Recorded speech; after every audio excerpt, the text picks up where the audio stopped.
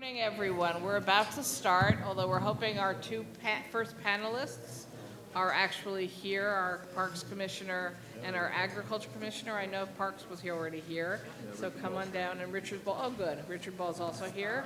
Great. Okay, make sure everything is rolling. Okay. Good morning. Liz? Hi. No, I'm shocked. Good morning, everyone. Hi, I am Senator Liz Krueger, Chair of the Finance Committee, and I am joined by many legislators, and perhaps most importantly for budget hearings, my friend and colleague, Assembly Member Helene Weinstein, who is the Chair of Assembly Ways and Means. And we get this question all the time.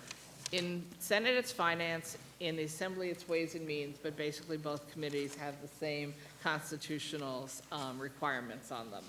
Somebody just picked different names at some point in history. All right, we take turns in running these budget hearings, and today's hearing is the 7th of 13 hearings. I just want to quickly go over a couple of the rules of the road for all our hearings. First, if you're not speaking, please remain quiet. That's legislators and our guests in the audience. Second, the government representatives will be getting 10 minutes to testify, and then the legislators will be able to ask questions. The chairs of the relevant committees for that panel also get 10 minutes to ask questions. Ranking members get 5 minutes, and all other legislators get 3 minutes. We go back and forth between the Senate and the Assembly until we complete that particular testifier or panel's questions. I want to make an opening statement, and then Helene and I will introduce the members with us today. So again, good morning. Today is the 7th of 13 hearings conducted by the legislature regarding the governor's proposed budget for the state fiscal year 23-24. Today's hearing will cover environmental conservation and related topics. We'll leave that where that lay. These hearings are confidential, are conducted, the contact lenses didn't go in right this morning, clearly. These hearings are conducted pursuant to the New York State Constitution and legislative law. Today, the Senate Finance Committee and the Assembly Ways and Means Committee will hear testimony from the Department of Environmental Conservation, the Office of Renewable Energy Siting, the Office of Parks, Recreation, and Historic Preservation, the Department of Agriculture and Markets, the Public Service Commission, the New York State Energy Research and Development Authority, usually known as NYSERDA, and the New York State Power Authority, or NYPA. Following each testimony or panel, there will be some time for questions from the chairs and other legislators who are members of the relevant committee. Unfortunately, people who are not on the relevant committees don't have an opportunity to ask questions because these hearings aren't allowed to go 3 weeks each. They can only go 1 day each. I will now introduce members of the Senate, and Assembly Member Helene Weinstein, Chair of the Assembly Ways and Means Committee, will introduce members of the Assembly. In addition, Tom O'Mara, Ranking Member of the Senate Finance Committee, will introduce members of his conference, as will Assembly Member Ra for the Assembly Republicans. I just want to highlight that there are quite a few chairs involved with today's hearing. So we have the Chair on Environmental Conservation, Senator Pete Harckham, Chair on the Committee of Agriculture, Senator Michelle Henchy, Chair of the Committee on Energy and Telecommunications, Senator Kevin Parker, who I think is still on his way, Chair of the Committee of Cultural Affairs, Tourism, Parks, and Recreation, Jose Serrano, and I'm just checking who else might be here as a Senate Democrat. Senator Rachel May is here with us already, and any other Democratic senators? And Senator John Liu, who is always here. I don't think he ever misses a hearing. Well, I mean, he goes home at night, but he's here for the hearing.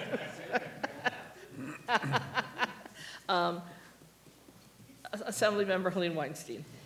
Thank you. We have Chair of our ENCON Committee, Assemblywoman Glick, Chair of our Agricultural Committee, Assemblywoman Lombardo, Chair of our Energy Committee, Assemblywoman Barrett, We have Assemblyman Burke, Assemblyman Epstein, Assemblywoman Fahey, Assemblyman Jones, Assemblywoman Kellis, Assemblywoman Lunsford, Assemblyman Mondamni, Assemblyman Otis, Assemblyman Rivera, Assemblywoman Septimo, Assemblyman Thiel, Assemblywoman Warner, and I imagine we will, as the day goes on, have other members.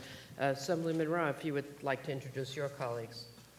Thank you. Good morning, everybody. We are joined right now by Assemblyman Tague, our ranker on agriculture, Assemblyman Simpson, our ranker on environmental conservation, and Assembly members Mankalo and Lamondis.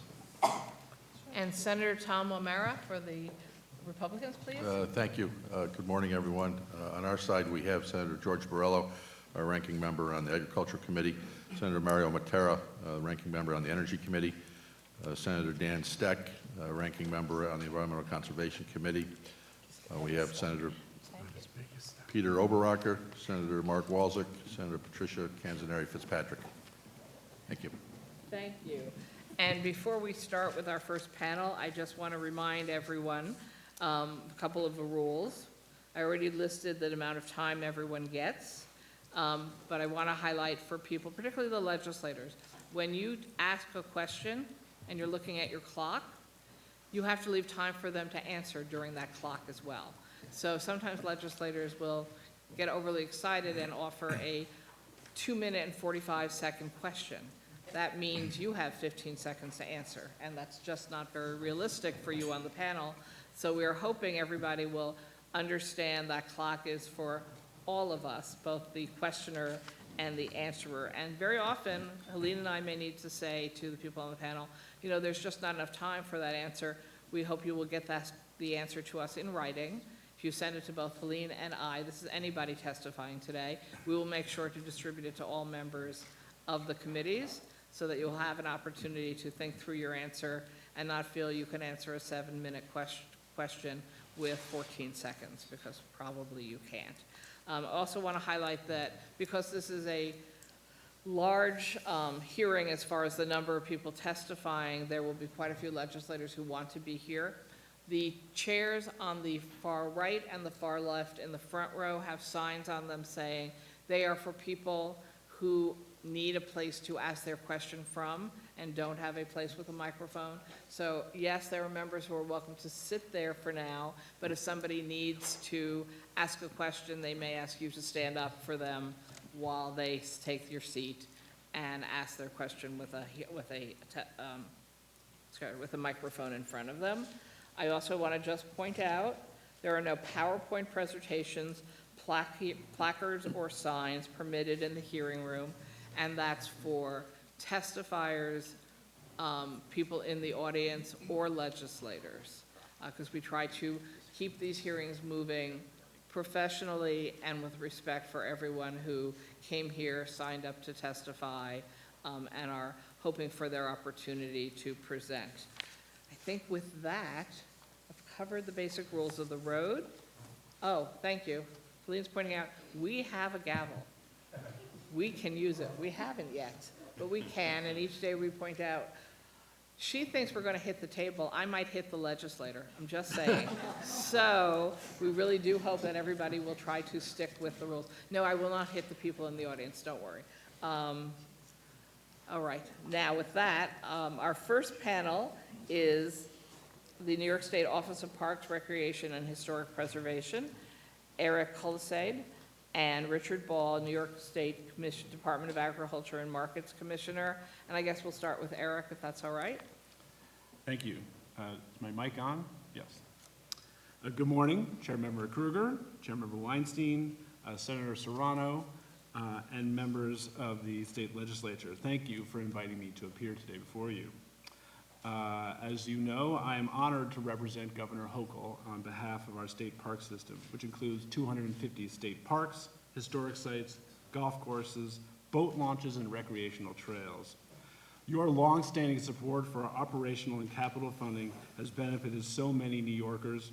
We continue to modernize and improve our facilities and programming in every corner of the state. And our visitors are noticing what's happening thanks to your support.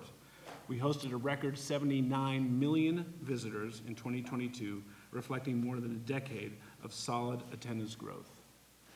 The governor's proposed budget for the agency will help us welcome these visitors, play a positive role in local economies, and address the challenges of a changing climate. The proposal includes $200 million in capital funding to invest in enhancing and improving state parks.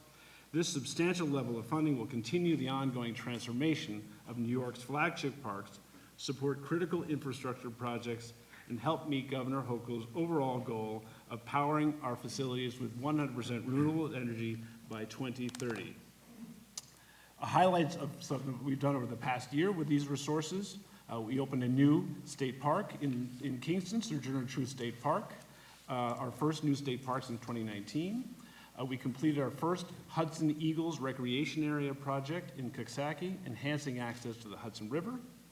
We transformed Marsha B. Johnson State Park on the East River in Brooklyn. We improved access and upgraded natural and engineered stormwater management infrastructure at Hempstead Lake State Park on Long Island. We rehabilitated 17 miles of the Genesee Valley Greenway from Rochester to Avon with funding from DOT and a foundation. And we reopened Phillips Manor Hall State Historic Site following the largest investment in a state historic site in our history.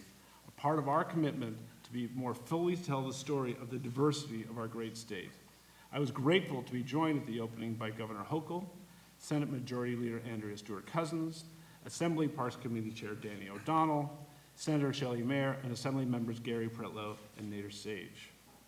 More work is in the park pipeline going forward, including major investments in Niagara Falls State Park, Denny Farrell Riverbank State Park in Harlem, the Olana State Historic Site in the Hudson Valley, and John Jay State Historic Site in Westchester County. It takes a dedicated and committed team to make such work possible, and I'm grateful that the new executive proposal proposes enhancing our agency workforce to support a new and expanded Park Police Academy class, the Environmental Bond Act, the Empire State Trail, park administration, and site operations. These positions will build on our work to recruit and retain a skilled workforce. Last year, Governor Hochul increased pay to attract ever harder to find lifeguards, which allowed us to get through the last swimming season successfully. And we are also holding our first Park Police Academy right now since 2018 to ensure that parks can offer a safe and secure experience to our visitors. We added a wage premium to our park police working in higher cost regions downstate, successfully expanded our reimagined park ranger program, and increased our seasonal staff pay rates. The budget proposal protects and enhances our state's historic heritage as well. Over the last decade, the state has approved rehabilitation commercial tax credits for more than 1,200 historic properties, driving almost $15 billion in private investment. Projects spurred by the credit help lift local economies, expand housing, promote sustainability, and preserve the heritage of our communities. The state's share of this tax credit expires after 2024, but the executive budget extends it through 2029, giving investors the confidence they need to develop future projects. Our historic preservation staff last year also awarded more than $9 million in historic preservation grants, processed more than 800 applications for homeowner tax credits, and reviewed 95 nominations to the state and national register for historic places. We also hired our first ever interpreter of Native American history, and we launched the New York State's Historic Business Preservation Registry.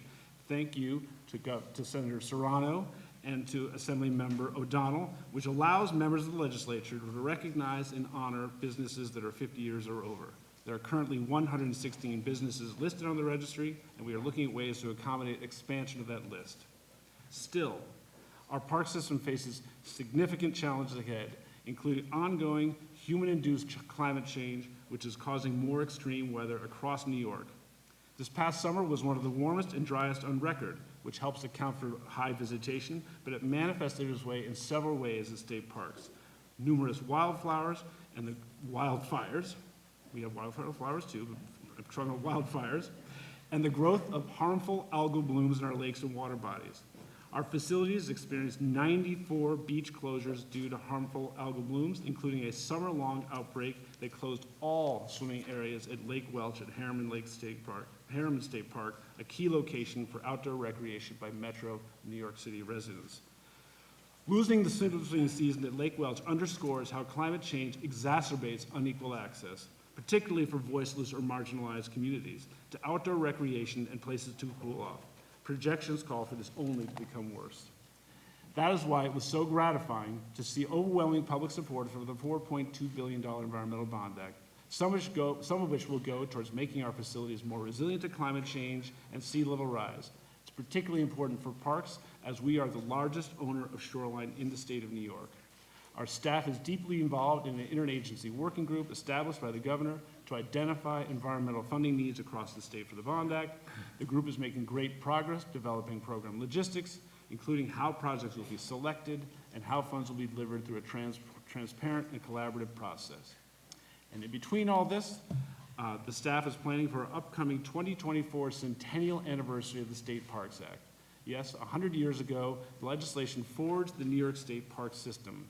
We have another amazing century ahead of us. Together, and with your support, which has always been strong, we will continue these initiatives to make New York's parks, historic sites, and other facilities into a system that serves the need of all our communities while protecting our natural environment and historic heritage. I invite you all to come out and see yourselves what we're doing. Thank you for your time. Good morning, Chair Kruger, and Chair Weinstein, Senator Hinchey, Assemblymember Lupardo, members of the Ag Committees, and elected officials. I'm honored to present my testimony on the fiscal year 2024 executive budget for the Department of Agriculture and Markets. This year's executive budget recommends nearly $297 million for the department, allowing us to continue to work towards our core mission and build exciting new programs that will boost New York agriculture. The proposed budget makes significant investments in the industry by focusing on strengthening the food supply chain and securing food production here in New York State. This includes the governor's bold proposals for a refundable investment tax credit to encourage modernization of New York's farms and initiatives to increase demand for New York State foods. The governor has proposed making the 20% investment tax credit for farmers a reimbursable refund for 5 years. This will provide an incentive for additional on-farm production investment. Building off the success of initiatives like Farm to School, the 30% New York State Initiative, and Nourish New York, the governor will set a goal to expand institutional and agency buying of New York State food to 30% by 2028. We currently spend almost $4 million a year on New York food. This effort would aim to procure and purchase nearly $400 million worth of food from our farmers. The governor also announced a $50 million investment over 5 years to support scratch cooking facilities, with $10 million dedicated this budget year. This will help encourage the use of fresh New York State farm products in meal preparation for K-12 children, help reduce food insecurity, increase market opportunities for New York's producers, and strengthen the resiliency of our state's food system. Understanding that labor is a critical component of the supply chain, the governor has pledged to build a strong agricultural workforce and address the food supply workforce shortage. This year's executive budget includes $1 million to support ag workforce development. The department will work to identify internships and apprenticeships for young people and those interested in a second career in agriculture. It will connect our workers, including migrant individuals and asylum seekers, directly with industry opportunities. The governor also proposed providing additional funding in this year's budget to the Urban Farms and Community Gardens Grant Program and the Farmers Market Resiliency Grant Program. Supporting community growing spaces such as community gardens and school gardens and urban farms will help make local food accessible to more residents. Building on last year's budget, the governor has committed additional funding to bring more opportunities in agriculture to New Yorkers in historically marginalized groups. She has proposed funding for Black Farmers United and the Minorities in Agriculture, Natural Resources, and Related Sciences Grant Program to continue to address underrepresentation in the industry. In addition, the executive budget includes $13.5 million for our agribusiness child development centers, allowing ABCD to expand education, health, and nutrition services to the children of migrant farm families in 13 different centers around the state. Governor Hochul has proposed $5 million again this year to continue to support the Companion Animal Capital Fund. This program provides animal shelters funding to make critical upgrades that enhance care for our dogs and cats. The Great New York State Fair will receive a proposed $14 million investment under the executive budget. This will support infrastructure projects on the fairgrounds, such as reconstructing the milk bar, building out the Greenhouse Educational Center, and more. These improvements will help us to build on the governor's goal to make the fair a real showcase of New York agriculture. Additionally, the executive budget includes $2 million in marketing funds for our county fairs. Further supporting the agricultural industry, the executive budget proposes nearly $48 million in local assistance for key programs that are focused on research, education, and marketing. The governor also has pledged her commitment to aggressively tackle climate change and protect the environment. With her proposal of a $400 million investment in the Environmental Protection Fund, we will see the continued funding of several critical programs, including farmland protection, Cornell Soil Health, the Soil and Water Conservation Committee, and the Climate Resilient Farming Program. Agriculture is most certainly part of the solution when it comes to combating climate change.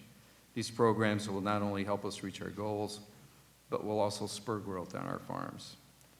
We have a lot to be proud of when it comes to New York agriculture, yet there is so much more work to be done. We look forward to hearing your priorities, working with you to strengthen the agricultural community. So thank you. Thank you. Appreciate it. Our first testifier is Chair Michelle Hinchy for Agriculture. Thank you very much, and thank you both for being here today and for your testimony and for your work in the state of New York. I want to take a moment and set the stage a bit for what we're talking about here when we talk about agriculture, especially as it pertains to the environment. We all know that we have a climate crisis, and unfortunately, even if we hit the goals of the CLCPA tomorrow, we've still done irreparable damage to our planet. So we are going to continue to see primarily our agricultural states across the country, Florida underwater, California on fire and facing droughts, and the Midwest facing severe droughts, which sets up New York and the Northeast, but New York, to be the breadbasket of our country once again, the way we were in the founding of our country. And so protecting our farmland and our agricultural businesses is critically important, because if we don't, we are not only going to be in a food crisis here in our state, but across our state, or across our country, which also then in turn turns into a national security risk if we are dependent on an international food supply. So making sure that we have a strong, robust, and growing agricultural economy here in our state is critically important. So my questions, Commissioner Ball, are directed to you. In the executive budget, there was funding cut for what I think are critical research programs. And as we know, we are going to have to be investing in more agricultural research here in New York. Would you say that this funding is important for what we do and for the future of agriculture? Well, as I look at our budget for agriculture, the executive budget met or exceeded what we had last year. Obviously, there was a lot of programs, and that's why we're having these hearings today. We allow the legislature to take a look at priorities in their districts and their areas and what they're hearing from their constituents. So it's definitely a process, and we certainly look forward to engaging with you on that process.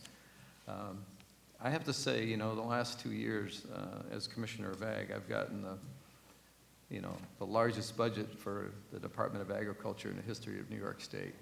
So I think the commitment by the governor and from all of you is testimony to what we've been able to accomplish together. I do hear, the needs for research. New York State, we have great research. We have great capacity here in the state with our SUNY land grant system and with our, Cornell Cooperative Extensions, best in the country. The United States led the world in research for decades.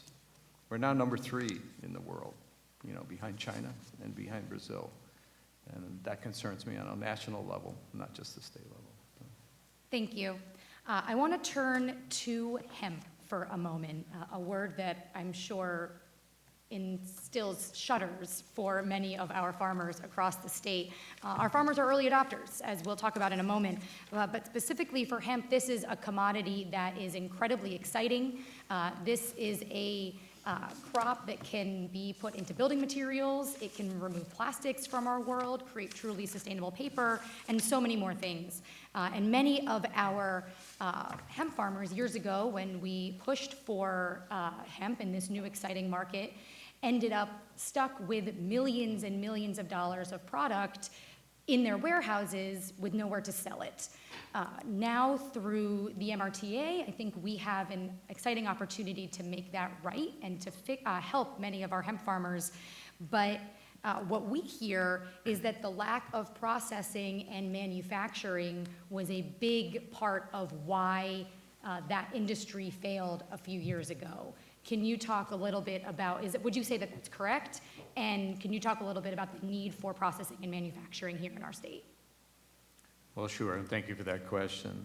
I do continue to feel like hemp has a lot of potential for us in New York State nationally. As you know, we had kind of amnesia about how to grow it after we banned its use, a long time ago. We had to rediscover the genetics and rediscover all the things that we had learned back then. Having said that, the Farm Bill opened up an opportunity, a small window for us to kind of put our foot in the door, and I think we did that. And what followed, you correctly indicated, was we had a national crash in the market. There was just too much production and not enough place for it to go. I'm more optimistic about industrial hemp today because I think we're a more sober agricultural community, more sober expectations. I do agree that having the processing capacity here within the state is important. I think there's great potential. I think hemp has over 2,000 different uses. It's being used in dashboards on cars, concrete, insulation, on, paper products. We have an organization, we've organized, I should say, a group of industrial hemp producers and industry leaders at the department, and I walk in the room with those people and I come out pretty excited, pretty energized, but I think we need to be sober, we need to be thoughtful, and we need to be careful about how we proceed. But certainly looking for more energy efficient opportunities in the state broadly, what hemp offers us is pretty significant. Thank you. Yeah, there are companies, as you mentioned, car dashboards. There are companies in France that are actually making car dashboards out of hemp, and I believe that we should be the leader in that production here in the state before we lose it like we did development of solar panels across the ocean. Agroforestry and climate resilient farming. So our farmers are on the front lines of the climate crisis and are already doing tremendous work in mitigating these impacts and doing even more than just the emissions that they create. Things we've been able to support, healthy soil practices, updating our soil health laws for the first time since the Dust Bowl of the 1930s, just 2 years ago. But something that we don't talk that much about broadly is forest management. And many of our farms, as you know, have forests on their land. Would it be helpful for our farmers to have a program to actually help them pay for and maintain the forests that are on their land, if we're capturing the carbon that those forests provide? Sure, yeah. That's a great thought. I have to say that being a part of the Climate Action Council and chairing the Agriculture and Forestry Work Group, I was pretty amazed at the opportunities. I knew the opportunities in agriculture. I was amazed to really get into the details and the opportunities around forestry from our DEC partners. That was a great work group, 19 individuals, environmentalists, industry people, researchers, academics. And I have to say our partnership with SUNY ESF with that was pretty amazing. I'm going to defer to my colleague from DEC on the fine details of that, but I do think there are incredible opportunities because there's woodlots on almost every farm, and there's a tremendous amount of privately owned forest land in New York State which could be managed. to achieve carbon. And not only benefits. would it help meet our goals, but it would also help our farmers have another income supply to stay in business, Yeah. right? Yeah, absolutely. Thank you. Anaerobic digesters. So something, as I mentioned, our farmers have been early adopters in everything from cover cropping to new technologies and so much more. One of the things we don't talk much about also publicly in our environmental space is food waste and what we do with that food waste. As you know, years ago, even as far back as, I believe, 2000, farmers were putting in anaerobic digesters, but many of them are actually turning them offline now for a host of reasons, but primarily cost, I believe. Can you talk a little bit about that and what we've done to both encourage use and how we could encourage that more? I think we have to revisit that conversation pretty heartily after our work over the last several years on the Climate Action Council. There's a bunch of things kind of coming together. I think planets are aligning in the sky a little bit, perhaps. You know, we've had great commentary in our Ag and Forestry work group to support these thinking. We have great examples of digesters on dairy farms in Western New York, and utilizing Wegmans green waste in their facilities to help generate electricity. A few years ago, we partnered with DEC and with NYSERDA to help farmers build larger storages so that we weren't spreading manure on frozen ground or saturated ground. That was a great environmental benefit, but now we have an opportunity as we look at carbon sequestration and energy needs to look at this differently. So I think we've given new life to the methane digesters that we have. I think a lot of them need to be improved, updated, modernized, and find a way to make them more economical viable for our farms. Thank you. Assembly. Before we go to questions, we've been joined by Assemblyman Anderson, Assemblywoman Gilio, Assemblyman Carroll, Assemblyman Conrad, and Assemblyman O'Donnell, Chair of our Tourism Committee. We go to Assemblywoman Lupardo, Chair of our Agricultural Committee. Thank you very much. Well, good morning, Commissioners. It's a pleasure to see you both today. As Chair of the Committee on Agriculture, I'm going to direct my questions to Commissioner Ball. Nice to see you. You're right. We've got another very good ag budget to work from. So we're very proud of the work that we've done to really highlight the importance of local food production in New York State. And certainly we've talked about how COVID certainly highlighted the vulnerabilities of our food supply chain. So many of the investments that we're doing are designed not only to address the climate issues that were recently raised, but also to position our New York State to really shore up our supply chain. The question I have for you to start with has to do with process and capacity for the Department of Ag and Markets, as this is a budget hearing. The budget calls for 26 new FTEs. Supposedly, 20 going to address the Bond Act, 3 for urban farms and community gardens, and 3 to procurement for New York State agricultural producers. So my first question is going to be, is that accurate? And my second question, I might as well get them both in, is last year we stood up $5 million toward meat processing, disadvantaged farmers for $5 million, new farmers for 4, or I think it was 4, and then 1 for new farmers. And now we're proposing more grants for scratch kitchens, food access. So my question is, number one, are those FTEs accurate, the way I've described them? And 2, do you have enough people to handle all the rest that we've already have in the pipeline and the new suggested programs? Yeah, well, thank you for that question. Yes, although they're not attached to the Bond Act, they're attached to the general fund for us to bring inside. So there's going to be 14 for programming and implementation of all the climate work that's in front of us in the current budget, but also in the coming Bond Act that we see coming. 6 will be in fiscal to help get those things out the door. I think that, as we all know, COVID-19, we still have a bit of a hangover from that. The agency at Ag and Markets certainly suffered from some of the same maladies as the private industry and other agencies. Before we entered into COVID-19, we were down 41 of our full-time equivalents at the agency, and Obviously, we went through a tough time. We still had to do the work, and we did. But by the end of last year, we were down 100 people. And unfortunately, a lot of those people dealt contracts and helped implement programs that you and I and the entire legislature worked together on. So we've been pretty stretched. So we obviously, now we have the ability to hire, we have a new fill level target this year and another one for next year.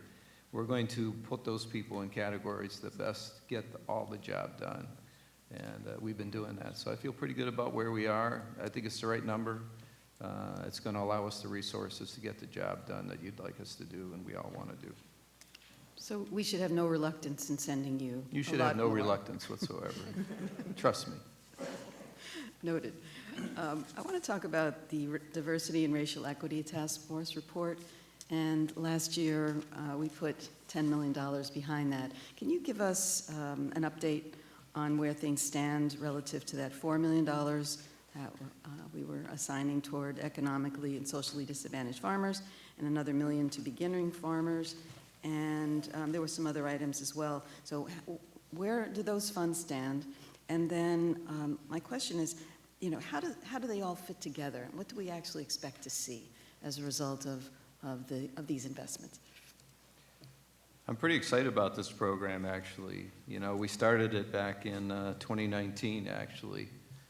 And we were inspired after we saw the last USDA Ag Statistics come out, which, you know, showed a couple of interesting things about the size of farms, things that we anticipated seeing. And it showed some things that were encouraging, number of women on farms going up, mainly because they started counting women on farms. But that was good news. But what was disconcerting was the number of minority farmers, you know. And this is nationally, not just in New York. So we set about in 2019 to understand that, and we held, you know, about a year and a half, 2 hours worth of listening and talking to farmers. It was really informative. To update you about that, we continue the listening, visitations. I've been to so many farms across the state. We're expanding our network. We're getting more people involved in the discussion. Funding went to, as you observed, in a number of different areas. We're looking for, you know, there was a number of issues: access to land, access to capital, access to education, so many disconnects, and then navigating all of that. So we've hired a full-time person, an assistant commissioner level, to manage this program. We're working with OGS on prison redevelopment progress to find land. We're working with a newsletter to share with people everything that's going on. So many people didn't even know there was an idea, a program, a grant that was coming out. So now they know. We supported a manners program at Cornell University to the tune of $50,000. So there's a lot happening here. It's a bigger network, and we're looking at removing the barriers.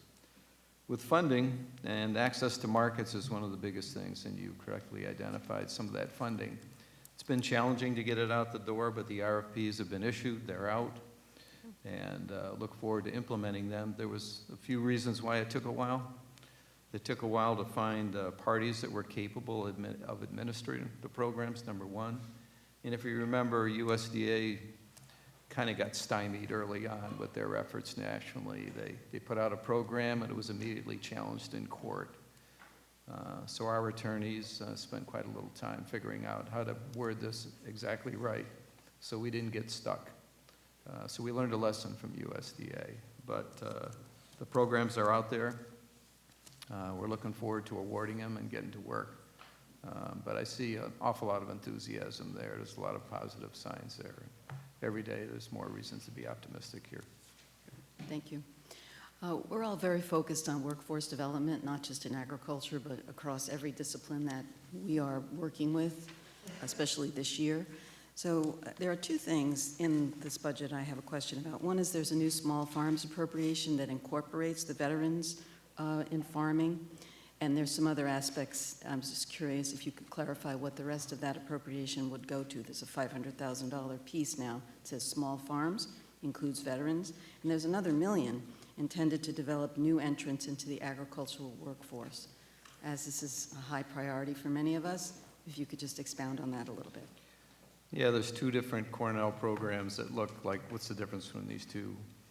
The one is focused entirely on Latin workers, Latin farmers.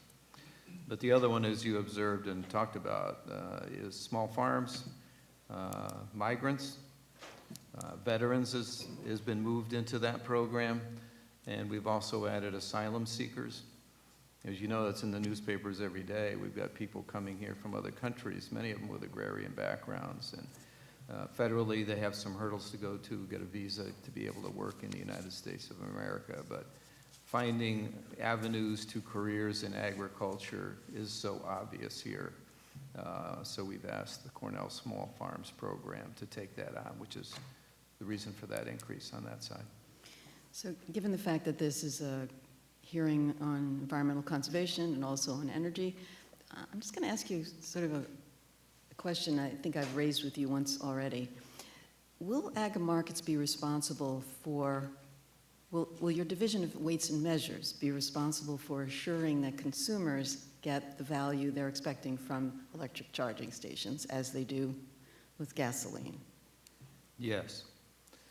Our role there largely is to validate that the equipment that's putting electricity in your electric vehicle is correct, accurate, and dispensing the right amount, and you're being charged the right amount, and you know what that amount is.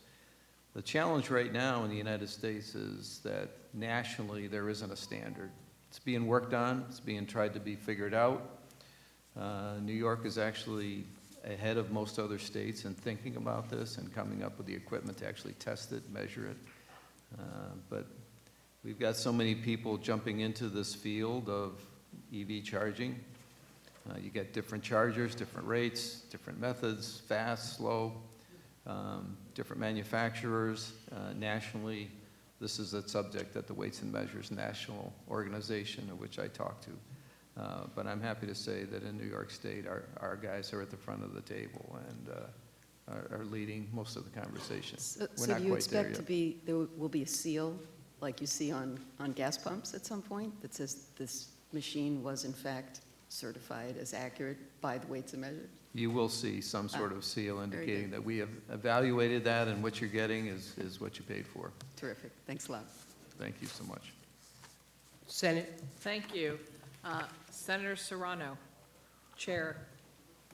Thank you, Madam Chair, and it's a pleasure to be here with all of you. My questions are directed to Commissioner Kulisade. It's always great to see you. Thank you so much for your testimony.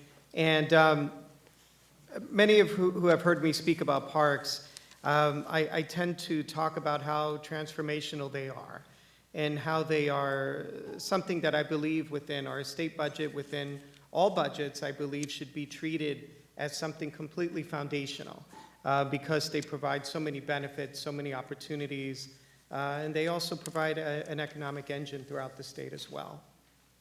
And one of the good problems, or one of the interesting things that we've noticed throughout all of the turmoil of the pandemic was that our parks became our refuge, where they became a place where we've all known and loved them, but we turned to them as a safe and enjoyable place to be. And it was tremendously beneficial to our physical health and our mental health. And connecting with parks is something that we all believe is a very important goal. And with that, we have increased visitorship. We have record-breaking visitorship, which is a wonderful, wonderful situation. And we want, at least, I believe all of us strive to have even more connections to our state parks because they are the finest in the nation. But with that, I can imagine come some challenges, overuse issues. And I just wanted to talk to you a bit about your ideas to help mitigate any potential good problems that come from more park enjoyment, maybe getting folks to explore other parts of the park system that are nearby, improving the visitor experience, and also in connecting more and more visitors to stewardship programs so that they can become stewards and vested in the parks that they enjoy so much. So I just wanted to hear your thoughts on that, Commissioner. Thank you, Senator. Thank you for that question. It is certainly something we grapple with. Record visitation is a huge boon to us, but it also poses challenges. There's a lot. Unfortunately, we have funding to invest right now. To some degree, we are fortunate to be able to be opening new parks, like our new park in Kingston, which provides new places for people to go. It also means some of our parks are at particular places where we need to manage those bigger crowds better. So there are places at Breakneck and along the Hudson River and along train stations, transit places that we ought to be able to increase the capacity of those places to take people in. We've experimented actually with a reservation system at one of our most desirable sought-after parks on the Shawangunk Ridge at Sam's Point. We actually have a reservation system there that we're experimenting with. But it is something we can't, and we also need to make sure that those parks close to our urban areas, and I'm thinking particularly New York City and Harriman, that our facilities there, that we rebuild the facilities there that have been shuttered over the past 10 years. I'm thinking about Lake Sebago and other places there where we've actually reduced our capacity, and those places need to be accessible to people who otherwise have difficult access. And then I think, as you know, we have other programs that we are trying to build the next generation of park users, a diverse base of park users like Connect Kids, right? Connect Kids, which provides transportation, subsidizes transportation to our parks, as well as a new program we're beginning to roll out statewide called Ladders to the Outdoors, which has had foundation support, which is all about bringing kids particularly into our parks and teaching them outdoor skills so that they build those skill sets and become environmentalists and really support what's happening before the entire committee. And you, in your comments, you answered a couple of the other questions I had, which was great, which is about capital. And it's great to know that in some of these flagship parks, there are major capital programs going on. And the issue that you just touched upon as well, diversity in our parks, which is something we all strive for. And when I think about growing up in the South Bronx in the 70s and 80s, the thing that we wanted to do more than anything was to get to camp, was to be part of something in the great outdoors. And at that time, there were, it seemed to me anyway, I don't have any hard evidence, but that there were more group camps available for folks from the inner city, for kids from the inner city, to be able to get into the wilderness. Now, I know that we have great parks in New York City, but it's a next level thing to be hiking in the woods and swimming in a lake. And I've noticed that over the years, there's been less and less of these camps that draw from kids from the inner city that could really enjoy this, and it could have a transformational effect on their lives and their ideas about stewardship and being very well vested in the parks. What are some of your thoughts on sort of the diminishment of group camps as we knew them in places upstate?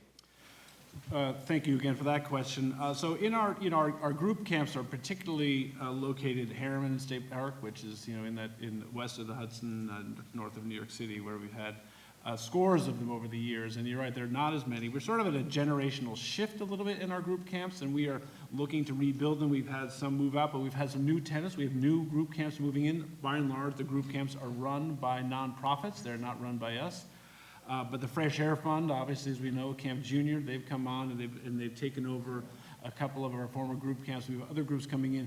We are at that moment, though, when we need to be prepared to make investments to be able to attract new group camps and build a new audience. But it's an interesting generational time when we're transitioning to a new set of group camps that can come run programs.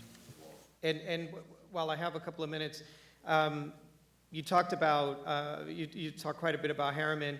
And what's interesting is that in a place like Lake Welch, on any given Saturday or Sunday in the summer, the amount of diverse communities that use that lake from my neighborhoods in the South Bronx and East Harlem is just amazing. And it's historical. It's been going on for generations, and it's really wonderful. And we want more of that. I know last year there was some issues with the algal blooms in the water, and you've spoken about that. Climate change and these issues are not going to go away, sadly, in the near future. So what are some of your ways of mitigating the problems that you saw last summer with the water quality? So thank you for that opportunity. Thank you for highlighting the problems at Lake Welch. Lake Welch is, on any given weekend can have 20,000 people, and it's really all people from the boroughs of New York City. We're taking both short-term and long-term measures. We are looking at ways to treat the water this year. There's technology, ultrasonic technology we can put in Lake Welch to help, if we get it in there early, it can help prevent the development of HABs. We may do some limited treatment of the water to sort of make sure that that lake, it's a man-made lake, really just 30 miles from the George Washington Bridge. And so we'll be looking at treatments to keep the place open this year, but we're also looking at long-term treatments. It's been, when that was built, it was a whole different paradigm for how you did these things, and we need to make sure we're separating stormwater flow from our parking lots, separating treated water from our waste plants, and getting that out of, moving that away and rerouting it so that the lake itself becomes really solely focused on swimming. I appreciate that, Commissioner. I can imagine with a park system as old as ours, the infrastructure is in constant need of repair and updating, and as new sciences and technologies come online, I can imagine there'll be a lot of need for that capital investment to make those changes and improvements. Madam Chair, I'll yield back the rest of my time. I may have a question on the second round. Thank you. Thank you. Assembly. We go to Assemblyman O'Donnell, Chair of our Tourism Committee.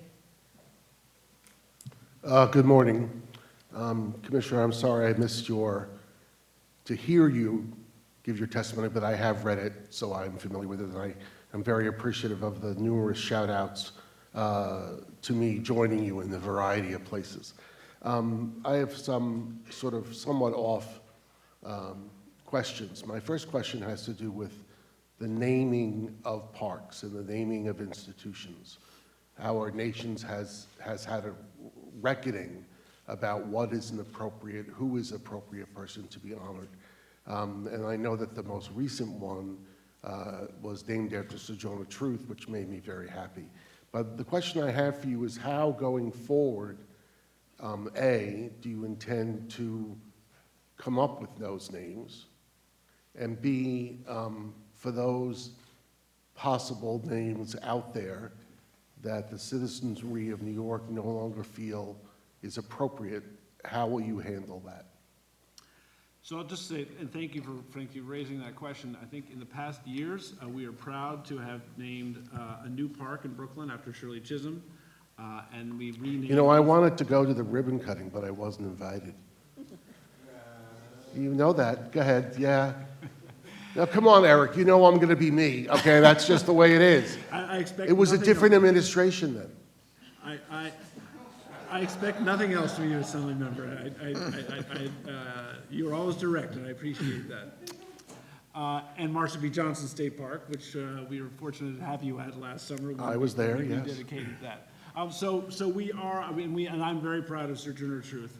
And I'm also, but let me just say, I'm also proud of places where we've interpreted, European colonial history like Phillips Manor, where now in that place, we didn't change the name, but we are now fully interpreting the black history, the Black American history, the Native American history, and the history of indentured service in that place. So it's a place where anyone can go and find themselves. So that's the kind of thing we're doing in this space.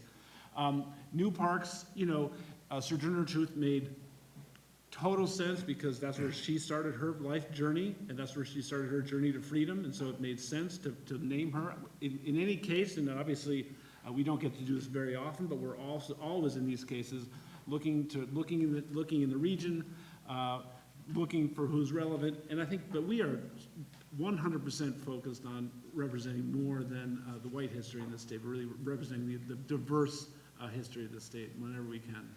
I'm very happy to hear that. I recently posted on the World Wide Web somewhere. I don't even know how that works, but I did.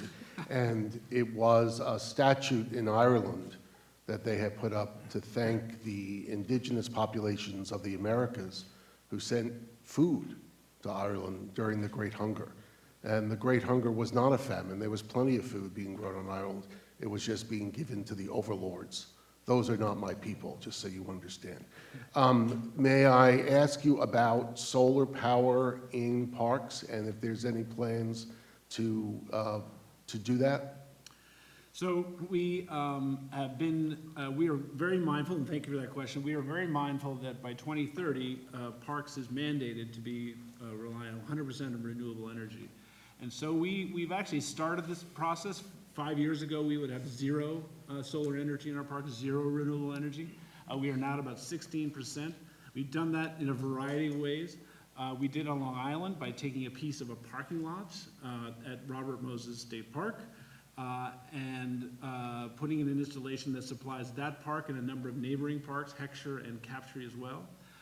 In the Hudson Valley, we have put in installations in what we call our Taconic region, which is east of Hudson. We've actually installed solar arrays in old fields that are sort of back out of the way, where we've been able to take that entire region off the grid in 100% relying on renewable energy.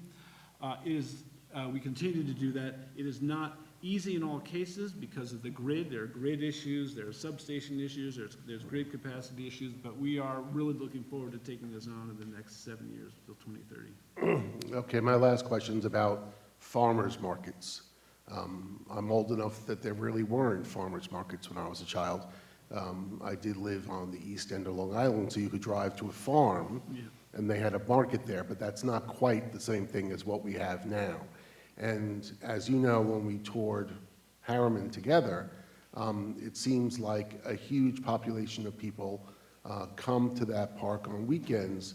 And so the question I have for you is, do you plan to try to expand the use of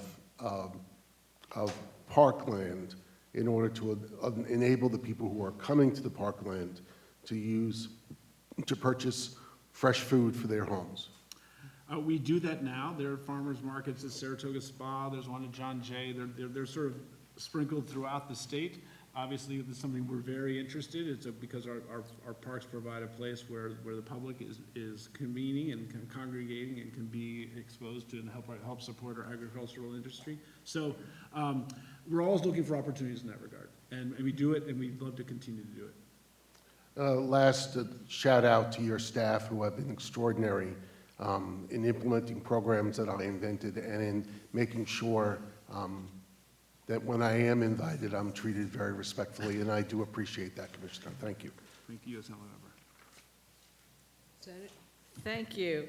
Next is Senator Borrello, Ranker, 5 minutes. Thank you, Madam Chair. Thank you both for being here. Just quickly, Commissioner Kula said, thank you so much for what you do at Parks and Recreation. You know, we are blessed in my region to have so many great parks, Letchworth State Park, Allegheny State Park, and thank you for making them just real gems for New York State. Commissioner Ball, thank you very much for being here. I think we are just so blessed to have a real farmer in charge of ag and markets, and also a small business owner, someone who truly understands the struggle. So I want to lead off with what I think is the biggest struggle for our agriculture industry, and that is the overtime threshold. And I think this is probably a foregone conclusion, even though we really don't, in my opinion, we don't need the taxpayers to subsidize a system that wasn't broken.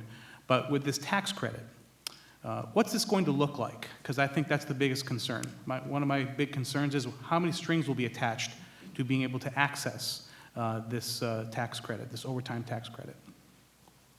Well, hopefully, we're going to work together with our partners at Tax. We have worked very well together thus far. I don't anticipate a lot of strings attached.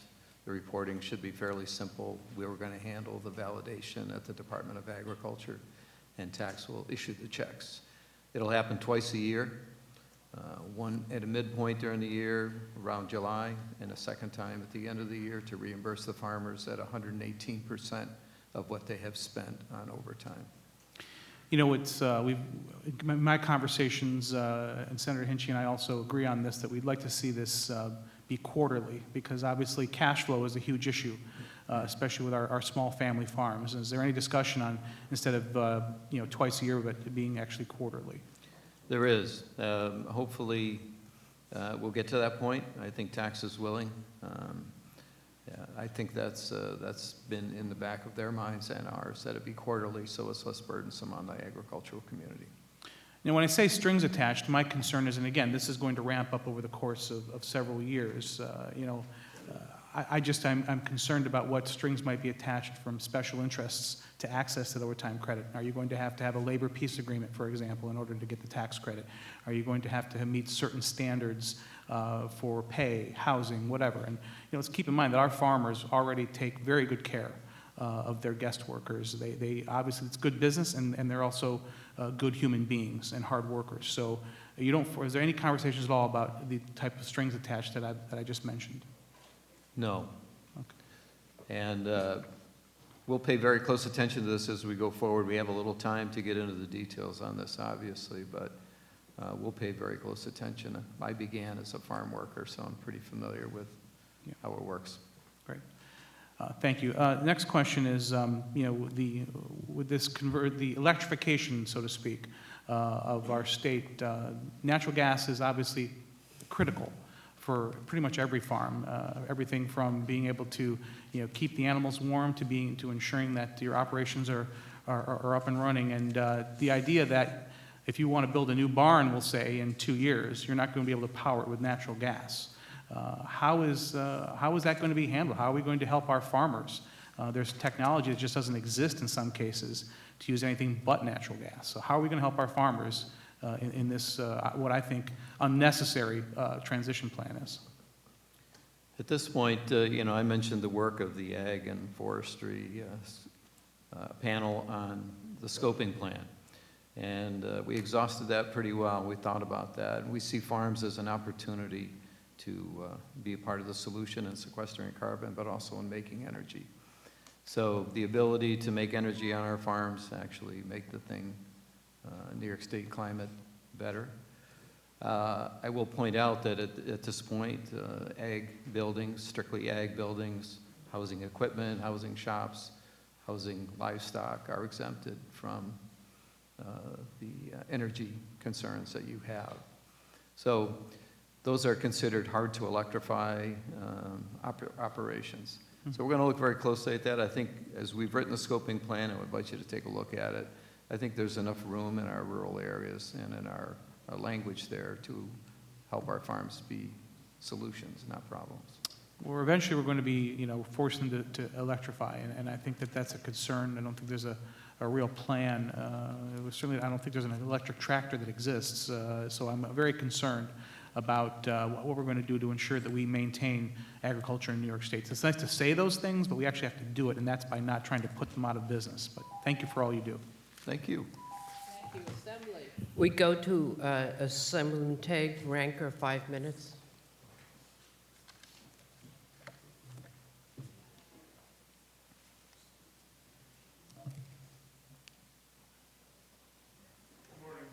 Good morning, neighbor. How are you? Good to see you, Commissioner. I just want to start off with a quick little statement.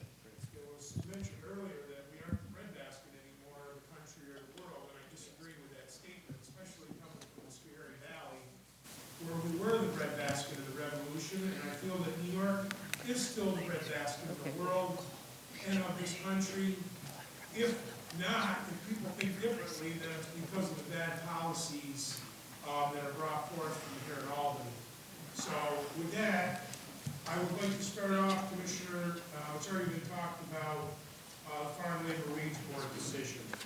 And I want to ask, the farm worker housing, is that included in the refundable investment tax credit budget proposal? The cost of housing, is that included? Yes. No, it's the number of hours actual paid overtime. So let me ask you this, could it be included? I'll have to look into that for you. Okay. With COVID overtime and lack of housing, has created needs for additional housing. So it would make sense to allow construction of new farm housing to be included in that tax credit program. Secondly, why was the full $400,000 that was included in the farm workforce program in the governor's budget? Why hasn't that been included? I'm not sure I follow the question. They hired 2 new people to help the program work with farms on housing and Spanish language training for farm workers.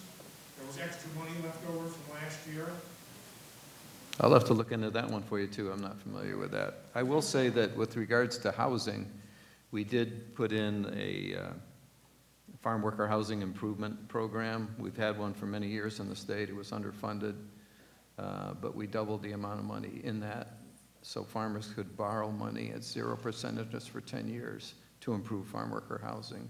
We work with Farm Credit to implement that program. My next question, Commissioner, do you support ICANN and the work that they do?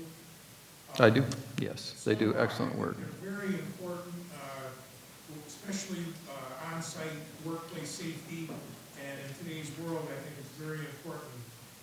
So I would ask that you support $1 million worth of funding so they continue their on-farm safety programs, especially issues like testing for respirators for our workers. The governor's executive budget continues to provide $50 million for the Nourish New York program. And, you know, I've been a big advocate. I'd rather see it at $75 million, but we'll take the 50. Just wondering, how has the program performed since the inception, and how can we improve it? And if you could point out any strengths or weaknesses. And I appreciate your time. Yeah, thank you very much, Assemblyman. To date, Nourish New York has spent $114 million buying New York food, getting it to New York families. I think my personal opinion is an unqualified success. Certainly appreciate your support and legislator's support in making it now a part of the budget. It originally started with surplus Department of Health funds, $25 million. And I think, you know, year to date, we're somewhere around 25 million pounds of New York food that has gone to New York families. So great collaboration between Ag and Markets and Department of Health and the governor's office to get that done. I think it's, there's an opportunity when we talk about, you know, the divide between upstate and downstate probably never being quite as stark as it is today. Here's an opportunity to connect the dots, and hopefully a lesson that we all retain. You talked about a breadbasket. You know, Scary Valley was the breadbasket of the Revolution. We need here in New York State a breadbasket that's New York's, that's responsive and resilient. Let's not depend on another region, another part of the world for food if we go through a pandemic again. So let's double down on making sure our breadbasket here in New York is secure. Greatest farmers in the world with the best quality control, right here in New York, 4 seasons, and a great ag commission.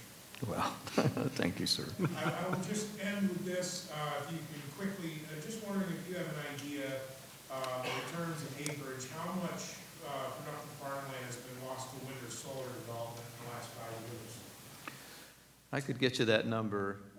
Clearly, we don't want to see New York achieve its energy goals on the backs of agriculture. And we have concerns about making sure that our top 4 tiers of soil are actively farmed. Ground is retained in agriculture. There's opportunities in agrivoltaics, and there's opportunities to do it right, and I think we need to be thoughtful about how we go forward.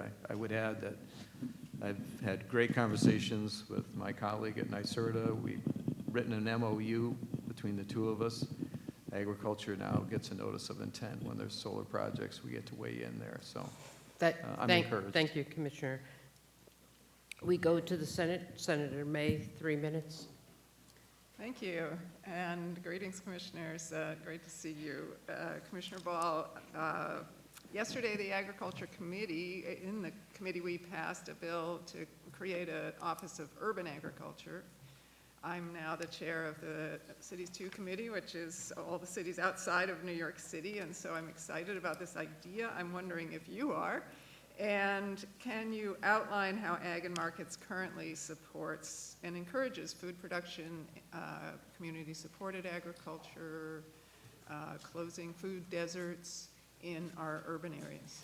Yeah, it's been a passion of ours, you know, since 2014, for sure. Couple of things that kind of excite me. One, the number of community gardens in New York State is about 3,000. And about 2,000 of those are in New York City, so clearly a big presence in our urban areas. Number of farms in New York City? 600. 600, which is just amazing to me. So the idea of considering urban agriculture is overdue and frankly welcome, because I don't think our urban areas are ever going to feed their urban areas completely with the food that they're producing on a rooftop or a corner garden. But what an opportunity to connect the dots with people in those neighborhoods with what agriculture is all about, the breadbasket that we have in New York State. So, Chair of the Urban Ag Committee, I guess I would offer my congratulations on that.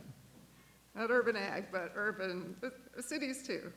The second question I had, I also now represent 4 Finger Lakes and 1 Great Lake. And the watershed associations there work very hard to reduce nutrient loading and harmful algal blooms in the lakes. And I know farmers, I believe we have some farmers from Cayuga County here today, want to be part of the solution and not part of the problem.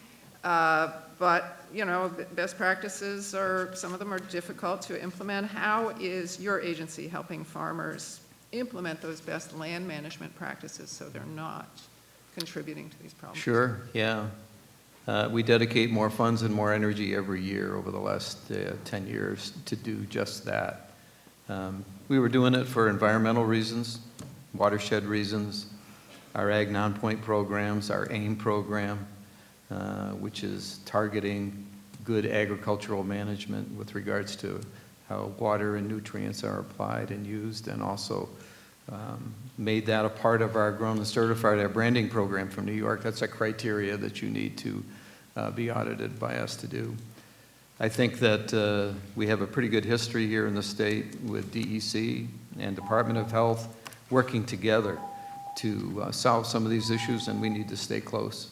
Okay, thank you. Thank you. We go to Assemblywoman Glick. Thanks very much. Good to see you both. I'll start with a couple of questions first for Parks.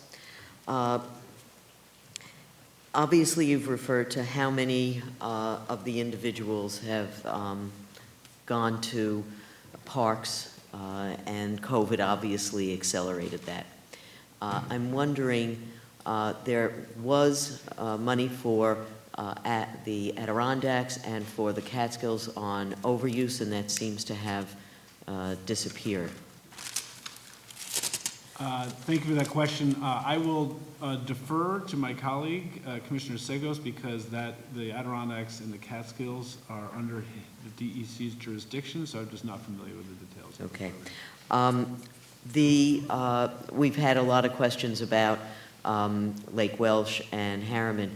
Over the many years that we've had these, 500-year storms every few years, there's been a fair amount of destruction. Where are we in the rebuilding and restoring of the many parks that were damaged?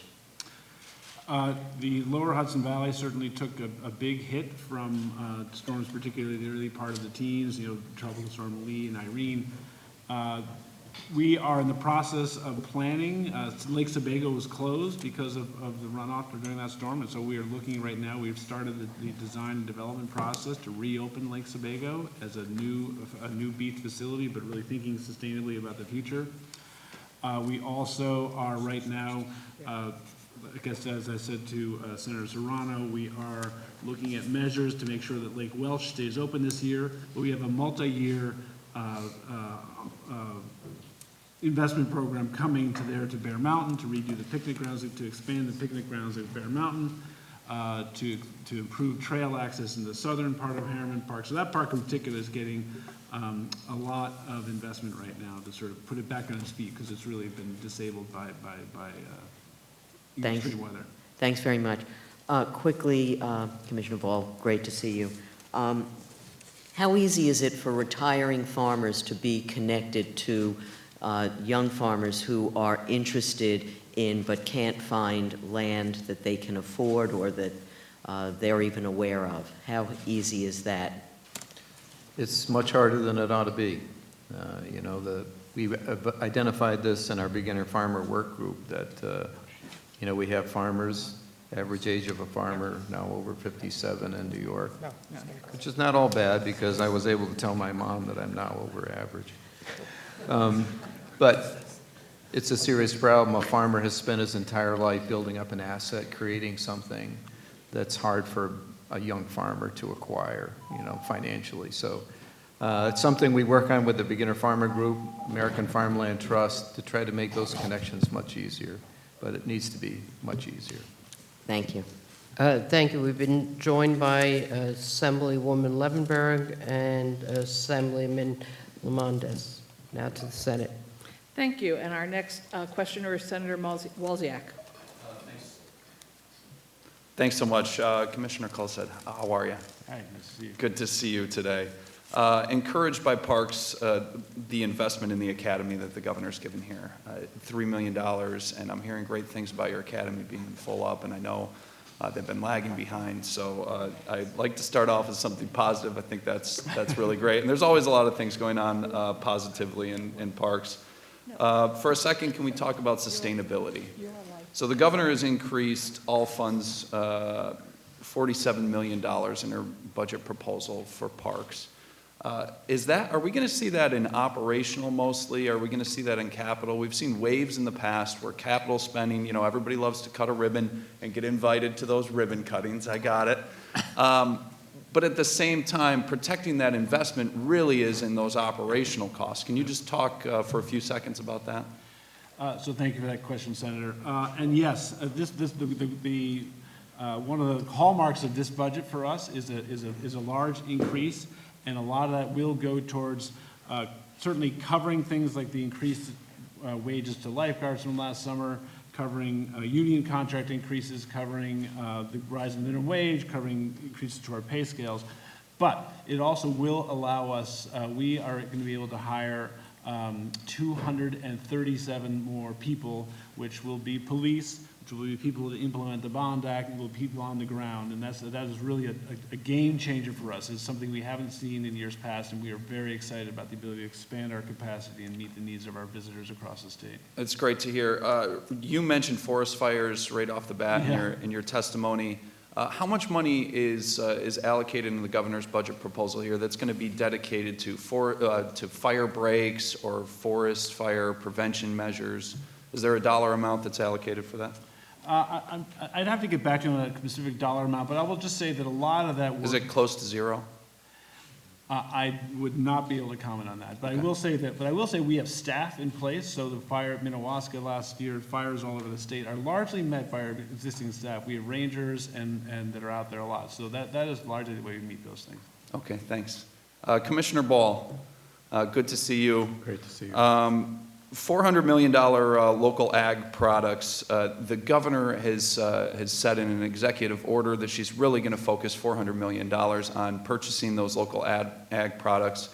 Some feedback from local farmers in my district, the 49th Senate District, they really would prefer, instead of picking winners and losers in agriculture, that we help agriculture at large, that they want to compete not just in New York State, but in the entire United States and on the global market with our neighbors. Any feedback on that? Well, sure. The state's not going to, I guess I want to clarify that just a little bit. We want to make sure that in New York is New York's customer. As a vegetable grower, back in the day, I watched Canada target me, target our market with all the things they produce, which is largely what we produce. In our marketplace, and let's make sure that we understand that New York growers need to be supplying those foods. So the target is, we're currently spending not a lot of money as an agency, as a state, buying New York products.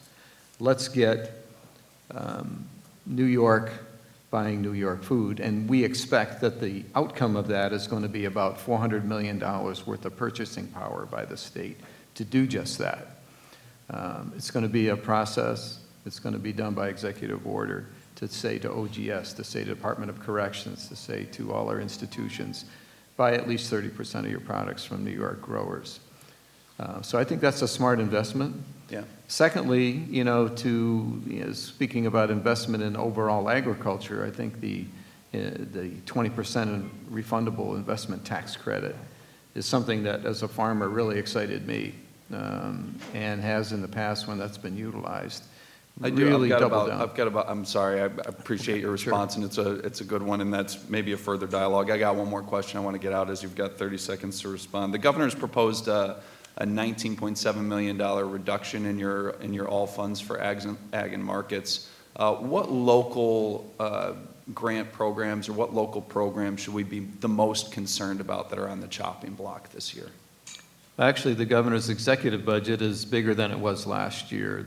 Those funds you're speaking to were legislative ads, things that the Senate and the Assembly added to our budget. So I'm looking forward to working with you on what your priorities are in that regard. Thanks.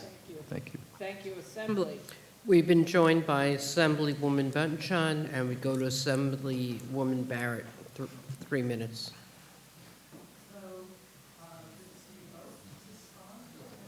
Can't see. Wish I had more time. Yes, it's on, okay. Still good to see you both. I have a question for each of you. First, Commissioner Kulisek, I'm familiar with Alana, obviously, the work that's being done there around making sure that sustainability and our goals, our climate goals, are incorporated into all the things that are going on there. What else is being done for particularly the historic buildings and sites in the park system to ensure that as we do repairs, as we do work going forward, that we're incorporating climate smart options, that we're making sure they're sustainable? What's the plan on that? So thank you for that question, and thank you in particular also for your support for Alana. The SAM grant that you directed to Alana is transformational for that property. I think that in this regard, obviously historic buildings are among the most challenging. There's old boilers and a lot of old systems that we have to do, but we will be. But as we certainly as we invest in our historic sites, expecting major investments at John Jay. There'll be obviously there's a new building going in at Alana. In all those cases, they will be put in with sustainability in mind. We'll be looking actually at Alana as part of Alana, the redo of Alana. We're looking at putting in solar at an inconspicuous place on that property, so to be able to take Alana off the grid. So there are opportunities on those places, but in many places it's replacing, the equipment, the heating equipment in those buildings with electric and other sources of energy. And I know we're working with Alana on a pilot for wooden windows to be able for buildings to keep their integrity, but be able to be energy efficient. So thank you for that. Commissioner Ball, I'm kind of shifting over to one of the other kinds of hats you wear in terms of the federal government and the Farm Bill. What are we doing to ensure that our small and mid-sized farms, the real model, the future of agriculture across the country, is getting that we're getting the subsidies, we're getting the support from the federal government that we need going forward? Yeah, thanks for that question very much. And I'm actually going to be meeting with Secretary Vilsack tomorrow afternoon. We're going to talk about that very subject with some of the other secretaries, commissioners, and directors of ag around the country. I feel really good about this because I see a lot of opportunities for our small and mid-sized family farms in New York State. USDA is very concerned about it as well and dedicating some significant funding in that direction. There's a regional ag business, food business incubator program, which New York State has applied with. We've included all our regions in the Northeast with us that I feel pretty optimistic about. And we can talk more about that. Thank you. We've been joined by Assemblywoman Lee, now to the Senate. Thank you. Senator Pete Harcum. Thank you, Madam Chair. Yep. Thank you, Madam Chair. Thank you both for your testimony. I have my 3 minutes. I have one question for each of you. We'll first go to Commissioner Ball. I'd like you to expound on the question that my Assembly member colleague asked. As we're going to hear in a couple minutes from the people testifying after you, we are very rapidly going to need to scale up renewables in New York State. And we have two competing interests here. We want to protect farmland and family farms from diminishing, and yet we need to scale up rapidly. Can you tell us what some of the discussions you've had as part of the climate action team, and what is your thinking on how we can meet both of those seemingly incompatible goals? Well, thank you for that question. It's a very important one. You know, in New York, we farm about 7 million acres of land. And a big concern I have as Commissioner of Ag is that about 60% of that land is rented land, leased land. And we can't let that be lost to simply a development of some kind. So in our conversations with NYSERDA, and they've been welcome conversations, frankly, and gone back and forth, they completely understand what we're trying to say here. Let's keep that best farmland farming. That's a great lesson we learned in COVID, is that we need that food shed here, that breadbasket right here in New York. I'm satisfied with the direction we're heading. We now have agreements that we get noticed. You know, our ag land protection boards get noticed. The Department of Environmental Conservation gets noticed before we entertain a big project going forward. So I feel like we're heading in the right direction, but I feel like we should have been there, 10 years ago. Quickly, are we proposing financial supports for farmers in some cases? Yes, the philosophy is to avoid, minimize, or mitigate. And by mitigate, we mean if an acre of active farmland needs to be absorbed into some sort of energy project, that an acre needs to be preserved. All right, thank you. Quick question for parks in 40 seconds. $200 million for capital. Part of that is transforming our park system to the new park system, and yet you inherited 50-year-old, 100-year-old infrastructure, sewers, failing septics, failing water systems, crumbling asphalt, uninsulated buildings. Is $200 million enough to both do the kind of restorative maintenance that you need to do on many facilities and then transform to the new era? Thank you for that question, and we are pleased. The governor's allocated $200 million in our proposed budget, and over the next 5 years as part of a capital plan. And part of that's the most important thing, is having that money going forward. I should note that on top, and I'm also grateful to the legislature for and working with the governor to put in $250 million last year. I'm going to have to cut you off, and you're going to give One us word. all, Can- 1 second, okay. The Bond Act also will have funding to get a lot of this work done. Thank you. We go to Assemblywoman Warner for 3 minutes. Thank you both for your testimony today and for the great work that you do all year long. I have questions for both of you, and I'm going to start with Commissioner Kulisek. So you spoke to the success that we have had with the rehabilitation tax credit to drive private investments in restoring our communities. And yet we still have large buildings, sort of hulking vacant buildings. We've got one here in Albany, the Central Warehouse. Yeah. We have the Victory Mill in my district. We've got them. We've got New York Central Power in Yonkers, all over the state. With the $5 million cap on qualified rehabilitation expenditures, our tax credits really don't touch those big projects, and that's probably why, despite our success with this program, they remain big and hulking and vacant on our landscape.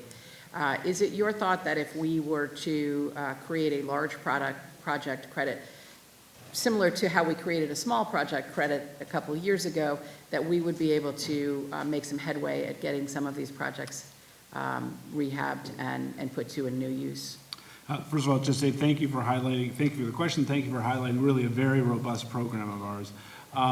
The extension of the program we view is a great step forward. We look forward to working with you. You've worked very closely with our historic preservation staff on finding those plans. What are the tweaks? What are the ways we can make those big projects to get done? Very much looking forward to continue to talk to you about how to get that done. Thank you very much, Commissioner. Commissioner Ball, the State Fair, we're putting another $14 million into infrastructure improvements at the State Fair.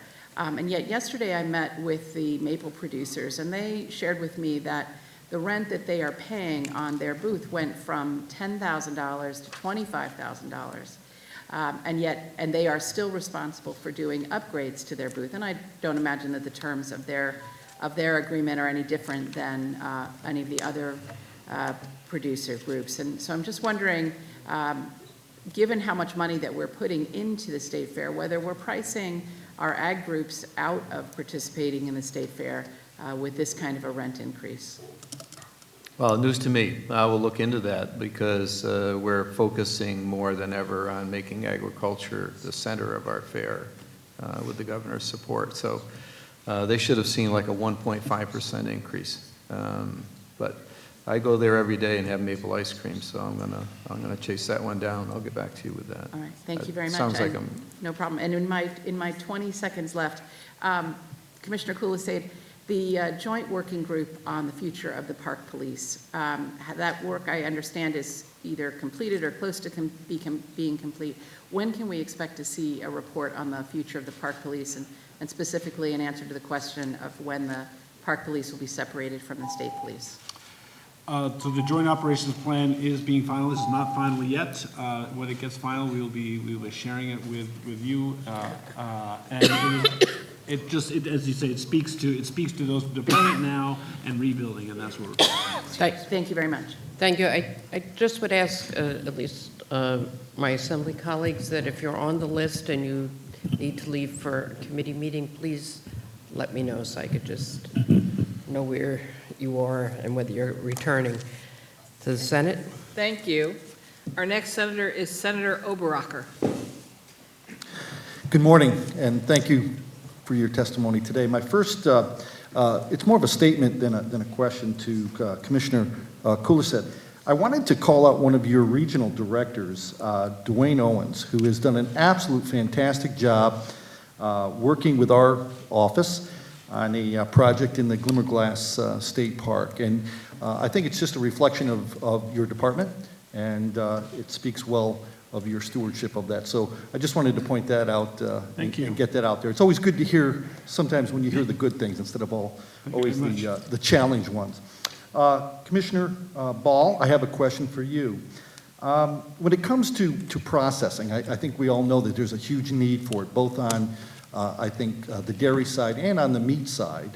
And what I would encourage is or is there a focus that's going to be for that? And the processing, not only for me when I was in ag and markets, from a retail standpoint, I'd like to see us maybe expand that to allow more of that from, say, the protein side. And then on-site processing for milk, to be able to pasteurize and process. And I think it also speaks to our challenges or our commitment to climate change when we talk about the ability to potentially take away some of the trucks involved with moving milk around. I would encourage us to look at that. And I just was wondering if you have a read on that or could give me some feedback. Thank you.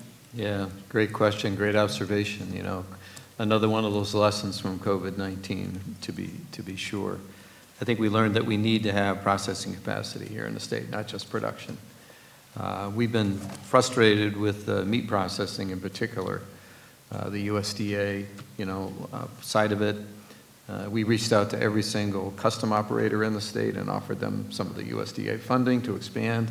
We reached out to every one of our USDA already facilities to do the same thing. Workforce, workforce, Yep. workforce. Yep.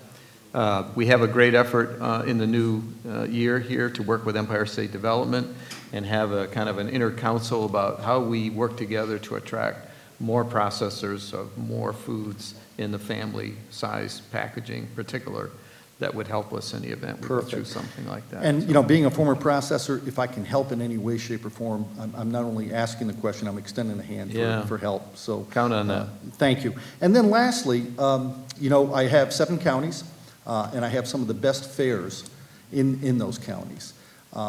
There's monies that have been kind of held back on getting our fairs their money. Can we maybe put a concerted effort to look and see if we can't get some of that funding out to them? And, with the interest rates and everything that have gone on, some have had to take out loans for that. I think it would do us all well to increase agriculture in New York with that focus. That's a priority for us to get that cleaned up. Thank you for that. Thank you. Assembly. We've been joined by Assemblywoman Simon, and we go to Assemblyman Otis for 3 minutes. Thank you both for your testimony, and I have 3 minutes, so I'm going to hit you with 2 quick questions. Commissioner Ball, could you talk a little about where we are in New York State in terms of farmland loss and what the department is doing to try and push back against that threat? Well, I'm going to turn it around just a little bit and say we're now in the top 5 of land preserved in the country. So we've taken great pains to grow agriculture in New York State and consistently put in the neighborhood of $18 to $20 million a year towards preserving farmland. But I would just add that, one of the best ways to preserve farmland is to keep agriculture alive in New York State. So I'd like to think we're pretty aggressive on that front. We did see severe losses, years ago, but I think we've slowed that down quite a lot. Very good. Thank you for your good work and the work of the department. Commissioner Kulisek, nice to see you. And wanted to ask about where the office is in terms of EV charging stations at state parks, which is a good place to have EV charging. Thank you for that question. I think I've used state parks as a great place to model the best, the best role model, the best behavior kind of. And so whenever we are doing parking lot work, we're putting in EV charging stations. So as we've been transforming the park system, we always make sure now to incorporate EV parking into every single one we do. Because, what a perfect place. You're in the park for a few hours, perfect place to get your car charged. So it's really it's an ideal place for this kind of stuff. Tremendous. Another question, with the increase in visitors to the parks during COVID, and it looks like it's continuing, curious about how you're handling the additional staffing demand to meet that, and especially all the visitors, they're not all during the summer. I would imagine you're getting growth all year round that was atypical maybe a decade ago. Certainly, COVID was a huge lesson for us in terms of, and a strain on us because of the season it came in. It came in March when we are really relying on our permanent staff, and our seasonal staff are in place. I will say this budget is a game changer. A hallmark of this budget for us, and obviously it's very strong across the board, is the fact that we now have authorization to increase our fill level by 237 people, and that really allows us to hire and put more people in the field so that we can do this work. We are also hiring more seasonals and hiring more front-facing, public-facing people like park rangers and others to sort of supplement and make sure we're giving the public a great experience. Great. Well, thank you both for your good work in your departments, and I will yield back my remaining time. 6 seconds. We've been joined by Assemblyman Brown now to the Senate. Thank you. And our next up is Senator Steck. All right, thank you very much. Good morning, both. Thanks for being here. And as several of my colleagues have said, thanks for all your hard work for us in the previous year. We appreciate it. Commissioner Ball, if I could ask you very briefly first, New York spends about $4 million to purchase local farm products, but in this year's executive budget, the governor has indicated she'd like to purchase $400 million worth of products. Can you elaborate on the services and the programs that are going to be used to achieve that goal? Yeah, I got to clarify that just a little bit. We estimate today that New York State, the agencies across the state, the institutions that are part of the state, spend approximately $4 million purchasing New York products. By executive order, the governor is going to say to all the agencies, set a goal of buying 30% of your products from New York State. We estimate that the state spends about $1.5 million purchasing food, agricultural products now. And so the $400 million is an extrapolation of what 30% would look like. So we're not spending a new $400 million. We're taking money that's being spent and saying, purchase it locally. I'm glad I asked. I thought it must have a pretty simple. I would love to have $400 million to go. All right, I'm comforted by that. Yeah, I just want to, so I was clarifying. I didn't jump off the page correctly. And we may be on the high side of that estimate, but if we fail and we only buy $200 million worth of New York products, that's going to be a pretty great thing for New York State producers. Commissioner, on Parks and Rec, the executive budget contains $8.1 million appropriation for snowmobile registration fees, a $2 million increase over the previous year. what would the revenue for these fees be utilized? And if you could, one of my concerns, I think concerns for a lot of people, besides how that increase will be used, is the timing of the increase, given the inflationary nature that we're all experiencing in the state and the country right now. If you feel that this is the right time to make that increase. And then associated with all that, if you could reflect on or state what the current cost to register a snowmobile is and then what it would be.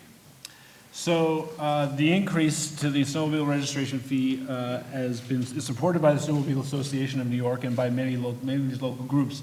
The bulk of that money, all but $10 of those fees, goes towards trail maintenance, is fed back into communities so they can maintain these trails. And so it's a very robust program.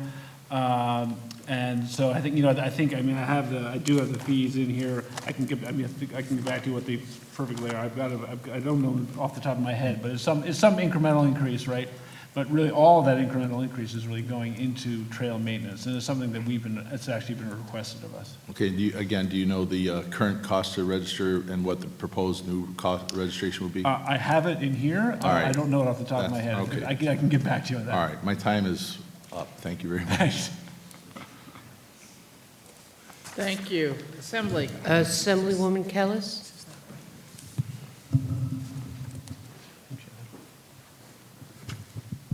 Good morning. Thank you so much for all the information. A few quick questions. One to Commissioner Kalisade about specifically about HABs, harmful algal blooms. I'm concerned. I think last year we saw over 1,000 harmful algal bloom outbreaks in New York State. It's been increasing steadily. I know this sort of is a cross between both of you, but one of my concerns is the lack of monitoring and evaluation that we have that's comprehensive. I know we put maybe $65 million in it at some point through, I think it was through parks. Years ago, I don't know what happened to it. So I'm curious what you're seeing impact on state parks, lakes. Thank you for the question. And so I think that obviously some of these places are lakes and reservoirs within our parks, right? Where we control the entire thing. So those areas, where a lake or a water body is completely on state land, we can do all that work ourselves. We have the water testers. We do that stuff, and that's why we're actually able to very intensively go into a place like Lake Welch and try to address that. It's actually a perfect place for us to attack this. It's more difficult in our parks that are on Finger Lakes, on ocean beaches, on the big lakes and riverways, because that water is coming from many different places. We are always testing, obviously, in our parks to make sure that our beaches are safe for But humans. only in those that are fully state parks. Correct. Okay. That's right. Thank you. That's helpful. And for Commissioner Ball, thank you also so much for being here. Two quick questions. One, I'm going to step back for a second.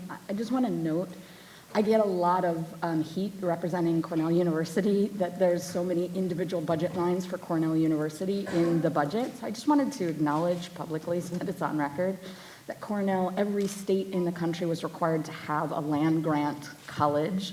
This was the one that was established in New York State. That's why it is the land grant college, and that's why there's individual lines. So I just wanted to note, concerned about the give and take constantly of the buybacks and the legislative ads. So just hopefully that moving forward won't be as much of a back and forth. But I was in particular concerned about the $5 million remove of the urban farms and of the economically and socially disadvantaged farmers and beginning farmers. So that was my one question. The other one, I just wanted to talk to you about agrivoltaics.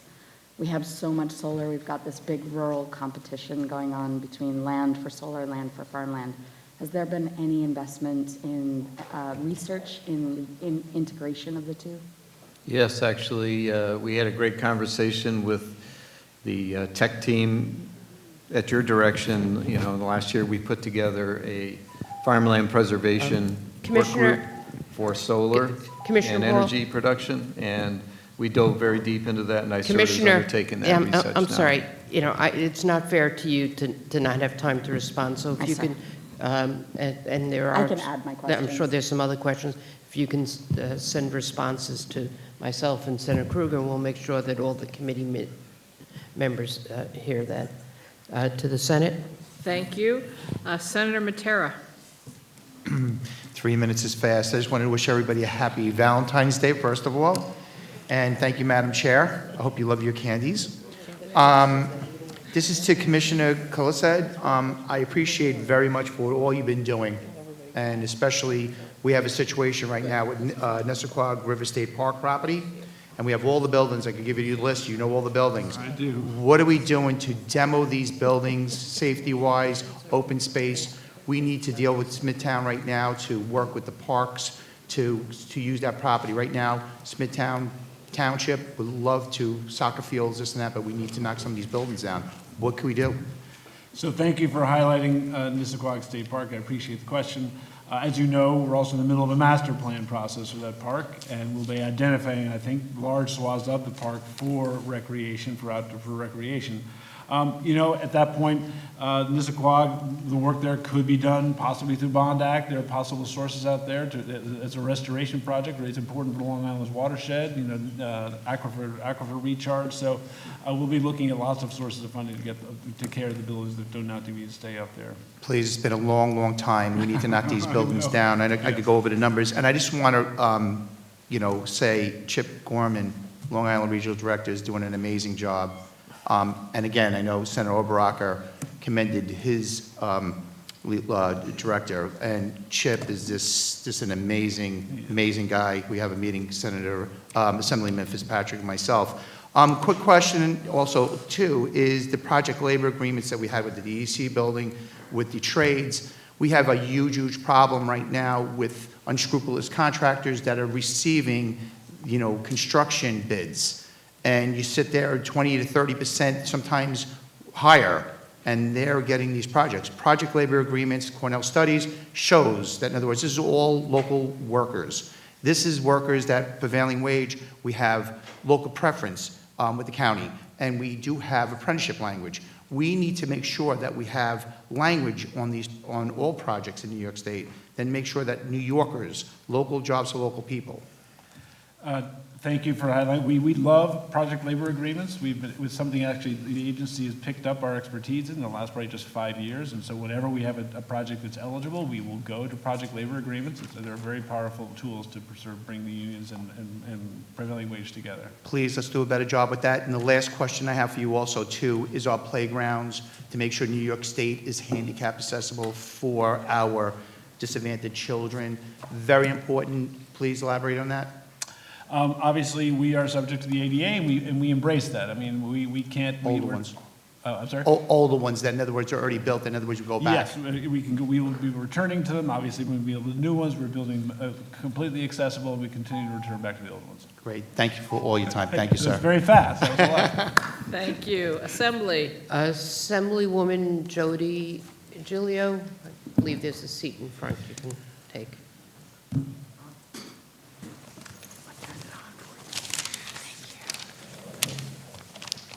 Good morning.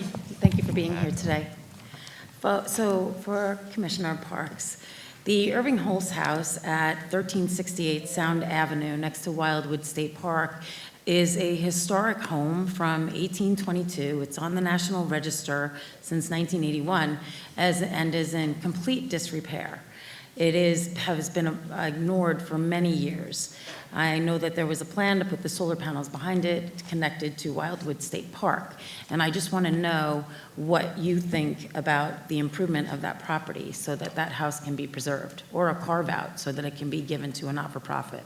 Right now, the Hulse House is in our capital plan to revisit and return to stabilize that place, because it is obviously a place of great history next to one of our great parks on Long Island. So we're looking at that very carefully, but really intending to focus on that.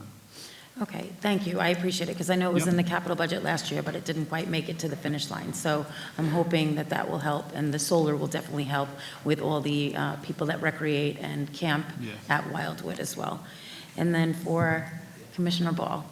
So avian disease program is vital, along with dairy, and we've had $200,000 for 10 years, and $500,000 is needed for the program. I'm wondering if we are advocating in the budget for an increase in that funding. Cornell Vet Schools, we have 2 in the state, 1 in Eastport and 1 in Geneva.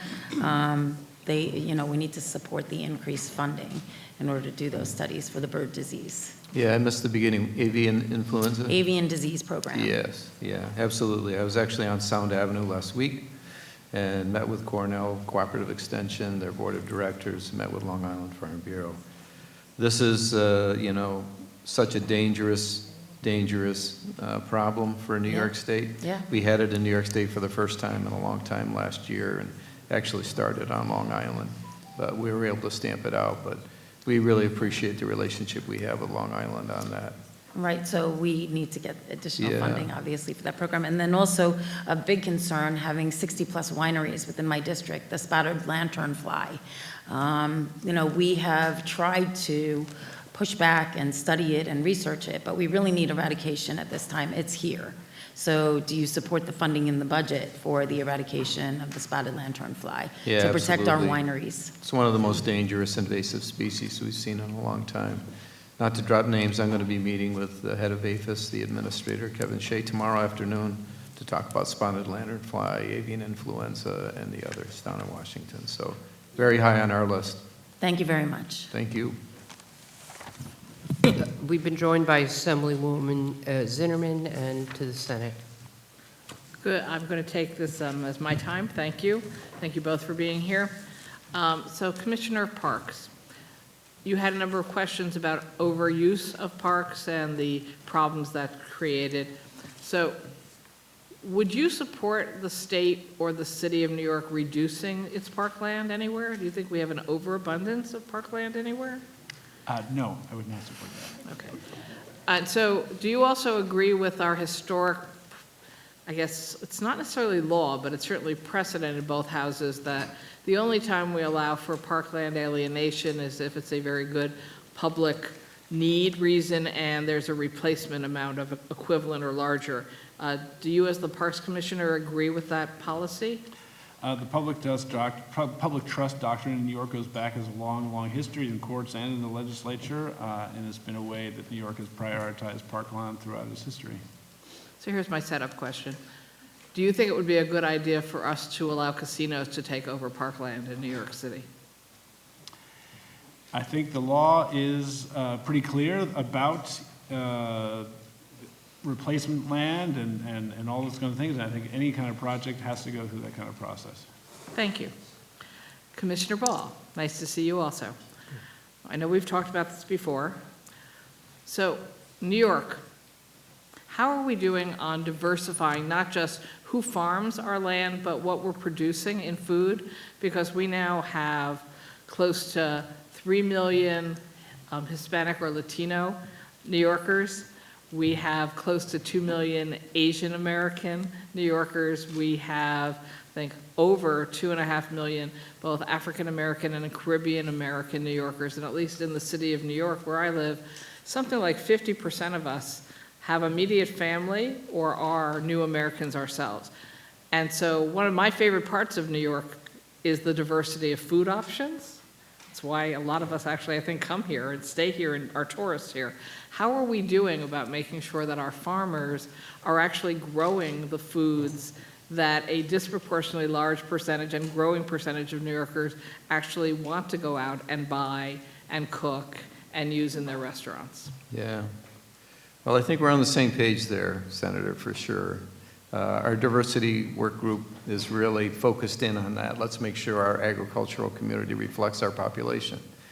I've been able to be at farms in the past couple of years since we started that work in Buffalo, New York, with Butu Somali farmers, in Saugerties, New York, with farmers from Ghana, on Long Island with farmers of Korean background.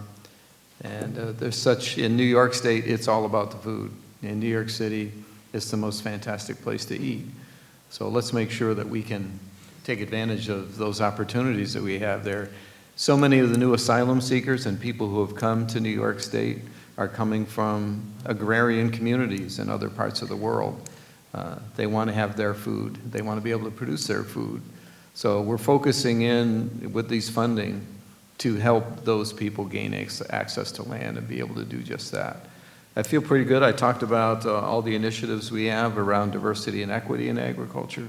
We're heading in the right direction, but they've been largely disconnected to the agricultural community. They don't know Cornell. They don't know our banking system and farm credit. They don't know Farm Bureau. They don't know the Department of Agriculture. So I think our efforts to date are getting us all up to speed and on the same page. And it's a goal of ours to, we're going to need younger farmers, new farmers, and more varieties of food in the state to satisfy this marketplace where you live, the most amazing marketplace anywhere in the world. Thank you. So do you produce somewhere reports or stats on the diversity of the farmers coming into our farms in New York State that we can take a look at and track? I know that we are trying desperately to get new and younger farmers because we have an aging issue among our traditional farmers as well. So is there somewhere that we can actually look on your website to see the growth in the changes in farmers and what they grow in New York? Traditionally, that's a role that's done by USDA and National Ag Statistics Service. Actually, they work for all 50 state departments of agriculture. Fine-tuning those reports to actually help us understand that number of women on farms is going up, Latinos are going up, what's happening with BIPOC farmers. We're in the middle right now of that census. It was required to be in at the end of January. I filled mine out. We're going to have those results here this year, so I'll be able to get you some numbers. But certainly, we want to be able to document the efforts that we've undertaken. If they're successful, it's the right thing, right here in New York State as well. Great, thank you. Thank you. So there's been several questions, I think, of both of you involving climate change and issues that we need to address both in our parks, communities, and on our farms. So over the years, we've seen that you were part of a task force on pesticide use in New York.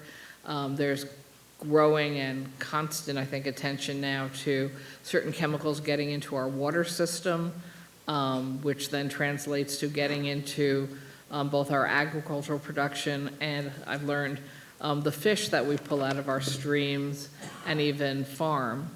So if the pollution from certain chemicals gets into the waters used by our fish farms, is that the right name? There's another word for it. Aquaculture. Thank you. And into our rivers and streams, that also translates in getting into our food products.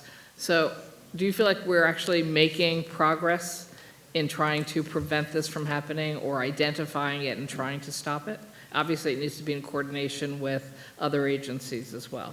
Yeah, absolutely.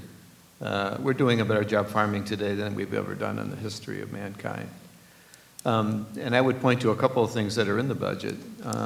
One is the Cornell's IPM program. IPM stands for Integrated Pest Management. What it means for agriculture is common sense. Let's figure out the best way, the most environmentally secure way to deal with this disease, this pest. And we've doubled the funding for that over the last, this will be the second year.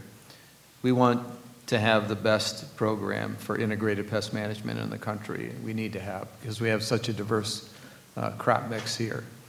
But there's so many things about, 40 years ago, you came out with, if you had a pest, you came out with the hardest hitting, most toxic chemical you could possibly conceive of to eradicate it. And now we look at trapping it, confusing it, moving the crop, finding other biological ways to deal with the issue. So there's 100 of examples of success when we actually dive in and understand the disease or the pest, about how to get to it. Spotted lanternfly is one that we're currently working on with APHIS to figure out, are there less harmful to the environment ways to deal with this? Great examples in potatoes with Colorado potato beetle. I was growing potatoes when I was 18 years old, and now I don't worry about them because I figured out the nature of the pest and a way to avoid them. So I think it's smart for New York State to double down on the research, to look at all the things that are involved with the enemy and their lifestyles and how we can interrupt those lifestyles. So yeah, I feel like we're doing a really good job here. We work very closely with DEC. DEC registers those pesticides, and they do a great job, and they've become willing partners with us on that. My final question for you. So we know how important our butterfly and our bee population are to making sure that we can continue to successfully grow our crops. And there has been real problems around the world with both of those issues. Are we making progress? Are these populations growing, stable, or reducing in New York? Do we know? Well, you can feel pretty proud as a legislature that you have the best pollinator plan in the country. It was a lot of work, but we brought in all the parties, the environmental community, the farm community, and our agencies. We co-chaired it with DEC, and we came up with the best management practices for landowners, for beekeepers, for farmers, for fruit growers, and for applicators. We have a very good plan. We've been able to dramatically increase survivability of our pollinator, our captive pollinator population. And currently, DEC is working with us to help figure out the wild bee population in a better way. But I would point to the tech team and the research that we partnered with Cornell. There's $500,000 in the budget to do that again this year. And they're just coming up with the right answers. And so we've been able to dramatically increase the survivability of our bee population in New York State. And butterflies, are we doing okay with them? They go along with that, yeah. They go along with the bees. They're also helping, yeah, birds and the bees, butterflies and the bees. Okay. Thank you very much. Thank you, great question. Assembly. We go to Assemblyman Anderson, 3 minutes. Thank you, Madam Chair, and to the commissioners who are here with us this morning. Good morning. Good to see you all. Happy Day of Love. So the first question I have is for Commissioner Ball. Commissioner Ball, do you have a census of how many black farmers there are in the state of New York? We have just an approximate number because traditionally on the USDA census data, they didn't ask about the race. But now they are, and we've been able to accumulate the numbers by county. And what is that number, Commissioner? It's in the hundreds, but it's not in the thousands where it belongs. Okay. And as it relates to resources for that specific demographic, how has your agency been able to assist with some of the issues that those farmers have, whether it's lending, whether it's crop shares and things of that nature?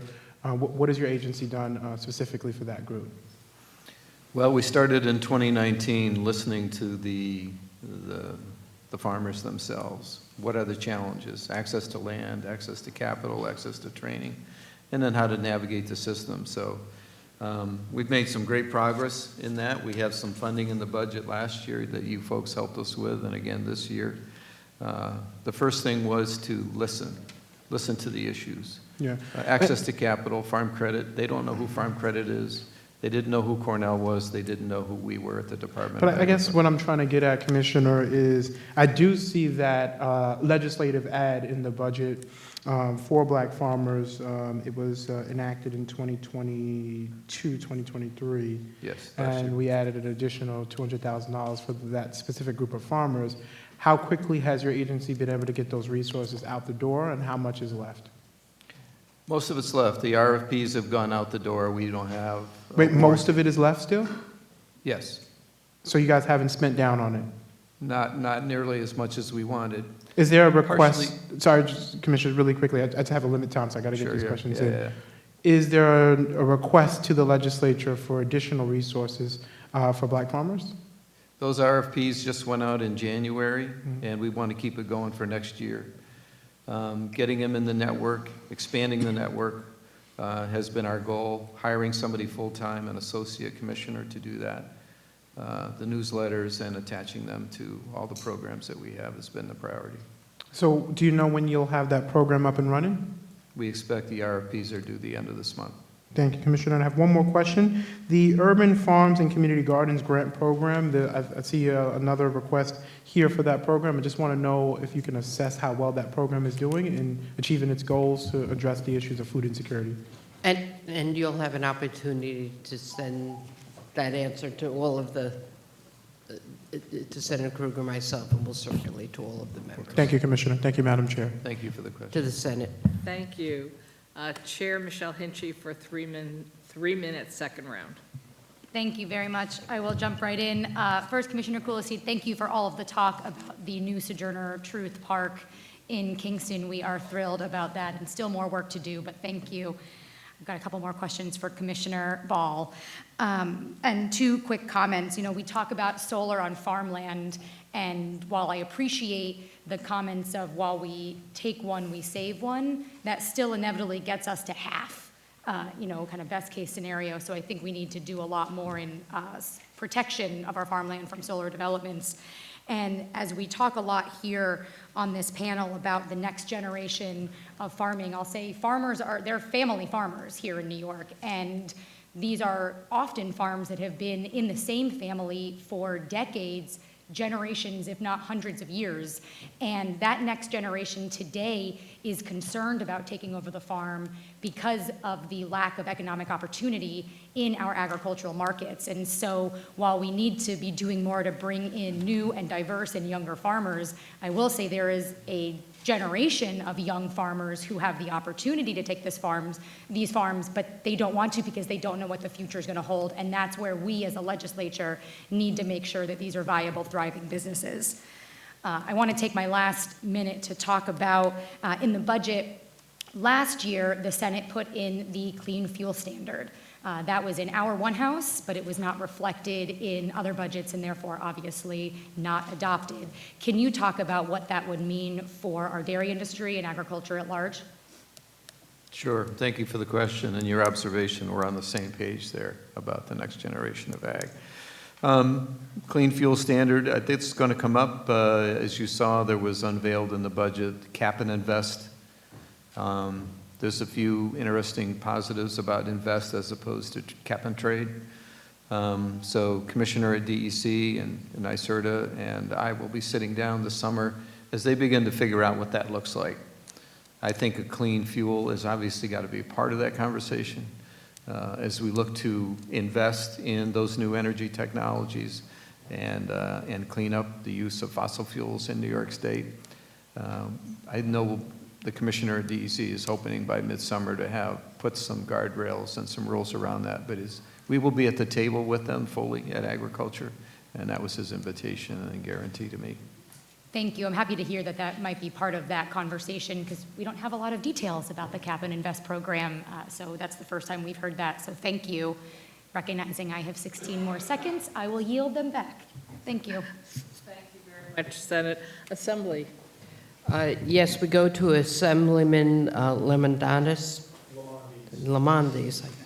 One day I'll get it right. The far end. Mr. Jones? If you get, oh, there you go. Okay. Someone else. Thank you.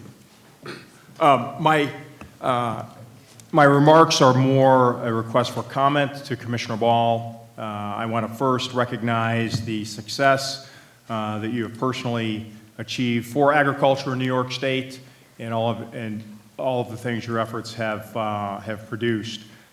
Additionally, though, as I look down the list of agricultural local assistance programming, and there has been peripheral reference to this, but I want to pull out some things precisely. Cornell Concord Grape Research, 50K decrement. Cornell Animal Health Surveillance, 481K decrement. Cornell Pro Dairy Program, 17% decrement. Maple Research, 1/3 decrement. Onion Research hit as well. Maple Producers, 33%. Sheep Producers, zeroed out. Yonis, zeroed out. This concerns me greatly. I'm hoping that you would commit to using your influence in helping us restore our infrastructure here. With respect to the opening comment that you made, we have now ceded our space in research to number 3. And so as we decrement our infrastructure, we hurt ourselves even further. Wondering if you would comment on your commitment. Sure. I look forward to working with you on all those subjects. You know, the executive budget is her chance to put out her priorities for the year and obviously try to balance a budget going forward for New York. All the items you mentioned were legislative ads last year that the Assembly and the Senate put together, which really underlines the importance of the budget process, that it include the Senate, that it include the Assembly. And so very much interested in hearing your priorities. Are they enough? Are they too much?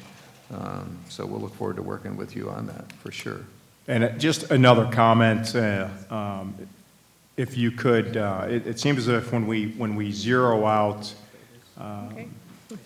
the sheep producers, for example, and one of my colleagues had mentioned this with respect, I think it was Carrie Warner, with respect to the state fair, that's an incredible hit. That hurts all of New York because that research, the benefits of that research, the interaction with the public and the people that do that for a living is impacted significantly. And I just want to say that, and hope you would concur, that as we talk about the proliferation of solar panels, every panel that's in place, whether people recognize it or not, requires more sheep, unless we're going to use fossil fuel to clean under those panels. By the way, great project underway at the State Fair for a new sheep and wool center, fiber center there. So we get it. I do think the opportunity for agrivoltaics in New York State is a big one. We have to really look at that very hard. And sheep obviously fit into that topic area pretty well. Thank you. And if there's a local sheep farm I can visit again, let me know. Of course. Thank you to the Senate. Thank you. And I think to close for the Senate, Senator Serrano, 3 minutes, second round. Thank you, Madam Chair. Commissioner Kulisek, just very quickly, I know my colleague, Senator Walczyk, mentioned about operational funding and new hires and the need for additional staff. So, you know, with the great news of more and more park visitorship, obviously the need for services within the parks continues to grow and having staff. So I just wanted to drill down a little bit on some of the details on how potentially new staff would be deployed. Would it be trails, concessions at the beaches, and, you know, also thinking about cultural competency and how the new staff sort of are set up in regards to visitor experience? So the great news about the additional, the increases to our field level is a lot of those positions will be out in the field. It's a huge opportunity for us to put people in the parks, front-facing, sort of public-facing positions. Obviously, it's hard to generalize. You know, each region has got different gaps, and sort of we'll be putting people to really where they're needed, right, to be in the field. And as you know, I think we are always trying to make sure that to recruit work staff from diverse communities, because, you know, unless our staff looks like the communities that are visiting, there's a disconnect there. So it's something we are prioritizing, recruiting, changing our recruiting practices, systematizing, just to make sure we are attracting a diverse workforce. Thank you very much, Commissioner. Madam Chair, I yield my time back. Thank you, Senator. Assembly. We have a number of Assembly members. We'll start first with Assemblywoman Septimo. Thank you so much for your testimony. These questions are for Commissioner Ball. That is a remarkable statistic, about 2,000 urban farms in New York City. I represent the South Bronx, and I'm deeply proud of all of the work that so many of our great urban farms are doing. So we have a lot of great urban farms, but we also have a substantive amount of environmental issues, and I'm wondering how you imagine the intersection between urban farms and growing the capacity with respect to resilience, storm preparedness, et cetera, especially as you all have decided to up the funding for urban farms and community gardens in the executive budget. Well, the community gardens are an important start. You know, your neighborhood I know pretty well. You've got the highest rate of juvenile diabetes and childhood obesity in the country and the worst air quality. So we need to work on that. You also don't have grocery stores or farm markets. So I think there's an incredible intersection there. We're working right now on building a New York Grown and Certified Food Hub in the South Bronx. It should be on, hopefully we're putting something in there this fall. It's been a great project and taken decades, but I see that as a great connecting point. The community gardens are a great way to make that connection between agriculture. As you know, in your neighborhood, you've got the largest terminal market in the country, ironically, with no access for people to get the food. We're looking at a rebuild of that market to make it more efficient, to make it more accessible. And for growers as well, it's been a challenge for farmers to get into that market. So I think, unfortunately, you are the poster child for some of the things we need to fix in connecting, an amazing marketplace and a huge population.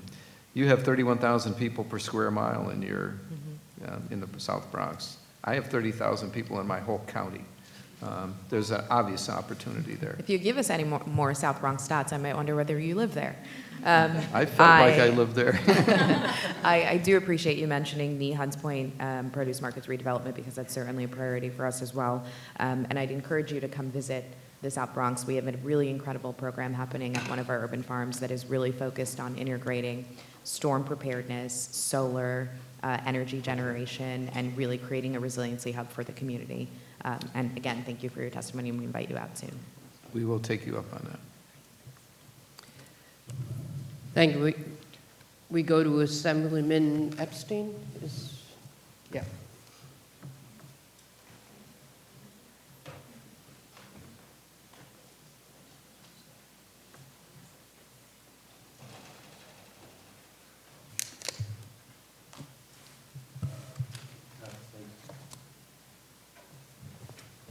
Thank you. Thank you all for being here and for answering our questions. And just to add to what Assemblymember Septimo, I have 53 community gardens in my district that really could use some state support, so I'd love you to come down to Lower Manhattan and meet with some of our garden leaders. We have a coalition called Lungs of all the community gardens, and it would be great to be more engaged on garden issues and kind of the impact that it has on quality of life. And talk about, urban farming. There's a lot of that going on in Lower East Side. I would love to have you come talk about it. Sure. Commissioner, I want to talk about parkland and opportunities for composting on parkland. Obviously one of the big issues we're having around environmental degradation is not really taking our food waste and our compostable park waste and composting. I'm wondering what you're thinking about moving forward, how, under the CLCPA, how we're going to expand the opportunities for composting, either of what we have in our parks or what can be brought into our parks for compostables. So obviously there's a lot of, parks have a whole variety of ways that food comes in and goes out, right? Some of it happens through concessions, right? We have vendors of food, and we also have an awful lot that comes in with people on their own, right? Right. And so one of the things that we'll be doing is looking at how do we gather that in our parks and provide places in parks for that to be distributed. So right now, we're not doing a good job on composting in our park space, in my experience and what I've talked to. And I'd really like to figure out, top 3 causes of greenhouse gases is throwing away food waste and not ensuring that our leaves and our trees and our other compostables are composting. And I'd love to figure out how we can use our parkland to do that in a smart and thoughtful way. Yeah. And I would love to have a conversation offline to talk more about that. Look forward to it. Be great. The other thing is on charging infrastructure. I'm wondering kind of what percentage of our parks now have charging infrastructure available, and how are we going to make sure that's in every state park that we have? So I'd have to give you that statistics. I would love that, actually. And we can take a look at it. Obviously, as I said earlier, anytime we actually do capital work in our parks, we are putting in EV charging stations. I think, as I said earlier, we have an opportunity to do that because people spend time in our parks, so you get charged and you go be healthy in the park. So we're rolling that out. Don't know what the statistics are, but we can get that. Yeah, and what we can be doing to support more of it. If there's something that you need from us, I'd love to hear about it. Because And I think the Bond Act is obviously a huge opportunity in that regard. in federal funding as well, but if there are other infrastructure problems that are going on. And just on the regulations of charging fees, I'm wondering, I know we're going to regulate the volume. I'm wondering about regulating the price and if there's going to be any regulation or tax related for charging fees for people who are charging on government land. Well, right now, we don't charge in our. No, for the charging infrastructure. Thank you. Okay, we'll follow up. Thank We'll you. follow up. I gotta leave time. We still have a really long hearing after this one, after these witnesses. Assemblyman Brown, 3 minutes. Thank you, Chairwoman. Commissioner, great to see you again. I want to start out by thanking you for Chip Gorman. It's a real asset to your agency, and we thank him for all his hard work down on Long Island. In particular, number-wise, the executive budget proposes $202 million, $50 million less than last year. We know that for every dollar spent on the parks, we gain back another $5. The parks is one of the few agencies in New York State that actually is a moneymaker. So can you speak about the fact that there's money out of the budget that possibly should be there? So the proposal for $200 million in the budget is consistent with the governor's proposal last year. It matches her proposal for last year, and I think this year, in addition, we have the opportunity to spend money through the Bond Act, and in fact, the Sojourner Truth, the build-out of Sojourner Truth State Park has been proposed to be done through the Bond Act. But really look forward to working with you all in terms of how to make sure that money continues to be well spent and is robust going into the future. Yes, and we know that because of COVID and people are using state parks in record numbers that we haven't seen. Yeah. Long Island and Los Patricia, I mean, our parks are Long Island, right? It's hard to differentiate the two. Yes, yes. Second thing about the parks, how do we make the parks more environmentally friendly in terms of food services, use of plastics, the reduction or elimination of use of plastics on parkland? So we've taken measures in that regard. We've actually imposed things like we have no single-use plastics, things that we can impose on our concessionaires. A lot of that, obviously, a lot of the food service happens through private companies that are coming into our parks and doing that. But we do mandate those things, and we are, as much as the rest of the state is, in charge of reducing our waste by incremental amounts over the next 10 years. And we will be looking at every opportunity to reduce waste. Some of it comes in, but it's complicated, right? Because some of it comes through vendors, some of it comes through people arriving in the parks with their own stuff. So it's complicated, but we look forward to taking that on. Great, thank you. And I will yield back my full minute. Thank you. We go to Assemblyman Burdick.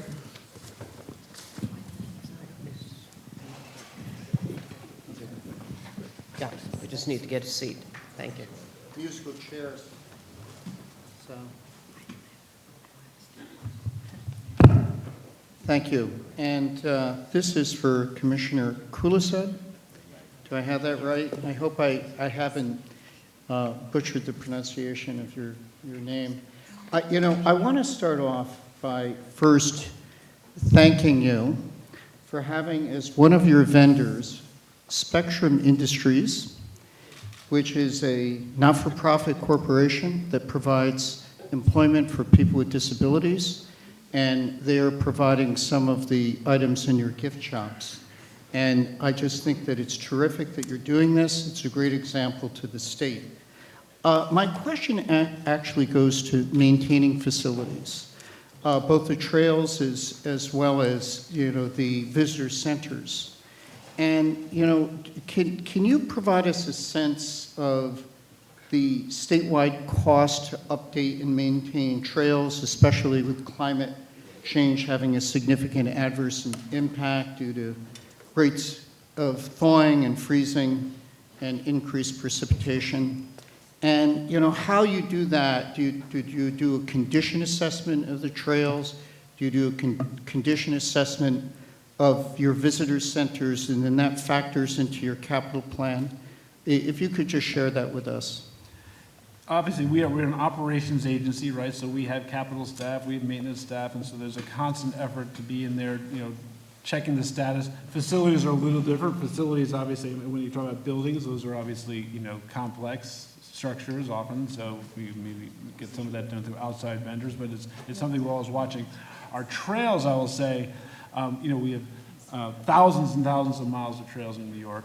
I will say we benefit from the robust effort of volunteer groups. That we do a lot ourselves, but we have the Trail Conference and other great, huge trail groups that actually have volunteer crews that are out there on weekends that can handle a lot of that trail maintenance.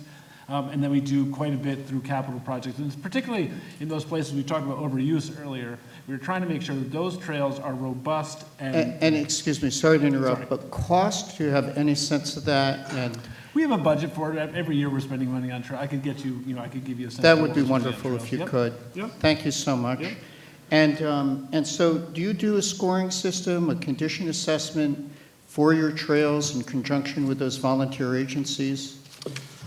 There's constant, I'm not sure we have a scoring Well, in system other per words, se. just constant say- assessments, constant assessment of where are we putting volunteer trail crews, how we're putting people out there to make sure the trails are in great shape. Yeah. Super. Well, thank you so much.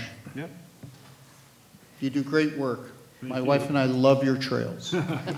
Thank you. We go to Assemblywoman Zinnerman. She here? She may have had to go to a... I think she's out there. Okay, so we'll go to Assemblyman Jones, 3 minutes. Her loss is my good luck, I guess. Thank you, commissioners, for being here, and thank you, Commissioner Ball, for all your hard work in agriculture. There's no part of the state I don't think that you don't get to, and it is appreciated and seen. We're going through the budget here, and you know, we see some line items that are X'd out, and we'll do that budget dance like we do every year with the legislature. Northern New York Agricultural Development Program, excellent program, by the way, have to put my plug in there.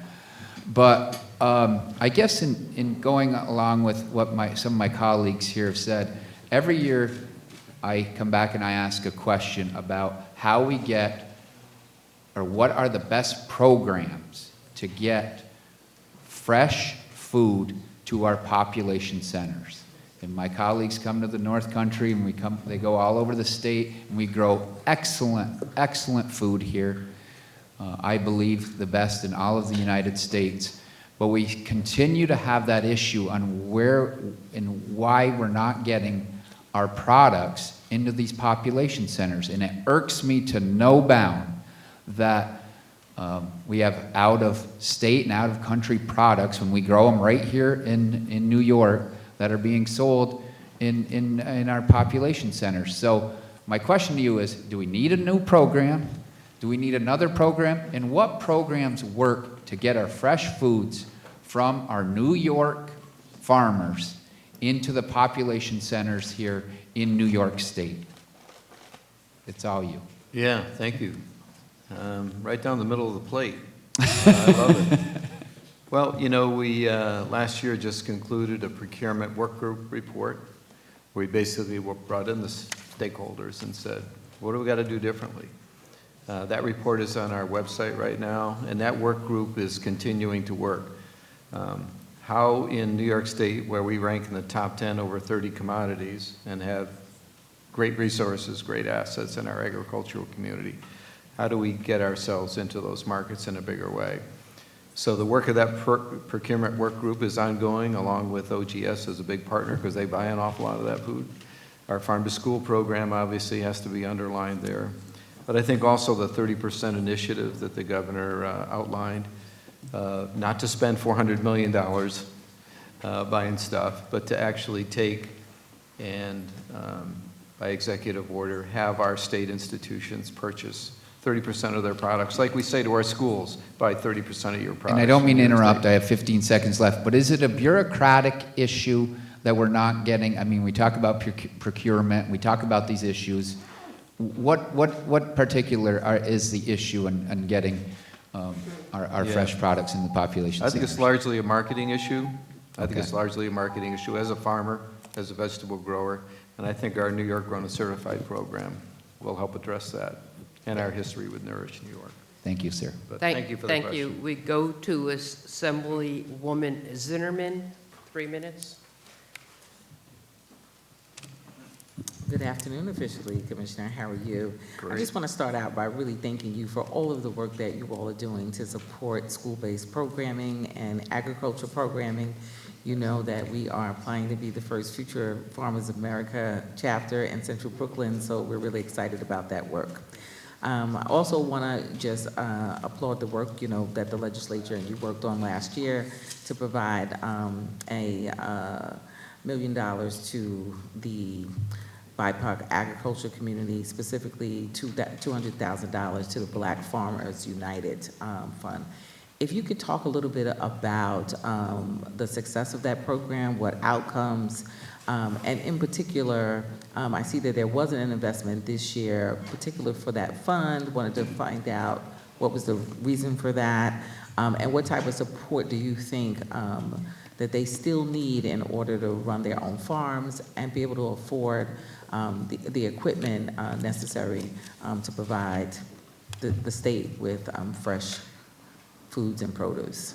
Yeah, well, thank you for that. Appreciate the comments. And, You know, on Friday, we're going to be highlighting, I think, 4 new FFA chapters in the metropolitan New York area. So our goal was to add 100 chapters around the state, but adding them in your neighborhood is so wonderful. The black farmers and the minority farmers, socially disadvantaged farmers, the work is being done. As you know, we started in 2019 trying to figure out this challenge. Putting the funding in there and getting it to work. The funding part and having that money go to work for us is about to begin. But the groundwork has been done and I think continues to be done. Visitations on farms, visitations to communities, expanding the network. And it's so important to have the market access as well. So we've got funding from the state, we got funding from USDA to help with the Local Food Procurement Act that's going to all contribute here.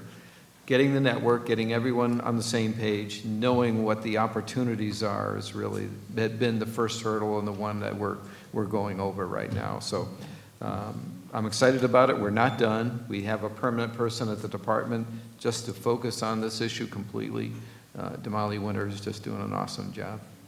Can you talk about how many people are actually in the program? So this group that you're working on, how many farmers are actually connected and are eligible to receive these funds?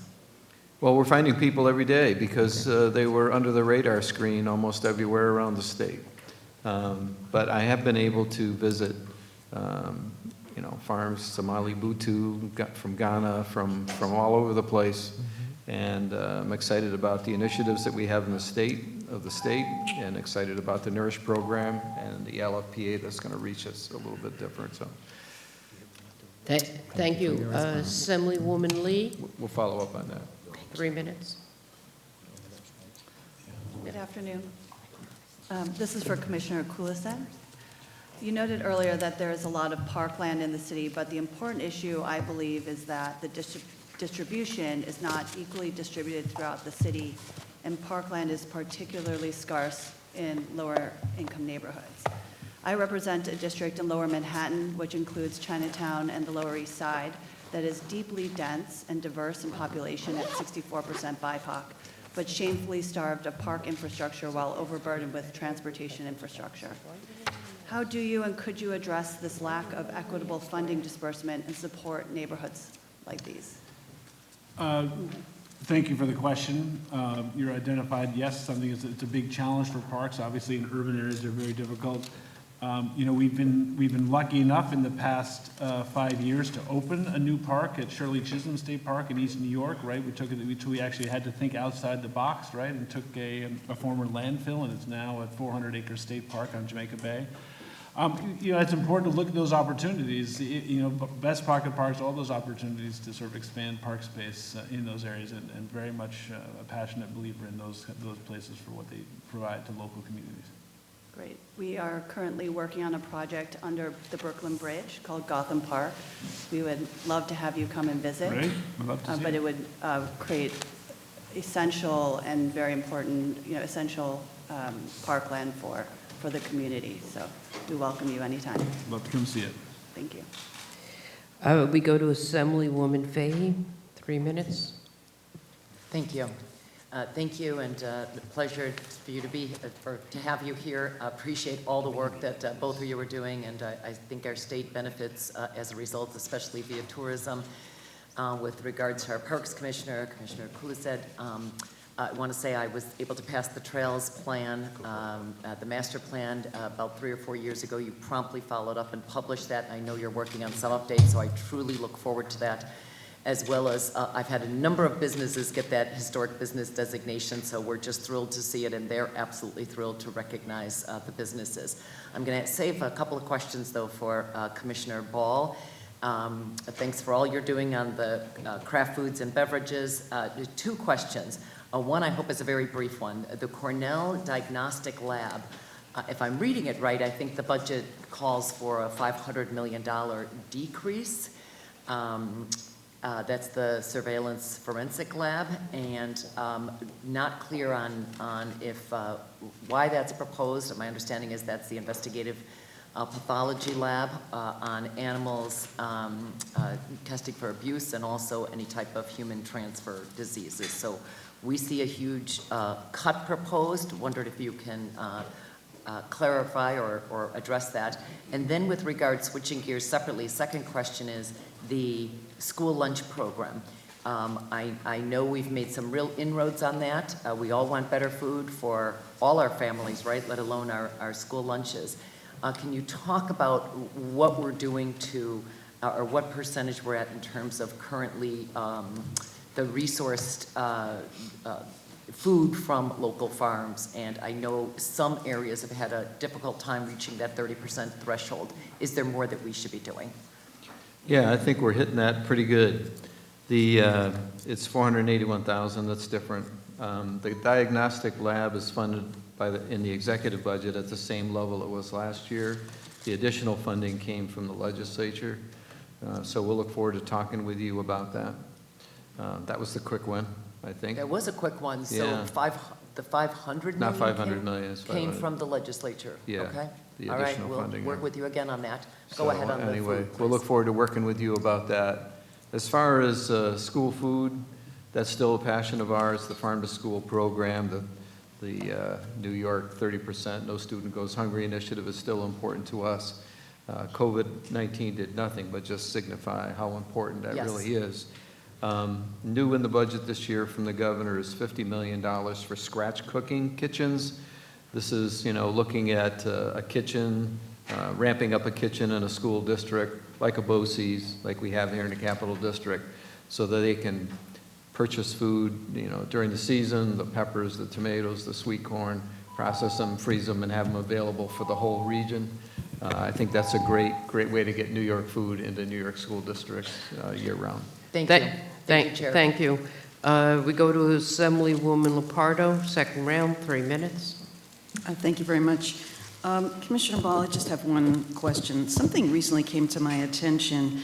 A local farmer who's involved with the cannabis industry was denied a loan from our Regional Economic Development Council, and he let me know that, quote, the state will not allow state funds to be loaned to businesses associated with adult use cannabis. Were you aware of this?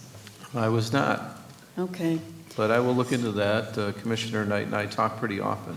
I'll find out what's going on I'd there. appreciate that because we've obviously had a lot of success with our industrial hemp interactions with our regional councils, but something doesn't. This was for adult use cannabis? Correct. Yeah, he Okay. wanted a loan for a piece of equipment, someone in my county, and I just learned that they were looking for clarification since July and just learned they were going to in fact support it and vote on it this Friday, and it turns out that according to the farmer, they won't allow these types of funds Yeah. to be loaned. Let's to talk cannabis. about the details of that. and we'll see Appreciate what it. we Just can wanted to learn. get that on the record. Thanks a lot.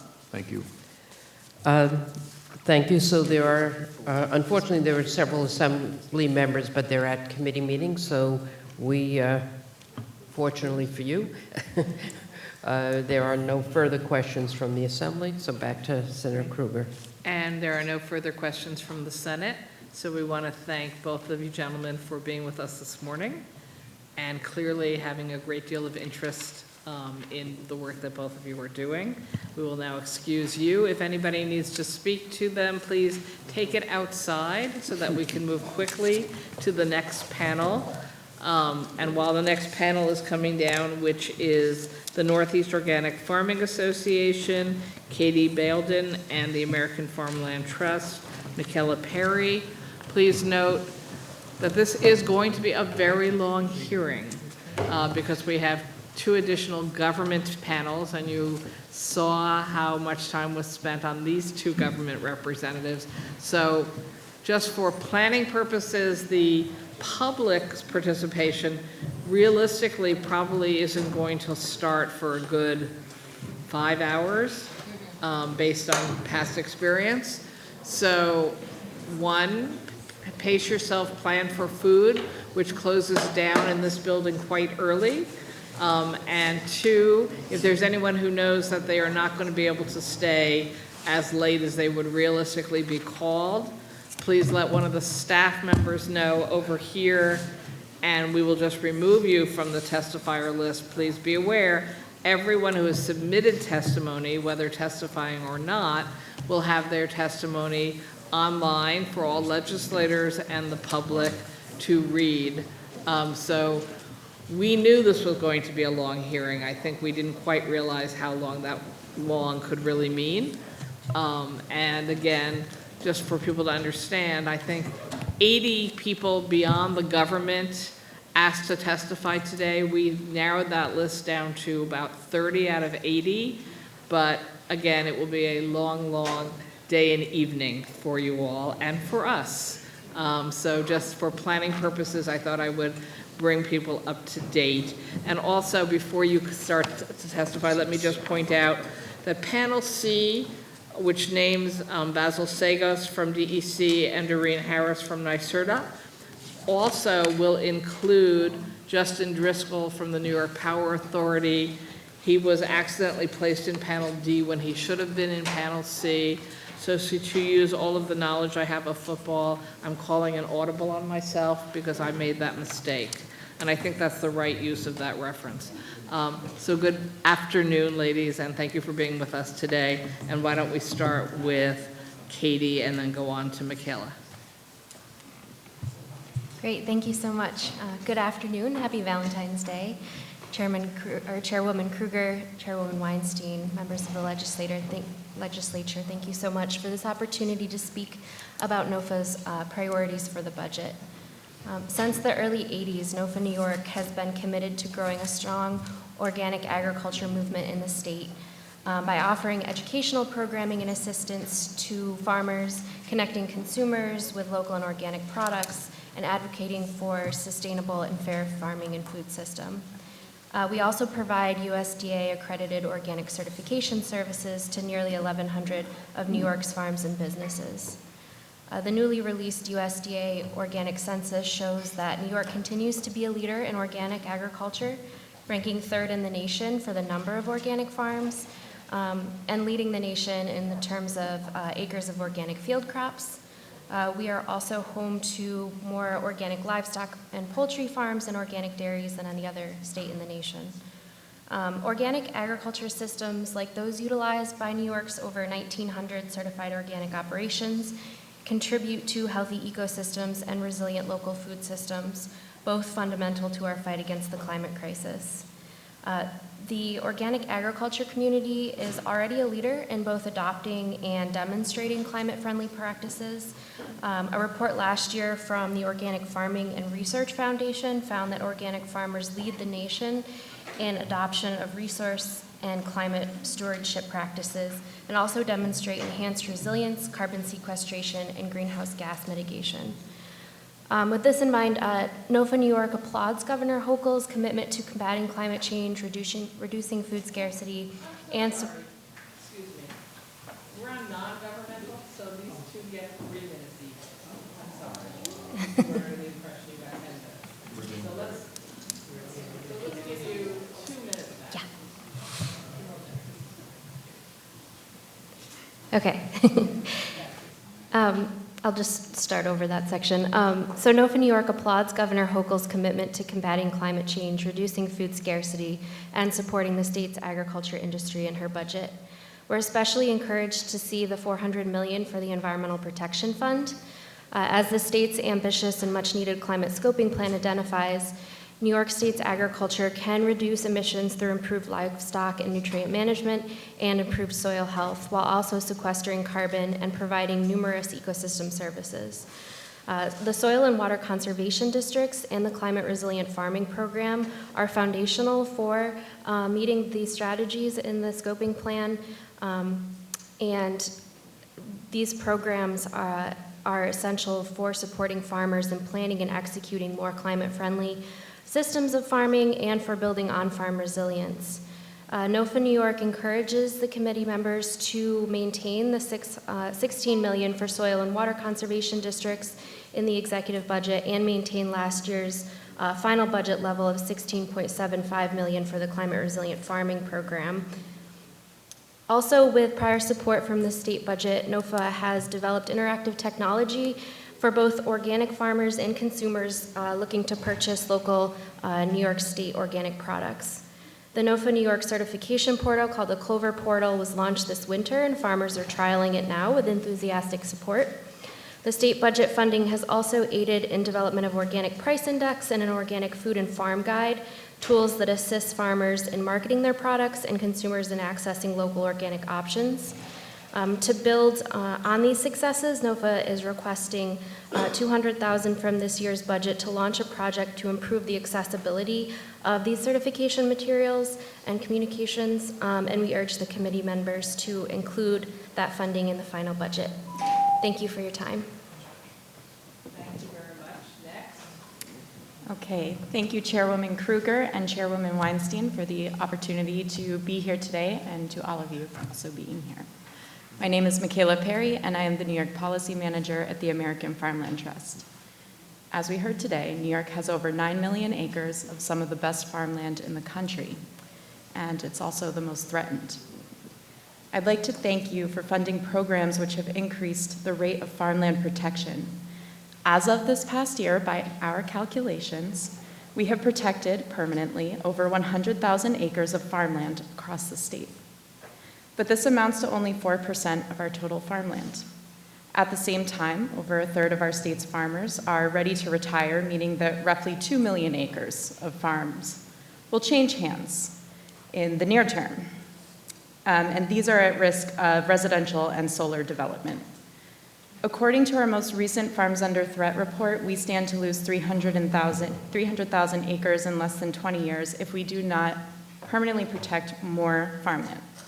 Governor Hochul included $21 million for farmland protection in her proposed budget, and we ask the legislature to meet the increasing demand by increasing this amount to $25 million as part of an EPF of at least $400 million. I'd also like to thank several members of the legislature for championing and funding the Farmland for a New Generation New York program in years past. This program is designed to help the intergenerational transfer of farmland to a new, more diverse generation of farmers. This year we celebrated over 100 matches, 127 to be exact, which includes over 8,000 acres of land that will stay in farming. We have also expanded our programs to reach Spanish-speaking farmers, and we will need continued support from the state to ensure that this program can increase equity in farmland access. We ask the legislature to restore funding of at least $500,000 for Farmland for a New Generation New York in aid to localities, and to consider an increase in funding that would accelerate opportunities to address barriers met by historically resilient farmers. Farmer viability is also crucial. New York State has 2 nation-leading programs that incentivize schools to increase their purchasing of New York products and provides the resources to help them get there, working together to grow the economy and improve public health. But barriers still remain in these programs. To increase schools' purchasing of New York food products and improve student health, we recommend expanding the 30% incentive program to include all school meals with an increased reimbursement for school breakfast, increasing the Farm to School Grants program to $3 million split between agriculture and education budgets, and to fully support the governor's proposed changes to the state's small purchase threshold to match the federal level at $250,000 so that schools can more easily purchase food directly from farmers. Thank you. Thank you. Our first questioner will be Senator Michelle Hinchey. Thank you very much. Michaela, we've heard a lot today about how we're doing well in, keeping farms farming and protecting some of that land. But did I hear you correctly when you said we are the most threatened, have some of the most threatened farmland? I don't know if we're the most threatened in the nation, but we have some of the most threatened farmland in the nation, yes. We have around 50% of our farmland across the state is nationally significant. We've called New York the breadbasket a lot this morning, and I think that that's true, and we need to work harder to increase the rate of farmland protection, because even though we're doing well, especially in comparison to other states, we're third in the nation for farmland protection. There is more that can be done and that needs to be done. Thank you for that. I want to say, I think the programs that you run are incredibly important, and can you talk a little bit about the need for the increase in funding for Farmland for a New Generation, and how many farmers you think that could help, and possibly it's kind of a hard number to get to, but how much farmland do you think that would save?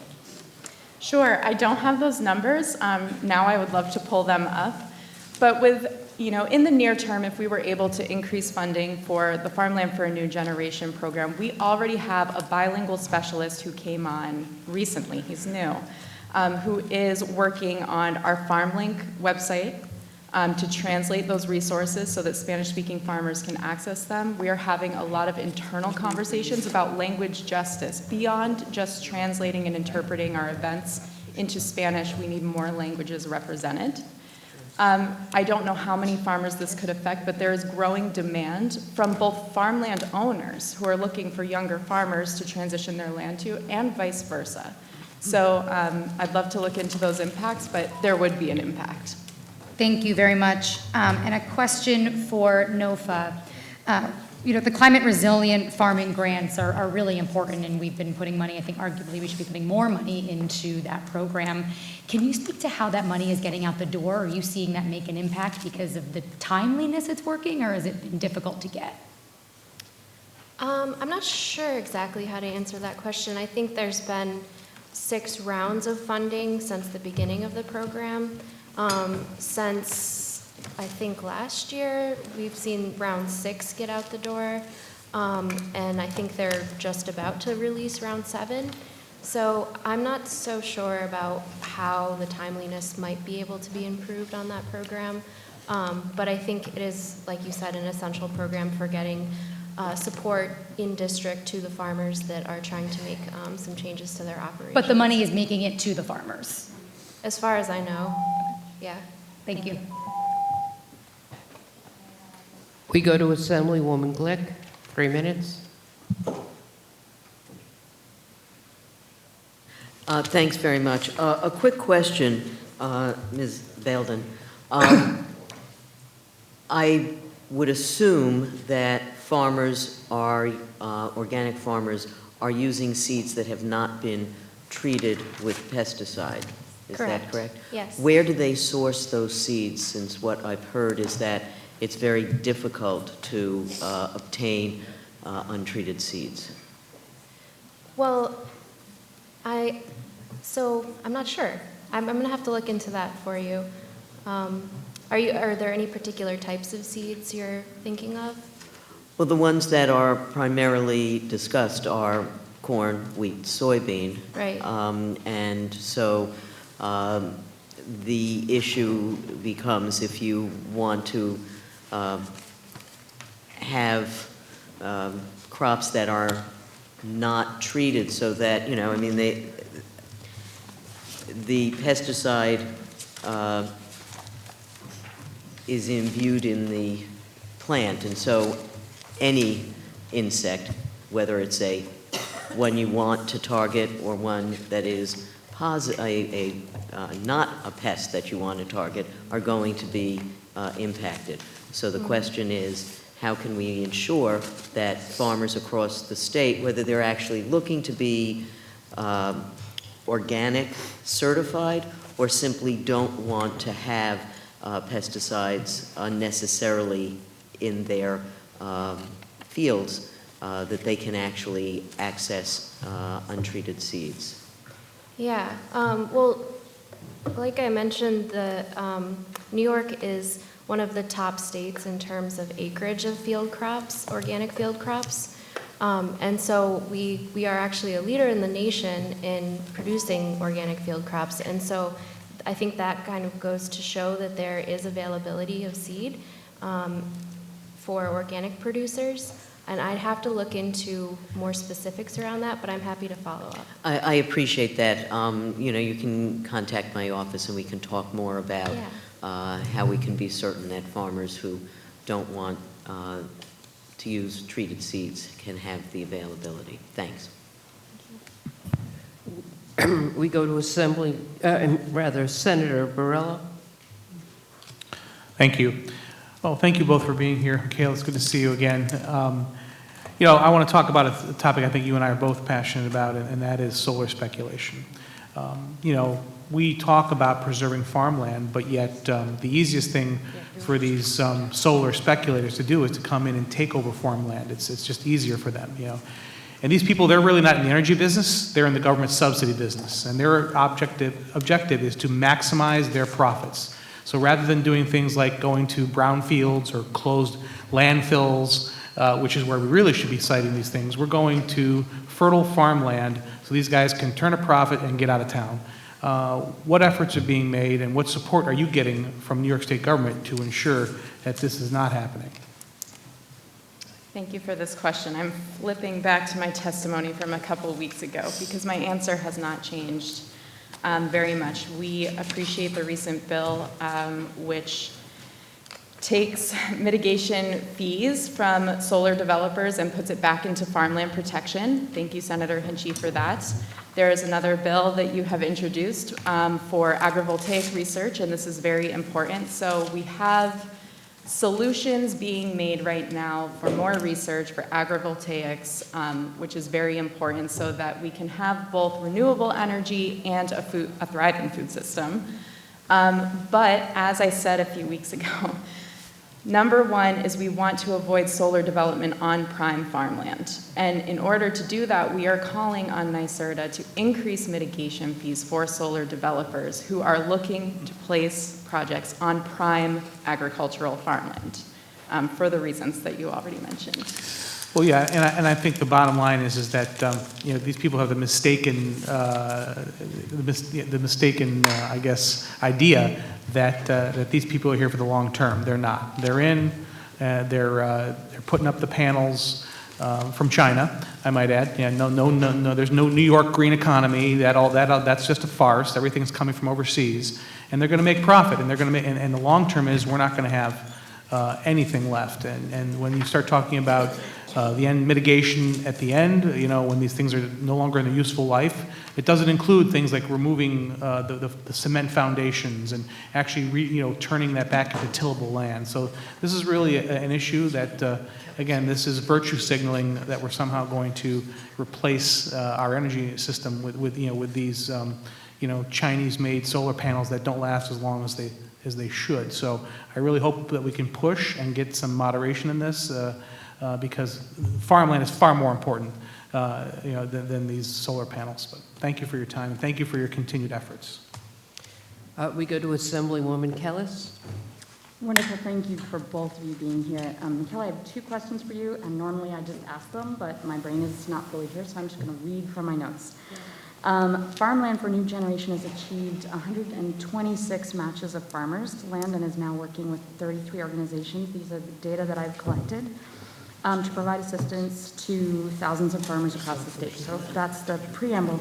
But my concern is that 2 million acres of farmland are currently in the hands of farmers 65 and older that we don't want to lose.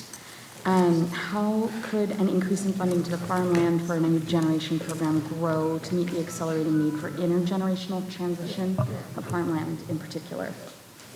Thank you for this question. So I already talked about language justice and Spanish services for Spanish-speaking farmers, so I won't repeat that.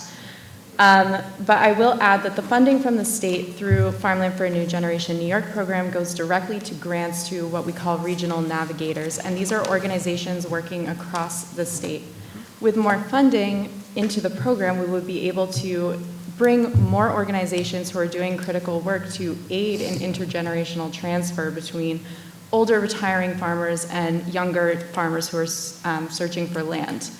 So we'd be able to provide more grant funding and particularly to BIPOC-led organizations. And we have this conversation for the last 2 years that I've been here, and the funding needs have been we need a lot more in that particular budget line. Where are we now, and what do you think that we need to really meet the need? Right now, Governor Hochul did not put it in her budget, so we are calling on the legislature to please add this back into the enacted budget. But last year we had $500,000. We've had $1.8 million over the past 4 years allocated to this program. I think that we could make significant changes if we were able to raise that up to $1 million, because we are operating on a shoestring budget with a small staff. Okay. And then my second question for you, you have stated that it is important for 30% reimbursement program to expand to include all school meals and increase the reimbursement for school breakfasts for schools to achieve this milestone. Why exactly is it necessary to also increase the reimbursement schools would receive for breakfast that includes local foods? What is that distinction, and how is it difficult for schools if they don't have that? Yeah, thank you. So the number one barrier to schools in accessing the 30% incentive program from our research is that they are unable to separate their purchases, their local purchases, between lunch and the other school meals that they provide. Some schools are also many schools are serving breakfast, and some schools are also serving after-school meals as well, and these are really important meals for our kids. So it is very difficult, especially for small rural schools. Thank you. Senator Harkam. Thank you very much, Madam Chair. Thank you both so much for your insightful testimony. Katie, if I can start with you, I'd like to follow up on the line of questioning from Chair Gillette around peanut seed.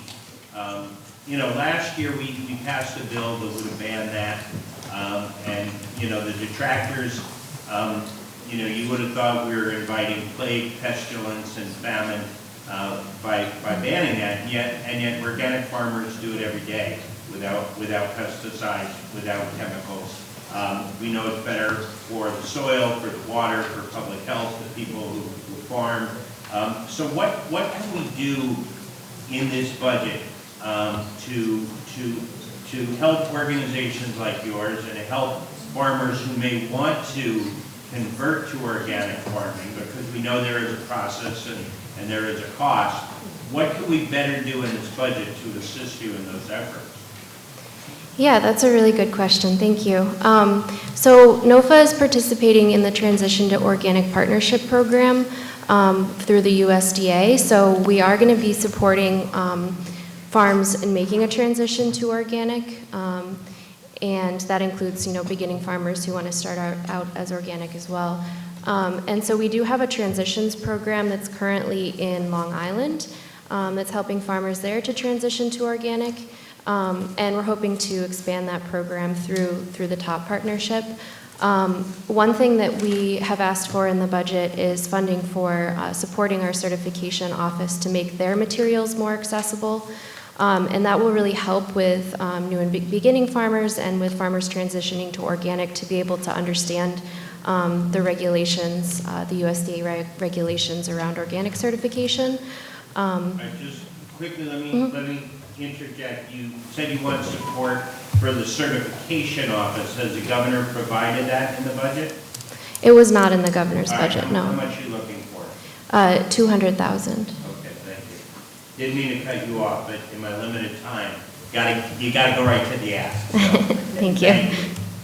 Continue, please.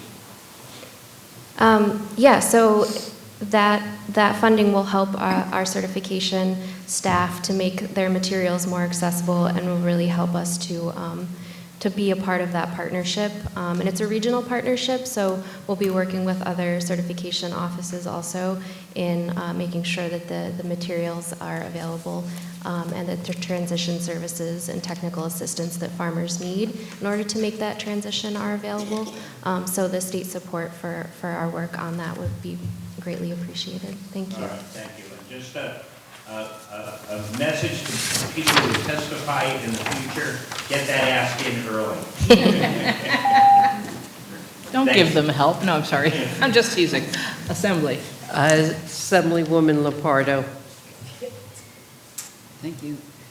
If we could continue on that topic, can you remind us how much NOFA had in the budget last year? It was a legislative ad, which we were helping you to develop the Clover portal, correct? Mm-hmm. Yeah, it was 150,000. So we're looking for a new appropriation of $200,000 just to follow up to help with accessibility with these materials. What does that look like? What will that pay for? Yeah, the first step will be really looking at a needs assessment So what is actually needed, whether there's some language justice work that we need to be doing, whether there are sort of other accessibility opportunities. A lot of the materials that are used in the certification process are sort of very technical and heavy on terminology, so just making sure that the materials are really more accessible to someone that may be new to the program. Okay, thanks. And a question for Farmland Trust.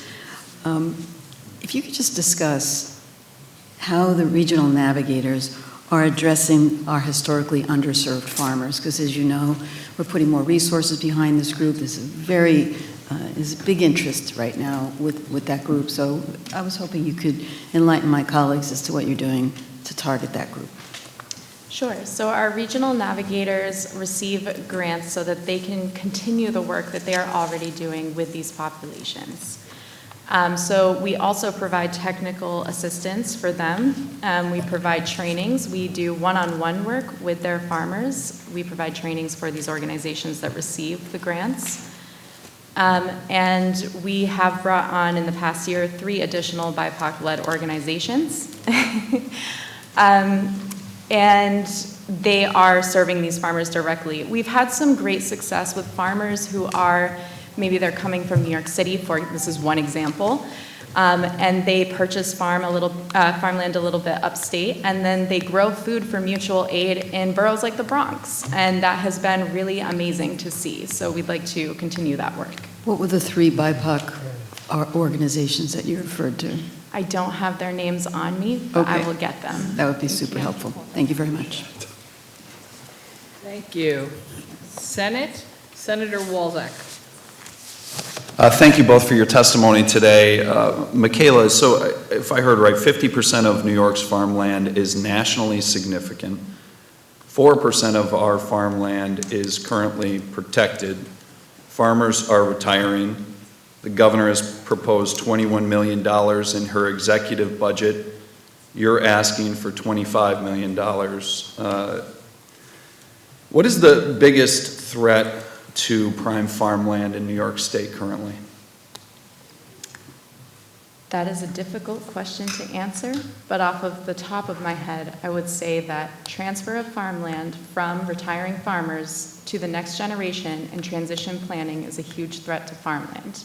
I would also say that low-density rural housing or low-density residential development is another threat that we are concerned about, and that is outlined in our most recent Farms Under Threat report. Thanks so much. I think you've left off what I view as the biggest threat, at least in consideration for a representative democracy. We're here working as a legislature to comment on the governor's executive proposal, which has fallen short in many of the ways that we've displayed so far today.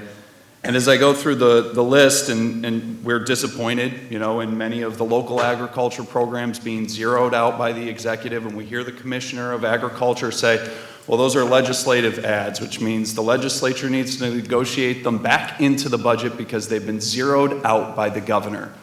And then I go through the testimony list today, and I'm very glad that you both are here because you are the only voices for agriculture. We've got private Citizens Campaign for the Environment, Earth Justice, Conservation Voters, Nature Conservancy, River Keepers and Mountain Keepers, Clean Power, Alliance for Clean Energy, Geothermal Energy folks, Beyond Plastics, Natural Waste, and the list goes on. This is going to be a very long hearing today. And you, I'm very disappointed to say, well, your testimony was phenomenal, and I have no disappointment in you. You are the sole voice for agriculture today as far as the legislature is going to hear in this budget process. This is the agriculture, environmental conservation, and energy. And there is a lot more emphasis by the testimony that's laid out in our schedule today on the latter part and not on agriculture. And if we want to survive as a human species, we need to have food in our future. Michaela, that is the critical mission of your organization. But I'm sorry that you two have to stand up for the entire agriculture community today because we should have the New York Farm Bureau on a panel today. We should have Cornell and Cornell Cooperative Extension on a panel today.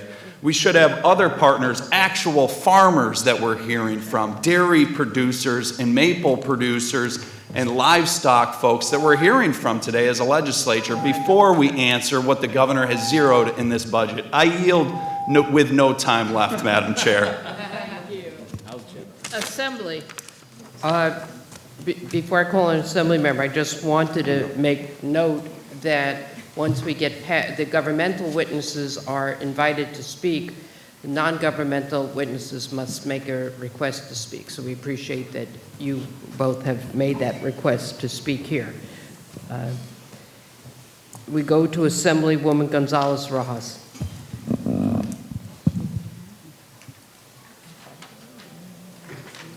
No, okay, thank you so much. Thank you both for being here. My question's for Ms. Perry. You talked about the breakfast and lunch meals for schools. You talked about the 30% program. Can you tell us directly how this impacts and supports New York's farmers and agricultural industry? Yes, absolutely. It incentivizes schools to purchase at least 30% of their food budget from New York farmers or producers. And what does that mean in terms of the economics of the state and the industry?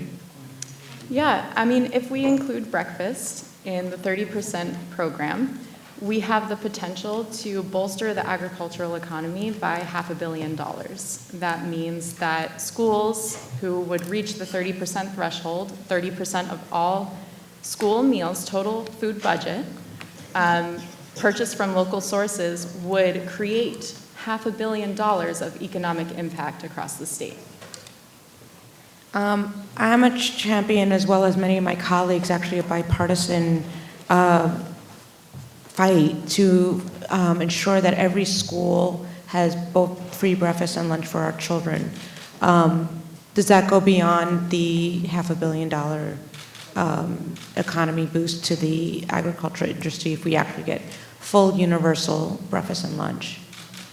I cannot speak to what universal breakfast and lunch would do for the agricultural economy of New York, because it is up to school food authorities of where they would then purchase those meals, even if those meals are provided by the state. So this program specifically incentivizes those schools to make sure that they are purchasing New York products. And as it stands right now, the universal meals proposal supports farm to school, and we work closely together, but it doesn't incentivize that 30% local procurement. Got it. What would be helpful to do so? It might be helpful to do so. It would be helpful to expand on the program that exists as well right now and improve it so that more schools can access the fund. Right now, the fund is set at $10 million per year. We've only ever used half of that funding. We leave $5 million reappropriated every single year because schools cannot actually participate in the 30%. We have stagnated in the program. Great, and I just want to thank you for that. I know my son eats apples from New York and other products from around the states. As a public school parent, thank you for your advocacy. Thank you. I think I'm the last senator, and I don't really have a question. I'd just like to respond to my colleague. We didn't turn down any other farm groups who asked to testify in person today. Some of them have submitted written testimony, and we encourage everyone to do so.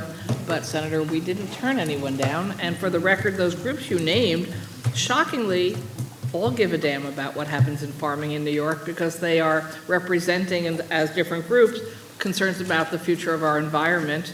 And I think that all the farmers in New York State would agree with my statement that unless we take care of protecting the stewardship of the planet, they don't survive to farm and feed us. So I don't think any of us are in disagreement on these issues. Thank you. And unless there's a more assembly? Yes, more assembly, please. Assemblywoman Warner. Thank you very much. Michaela, my question is for you. Following up on the questions that my colleague Anna Kellis and Jessica Gonzalez-Rojas said. So speaking to the challenges that are causing the stagnation, if you could reflect a little bit on sort of what is the procurement issues that are causing us to have $5 million left on the table, and how can a proposal which includes both breakfast and lunch address that stagnation and open it up for more schools to participate? Sure. So the problem is administrative. Schools who are under-resourced especially have difficulty separating out the cost that they're spending on New York food products for lunch versus the cost for breakfast and other school meals. They have to they have to physically separate out their milk cartons. And if you are an under-resourced school, that is incredibly difficult. They are counting milk cartons.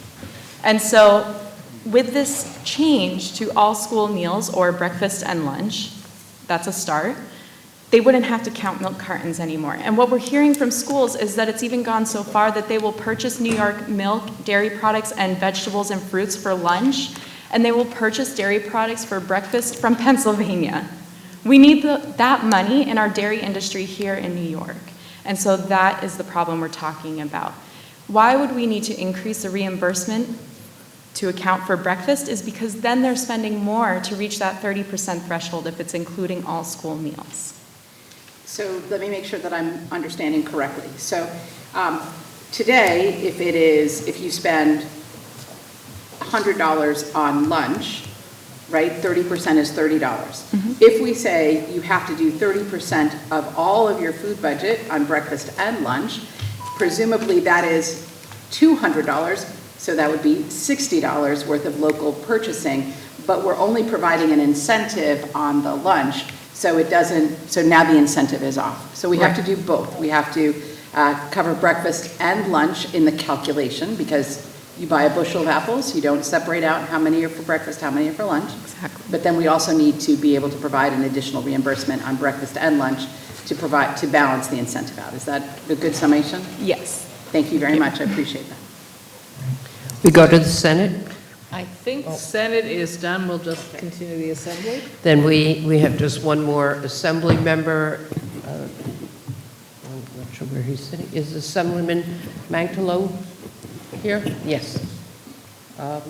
Jody, can you?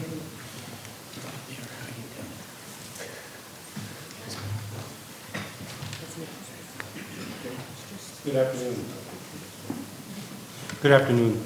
Michaela, back to the Farmland Trust things. Are you guys tracking anything of where the land in New York State is going? Farmland that's being sold now isn't always being sold or turned over to the next generation. Are you tracking where that farmland goes? I'm so sorry. Can you repeat the question? I'm having trouble hearing you.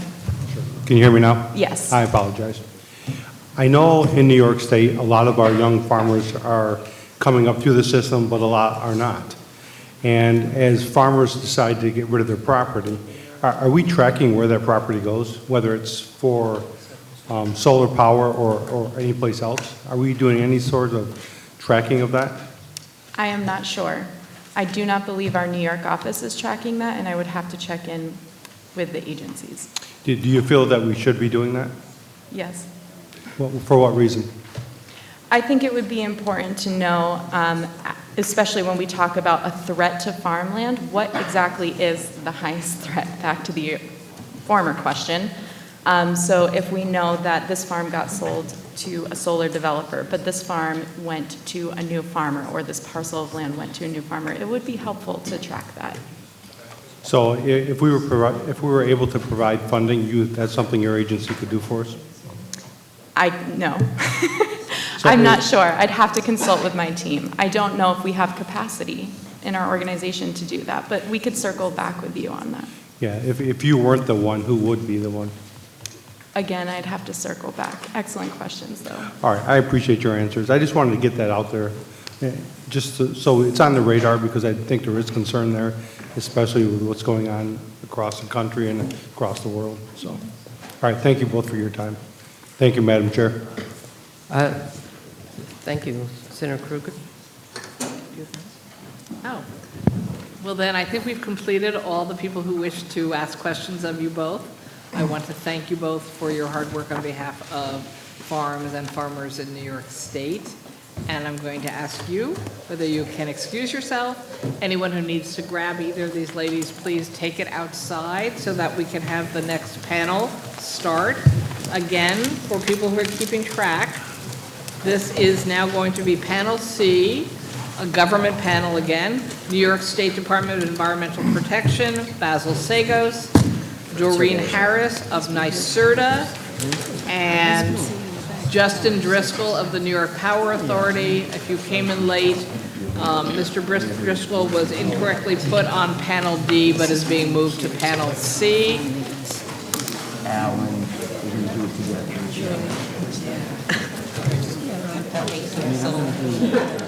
Yeah.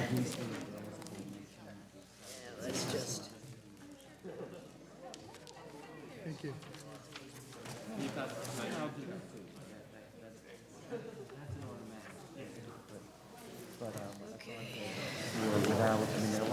Thank you so much.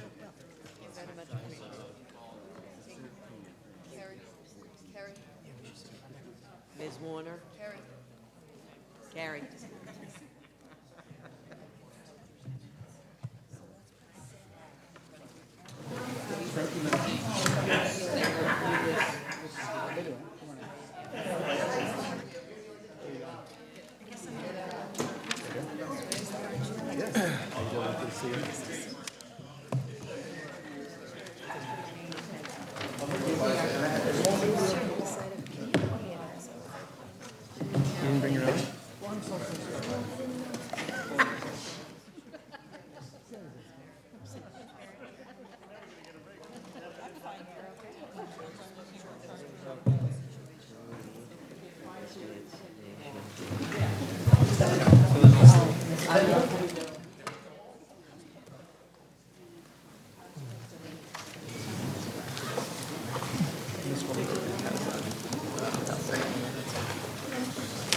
Thank you so much. Thank you so much. Very much appreciated.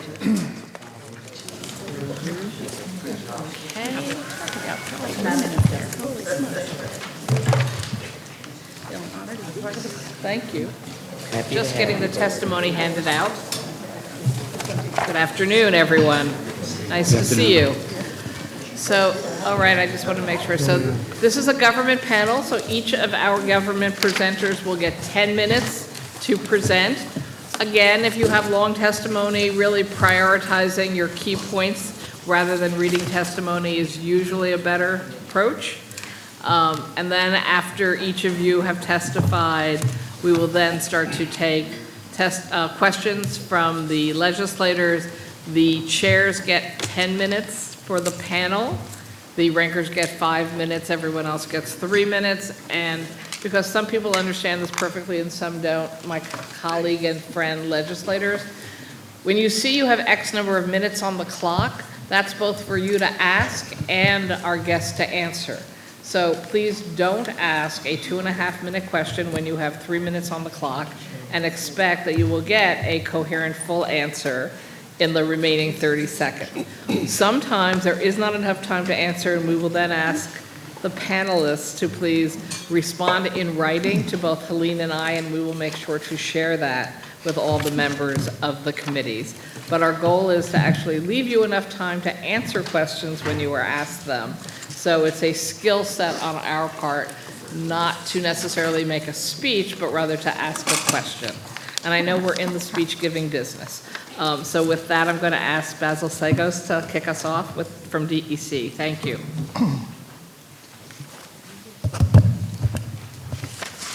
Good morning, Senator Krueger, Chair Weinstein, members of the Fiscal, Environmental Conservation, and other legislative committees. It's an honor to be with you today, along with Doreen Harris and Justin Driscoll, and certainly to discuss the very exciting governor's priorities for the coming year, and to echo Senator Matera, happy Valentine's Day to you all. Just briefly on 2022, it was a momentous year for DEC. The Climate Action Council that I co-chair with Doreen Harris delivered its scoping plan on time at the end of the calendar year. It was a culmination of 3 years of extraordinary work, hundreds of meetings, and the dedication of more than 300 of our staff. It was robust public engagement as well. We had 35,000 New Yorkers comment on the draft scoping plan. We did 11 public hearings around the state, and what came out of it was a blueprint which will help us build the green energy economy and combat climate change.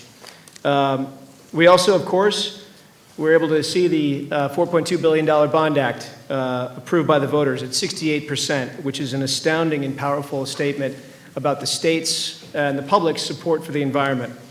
Now we have a generational opportunity to truly make the state sustainable and resilient for the long haul. And we've been hard at work on an interagency working group at the direction of the governor to create the infrastructure behind the act, and we look forward to engaging the public and you all in the coming months. We took major actions to protect air and water. We launched the nation's first ever statewide community air monitoring program in 10 disadvantaged communities around the state that are home to an estimated 5 million New Yorkers. We adopted the Advanced Clean Cars rule to put New York on a path to 100% electric vehicles by 2035. We adopted methane reduction regulations for oil and gas. We delivered a record $1.1 billion in water infrastructure grants. That was about nearly zero back in 2015. And a record $1.6 billion in water loans from the Environmental Facilities Corporation. And the governor directed funds to some places that have needed it the most particularly in Mount Vernon, where we delivered $150 million to help get that disadvantaged community and its badly outdated system off its feet. In the Brownfields Cleanup Program, which again was reauthorized in the budget last year, 84 new projects came in, 53 certificates of completion issued. On public protection, which we are proud to have as a core part of our mission, our environmental conservation officers responded to an astounding 26,000 calls for help and issued over 13,000 tickets on issues such as deer poaching, solid waste, dumping, illegal mining, and emissions violations. Our rangers responded to calls for help, rescuing 359 people in the woods and helped extinguish 162 wildfires around the state, including in Minnewaska State Park. We also held our 23rd basic school and graduated 38 new rangers and 18 ECOs. It's my 4th academy as commissioner. I'm proud of the work that we did on that. We also conducted an astounding 230,000 boat inspections to look at invasive species, primarily in the Catskills, but not only in the Catskills. We managed increased usage, just as the park commissioner talks about increased usage. We certainly have that as well in the Catskills and Adirondacks. We created the new Office of Indian Nations Affairs at DEC and oversaw the largest ever land transfer to an indigenous nation in state history. And we appointed our first ever Deputy Commissioner for Equity and Justice. So on to the coming fiscal year, 2023-24.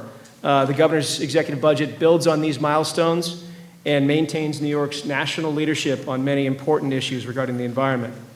On climate, the governor proposed an economy-wide cap and invest program that would set a declining cap on emissions with the revenue to invest in the transition of the economy of the future, guided by 5 important principles: affordability, linkability with other states, creating jobs and protecting competitiveness, investing in disadvantaged communities, and funding a sustainable future. We'll create this program through regulation, and we'll work with you on the creation of a climate action fund to ensure affordability, which will put money back in New Yorkers' pockets, and work to create an industrial small business climate action account to help mitigate some of the impacts on small industrial operations. And we'll be doing this over the course of the next few months, as has been mentioned this morning, with very robust stakeholder engagement. The governor is also proposing another $400 million environmental protection fund, and I thank the legislature for its extraordinary support of this important program over the years. And in the same token, a $500 million investment in clean water. That's $5 billion since 2017. Another $90 million for New York Works, which helps to fund our open spaces and our infrastructure. And a Clean Up Forever Chemicals Initiative, which is a $60 million commitment to combat, per year, to combat emerging contaminants at the local level. You think about PFAS and 1,4-dioxane impacting our water supplies. There's also an important Waste Reduction and Recycling Infrastructure Act to address the waste crisis by shifting the burden of waste management from consumers and municipalities to producers. This program will increase recycling rates, save local governments money, and protect the environment. DEC's budget also recommends state operations funding of $560.2 million. That's a $66 million increase over last year. A total capital budget from all sources, including Biden Act and water, of $9.7 billion. A record staffing increase of 231 staff, now 3,322, which would make it the highest level in well more than a decade. And that's on top of another 52 staff next year. All of this will support our core mission, our Cap and Invest program, the Bond Act, and the Waste Reduction Act. So in closing, the governor's executive budget prioritizes the environment as never before. It recognizes the urgency of the climate crisis, our infrastructure needs, and the added protections for water, air, and natural resources. And it positions our state to maximize federal investments as well.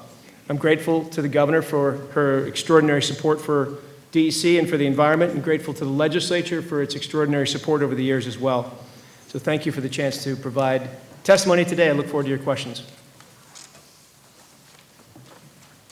Thank you. Next. Good afternoon, Chair Kruger, Chair Weinstein, and members of the committees. Thank you for the opportunity to testify before you today. I'm Doreen Harris. I'm the President and CEO of the New York State Energy Research and Development Authority, or NYSERDA, and I too am pleased to be here today to discuss the many critical climate and energy issues facing our state and our nation. And as you just heard, and certainly as you know, the Climate Leadership and Community Protection Act established the Climate Action Council and charged the council with developing a scoping plan. And as co-chair of the council with Commissioner Sagos, I am proud to say that after a robust comment period, including 11 public hearings across the state and more than 35,000 public comments, the council achieved a key milestone in December on time by adopting a final scoping plan.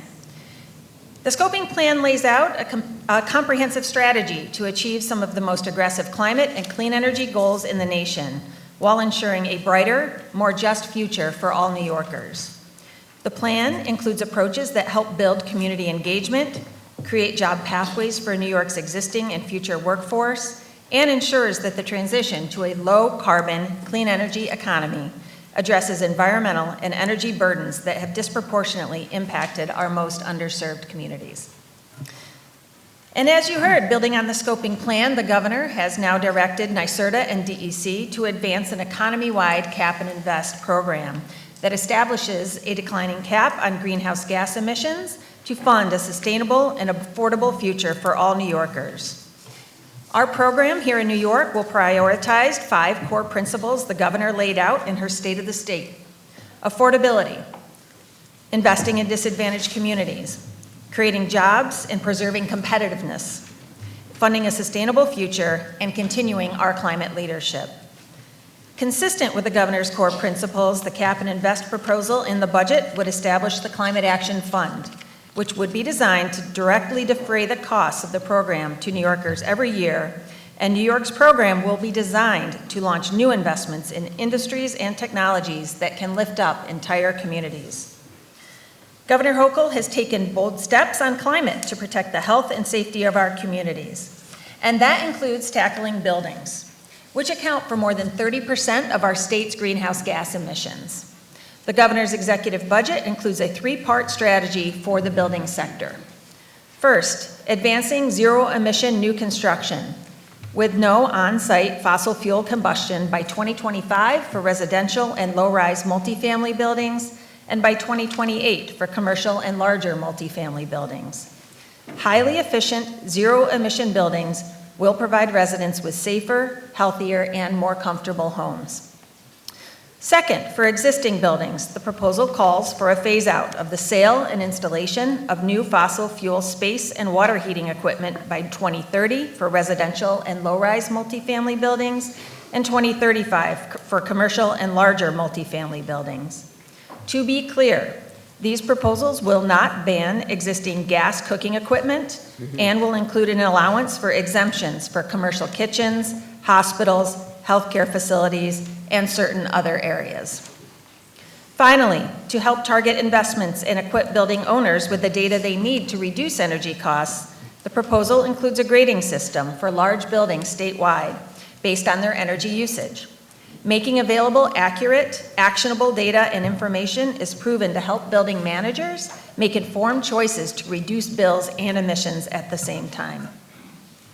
Another of the governor's proposals, focused on helping consumers, is the launch of a first-of-its-kind $200 million Empower Plus home retrofit program which will help 20,000 low-income families retrofit their homes by adding insulation, installing energy-efficient appliances, and switching from inefficient fossil fuel heating systems to clean, efficient electric alternatives, or preparing the home to do so.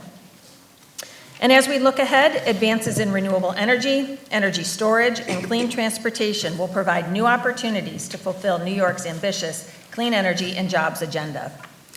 To achieve the state's 70% by 2030 renewable energy goal, NYSERDA is rapidly advancing our work through the deployment of 9,000 megawatts of offshore wind, 3,000 megawatts of energy storage, and an increased goal of 10,000 megawatts of distributed solar. And as we work to transform the way we power our homes and businesses, New York State is currently managing a portfolio of 120 large-scale solar, onshore, and offshore wind projects, as well as new transmission projects, totaling more than 14,200 megawatts, that will be capable of powering 66% of the state's electricity grid once operational and directly supporting over 23,000 jobs. In addition, NYSERDA and the Department of Public Service submitted a new framework to the Public Service Commission last December to achieve 6 gigawatts of energy storage by 2030, which represents nearly 20% of the peak electricity load of New York State. And last month, NYSERDA received a robust response to our third offshore wind solicitation, with more than 100 total proposals for 8 new projects from offshore wind energy developers, a record-setting level of competition among East Coast states. And this progress will be bolstered by at least another 2,000 megawatts of land-based renewables that will result from our 6th annual procurement for large-scale renewable energy projects, which is also underway.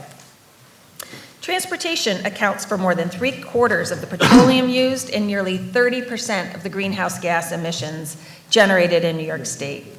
Therefore, with the adoption of the advanced clean car regulations, all new passenger cars and trucks sold in the state must be zero emission by 2035.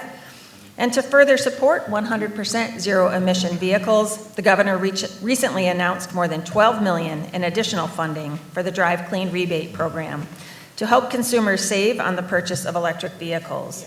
There are now more than 127,000 electric vehicles on the road, up from 24,000 just 5 years ago, and more than 11,000 EV charging stations installed statewide. And with the passage of the Bond Act, $500 million will be provided to school districts to ensure their buses are all electric by 2035. And to ensure there are union labor opportunities, support for existing and new energy workers, and hiring in disadvantaged communities embedded within our green economy scale up, the governor's budget will establish the Office of Just Energy Transition. New York stands to see hundreds of thousands of jobs created through the implementation of the Climate Act, but we cannot reach our clean energy goals without the trained professional workforce required to translate these goals into action. So our efforts are centered on career pathway programs that provide education, training, and services to help place new workers in clean energy occupations where demand for workers is growing across all sectors of our economy. This concludes my opening remarks, and I will turn it back to the chairs. Thank you. Thank you. Mr. Driscoll. Good afternoon. Good afternoon, Chair Weinstein, Chair Kruger, and other distinguished members of the committees. My name is Justin Driscoll, and I'm the acting president and CEO of the New York Power Authority. Thank you for the opportunity to appear here today to discuss the governor's executive budget proposal and specifically legislation in the executive budget that would enhance NYPA's ability to help our state achieve the goals in the Climate Leadership and Community Protection Act and advance other state priorities. We are guided by the strong leadership of Governor Hochul and the legislature, and the Power Authority is proud to be playing a critical role in advancing the state's clean energy, environmental, and social policies that are embodied in this and other 2023 landmark legislative initiatives. I will now spend a few moments to describe what NYPA does and how we are already contributing to the state's clean energy transition, and I will then address the budget legislation. Specifically, there are 3 broad components of the Power Authority's work. First, NYPA is an experienced owner and operator of energy infrastructure. The authority owns and operates 16 generating facilities throughout New York State, generating nearly 25% of all power produced in the state. More than 80% of that electricity we produce is clean, renewable hydropower. Additionally, the Power Authority owns, operates, and maintains approximately 1/3, or 1,400 circuit miles, of the high-voltage transmission lines in New York State. These assets help form the backbone of the statewide energy grid for electric power transmission, and they are critical to integrating existing and new renewable energy throughout New York State. Second, NYPA is an experienced supplier of energy and energy services. The authority has more than 1,000 customers enabled by federal and state statutes. They include local and state governmental entities, municipal and rural cooperative electric systems, and economic development customers. Our economic development power programs have supported the creation and retention of more than 440,000 jobs and nearly $32 billion in capital investment by businesses throughout New York State from the inception of these programs. Third, NYPA is already helping to lead the state's clean energy transition. NYPA has invested more than $3.6 billion in energy efficiency projects at publicly owned facilities throughout New York State. Our energy services programs have resulted in more than $266 million in annual taxpayer savings. These programs have reduced energy consumption in the state by 275 megawatts and prevented the emission of approximately 922,000 metric tons of greenhouse gas. Through our solar advisory services, the authority has enabled over 61 megawatts of solar, 21 megawatts of which has come online since I became acting president and CEO in October of 2021. In addition, through both our Evolve New York program and our electric vehicle charging installations at customer sites, NYPA has facilitated the development of 669 electric vehicle charging stations at government and NYPA customer facilities throughout the state. We are continuing to work with our customers to expand EV charging at their locations. Finally, NYPA is playing a fundamental role in the upgrade of the high-voltage transmission system in the state. We currently have 4 major projects, 2 in construction, 2 others in engineering and approval. One of these projects, Clean Path New York, a joint venture between NYPA, Invenergy, and Energy RE, will deliver more than 7.5 million megawatt hours of emissions-free energy into New York City every year. Clean Path is just one example of the authority partnering with the private sector to leverage our experience and resources to maximize benefits for New York State. Through our transmission and customer businesses, the Power Authority has established a long track record of collaborating with the private sector to bring public benefit. I will now turn to the governor's budget legislation. The governor's executive budget proposal, Part XX of the Transportation, Economic Development, and Environmental Conservation Budget Bill, gives NYPA the authority and the tools to take on an even greater role in the state's clean energy transition, leveraging our strengths and enabling us to further collaborate with the private sector when it makes sense to do so. To summarize, the budget bill would, 1, enhance NYPA's authority to develop new renewable energy projects that will help New York achieve its climate goals. 2, establish a Renewable Energy Access Community Help Program, or REACH, to provide renewable-based electricity discounts to disadvantaged New Yorkers to reduce their energy costs. 3, publish a plan in 2 years for decarbonizing New York NYPA's peaker plants by 2035, subject to adequate reliability determinations. 4, authorize the authority to make up to $25 million annually available to fund training programs for employment in the renewable field.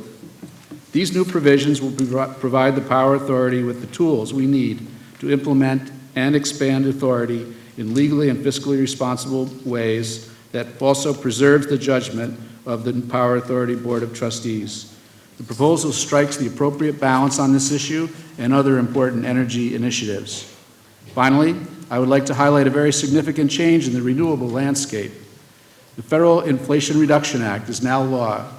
NYPA expects to be able to access new and existing federal tax credits provided by the IRA to lower the costs of certain renewable energy projects that it would undertake under the governor's legislation. While the Power Authority pays no federal income tax, the IRA facilitated tax credits such as the investment tax credit and the production tax credit, are directly payable now to governmental and other non-taxable entities like NYPA. These tax credits add new financial resources to NYPA's ability to expand the state's renewable generation fleet. Thank you for the opportunity to provide testimony here today, and I look forward to answering your questions. Thank you. Thank you all very much. Before we start questions, I just want to announce that we have been joined by Senator Kristen Gonzalez, by Senator Jessica Ramos, by Senator Gunardis, and by Senator Salazar. And any Republican senators new? Same are here, fine. Do you have any new Assembly members to announce before I roll it out? Anyone want to wave that they got Sure. here, didn't get announced? Some were here for earlier, but Assemblyman Mandami and Assemblywoman Shrestha, and I think everybody else was here at the beginning. Okay. To the Senate. Thank you. So we're going to start with the Chair of NCON, Senator Pete Harckham. Good afternoon, everyone. Thank you so much. Is this mic working? We've been having issues. All right, we'll go ahead without the mic. That's okay. That's a lot of mouth. Thank you all for your testimony. Really appreciate it. I want to thank you and congratulate your teams on the incredible work. All right. Can we borrow a mic here?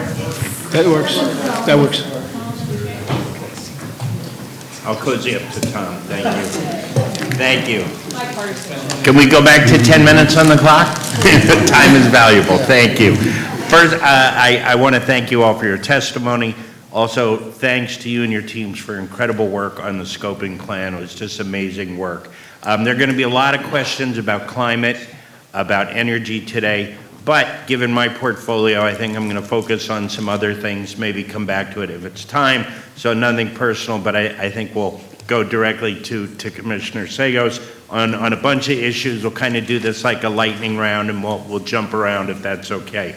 First, on the Environmental Protection Fund. Some folks think we're kind of backsliding into an old bad habit of charging staff to the Environmental Protection Fund. How many FTEs are we proposing to charge to the Environmental Protection Fund, and what is the cost? Senator, thanks for the question. It's not a large number. I can get you the exact number offline. If my staff can dig it up, I'm happy to share it with you during the hearing. But as you know, the staff, of course, would be working on EPF purposes.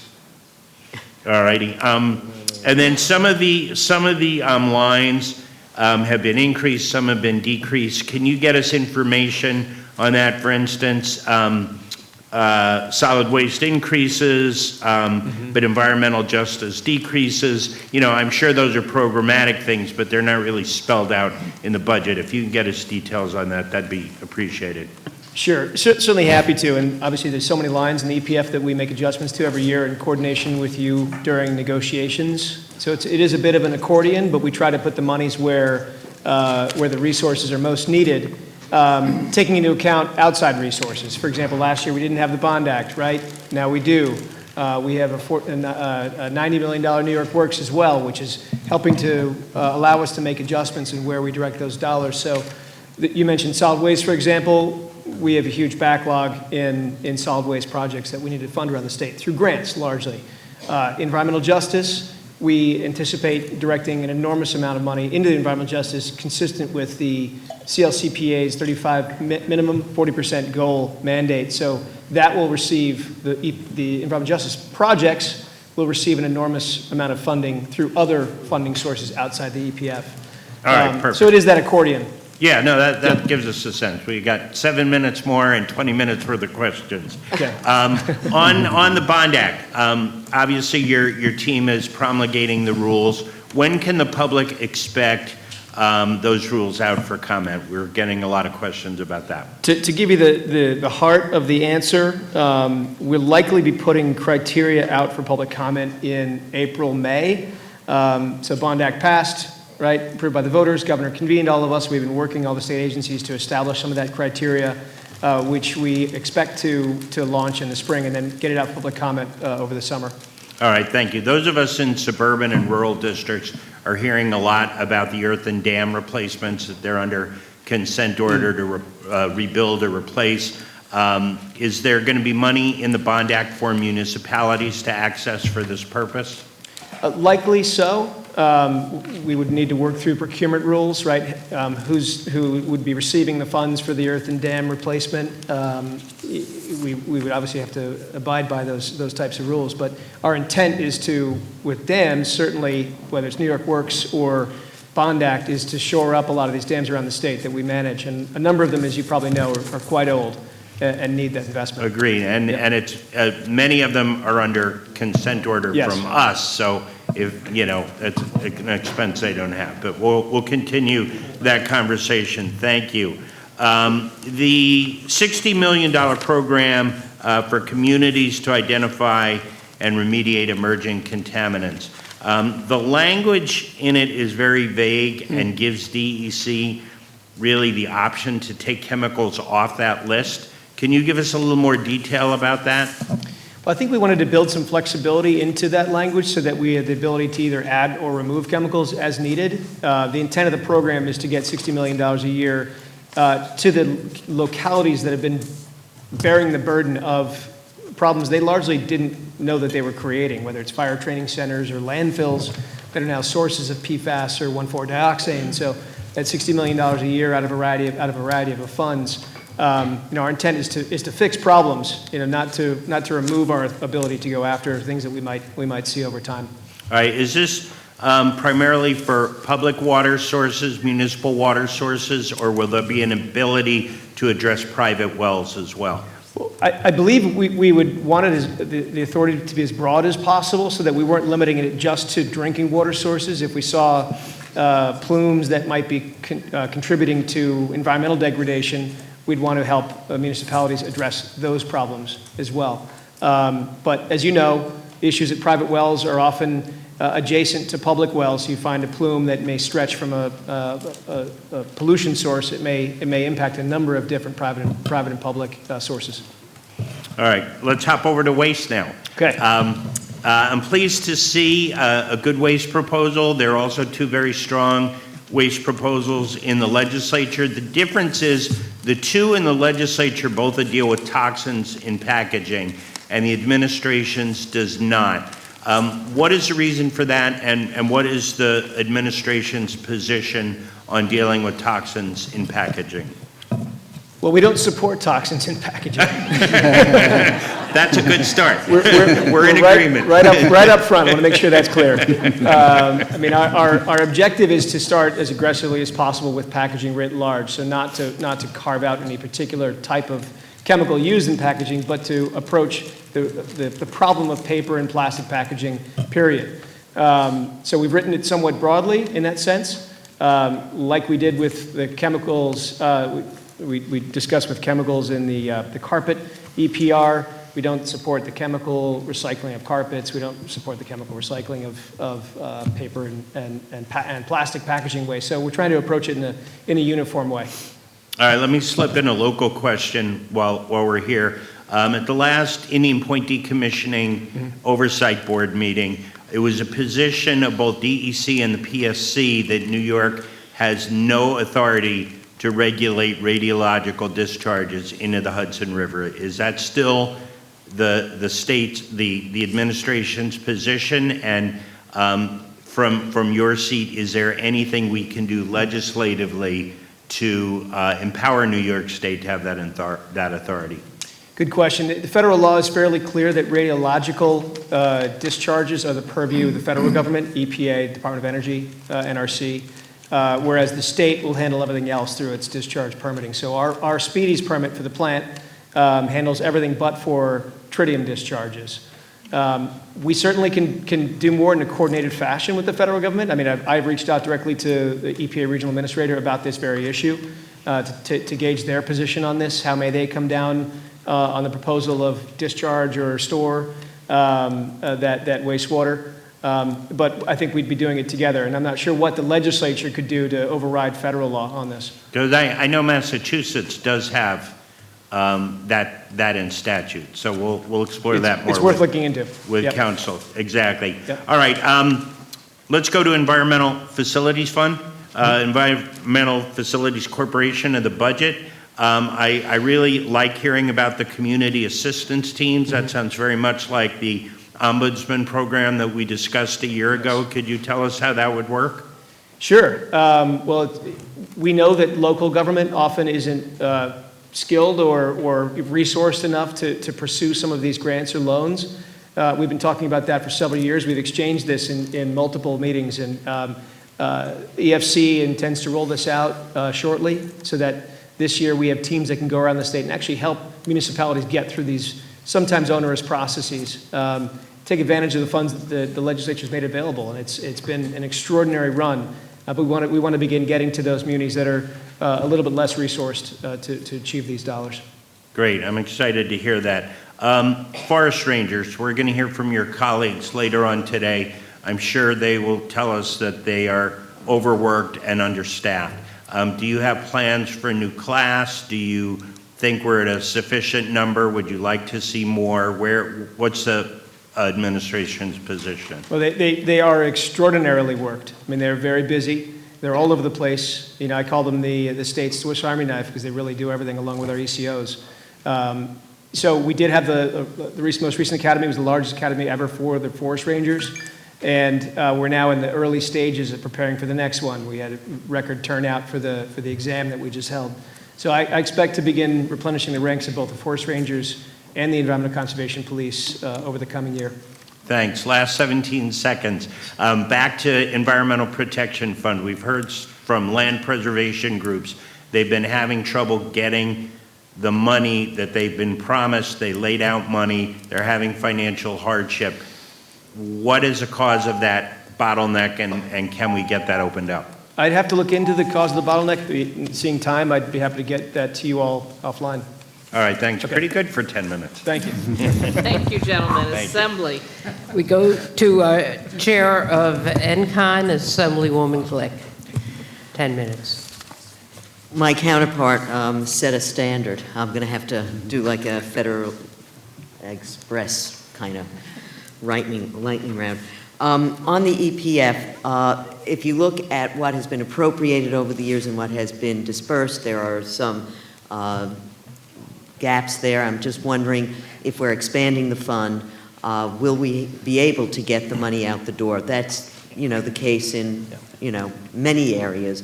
But what do you think is the likelihood that we will catch up to what hasn't been dispersed and what we will, in fact, be able to get out the door? Thank you for asking that. We have recognized the need to get the money out the door more quickly. And I will tell you that's exactly why the governor is coming to us with more resources. We are getting an additional 321 staff this year. It's really unprecedented to get those increases. That recognizes that we have a backlog of core mission, including EPF disbursements, and also taking on new responsibilities as we have over the last few years, most notably Bond Act and SEAL CPA. So my hope is that, I think I said 231. My hope is that we can get those dollars out more quickly because we are going to spread that increase across some of the divisions that have been working with less.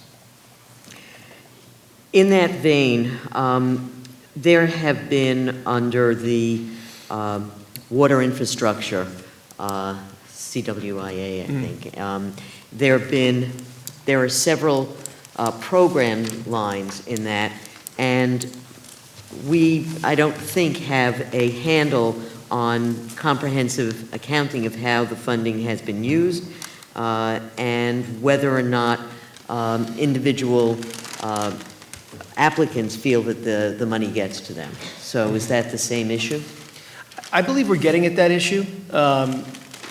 We started this in 2017, and then during COVID we had a bit of a lull in hiring freeze and spending was more challenging.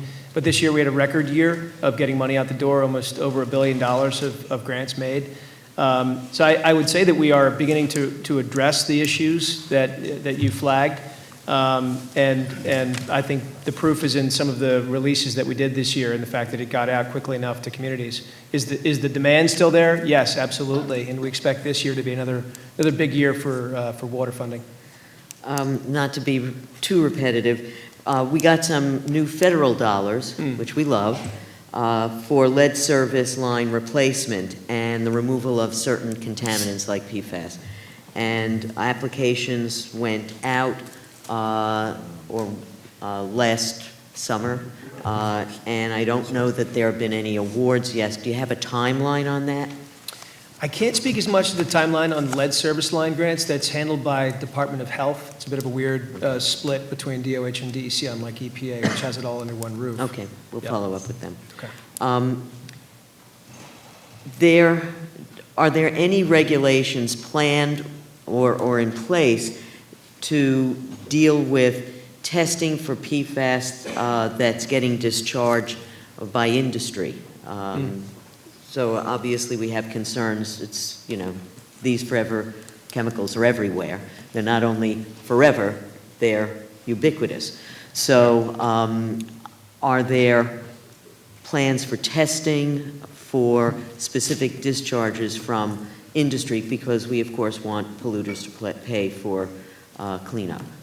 There are plans. We have some technical guidance out there already that requires certain testing of PFAS from dischargers. There are drinking water quality standards that we've worked on with the Department of Health. And we do ambient water quality testing as well to gauge the presence of PFAS in places where people are drinking or swimming. We are also, of course, doing testing of fish. That came up this morning, I think, in some of the Q&A. We've been doing that for several years, actually since 2016, been doing testing of fish, and that's more broadly done now at a nationwide level. So the answer is yes, we are starting to do it, and we envision certainly making wider controls over the releases of PFAS and helping to marry that up with some of the water funding that we have, which we don't want to strain the already cash-strapped public treatment works, for example. If we can get them some additional resources to prevent those kinds of discharges, that's certainly within the state's long-term horizon. A little bit of a shift. COVID made everybody more aware of the outdoors, and there's a tremendous amount in Catskills and the Adirondacks for use of the recreational activities. Not so much skiing this winter, but we're wondering why there was, since the overuse is likely to continue, why there was a elimination of specific overuse dollars in this budget. You're right. We are seeing record numbers, whether it was Eric's Parks or our Catskills and Adirondacks. And it's a good thing, but we've recognized that the use needs to be done in a sustainable way. We have the Catskills and High Peaks advisory groups that have prepared reports for us to begin controlling some of that, to begin channeling our resources into both parks to reduce the impacts. The EPF, again, was $300 million last year. Now it's $400 million, and we expect to increase our spending in both of those places. And I think, like every year, there's often an exchange of visions about whether or not we need to have a line without carve-outs or if we need to have those carve-outs. But our commitment to the Catskills or the Adirondacks has only increased dollar by dollar every single year since I've been in this office. And you envision that to also be money that will come out of the Bond Act for those purposes? Absolutely. The Bond Act has many broad categories. Again, we're going to be putting the criteria together on that, but even some of the categories that don't require criteria, there is already some early thinking about places where we could direct some of those dollars to help address some of the trail and trailhead issues that we've seen over the years. With waste reduction, the timelines seem to be fairly long time horizon. Do you think there's a way of moving those up?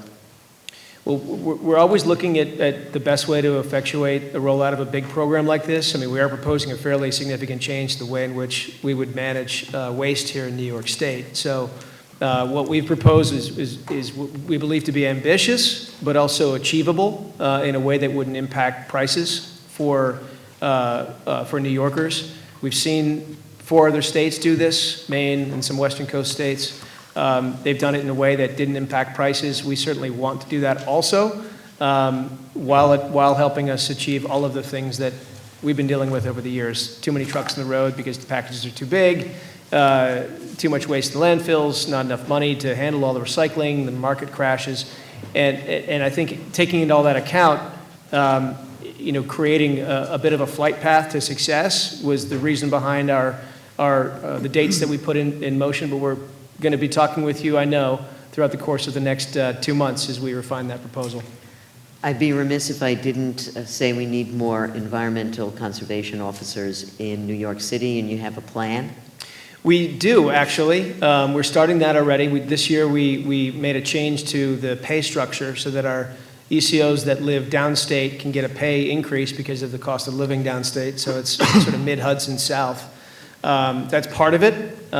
We also are intending to launch the next academy within the next 12 to 18 months, which is going to increase the size of that force. And as is always the case, they start downstate. We'd like them, if they want to be able to afford to live downstate, and that's really behind the reason behind the GeoPay that we did. I see my time is eroding. Let me just do a quick NYSERDA question or two. How can we make it easier for consumers to determine what renewable systems are best for them? How, if we want people to do the right thing, we want to make it easy. What plans do you have for that? Well, we certainly do need to increase awareness of options that are available to New Yorkers. We completely agree, and in fact, awareness is a major aspect of the climate plan's implementation in the first instance. But one new initiative that we are actually just launching and just awarded last year is our Clean Energy Hubs, which are actually going to be 12 locations around the state embedded within communities, intended really to be on the ground and resources available to navigate what is admittedly a complex ecosystem of not only resources, but technologies that can be brought to bear. So in addition to broader activities that we have underway, the hubs, I think, are a great way to be in the communities directly. I yield back my 8 seconds. Thank you. Good example. Chair Michelle Hinchy. She's Chair of Agriculture, but apparently that has something to do with the environment, so she has other interests. Wow, this was a gift that I didn't see coming, so thank you. First and foremost, thank you all for being here and for the work that you do in these incredibly important subject areas. My first question, and I guess I'll say yes, I think we all are in agreement now, and many have been, but especially now, that agriculture and the environment go hand in hand. They are not enemies, they are not antithetical to each other. We have to be working in partnership to make sure that we are protecting our environment and that we have a planet to live on in the future, but also so that we have a robust and thriving food supply and also farms that can help sequester our carbon, which we know is a core component of the CLCPA and the scoping plan. So thank you all for your work in this partnership. My first question is for President Harris. Is it true, would you say it's true, that the state and NYSERDA and all relevant agencies are not incentivizing solar development on farmland? I would say, thank you for the question. I appreciate it. I would say, and as someone who has worked in this industry for decades at this point, this has been an evolution of both recognition of the impacts, potential impacts of solar on farmland, but specifically the ways that we can avoid, minimize, and mitigate those impacts. You heard Commissioner Ball note of the fact that one of my very first stops was at his farm, where we spoke in depth about solar issues and siting issues, and in fact have put into place a number of activities that are progressing over time to not only I would say build the frameworks that will be necessary to avoid in the first instance, and that includes new and expanded provisions within our solicitations that are taking shape, but also the ways in which, building on the Climate Action Council's work, we can better be aware of issues of farmland protection and agricultural issues in general. So we are active participants in every working group that the commissioner has formed, and really have seen the developers respond, because what we have learned is that not only does our buying power, but our commitment to responsible development yield results. It takes some amount of time, and I would say it remains an area of top focus. Thank you. I think the commissioner who was here just before you said, for every 1 acre of farmland that is being built on, we're saving one. I would argue that is woefully too few, because that still means we're halving the amount of farmland that we have. And in the Build Ready program, that is an incentive program for solar development. Currently, farmland is included in that program.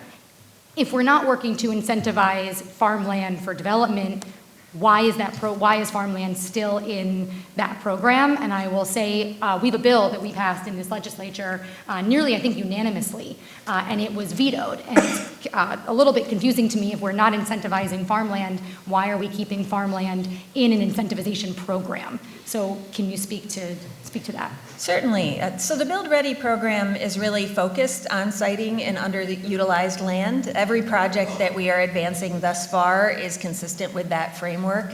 We don't have projects that are advancing in protected farmlands in the first instance, and really it remains a top priority of ours to work on brownfields, industrial sites, and other underutilized land. For the sake of time, I would argue that part of that is just not happening. I mean, I've got communities that are losing over 10% of their land with very few sited projects on them.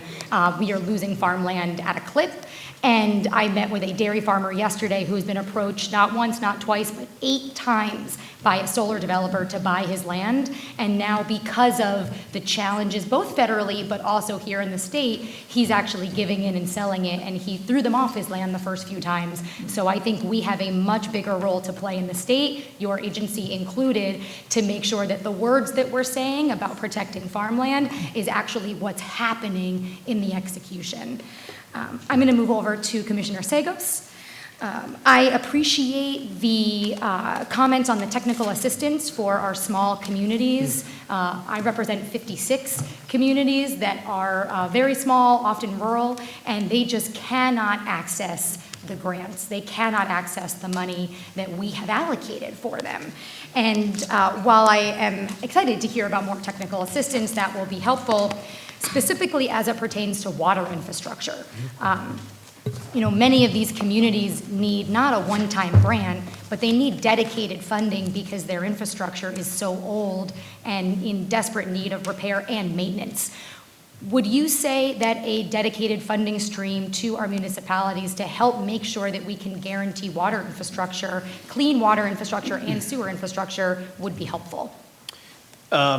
Yes, I would, but I would point you to the fact that we did that with you. We did the Clean Water Infrastructure Act back in 2017, and it's been really an annual event when we get to the governor's this year announcing another $500 million towards that, so now a $5 billion fund, which again never existed. And I think the issue really prior to 2017 is so many of these systems decayed because there was no money available, and the great grant program that we had was inaccessible because of the inability to pay off the debt service of those types of loans. Now we really have something. Now we have a grant program that matches up very well with a loan program, and we're spending at a record clip. So I would say that, as we try to get these dollars out the door as quickly as possible, to the Assemblywoman's question earlier, that if communities that you know of are having issues getting through that program, please let us know, because you've given us the dollars, now we need to get them through the system. I'll tell you, the loan program we hear rave reviews about. I think that's important, but the grants it's still not working, and I would encourage you before you leave today, whatever hour that might be, to talk to our folks who are in the breezeway between the Capitol and the LOB. What they believe is needed, and I do too, is a CHIPS-like funding program to our municipalities to actually get them reliable money to fix our water infrastructure. And there's a great display out there. I encourage everyone to go talk to them and see it. I did see it, actually. They yelled at me to Great. take it back. Go visit them, because I think they would say some of the grant structure is not actually working to our small communities, and there's a lot we still have to do there. Switching gears to the EPF and to agroforestry. This is something, as we know, we've cited, farmers are now a critical component of sequestering carbon, and on much of our farmland, we have forests. And one thing we don't talk that much about is selective cutting and forest maintenance so that we can actually sequester more carbon and have this land be working land for carbon sequestration. Do you think putting something like that in the EPF would be beneficial to both supporting our farmers for the long run, dedicated funding, and also for our climate goals? You know, we approached this issue a few years ago through the tax, I'm forgetting the actual number, but it was a tax credit program designed to help the owners of these small forests, right, which is the majority of the forestry in the state is owned by small private owners, to provide the types of incentives to get those the rates of cutting into a sustainable manner and also preserve that land from being taken up. I think we are willing to talk about any funding streams or any policies that ultimately would help to keep those forests as working forests, because they serve so many purposes for our logging industry, for sequestration purposes, and for the preservation of the outdoors. So I think we're fairly well aligned on that point and willing to talk about how best to effectuate it. Thank you. Yeah, the tax credit is great, or the tax credit is great, but I don't think it's enough, and I know they have some changes to and additionals that have come out of the scoping plan, actually, so things that we're reviewing, but a dedicated fund to actually pay our farmers for ecosystem management for that work, I think is an important component of what we're all doing here for the future. I will just also note the Clean Water Infrastructure Act also has as eligible funds to go to farms for farmland preservation for those important buffer areas, source water protection. Thank you. Protecting, that's a good point, because our farms are protecting a lot of our water supplies and making sure we don't need filtration systems. Specifically for many of my colleagues in the city, your water comes from our community and our farmlands are keeping it clean. With my 50 seconds left, want to quickly shift to the $60 million that my colleague Chair Harcum mentioned for landfills. Is that we have a small community that has a toxic landfill that is on the list for closure. However, they're so small, they can't afford the funds up front to pay for that, even though they're going to get reimbursed in 10 years. Is this a fund that they'd be able to access to help push that forward now? Possibly, if the landfill itself was creating a condition that would jeopardize drinking water supplies or other really important environmental sensitive resources. So yeah, I think the answer is probably yes. There's 1,900 of these landfills that are inactive that are waiting for full closure. And we've been doing an enormous amount of testing around the state to find out which ones are posing that risk. So perhaps we should try to compare the Venn diagram of what you're seeing and ultimately what the threats are and how we can best fund them. That'd be great. We have a couple. I'd love to talk to you about that. Great. We'll talk. Thank you. Thank you. Assembly. Assemblywoman Barrett, Chair of our Energy Committee.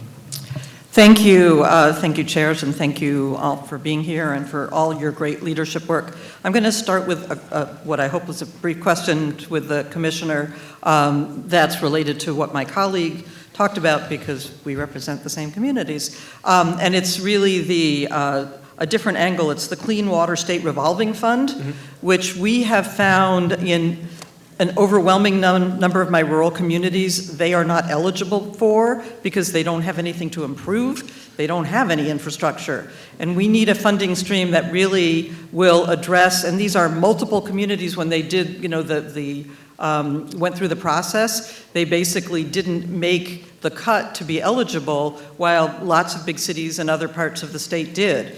And so it seems to me that's probably a flaw in the system, but if you have some other suggestion or some input, I'd love to hear it before I go on to other questions.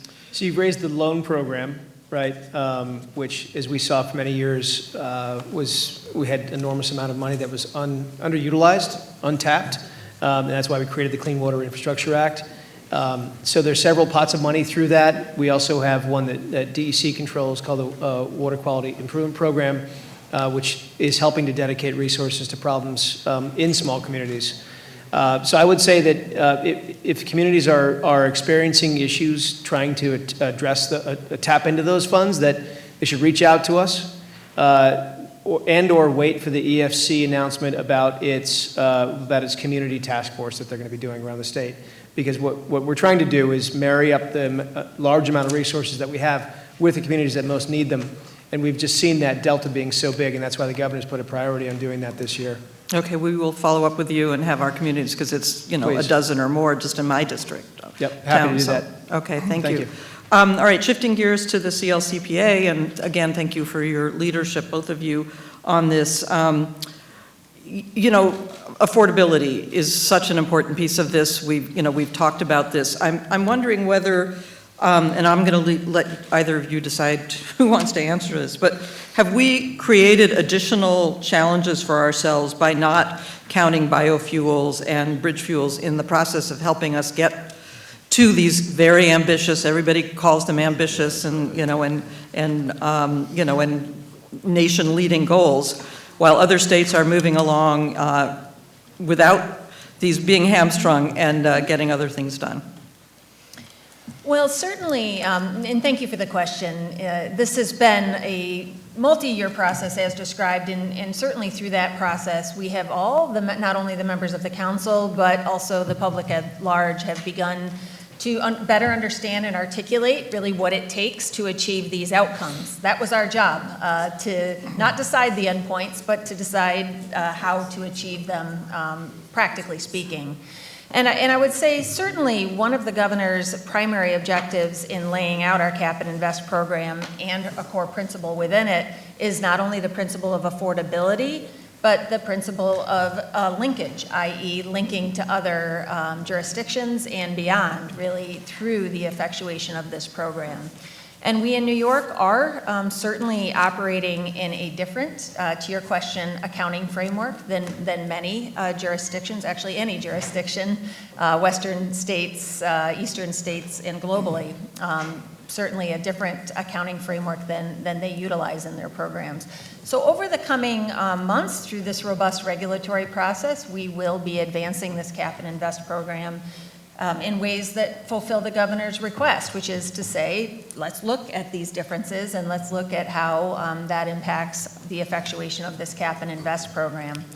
It's certainly the case that the climate law established very specific rules with respect to renewable energy eligibility by removing these biofuels as eligible renewable resources.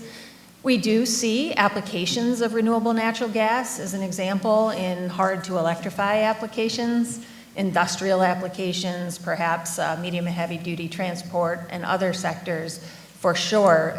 But with respect to power generation, these projects, because of the climate law's rules, are not eligible for renewable energy programs.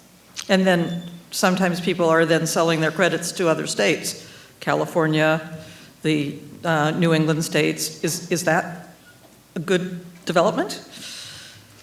Well, it is certainly true that these are markets.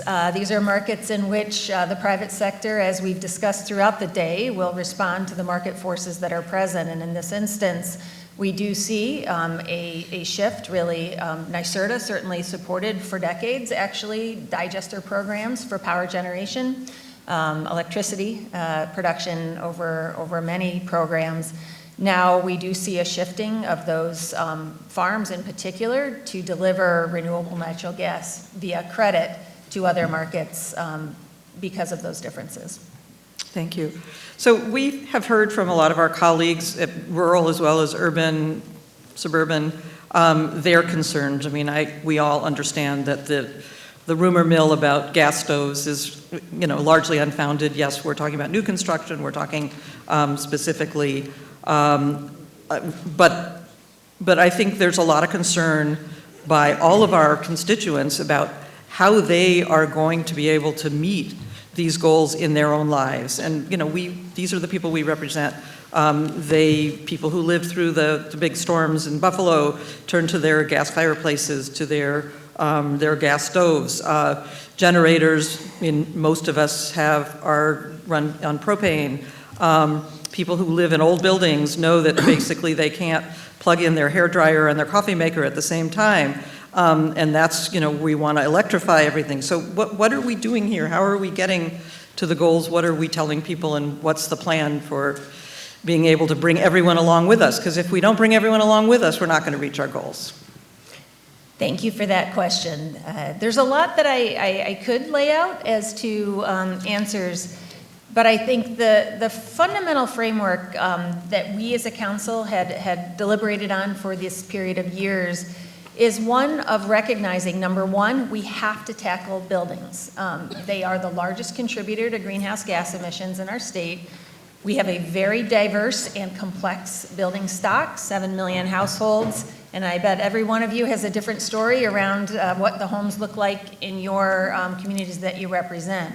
So ultimately, what we know we need to do is not only invest in our housing stock, but also to create futures for all New Yorkers that are more sustainable, more comfortable, more durable with respect to resiliency and beyond. So what you see today, I would say, is a rational and safe and well thought out approach to begin the process of addressing our buildings. First, by starting with the buildings that are not yet constructed. We need to start there because we know they can be built in many cases at the same price or even very nominally above the price of a new home that is using fossil fuels. But we also need to really catch these buildings when there are investments being made in the replacement. So that's the fossil fuel heating equipment proposal, which is looking at when the equipment has reached the end of its useful life, we will have programs and investments ready to help make that transition for New Yorkers. And at the end of the day, we are going to be relying much more significantly on our grid. We know this. I'm sure we'll be talking about this throughout this afternoon because it is the primary resource we'll be using is electricity. But that's not to say that through these processes and through the regulatory process specifically, we will be looking at exemptions. We recognize that it is not always possible to electrify or create zero-emission futures for every circumstance, and that's really part of the framework that we've proposed is appropriate exemptions that will be necessary as well. Thank you. What about energy storage? What are the primary impediments you see to getting the storage infrastructure in place? Well, energy storage remains a critical aspect of creating that grid of the future, certainly from the perspective of the resilience and reliability that we know it will need to have. As I described in my testimony, we are in the process, we've proposed an expansion to our energy storage goal to the Public Service Commission, up to 6 gigawatts. That's a good step. That's about 20% of the peak need in the target year of that program. In reality, we need to scale up storage, not only with respect to short duration storage, but longer duration storage, so that we can sustain periods of time where the wind doesn't blow and the sun doesn't shine, or during periods of power outages, which despite the rigorous design processes that we employ will happen from time to time. So really when we think about storage, it's scale up, it's expansion of duration, and it's ultimately good siting for safety and reliability purposes. Perfect, thank you. Thank you. Senator Borrello. Thank you, Madam Chair. Thank you all for being here. My time's a little short, so I'd like to start with Commissioner Sagos. First of all, thank you very much for your great partnership, with Richard Ball on the project, the Great Lakes Cheese Project. You guys really worked together to make sure that happened, so I want to thank you for that. I have a question. I represent a lot of Native territories. We have a lot of Native territories throughout New York State. In 2021, the New York State Legislature unanimously passed protections for hunting and fishing rights of Native Americans in New York State. The governor subsequently vetoed that bill, and in her veto message, she said that she would work with DEC to ensure that those rights are protected. So what is being done to ensure those rights are being protected? Thank you for asking that. Well, as you know, as I mentioned in my opening remarks, we initiated the agency's first ever Office of Indian Nation Affairs, which is helping to guide some of the thinking that we're doing on this, which had traditionally been done after the fact, right? After someone had gone and perhaps run afoul of the law. So we're trying to get more proactive on it. We've engaged all of the nations, all the nations here in New York State. All of them have different approaches to hunting and fishing, but the point that we're making about it is we need to do a better job of respecting the indigenous approach to conservation while working with them to help them understand conservation necessity on our end, where there might be certain species that need to be protected for certain reasons. It's all coming together largely now in a series of conversations that we've been having with some of the leaders within the Confederacy. I would expect that this year we'll be making a more broad statement about how the long-term relationship between the state of New York and the various nations that will be done in a compatible way when it comes to managing both fish and wildlife. So it's been productive. Well, I'm glad to hear that, because obviously, you know, this is essentially a violation of a federal treaty to infringe on their rights. So I'm glad to hear there's cooperation going on, and hopefully sooner than later. You know, you speak about protecting endangered species and so forth, which brings me to a concern that I have. You know, the Office of Renewable Energy Siting, ORES, seems to be able to, at will, trample on DEC regulations when they are trying to, in the effort to speed up these things. I'll give you an example. You know, when you know, DEC is very careful about habitats, natural habitats, and yet when they put up the Arkwright Wind Project, the Cassidy Wind Project, there was concern about bat habitats, and they said, well, we sent a bat expert in there. He didn't see any bats in the trees, so we cut the trees down. How are you balancing ORES's push to, to expedite these renewable energy sightings with the need to protect our environment? Well, I would say, you know, since the legislature created the ORES several years ago, we've been improving our relationship with ORES. I mean, we have shared on a regular basis our expert staff to work with them on specific issues. They have, of course, their own experts as well that are helping to process permits and process applications. It's a symbiotic relationship that we have between the two agencies, and for that matter, NYSERDA and DPS as well, as we take into account all the various impacts to the built and natural environment with the need to build out our renewables as well, in particular, as you mentioned, offshore or onshore wind. Yeah. So for us, we have been able to manage these. It's a relatively small number of applications that have come through ORES thus far, so it hasn't created a burden on our staff to keep up with some of the challenges posed by the applications. But in the end, they have the right to really override what you do, and that's really concerning for me, because there's this foolish notion that we have to destroy the environment in order to save the planet, which I don't subscribe to. And unfortunately, that's what we're seeing as they clear-cut forests that are naturally sequestering carbon, as they, really slaughter endangered species. This is really a problem, and you've got former environmental organizations that used to be concerned about protecting that are now have sold out to these energy companies. So I hope that DEC can push back. And just in general, and my time is really short here, just my concern for both NYSERDA and the New York Power Authority is the importing of power. New York State is importing more power than it ever has from dirty old-fashioned coal plants. How is that meeting your energy goals? Well, we certainly do track all of our imports and report on this regularly. I would say our imports from Pennsylvania, the PJM system, have actually been relatively flat, but I'd be glad to send you that data. Please. I apologize for not giving you enough time. Sorry, no more time. Maybe you can follow up to all of us afterwards. Thank you. Assembly. Yes, we go to our ranker on NCON, Assemblyman Simpson. Thank you, Madam Chair. Thank you all for being here and enlightening us today. And I'm going to speak fast because I got a lot of questions and very little time. So the stewardship funding, the $8 million that was in the EPF last year, is not in there this year. But amongst that funding, there were a lot of partners that really bring this program to where it is in the Adirondacks and the Catskills. So without this funding, could you let me know, could you tell us how you're going to accomplish this same program without that $8 million in funding? It's a good question. So I expect to have an increased level of support for the Adirondacks in our stewardship obligations. I mean, the EPF is, again, still at $400 million. We still intend to spend the money at the same clip for the same purposes as we did last year. But of course, this year we have the Bond Act, right, and the criteria that we're going to be explaining on that in the coming months. And I think that will give us unparalleled tools to hit at some of the same purposes that we had articulated through the EPF last year. So a lot of the Bond Act money then is going to supplant other funding that was in the budget prior?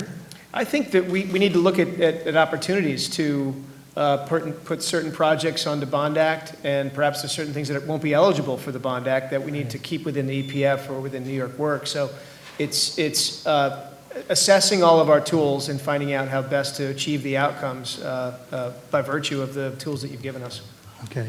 I'm going to switch gears quickly to EFC funding. Yes. A lot of the communities in my district that I've spoken with that have had issues qualifying, one of the big issues is the fact that most of my communities, my district, have a large population of second homeowners, where their assessed values, you know, the measurement of wealth in a community is really decided by, it could be upwards to 2/3 of the population that is seasonal, lives on a lake, doesn't have water infrastructure, but the district that has to pay for the water infrastructure are those residents that are in the hamlets and the smaller, lesser valued properties. So I think from speaking with most of my representatives in my counties, they think there's a flaw in that formula, that we really need to look at it in a different way. You know, we all know, you know, the lakefront value in the last few years has more than doubled. And it's affecting the ratios or these formulas that we use to establish wealth. It's a great point, Assemblyman. I'd be happy to think with my team offline and engage with you directly on that, but how we can address that issue. But it's a good point. Yeah, I just want to say that our hamlets are deteriorating while those lakefront properties are appreciating. And we need that required infrastructure for economic development, affordable housing. If we had the proper infrastructure there, we could help with this situation. Well, I would say the EFC community assistance teams can be perhaps helpful in this regard, right? When we're trying to push not loans to water districts that then fall on the ratepayers disproportionately because there's certain seasonals and not, that we can encourage some of these smaller towns to get into the grant programs, right? Which just takes that obligation right off the top and reduces the burden on all ratepayers. Okay. So I'm going to rush through this. I'm going to lump it in. How was the, how successful or unsuccessful was the youth hunting program pilot? Good question. It was very successful. We saw a 29% increase in junior license sales over the preceding period. It was also very safe. We had 0 incidents. And every single junior hunter age 13 or 14 went out with a mentor. And we knew that would be the best way for them to learn. Okay. And is there a possibility to having a pilot program for the crossbow? You know, there's been legislation that's been proposed to expand that opportunity. And, you know, would the department consider a pilot program for that as well? We're certainly amenable to it. We need to be worked out, of course, with the legislature, but we're amenable to a program that helps, you know, older or perhaps, you know, difficultly abled hunters getting into the field. You know, it's hard to pull a bow when you get past a certain age, I've heard. But the crossbow is an important hunting tool, and to the extent that we can help to expand that in New York, I think it will help the industry writ large. Well, thank you, Commissioner. I've got 3 seconds left. To the Senate. Conclude. Thank you very much. Okay, Senator Gonzalez is next on the list. If somebody would give her their seat, thank you so much. Hi, thank you all so much for being here today. I'm Senator Gonzalez. I represent District 59, which, as you probably know, produces the lion's share of the city's energy with Ravenswood, as well as is a site for Hydro-Quebec, has generations of residents that have been deeply affected by the fossil fuel industry, from breathing poisoned air to those down in Brooklyn, you know, Newtown Creek, that have generations of people who have passed away because of the largest underground oil spill in the country. So I say all of this to say is that this is a priority for my district, and that's why I've been a long-term supporter of the Build Public Renewables Act. And so I do want to ask today, because you mentioned in your speech about NYPA that you are interested in the Federal Inflation Reduction Act. The IRA's direct pay provision will give NYPA a competitive advantage for the next 10 years over the private sector, as NYPA will not need to include a tax equity investor to take advantage of the ITC, which is the investment tax credit, and PTC production tax credit. In the Senate and Assembly's BPRA, the sourcing and bonuses could add value to these credits. The labor standards in BPRA ensure the fulfillment of these, giving NYPA an even greater advantage over the private developers. So why would the governors plan to take out that labor provision? And why would NYPA, in the governor's proposal, merely be seen as a partner in a public-private partnership with tax equity investors instead of leading themselves in order to attain the greatest federal funds? For me, this really means leaving potentially billions of dollars in federal money on the table and handouts to corporate actors. So why wouldn't NYPA do it themselves? Yeah. Thank you for the question, appreciate it. So one of the things I think that we have to keep in mind is that NYPA, as a public entity, all of our work is public work, whether that we do with partners or work that we do on our own, or in the governor's proposal, even a subsidiary that we created, that work would be public work as well. So the labor protections start with what's in current law and in Labor Section 220. So we start from there. Certainly, any additional labor protections that we could attach to projects. Some of these are on a project-by-project basis. For instance, our Clean Path New York project, that is a DC cable that comes down into Queens also with the Hydro-Quebec line, has a PLA associated with it. So those types of labor provisions could be done on a case-by-case basis. With respect to the Inflation Reduction Act, I think it is a game changer for the public power sector. We fought for it for 10 years. We're the largest state-owned public power entity and work very closely with all the public power organizations around the country, and I can tell you that we've been lobbying for it in Washington for the last 10 years. So it's an exciting opportunity for us, and we look forward to taking full advantage of it. For BPRA or? For Sorry. Follow-up question right now. You can chat afterwards. Assemblyman Mantalo, who will be 5 minutes ranker for this hearing. Thank you, Chairwoman. President Driscoll, I didn't want to leave you out, so I got a couple of questions for you. Earlier on, you talked about the project Clear Path New York. Yes. Transmission lines coming into New York City. 7.5 million megawatts per year, is that correct? Correct. So where will that power be coming from? The power is coming from upstate wind and solar. All of it's from wind and solar? Correct. And when will those projects be online to provide that much power? So some of the projects are already in existence. Some of them are already owned by Invenergy and will feed into the line. Others are in development, and they would all essentially feed into this DC cable that would run in our right-of-way for 100 miles and then run in primarily state rights-of-way into Queens. And also utilize our Blenheim-Gilboa facility in Schoharie County as a balancing mechanism. We utilize that pump storage plant that we own and operate in Schoharie County. Of the 7.5 million megawatts, how much is being produced today? I'd have to get back to you with a number on that. It would have to calculate the number of existing facilities that will be contributed to the project through Invenergy's existing projects, but I'd be happy to get you that. Okay. So really no ballpark figure at all right now?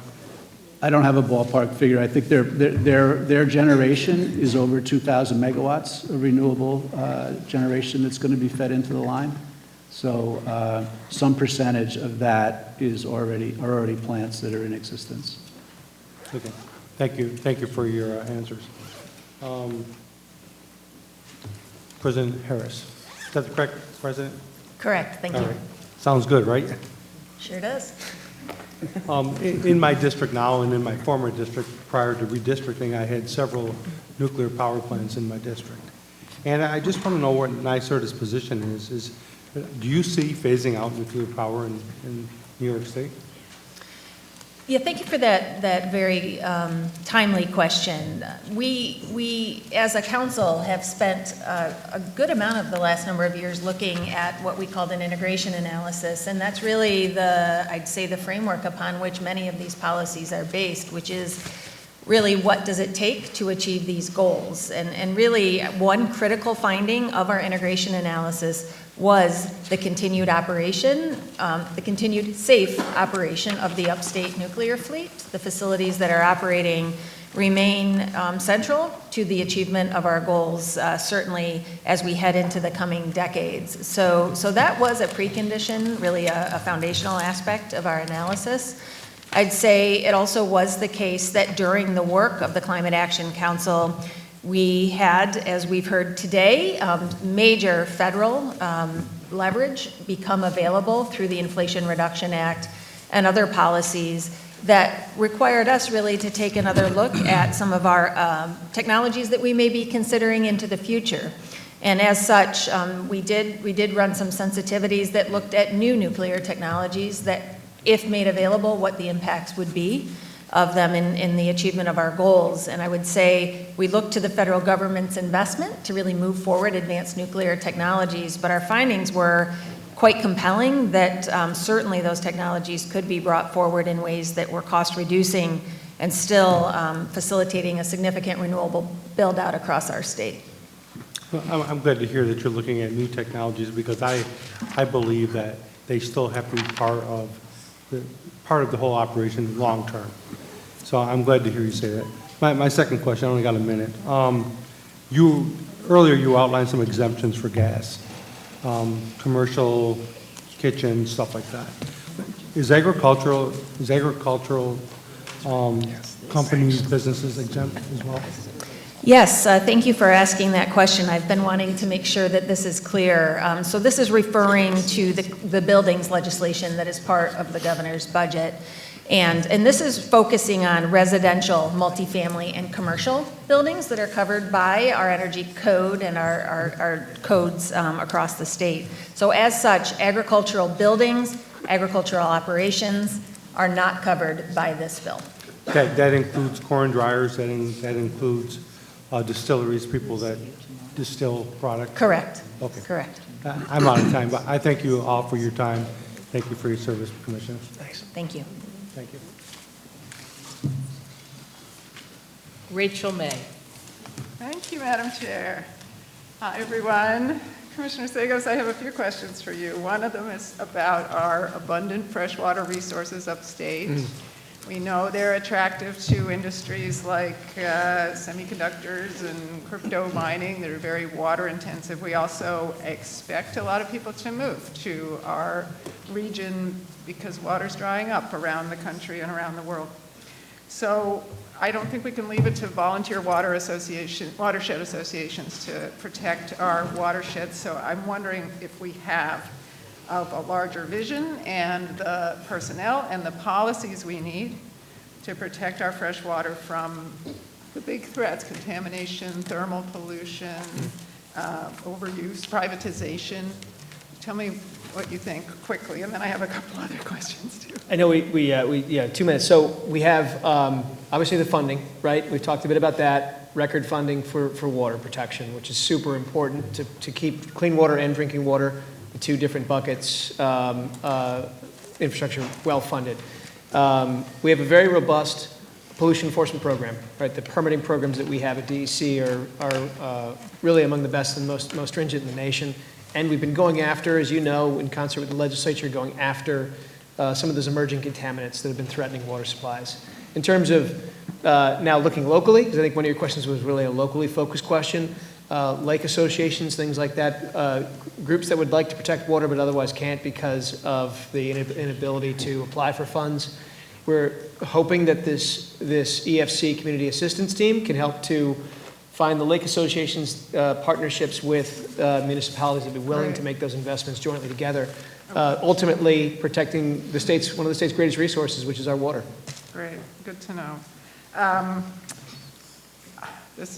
I would just need to know why on earth the funding is zeroed out in the EPF for the Climate and Applied Forest Research Institute at SUNY SF and Cornell? Well, I know that was a legislative ad, I think, last year or the year before. Again, it's a fully funded EPF. We'll work with the legislature on the exact funding buckets.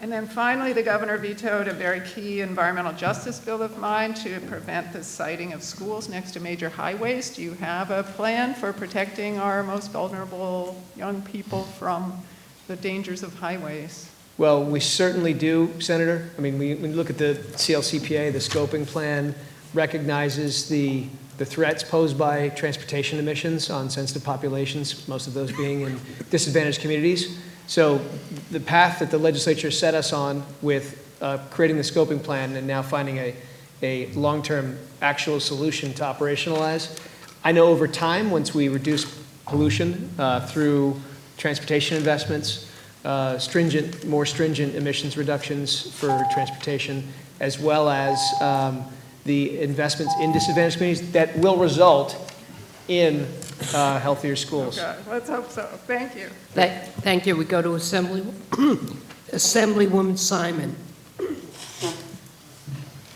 Thank you, Mr. Chair. Thank you for your testimony today. Commissioner Segos, thank you so much for meeting with me recently about the issues around the Gowanus Canal. As you know, the EPA has required more intense and comprehensive cleanup. We have 47 brownfield sites, which are clearly your department. And robust stakeholder engagement in your testimony was music to my ears, because we have not felt that we've gotten that from the state. And this is so critical to protecting the health and safety of the community. Can you tell me what the DEC is doing to clean up to the intermediate level of the aquifer, so to achieve the proper standards of cleanups on the brownfields? And how are you really forcing National Grid to do that? It's a great question, and we were able to move the public hearing from tonight after the public outcry on that. So we're working very closely with EPA on this, right? We both have joint objectives in cleaning up the Gowanus Canal. And we have the benefit of having a very robust brownfields and a very robust Superfund program that have, while they're different tools, they have the same cleanup objectives in mind. We intend to hold National Grid and any of the polluters within the Gowanus Canal watershed to the highest level of accountability, so that we can get the most robust cleanup ultimately and get the site back into the whole creek, the canal back into productive use. We're also, as you know, making incredible investments in water infrastructure and directing the city DEP to reduce discharges into the canal. So we're using literally in this case, every single tool at our disposal on this small canal to address some pretty major problems. Well, it's a small canal, but it's got big problems, as you know. Right. So a couple of other questions that are related to this, if I can. One is a concern that National Grid may not properly characterize all the contamination in the water. We have lots of forever chemicals. And also holding them to report to all of the relevant New York State agencies, because there are a bunch of them, to really communicate that clearly. And also the Bon Lorraine sewer is cracked. And we really want to focus DEC's attention to enforcing that sewer repair. Okay, thank you for raising that. I wasn't aware of the crack. I'm sure my staff is aware, but I will get together with them. And just as an update, I also spoke to the regional administrator of the EPA about our need to better coordinate on Gowanus issues, and I'm happy to report that we have a really good alignment with them now. Thank you, because that sewer capacity affects the capacity for air and water in the whole area. Yes. And it's going to blow up if we don't fix it. So, Okay. Thank you. Thank you.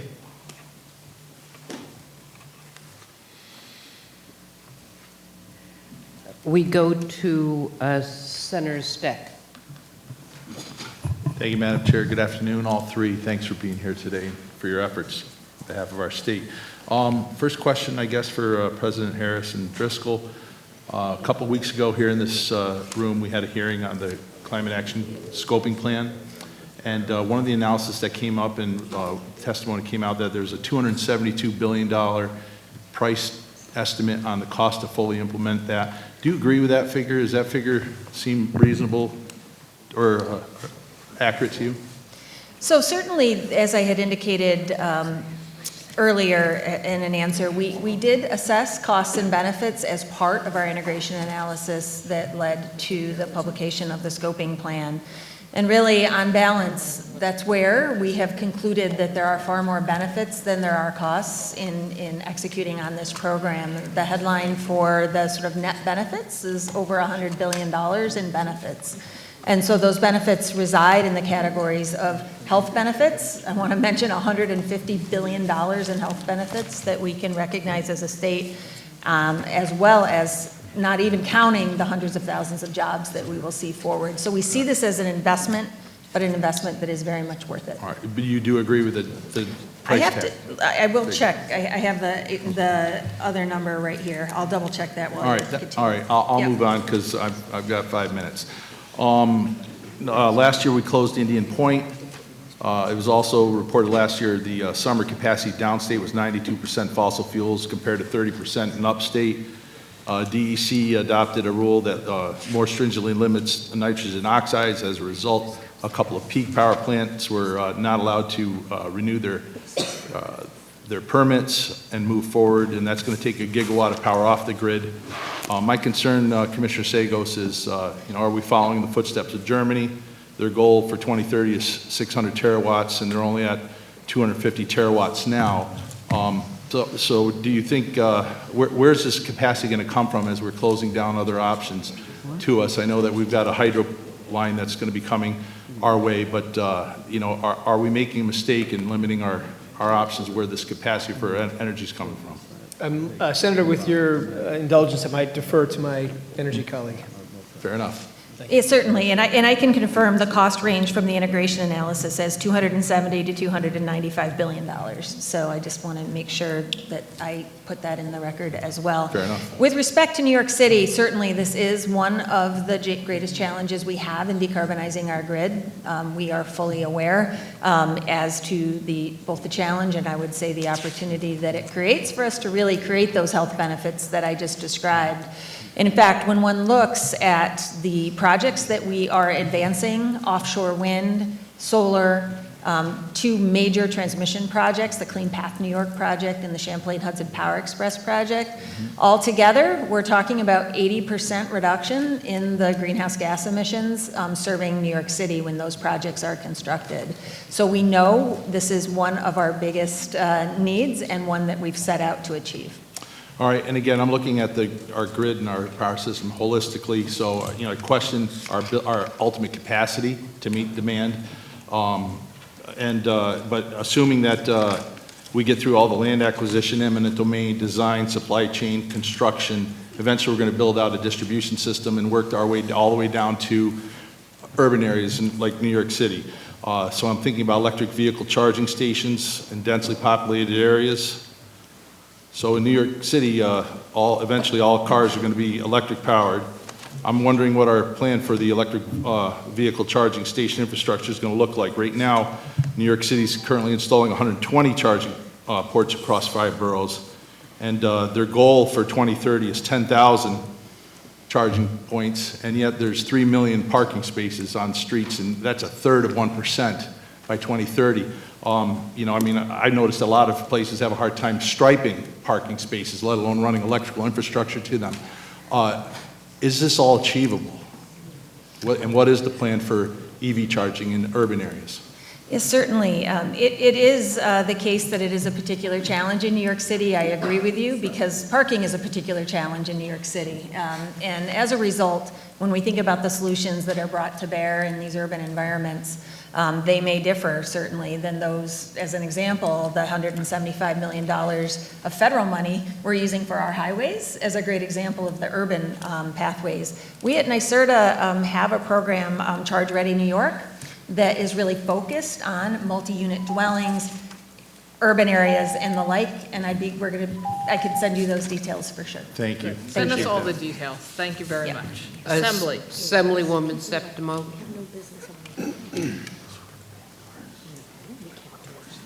Thank you all for being here. I'm going to sort of rapid fire as much as I can in these 3 minutes. First, does the executive budget adhere to the mandate that at least 35% of clean energy spending be to the benefit of environmental justice in disadvantaged communities? That's probably just a yes or no. Yes. Okay, It great. does. And now, the cap and invest proposal outlined in the climate scoping plan discussed the need to build safeguards for disadvantaged communities to avoid pollution hotspots. Wondering what measures will be included to sort of act as these safeguards, and specifically, will offsets and allowance trading be prohibited? So we're in the early stages of designing this program. As I mentioned in my opening remarks, we will be rolling this out over the course of this entire year. We've started our initial outreach to the environmental justice community as well as the regulated community to begin establishing that framework. When it comes to the environmental justice issues, and we look right back at what the governor told us, that the program that we designed must result in a decrease in emissions within disadvantaged communities. So that's exactly where we will land, and can't tell you exactly what it will look like at that point, but it certainly will not allow trading inside and outside of disadvantaged communities. Okay, great. Want to make sure we keep that as a North Star, especially representing the South Bronx. I'm going to sneak one more quick question in. The recently approved Bond Act includes $500 million for electric school buses and charging infrastructure. Can you tell us a little bit about the formula that will go into divvying up that money? So this is an area where we at NYSERDA will have a particular role in really expanding and I would say centralizing our work with school systems. It is one that is a work in progress as to the frameworks that we'll employ, but suffice it to say it will involve not only robust engagement, but the education department as well, in ways in which we can not only roll these out, but provide the tools and resources to be successful in doing so. Great. And so, representing the South Bronx, I just want to plug that we have frontline communities that have been at the front line of impact of environmental abuse for years. We want to make sure that we're at the front of the line of receiving these benefits when they come to be. And then the final question, NYSERDA's cost-benefit study said that the state needed at least $10 billion a year to fund all the policies necessary to meet our climate goals. Even if cap and invest happens to its maximum, you're not getting to $10 billion. So are there other funding streams created in this budget to help meet those goals?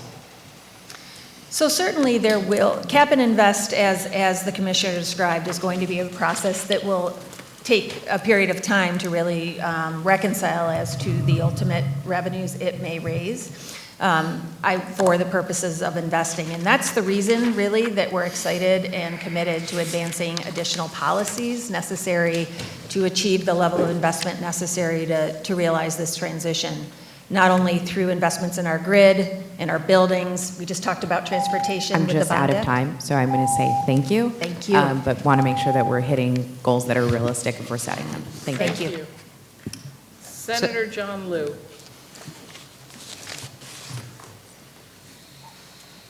Thank you, Madam Chair, and thanks for joining us this afternoon in this hearing. First question for Commissioner Sagos. Good to see you. Good to see you. Thanks for your continuing great work. Last year, I believe your agency denied a permit for one crypto mining facility. And then later, the governor at long last signed the bill that we passed last year to have a 2-year moratorium on new fossil fuel burning plants that would be for crypto mining purposes. Yes.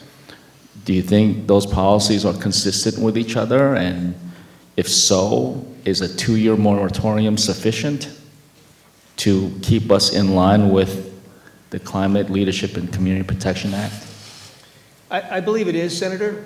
It is consistent with our climate obligations as well as our recognition of our need to process permits quickly, right? Now we have a 2-year moratorium to look at the entire industry.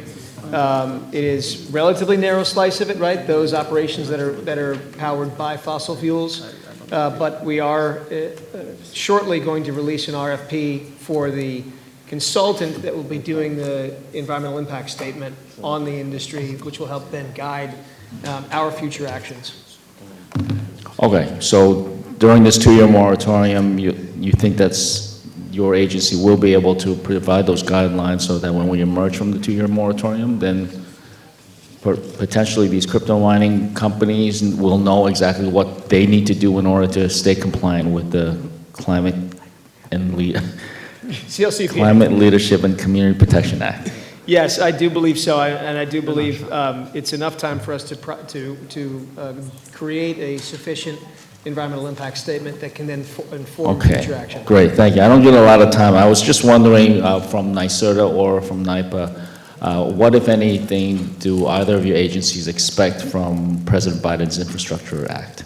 Because you did make reference to it before. One component would be the NEVI funding on the EV charging to fill in gaps in the heavily traveled corridors. We're working with the State Department of Transportation to try to secure as much NEVI funding as we can. That's in the IIJA. And how much do you think that could be? How much do you think that could be? That's $175 million. And you have a clear plan for how to invest that $175 million? Yes, our plan was actually approved last year, and we're moving quickly to establish investments in some areas of our state that really need. So if the plan was approved, does that mean that money is forthcoming? Yes. Okay, thank you. Thank you, Madam Chair. Thank you, Assembly. Assemblywoman Warner. Thank you all, and I'm going to pick up where my colleague, Senator Liu, left off. So the NEVI funding, my understanding is that requires that on the major transportation corridors, there be 4 charging stations for every 50 miles. So at a rest stop plaza, there'd be 4 fast charging stations so that you can concurrently charge 4 vehicles. I read a report recently that suggested that under those parameters, that you would need, in 2030, we would need to have a transmission capability equivalent to 5 megawatts, which is equivalent to a small sports stadium, the power required, and that when you get out to 2040, based on the volume of anticipated EVs, we're talking about each plaza needing power equivalent to 20 megawatts, which is basically a small town's worth of power. So given the amount of time it takes to permit transmission, have you got a plan in place already that specifies the amount of capacity needed to be delivered at each of the charging stations or charging locations 50 miles apart on the major corridors? And I'm going to just expand that to say, by the way, school bus garages, which also need a lot of fast charging all at once. So that we know that we have the ability to deliver the capacity at the time the demand is there. Yes, thank you, Assemblymember. That is a very critical question for the entire aspect of the change that we are effectuating. And I'm sure Chair Christian and the next panel will have more to say in this respect. However, this is very much part of our planning, not only for the bulk.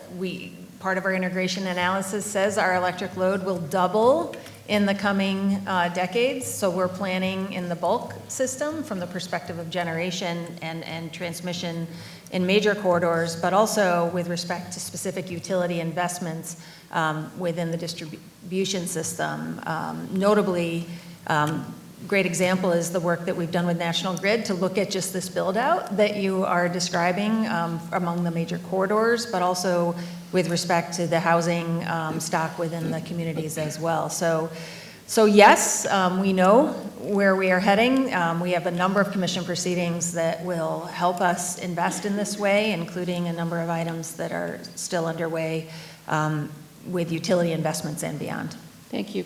And in my last 20 seconds, Commissioner Segos, aerosolized PFAS. Are we still waiting on the EPA to create a standard that you can use in your air permitting so that we can, as you're doing new air permitting, take into account aerosolized PFAS? I believe we are. Let me double check and get back to the body and let you all know where we are on that. Thank you very much. Okay, Thank you, Senate. Thank you. Sorry, Senator Matera. Thank you, Madam Chair, and thank you for the panel. Thank you so much for your testimonies today. Very serious for our future. And I would like you to elaborate again, President Harris, about what Senator Steck was saying about electrical vehicles in dense areas, parking spots, the city, Long Island, we do have dense areas, and how by 2030, this, again, people are frightened right now what they're hearing. So please, can you elaborate what the question was that Senator Steck, please? Certainly. So when we look at urban areas, it is the case that we need to be offering creative solutions to electric vehicle charging in those urban areas for sure. I had mentioned the Charge Ready New York program as a great example of ways in which we at NYSERDA are making direct investments in those manners. In that manner. I would also say, though, and the work of our Climate Action Council revealed broader mobility needs that extend beyond electric vehicle charging. I would say one of the major reasons we have so many health benefits is that people will actually be walking more and finding other ways of transporting themselves from place to place. So one other area we're working on at NYSERDA is sort of these last mile issues. How does one get from one's residence to a train station, as an example of other types of electrification that we may pursue? You're still not answering the question, though. Sure. I'm sorry. Is this feasible by 2030 that this is going to be done? Because all New Yorkers need to know this question. They are frightened because anybody that I speak to, especially they're going to be shutting the gas off, and you're not going to be able to go and purchase a gas stove, a boiler to replace. Everybody's like, this can't be happening. What are we doing to get this out to people to say, guess what? We want you to be confident that we, NYSERDA, that we are here for you, and then this is going to happen, this mandate is going to happen. Thank you for clarifying your question. Certainly when we look at 2030, the goals in the climate law for 2030, we do see them as feasible, and we see them as a way, you're correct, in ensuring that we are communicating accurately with New Yorkers across the state. As an example, we are not taking away gas stoves as one example of perhaps misinformation that we need to correct, but also the fact that we are going about this in a measured and deliberate way that does not create cliffs or specific reasons for alarm. This is a very rational, thought-out plan. But there is an alarm. I am a ranker. Don't I have a little bit more than 3 minutes? I was wondering also, too, to President Diswell, sorry, I'm saying that, approximately 50% of our energy is produced from other states, approximately. My question is, what are we doing? And I mentioned this, I actually was at the other hearing, the CAC hearing. What are we doing that these are fossil fuel plants? What are we doing to take these transmission lines off the line by 2030? Senator Matera, you should have had 5 and you got 3, so keep going. Oh, thank you so much. Two more. Thank you so much, Senator Krueger. Thank you for the question, Senator. I think, it's a complex question, but I think what we're looking to do in this transition, of course, is to build out a new grid, a decentralized grid with a lot of behind-the-meter solutions, a lot of what they call virtual power plants, vehicle-to-grid power, fleet electrification. All this is going to come together to take the place of with the generation you're referring to. We're also building out substantial wind and solar, and as we've testified, these 2 DC cables that are going to be coming into the New York City area, another source of baseload generation that will be available to the system. So I think it's a combination of behind-the-meter decentralized grid coupled with more renewable build-out. Great, and this could cost, just so everybody knows this, and I'm going to ask both questions, someone can answer this. This could cost up to each homeowner by 2030, $50,000 per home to retrofit their home. And my question is, who is going to pay for this? And I would like to know, too, we talked about $270 billion, which that number, I'm sorry, I don't know where that came from, because that's probably going to be 10 times more the amount, especially this to just do New York City. But my question is, who will be paying for this retrofit? Who is going to be paying for the grid? Which, again, I'm going to say this, I am for renewable energy, but who is going to be paying for this? So this is one of the reasons that when we think about specifically the equipment transition that we're talking about for heating, we're looking to capture people when they're replacing their existing equipment. Because that's one major reason. We're not wanting this to occur out of cycle, if you will. So that's one key part of this. I'd say the second part of it is with respect to cost issues. We are very committed not only to helping all New Yorkers with their costs, but the federal government. And in fact, at NYSERDA, we have $300 million coming in plus just this year to help invest in that transition as well.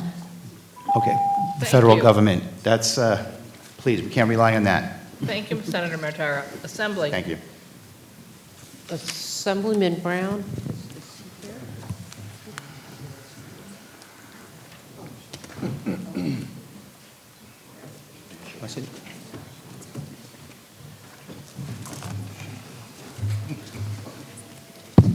Hello, everyone.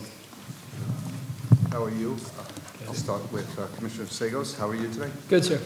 So my question, the first one, relates to the DEC plans to help manage Long Island solid waste.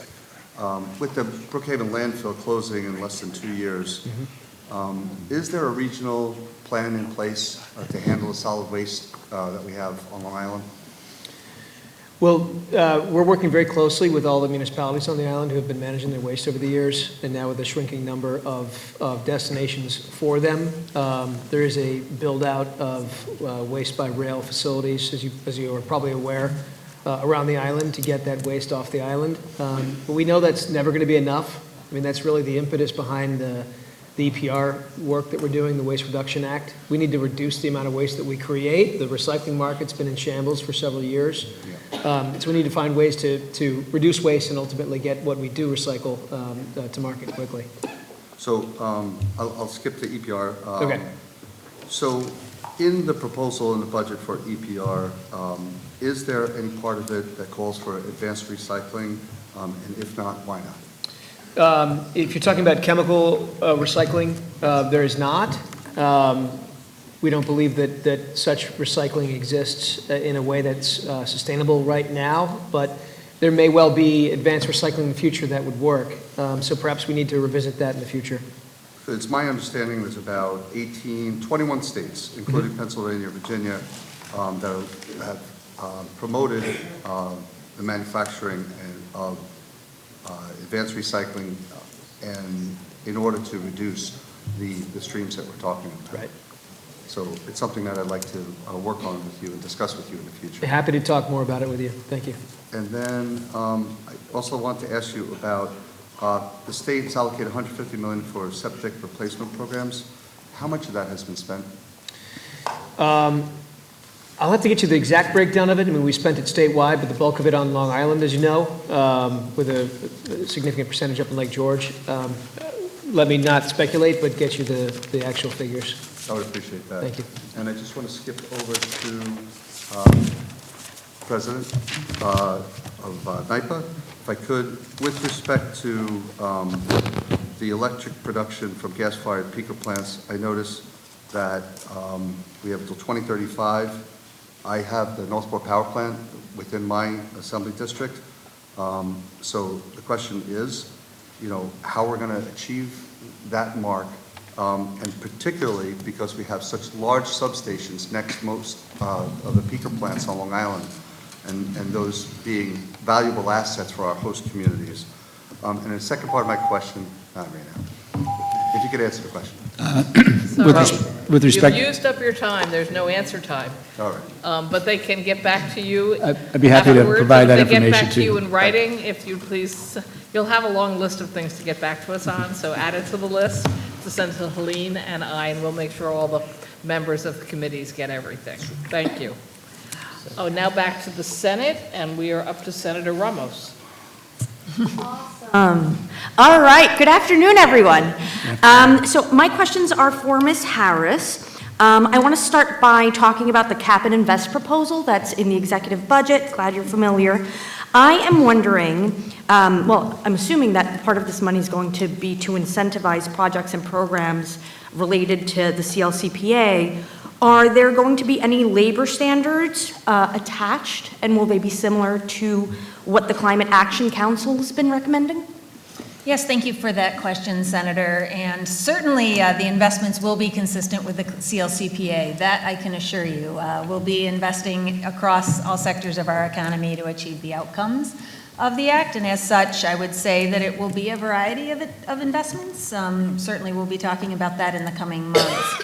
And throughout, I would say the governor has been clear that supporting our state's workforce and really building this just and reasonable future for our workforce It's a is value central. statement that we don't really see carry out throughout the budget, but I appreciate your answer. I have another question, something that you won't know about, but is important. So on January 28th, 6 Central and South American workers died in a crash in Louisville, New York, Senator Stuck's district, while on their way to work for a company called LBF-NY. It's a solar farm in St. Lawrence County. I'm wondering if NYSERDA provided any funding for that project, if it's a NYSERDA project, and whether you guys would do an investigation into the death of these men. Certainly. I did see the news of the accident, and I'm so sorry to hear it. In fact, I have a son who's up at college up there, and I had seen the news. We can certainly look into it. I do not know as to the background. All right, please do. Obviously, this is of great concern. We don't want to see our migrants and newly arrived New Yorkers to be trafficked or taken advantage of on any project whatsoever. And since I see I have a little bit of time, wondering in terms of decarbonization, why there is not a more definitive plan in the budget as to how we're going to move forward with retrofitting and decarbonizing. Well, the governor's budget does include a critical aspect of this with the equipment phase out for fossil fuel heating equipment. In addition, the budget includes $200 million for an expansion of our Empower program, which is really focusing on low. Ms. Harris, some of our own public buildings and campuses are probably the largest emitters. Are there specific plans for those? So certainly, well, NYPA could speak to that as well as some of the investments that are relevant within the Bond Act. We're doing work for our governmental customers, such as the entities that you mentioned, to try to help them on their decarbonization journey. Okay, thank you. Thank you. Assemblywoman Jen Lunsford. Thank you very much. I'm going to piggyback off of Assemblymember Septimo's questions from earlier. This is for NYSERDA. For the $500 million for the electric school buses, how many electric school buses, assuming we could get them, would $500 million buy? I will have to get back to you on the actual, the numbers themselves. A conservative estimate, because I do a lot of work on this in my district. I love the electric school buses. My districts are excited about it. It's less than 1,000, which is less than 2% of the total school buses in our state. Is there a plan moving forward over the next 10 plus years to continue to help offset this cost for our districts who are, again, excited about this, but it would be, an enormous load on the school taxpayers? Yes, certainly. I can recognize that and understand it. We have a lot of details to dig into, including capacity within the school districts themselves. And of course, the issues around actually sourcing some of these buses is a great concern to my district, some of whom have said we'd buy them if we can get them. RGRTA, we're talking about public buses, right now has the largest electric fleet in the state, and they are ready to buy more, they're ready to expand, but they're just not there. Is there anything we can do to help with supply chain issues, particularly given some of the technologies that are emerging in our state? Well, certainly on my mind is the fact that we actually have a burgeoning supply chain here in the state of New York, notably within northern New York, where we see this ecosystem of transportation, electrification, really taking shape. And so as such, when we think about our investments, we always think about it in the context not only of Buy American provisions, but also benefits to New York and the companies within it. All right, thank you very much. I'm going to move to Commissioner Sagos.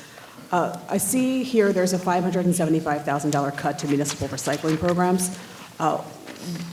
Can you explain that cut and what the DEC is either currently doing or can do to support recycling programs as the market for recyclables changes? Well, we are aiming to hit recycling head-on through the Waste Reduction Act, and that's the heart of it, right? We need to obviously help to the greatest extent possible the municipalities with their recycling burden. But we have recognized that the only way to do this is to reduce the amount of waste we generate in the first place. And Otherwise, we'll just keep spending out of the EPF to fix a problem that's frankly just broken at this point nationally, not just here in New York.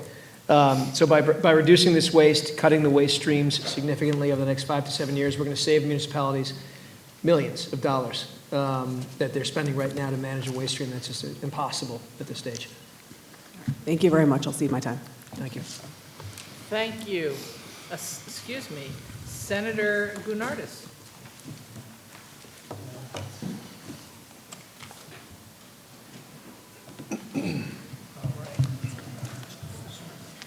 This one doesn't work? Okay, thank you. Good afternoon. My questions are for DEC. Good afternoon, Commissioner. I newly represent the neighborhood of Gowanus. And as I'm sure you know, there has been a great deal of consternation at DEC's involvement in the Gowanus cleanup and how that affects and implicates the future development plan for that site. I know we were supposed to have a community meeting tonight with the elected officials. I'm glad we postponed that because we're obviously all up here talking to you here and not back home. So my first question is, what is DEC doing right now to clean up in this area, especially the intermediate level of the aquifer in that region? And then secondly, do you have enough resources? Do you have enough? I mean, I feel like every time I hear from folks, it's like DEC is not responsive enough, they're not at the table, they're not getting back to us, they're not here. Do you have the resources you need to complete this job? So the Gowanus, as you know, is one of the more complicated cleanups in the state, if not the country, given the intensity of toxicity in the soil, in the water, groundwater, and the number of properties that we're dealing with, the potential responsible parties. So we're working in concert with the EPA. The relationship is a strong one. As I mentioned earlier, I've been in direct communication with the EPA Regional Administrator about our need to improve communications writ large on this cleanup. We are employing both our state Superfund program, $100 million a year average, as well as our brownfields program with some of the eligible properties to fix those problems. And we're going to hold the polluters to the highest standard, period. We want the site to get back to productive reuse. We understand that there's incredible interest in that area. And ultimately, we want to make sure whatever gets there is going to be protective of human health. Sure, I appreciate that. I'll just tell you, as a new representative in this community, the number one thing I hear from people has been, obviously it's complicated, there's multiple agencies. The lack of communication and responsiveness from DEC has been probably the single greatest thing I've heard, which then makes it harder to kind of figure out how we move forward. And so I know it's challenging. I really hope we can work on improving that and really bringing that up to the standard, because a lot of folks, that's their number one issue, is the lack of responsiveness or communication from DEC. My other question for you is, New York City is projecting a nearly 67% increase in the volume of truck traffic, mostly from overnight deliveries because they've exploded throughout the pandemic. What role does DEC have in allowing last mile warehouses to be opened? And how can we strengthen oversight over whatever process does currently exist? Well, I'll tell you, Senator, we don't really have a role. We don't have jurisdiction on determining the last mile. It's an issue But they do get permitting, is that correct? Well, Don't they get permitted by DEC? To some degree, but we aren't making judgments about we aren't allowed to make judgments about what goes in at the end of the end of the line. If it's a water permit they need to come to us. If it's an air permit, they need to come to us. But if it's merely the creation of a facility to move large amounts of product, then we currently don't have a role. Oh, I'd love to talk to you more about that because it's a problem in a lot of EJ communities Yes. that are Thank you. bearing that burden. Thank you. Yep. Thank you, Assembly. Assemblyman Smolin. Well, thank you very much. I've got a lightning round of questions for each of you, as I am usually here to do.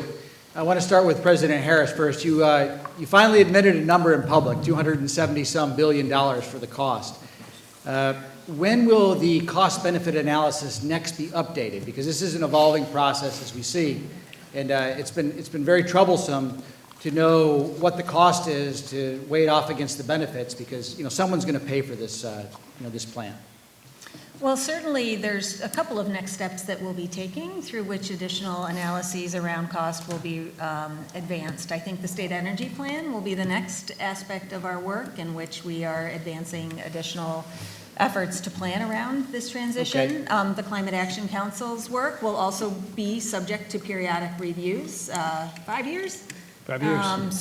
So more to come, certainly, and specific initiatives in the meantime, which will all be subject to robust scrutiny. So you're committing to a public release of not only the plan, but all the underlying analysis that goes with that plan. I appreciate that very much. Commissioner Segos, we talking about the cap and invest taxing scheme that we're going to do to pay for this, this clean energy transition. We're going to double our electricity consumption. New York already has, it's one of the highest states in the United States for electricity rates, about 19 cents per kilowatt hour average. Only some other high tax states are even higher. How will you as a regulator are going to be responsible to develop a plan instead of it being where it typically is, whether it's at the federal level or in other states, to actually be legislated where there's some accountability? How are you going to go about that regulation? Well, as you know, Senator Sullivan, the Thanks for the promotion. Yes, congratulations on that. Well done. The legislature passed the CLCPA in 2019, required us to promulgate regulations by the end of this calendar year on an economy-wide program. And we looked at all of the economy-wide programs and landed on Cap and Invest because it's the one that enables us to hit affordability, reducing emissions in environmental justice communities, promoting linkages, all of the things that I set off in my original testimony. It will be incumbent upon us over the next few months to even get to the start of proposing draft regulations in a way that protects New York businesses and consumers. The governor's given us marching orders on this, and the program will not go forward unless we can find a program that works. Thanks. We'll be really interested in what those marching orders are, because President Driscoll, you've been handed a monumental task, which is to build out renewables, which no other state has been successful in doing to the level of, in actually increasing our energy supply. Are you going to be able to do that at or above the current cost per kilowatt hour? You know exactly what NYPA produces at what level. How are you going to do that? Well, I think, you're absolutely right. We're facing a great challenge. NYPA has always been an entity that's been able to step up and face those challenges. And we're going to be looking to do it in the most economic way possible.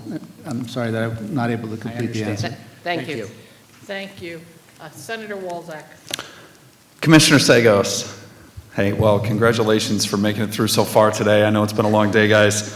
Don't close Hamilton County's campgrounds early. That would be my one request to you. You don't need to respond. I would just want to me to you, tell you that that's very important to the community that I represent.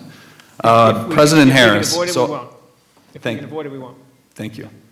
President Harris, you mentioned affordability as one of the governor's 5 core principles, which I appreciate. When should residents be able to opt out of the system's benefit charges? Can you phrase the question in any other way? Yeah, so currently on every electrical bill, residents are paying a systems benefit charge. It goes to your organization. When should they be able to not pay a systems benefit charge anymore? Is it 2035? Well, there's existing programs that are authorized by the Public Service Commission, and those programs establish charges that appear on utility bills that are subject to the contracts that we sign. So there are programs that are approved that pay against these programs for the coming number of decades in some instances. Okay. The governor's proposal to ban natural gas exempts hospitals, commercial kitchens, stoves, et cetera, as you mentioned. Will residents currently paying service charges be able to drop those if they disconnect from natural gas, or will they continue to pay those service charges? So is there a specific service charge you're referring to? Yeah, service charges for natural gas if they drop natural gas. So if you're not paying for gas service, you don't pay for gas service charges? So they'll be able to drop those service charges if they disconnect their natural gas. To my understanding, yes. So why would we want to put natural gas charges on hospitals, restaurants, and the few residents that are still connected just for their stoves? Wouldn't we suggest then that a smaller group is not going to be able to afford natural gas in New York State? Thank you for clarifying the reason for your question. So certainly these issues were those that we talked about a lot as a council and really as part of this gas system transition, which is what remaining gas system do we need, and how do we pay for it? The Public Service Commission has a number of proceedings moving forward which really grapple and deal with this question, knowing that there are critical facilities that would require gas service, and to your point, this would occur over many decades, this transition. We've got a lot of single-family home residents that are concerned about what they've seen and read, and rightly so, about the affordability, and I'm glad that that's one of the core values. When is the governor going to fully electrify her single-family home down the street here? I can tell you that we're working closely with OGS on greening up the residents, looking at, it may be off-site generation, but looking at solutions that can green up the residents. Thank you. Next up is Assembly Member Shrestha, or Shrestha. Pardon me if I got you wrong. Shrestha, you got it. Okay. Hi, my first question is for Acting President Driscoll.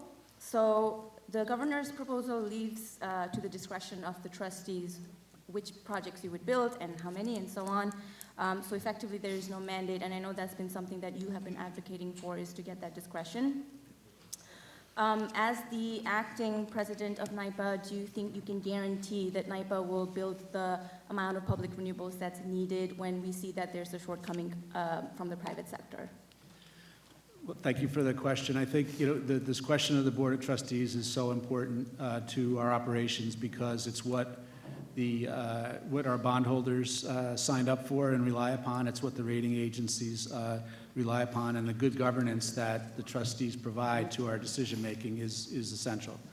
I can tell you that we will make prudent financial decisions that will help us accelerate our progress toward achieving the state's clean energy goals in whatever way NYPA is well-positioned to do. But do you think you will be prioritizing meeting that goal? Will that be the intention? Yes. Okay. And also similarly, there is discretion in the annual review. So it says that there will be periodical review, but it doesn't say how many and so on. Do you think that an annual review is a reasonable bare minimum frequency for that?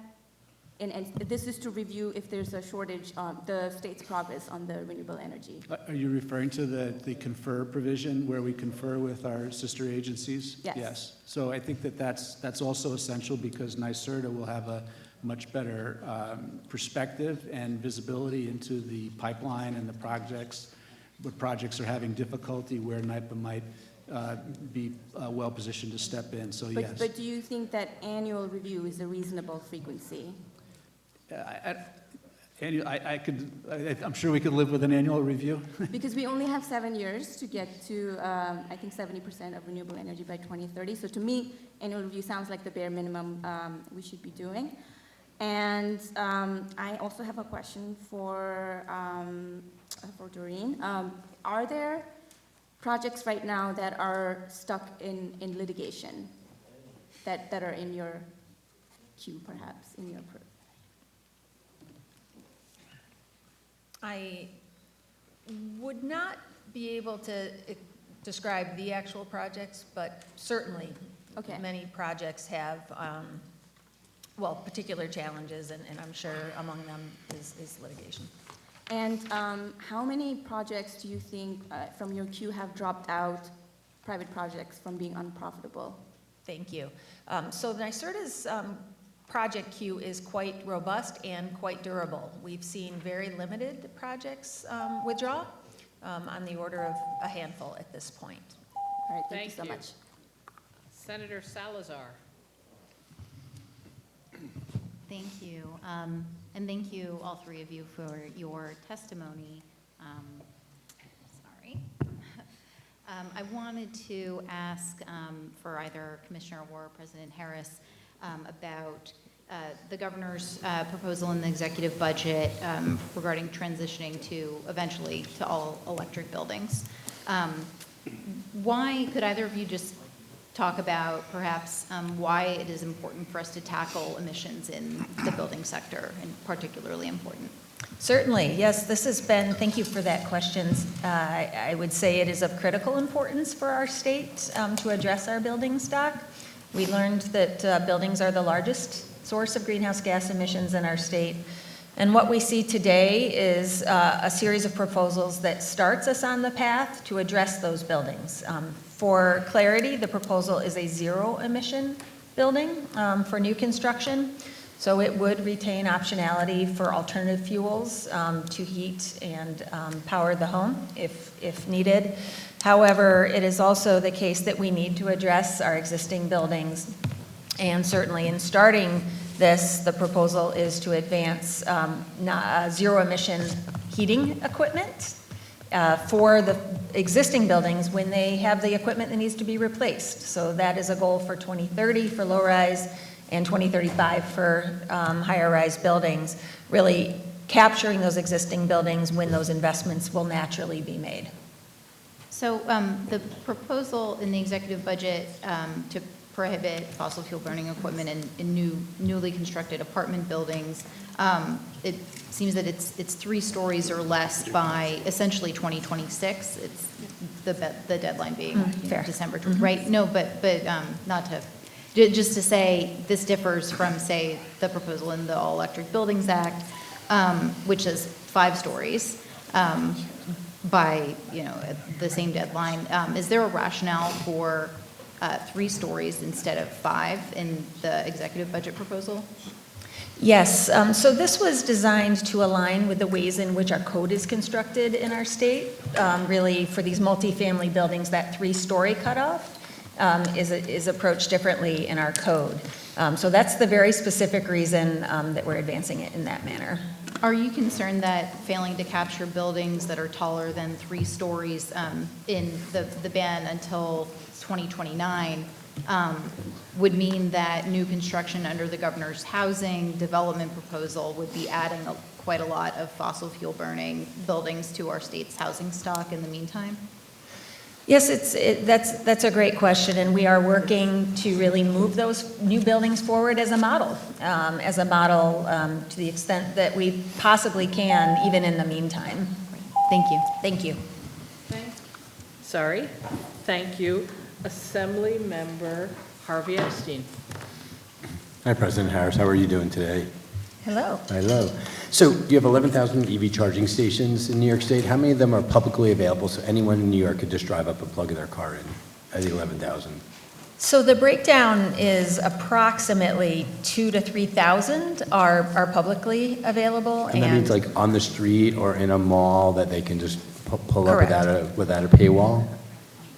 Oh, well, I mean accessible to your... But not in a garage where you have to pay like Correct. $600 a month to go. It's like on the street and accessible. So 20% are publicly available out of your 11,000? Correct. Right, and so obviously we want people to move by 2035 to have EV vehicles. We're going to need them to be able to charge their vehicles. I live in Manhattan, and it's impossible to get. That's not behind a paywall. I really encourage you to be thinking about more opportunities than you said the throughways earlier, but across our state, real opportunities for people to plug in because people aren't going to buy electric vehicles if they can't charge them, on our streets in the state.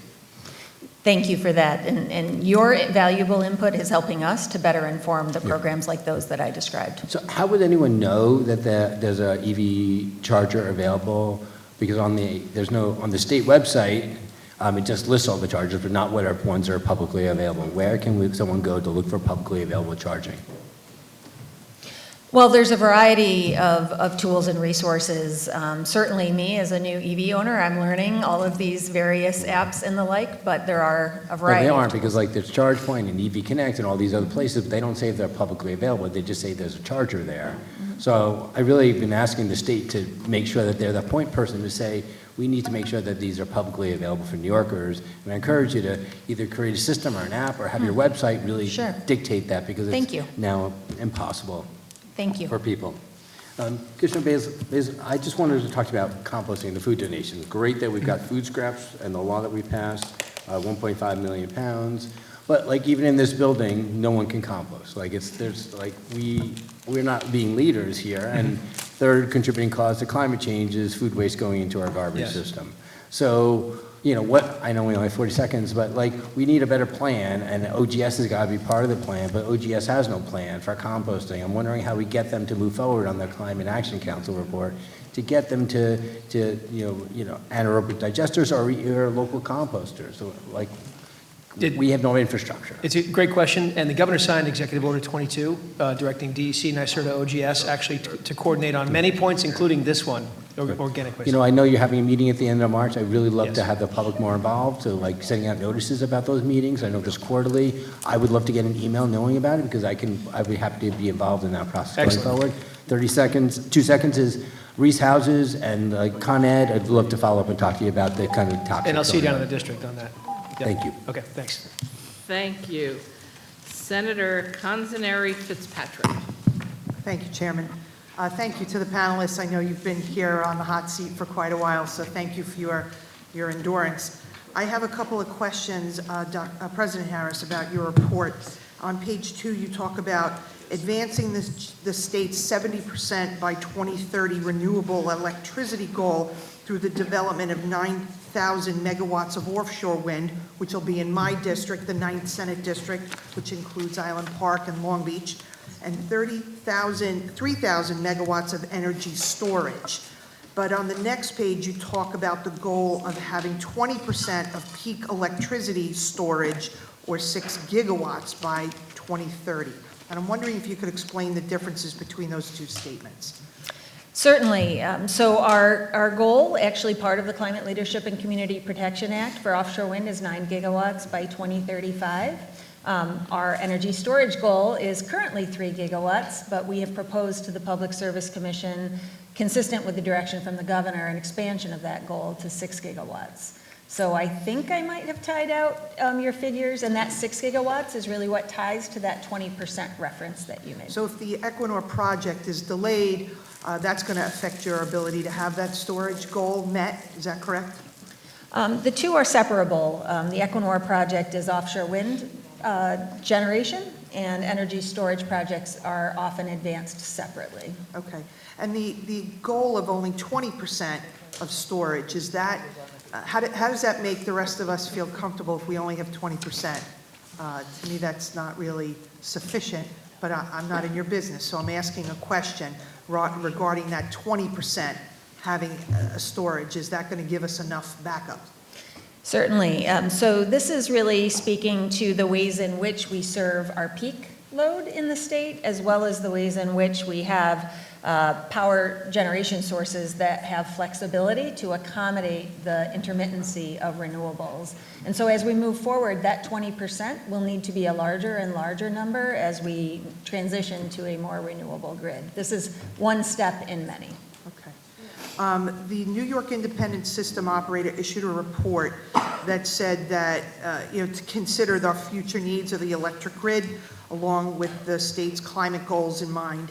And the report indicated a need for significant deployment of emission-free resources to meet not only the state's generation needs, but the necessary distribution of generation for grid reliability. As this technology is still developing, does the governor's budget include anything to address this? Well, certainly one aspect of the governor's budget really focuses on the topic of innovation, and that's a work near and dear to NYSERDA's heart. We are advancing a number of resources, including long-duration energy storage, consistent with that objective. Thank you. Thank you. Assembly. Assemblyman Otis. Thank you all, and thank you all for your good work at your various agencies.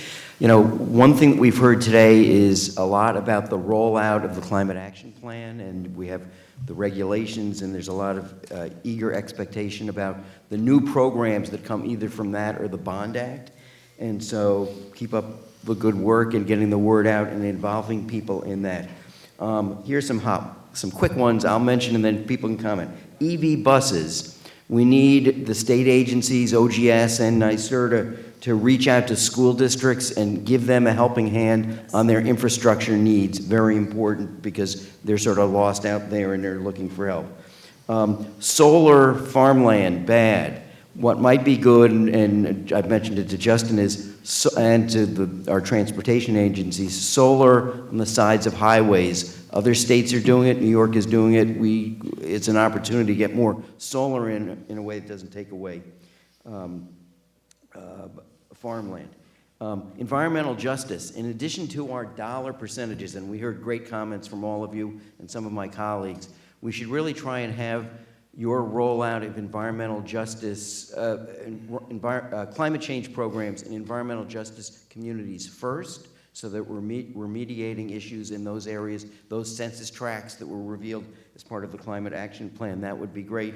And my last one, and then you can comment on whatever you want to comment on, is clean water. We have $500 million, which is great, best in the nation, but we really actually need more. And so I think what I would like to ask is, between Bond Act money and federal money, if we could pump up the amount of money we spend annually on clean water. I think that is matched by the interest and need out there. So I used up more of my time than I really like to, but have at it with anything that excited you. Maybe we'll go backwards on water.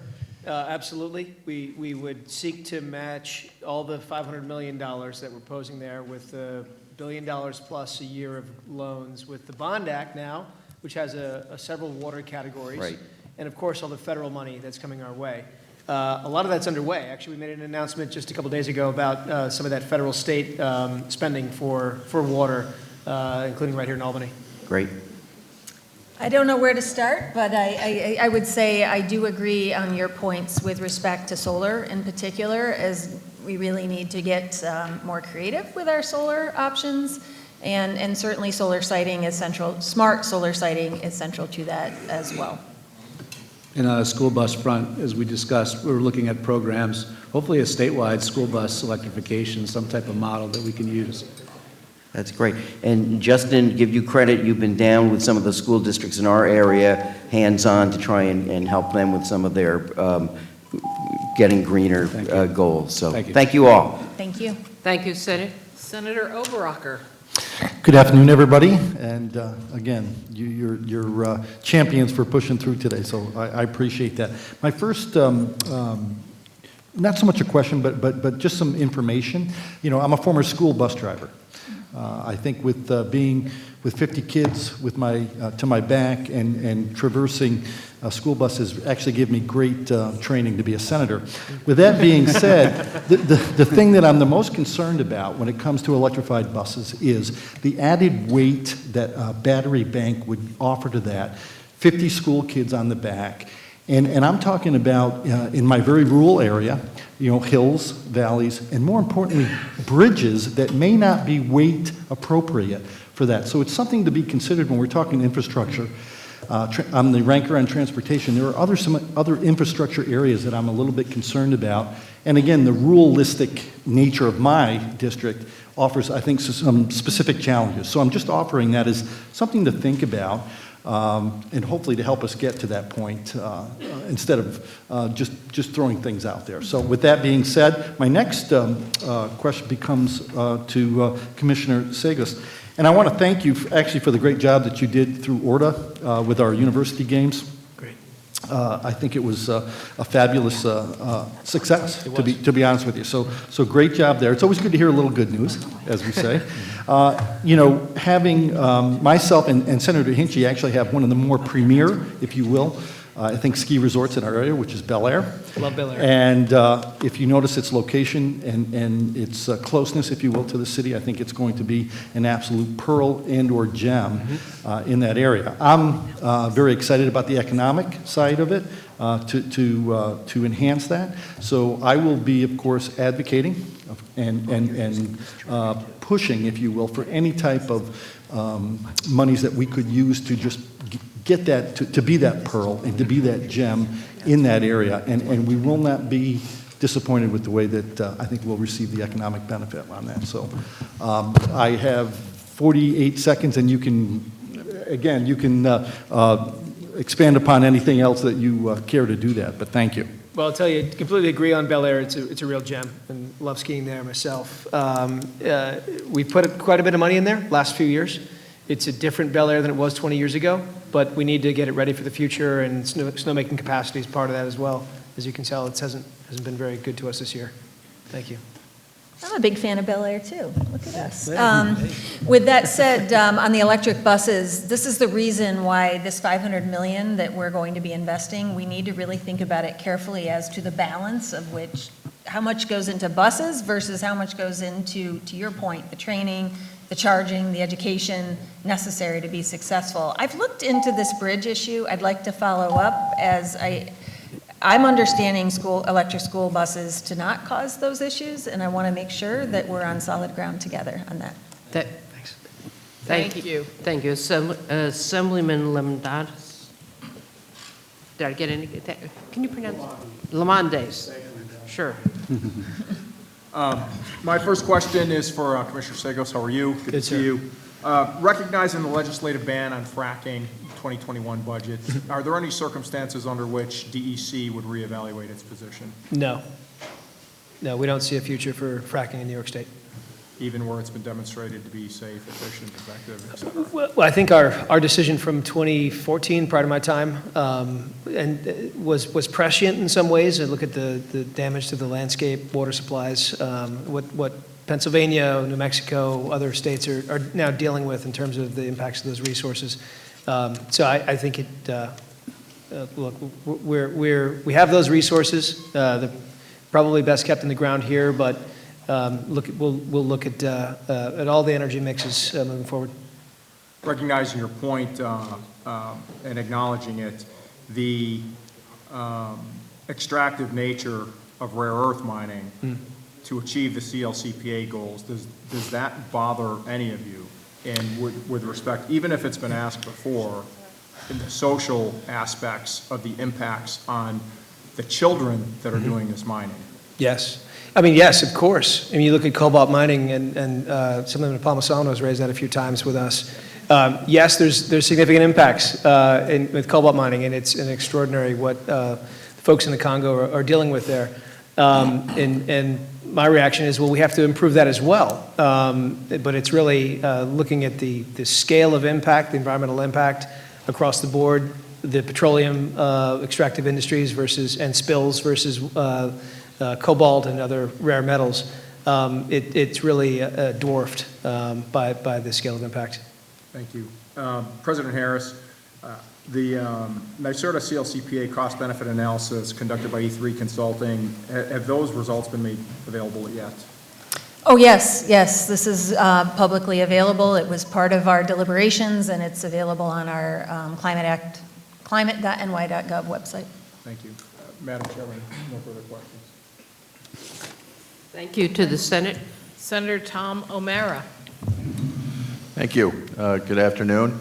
President Driscoll, I have a question for you on your testimony. It seems that you've pretty much done an about-face from your testimony in July before the Assembly hearing, and albeit there's been changes to that proposal that's the way it's presented in the budget now. But back in July, you were down on this because of pretty much the lack of capacity of the Power Authority with manpower and expertise, that you have to go out and contract for all of these things anyways. And that because you weren't eligible for the tax credits, that you wouldn't be able to do it cheaper than the private sector anyways. Now you testified today that there's a change in those tax credits where you can get those. So now, is the Power Authority going to have a competitive advantage that will disadvantage the private sector on their implementation and build out of the renewables that we're going to need in this state? If you can address that, please. Yeah, no, thank you, Senator.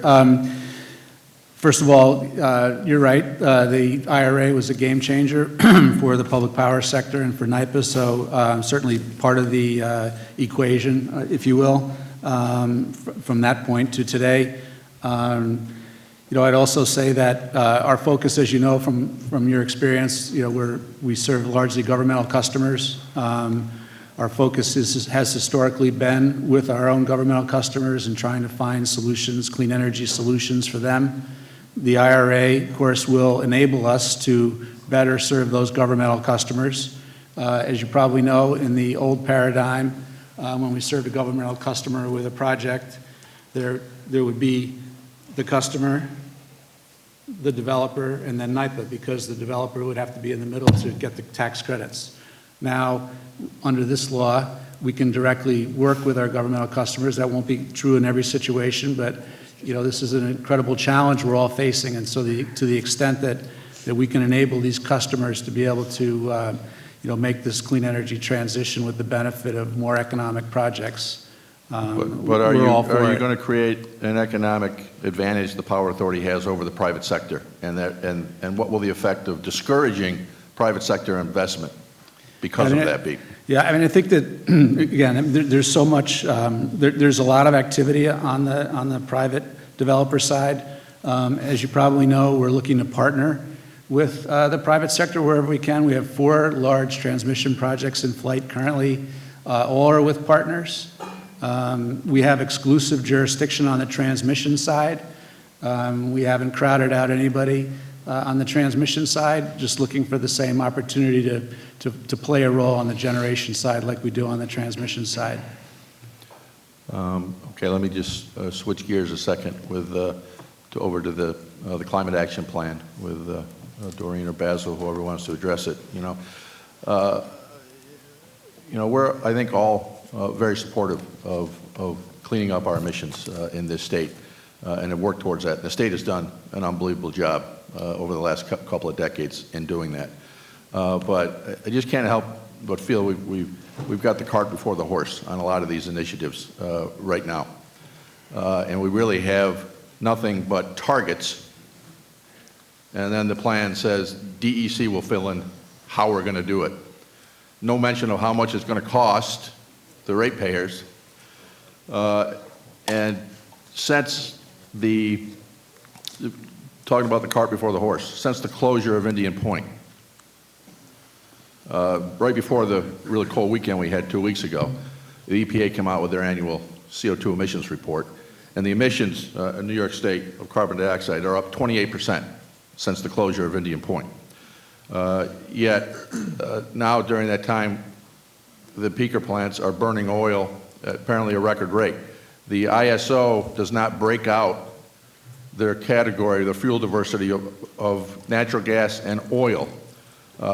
Is that something that the ISO should be breaking out so we know what's oil and what's gas, since oil is certainly dirtier than gas? And without making some interim improvements, we're going to just be using more oil in those communities that are disadvantaged by these. So why are we not taking other actions in the interim that would help not using those oil plants with cleaner burning natural gas? Well, I see the buzzer is about to Lucky ring. you. But it's a conversation we relish having with you. Yeah, sure. Yep. Thank Okay. you. Thank you. Thank you. We go to Assemblyman Carroll. Thank you, Chair. Good afternoon. Acting President Driscoll, I was very happy to see that in the governor's budget she has proposed broad and sweeping authorities for NYPA to own, build, and operate renewable energy. You and I have talked about this subject a great deal. I have a couple of quick questions. The first being, if this is to come into law, how quickly will NYPA be able to act to start building its own renewable energy? Will it build on its own, or will it immediately go to partner with other developers? And finally, you said that we could not put a mandate on NYPA to build if we are not meeting our CLCPA goals, as you confer with your colleagues. Why is that? I don't see why we could not put in very specific language that understands that you have certain obligations to your bondholders and other contracts, and as long as you're not in violation of that, NYPA should and will act. So on the latter point, I think you hit it on the head when you mentioned the caveats that we would want to attach to any such language. You could certainly mandate that we build renewables as long as we have some kind of discretion over where and when and with whom and for how much, so that our trustees can exercise the fiduciary obligation that the Public Authority Accountabilities Act requires them to exercise. So, so I think we're saying the So same you thing. agree with mandates as long as we make sure that you don't break contracts that NYPA has previously entered into? Yeah, I think it's a question of semantics, mandates versus, subject to discretion of the trustees. I think, subject to the language, Understood, I've got a minute. How quickly is NYPA ready to act to build public renewables? So as soon as, if the governor's proposal becomes law, we will begin to identify sites that can be utilized for projects. Those projects could take all shapes and sizes. Will you act on your own, or will you immediately go to partner, or both? It would depend on the size of the project. Larger projects are more susceptible to partner relationships so that we can leverage NYPA's dollars and build more and do more. Thank you so much, Mr. Driscoll. Commissioner Sagos, very quickly, trailheads in the Adirondacks, I know we need more money. I support that, and I also support, I know, a future novel that's in your head that you're going to write. I'll yield back the rest of my time. Thank you. It involves budget hearings. Senate, thank you. I think we're up to me. So just starting out quickly, I believe it will be for Mr. Sagos, Commissioner Sagos. So quite a few of my colleagues keep referencing that New York State has to import 50% of its electricity, but the independent systems operators say we only import 18%. Which number is correct? Yes, you can turn to your colleagues. Certainly. I will need to double check the energy versus electricity metrics. With respect to electricity, it is definitely not 50%. So I say that I would imagine that we're using different units of measure. That would be my expectation, Senator, but we can confirm. Thank you. On to Cap and Invest. Oh, no, it's not. That would be helpful. So the governor lays out the Cap and Invest program. What does the legislature actually have to vote on versus what is being done through regulation? I'm still confused about that. So we have broad authority right now to create the Cap and Invest program. If you think about the RGGI program, for example, we were able to create that without legislative involvement largely, and most of the states fell in the same bucket. We expect the same here when it comes to the affordability component that the governor's laid out. We would expect to be engaging with the legislature on that to be able to create the mechanism to put those dollars, the affordability account, back into the pockets of New Yorkers. Okay. So also in that section of the budget, it appears the governor is trying to establish that the legislature just provides authority for you through regulation to have free allocation of pollution allowances in perpetuity and in some class of industry that you'll be defining as energy intensive and trade exposed. Look, I support this effort, but I'm a little confused about what we're actually signing off, particularly in perpetuity. That generally makes me nervous as a legislator. So what does that all really mean? Those are not words, the energy intensive and trade exposed entities. I need help to understand that. So I will tell you this, the program itself is conceptual in nature now, right? We're in the middle of a give and take with the regulated industry, with the business community, with the environmental justice community to create what will then become the regulations. So it is premature for me to speculate as to what that will exactly look like, but you can look at what other states have done and the challenges or the successes they've had in terms of pursuing similar models. For us, when we talk about the allowances, right, setting a cap on emissions and then using that cap effectively to create the auction place where allowances will be purchased and some allowances would then be provided at no cost in order to protect the issue of leakage.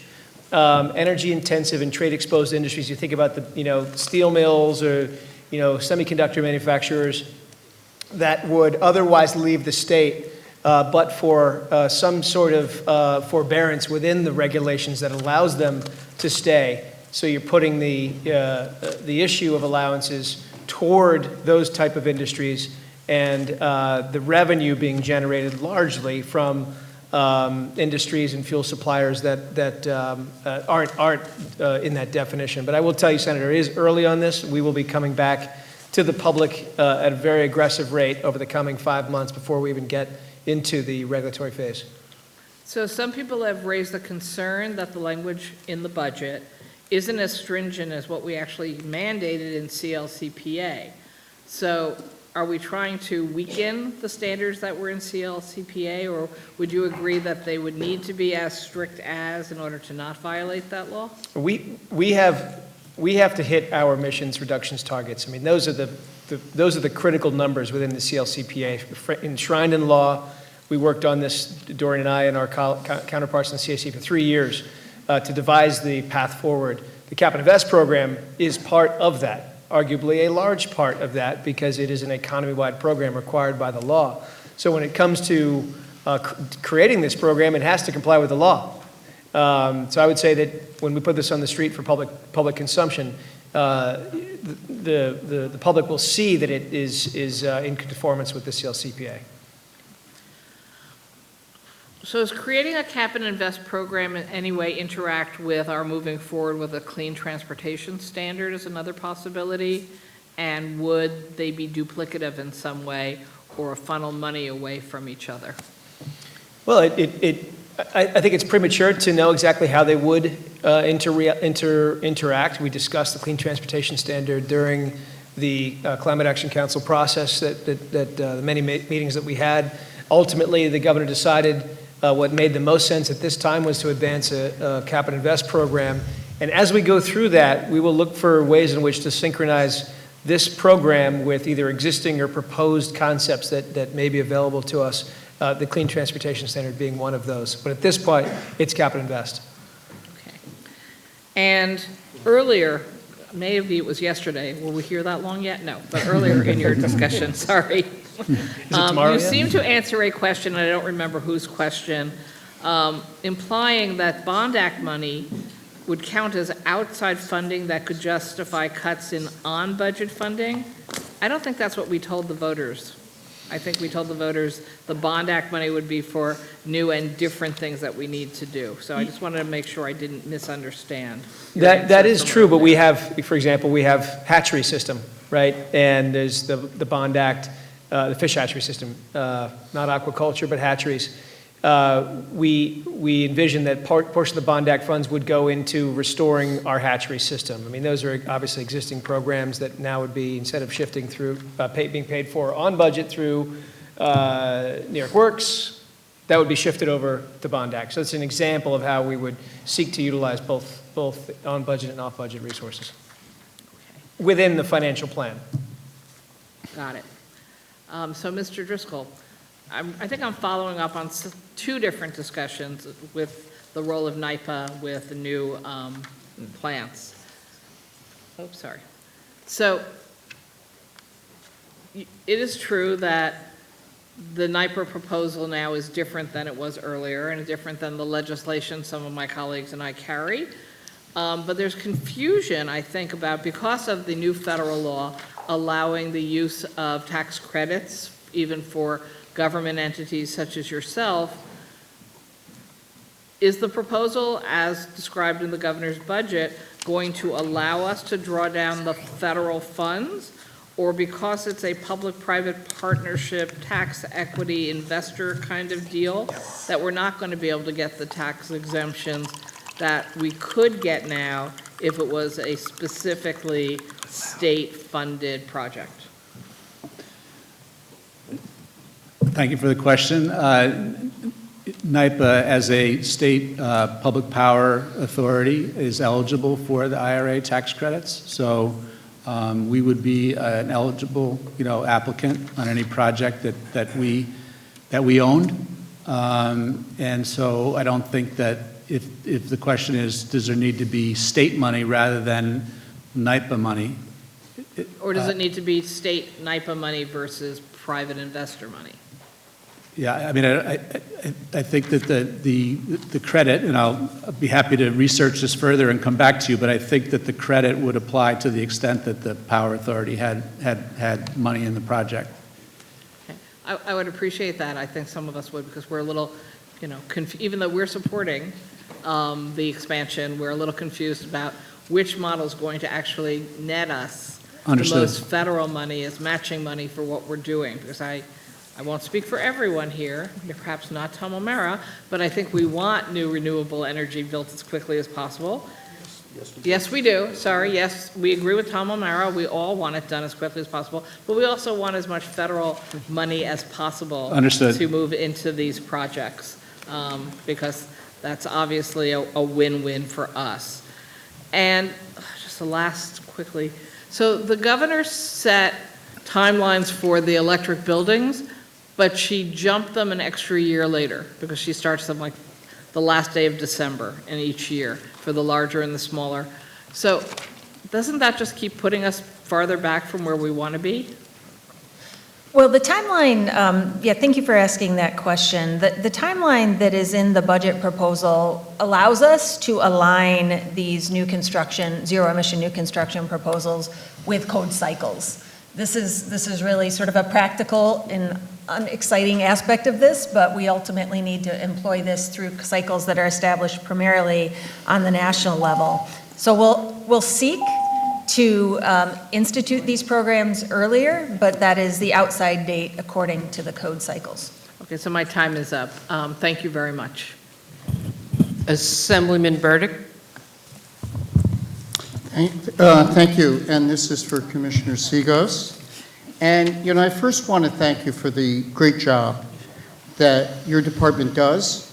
I've worked closely with your team, both in my prior capacity as supervisor of the town of Bedford, and more recently with working on grant opportunities and so forth, and they've been fabulous, and I want to thank you for that. I also was very pleased to hear about the community outreach that is being planned. I think it's absolutely what's needed, particularly for communities that may not have the bandwidth to get through the process. I want to mention that I too am concerned. I think it was Senator Harckham who had mentioned, and I think others have said about concern about getting money out the door, and particularly with so much money coming in further. And also, I wanted you to address, if you could, what I see as what I think really needs to be reconciled, which is the objectives of the Housing Compact with some of the laws and regulations that have been in place for decades to protect water quality. As one of the key examples is the New York City watershed, where there's virtually veto power on the part of New York City on any new wastewater treatment plant, or for that matter, an expansion and a request for a speedies permit based on an expansion of an existing one. And this will really run into direct conflict for the ability of municipalities to expand their infrastructure. So if you could address that in the 1 minute and 15 seconds I have left. We'll try. Thank you. So as to your first point about bandwidth and getting money out the door, I mean, I'll go back to what I said in the beginning. That's exactly why the governor's going to give us, working with you, additional resources. Right. We need fully staff support. resources. So Yep. that's really at the heart of it. As to the housing compact, and I take that to mean the governor's proposal to increase housing over the next 10 years. We believe that the environmental objectives and the housing objectives are very much collaborative and coordinated in nature. Focus on rebuilding in the built environment, downtowns, transit-oriented development, smart growth principles in mind. That was really what we talked about during the Climate Action Council. So now to have a housing push that's smart growth sensitive for us is a real winner. I take your point about the watershed. We also watch that very carefully, right? We want to avoid filtration and avoid what would be a $5 to $10 billion filtration But if plant I at this may point. interrupt you for 1 second in my last 10 seconds. Yes. because I brought this up as well as with Commissioner Wisniewskis. I really think it's important to talk to the city of New York and to figure out how you're going to reconcile those. That's what I would request. Great. Thank you so much. Thank you. Thank you to the Senate. Thank you. We have second round for Chair Pete Harkam, 3 minutes. Thank you, Madam Chair. I can't believe we're on round 2 already, like Groundhog Day. Just want to follow up on what Chair Kruger was saying about what it is we're voting on for cap and invest. And we know it's something that's talked about in the plans. It's something we need to do to finance what we want to get done. But if we look at it from a separation of powers issue, you know, I can't see the details are scant as to, you know, it says 35% go to environmental justice communities, and then it's really kind of unspoken as to what what happens with the rest of the money, and that it just goes to the general fund. And so I'm just saying, practically speaking, nothing against this governor or this administration, I don't see a legislature voting to give an administration the authority to raise and spend that much money without guardrails, parameters, and a plan. And in a sense, that's kind of what we're looking at doing right now, because there's not a great deal of specificity in there. Okay, so maybe I'll start and then pass it to Doreen to fill in. Please do. So what we're proposing, what we envision, because we believe we already have the authority to do so, is to create the actual cap side of the program, right? Establish what the emissions level is in New York, how that will decline over time, create the infrastructure for providing allowances, auctioning allowances. All of that we have, I would say, already, and it would be quite redundant for the legislature to take that up. But the invest side, we have discussed quite openly that we need to discuss that with the legislature. What does the Climate Action Fund look like? The $1 billion the governor talked about. How does that then get out into the pockets of New Yorkers to defray some of the cost of the program? The small business fund as well, same concept. So maybe Doreen, if you want to fill in any parts of that. Certainly. So you've covered the principles of the Climate Action Fund, and really the way this is laid out is after those funds are allocated according to the commissioner's point, we would be at NYSERDA investing the remainder, the 67% or so, consistent with the Climate Act and consistent with the scoping plan in sectors of our economy that very much need investment in order to achieve its outcomes. I think the RGGI model is a good example of the ways in which we have responsibly invested those funds that have been raised for over a decade, focusing on the electric sector. This would allow us to reach greater audiences, but also different scopes of investment, including the myriad ways that our scoping plan lays out. Again, I would just say that, again, not coming from a hostile place, because many of us are sympathetic to this, but seeing that in writing as opposed to just hearing about this in testimony, I think will go a long way.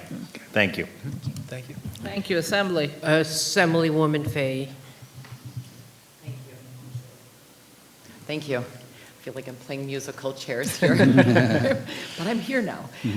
Sorry, I had to step out, and I apologize if you've addressed a couple of these things, but I just want to make a couple of comments, and then I have a question for NYSERDA in this race of 3 minutes. Thank you for your comments previously when I was here with regard to the scoping plan, as well as all the work that each of you have done on the Climate Action Council. I find it exciting. Yes, it's challenging, but I think with the right investments and with your work and the energy of a lot of folks here, we can get there, and I'm also couldn't be more pleased with the Bond Act. A couple of comments. The clean water infrastructure, I know that came up earlier. We just can't get enough of it, so thank you, and I know you're trying to address small communities. I think Senator Hinchey mentioned that, Commissioner Sagos, I think that's really important, as well as addressing the needs of small farmers. Everybody thinks of me as an urban district because I live here in Albany, but I also represent Guilderland and New Scotland, as you know. Albany Port, thank you for the air monitoring, and thank you to NYSERDA and more in terms of the Albany Port with the jobs. We're very excited about the wind the wind manufacturing that we hope will get out there shortly, that we know will get out there.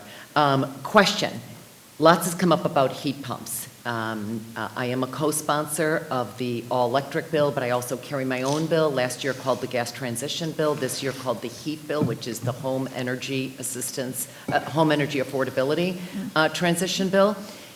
There's been a lot of concerns, maybe started by some of the back and forth on the stoves at the federal level, gas or electric stoves, but can you please talk about the need for, Doreen Harris, talk about how the reliability, especially up here in colder weather climates, whether here or, and I guess I've left you 55 seconds, but the sustainability and the savings, but the reliability, especially after that wicked last snowstorm we had in Buffalo.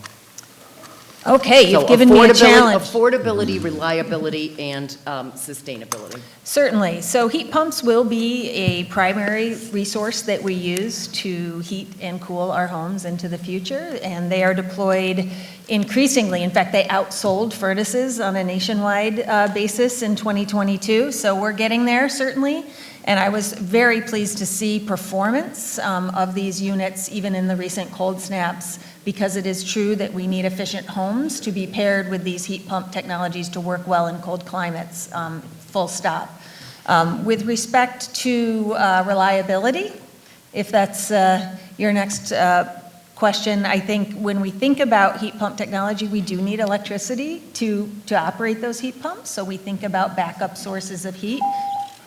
So, Certainly. Thank you. And I carried that bill with Senator Krueger, so I should have noted that. Thank you, Chair.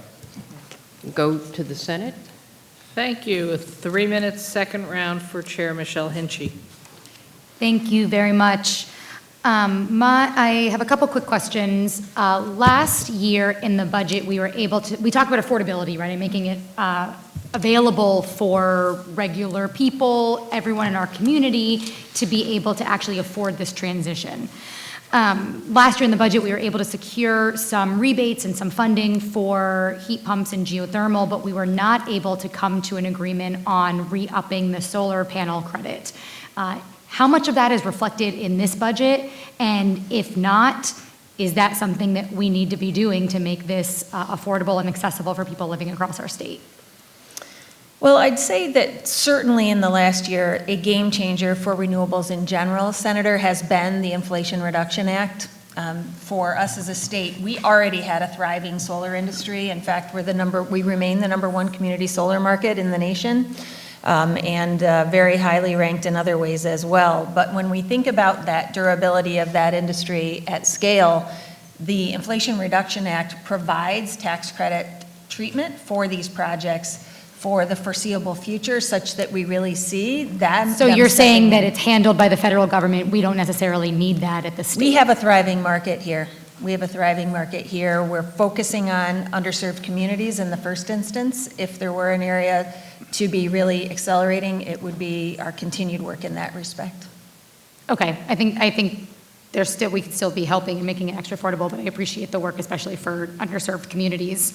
I want to echo what was said by my colleague, Chair Harcum, on seeing some details around cap and invest. I think his comments are accurate. It's hard from our place of responsibility to green light an entire program without really understanding, even if we all believe kind of deeply in the foundational points of it, to really understand where that's going to go, because historically we have lost lots of money that way.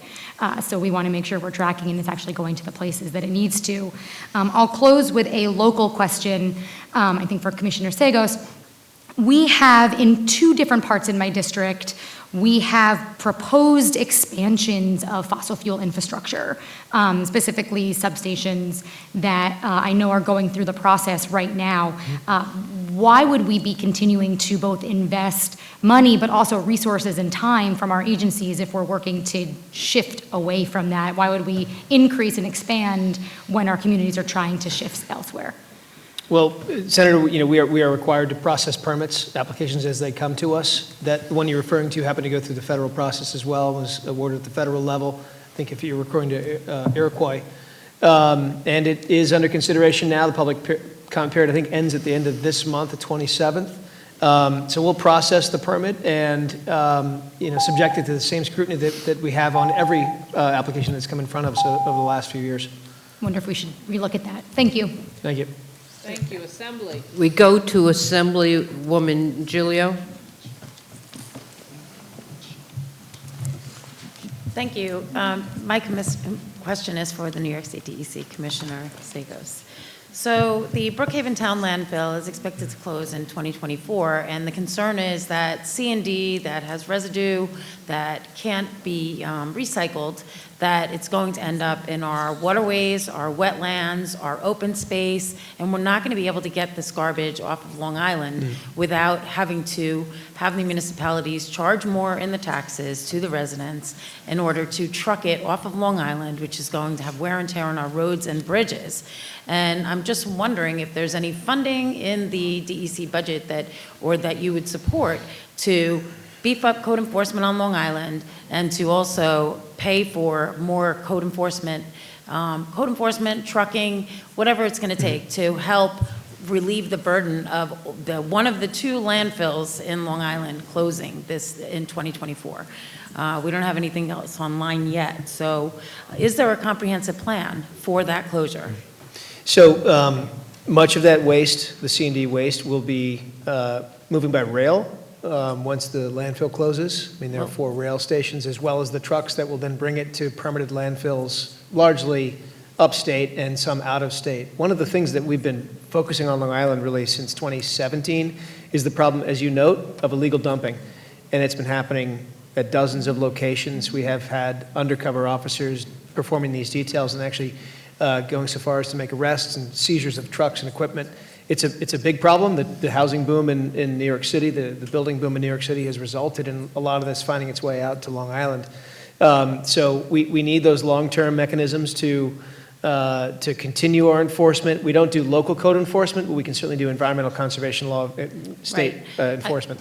Excuse me, I'm sorry, my time is limited, but yes. I know that there is money in the office in the budget for more enforcement of DEC. Yes. So I'm hoping that will be geared towards and beefed up on Long Island because of these closures, and also to have enforce the beaches and the fishing locations, because that is also a very big problem where we are, people are violating the law all over the state on Long Island. I mean, all the state laws on Long Island with the fisheries.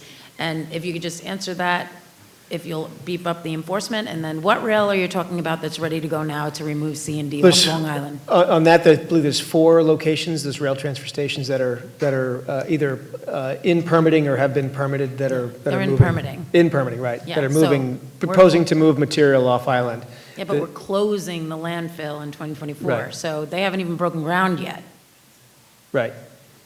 So we're talking about reducing waste. That's why we talked about advancing the Governor's Waste Reduction Act, helping to reduce the burden on municipalities. I mean, it's all encompassing in that respect. On enforcement, we are 100% in agreement with you. We need to be doing everything we can in concert with local authorities to prevent people from dumping and illegally fishing. And protecting our groundwater. Thank you. Exactly. Thank you. So since there are no more senators, we have still several assembly members. We go to Assemblywoman Lee. Good afternoon. My question is for Commissioner Sagos, as he could probably guess. So I'm one of the mothers with children who attend school across from the brownfield cleanup site at 250 Water Street due to contamination from a former thermometer factory in Lower Manhattan. And over the last several years, we as concerned parents organized and asked the DEC to work with us. And as a result, you gave us extra public participation meetings very early on in the process, and throughout the cleanup, we secured funding for a community consultant, and you worked with the consultant to adapt the process to best protect our children. The effort really mattered, and it helped the community understand the process and made people feel safe. But we were lucky. It's not common for BCP sites to exist in communities with the resources to engage with the DEC in the way that our community and the financial district did. So my question is, will you work with me to figure out whether legislatively or otherwise how we can take what we learned from the work that we did together on the site and make sure that other communities can benefit from what we learned? Thanks for the question. Absolutely, yes. Love to work with you on that, tell that story. And I think, honestly, the lift on this, on other sites, needn't be extraordinary. I mean, in a way, it's making sure that we're working with local leaders to understand problems, walk people through the process of the Brownfields Cleanup Program, and make sure they have a voice ultimately in the outcomes. We're doing it in Tonawanda Coke Corporation, former Brownfield site. We're doing it in Niagara. I mean, I just had a meeting about this yesterday. The old American Axle site in Buffalo. So it is something that we as an agency want to do right because it's a really important program for the state, and we're lucky to have it, consultation with you. But to tell the specific story of 250 Water Street, which I know was a very significant matter for your community for many years, I'd be happy to work with you on that to get that out there. Great. I will follow up with your staff. Excellent. Thank you. Thank you. We go to Assemblyman Mondamny.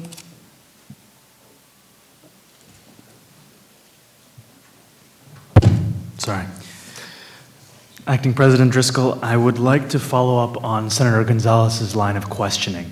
So the legislature's version of the Build Public Renewables Act includes labor language around project labor agreements, prevailing wage applying to both contractors and subcontractors, and a just transition fund.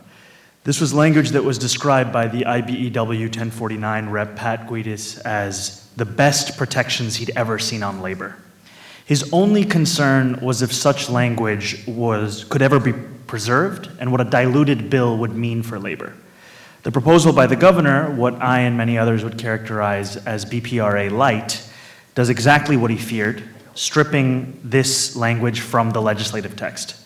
Why has that language been removed, and how do these omissions better position the state to unionize and expand the workforce needed to meet the goals of the CLCPA? Thank you. Thank you for the question. And as I mentioned earlier in the prior answer, we do a lot of work. We do a lot of obviously all of our work is public work under the labor law, and so we don't do a project that doesn't pay prevailing wage. We're open to PLAs on projects.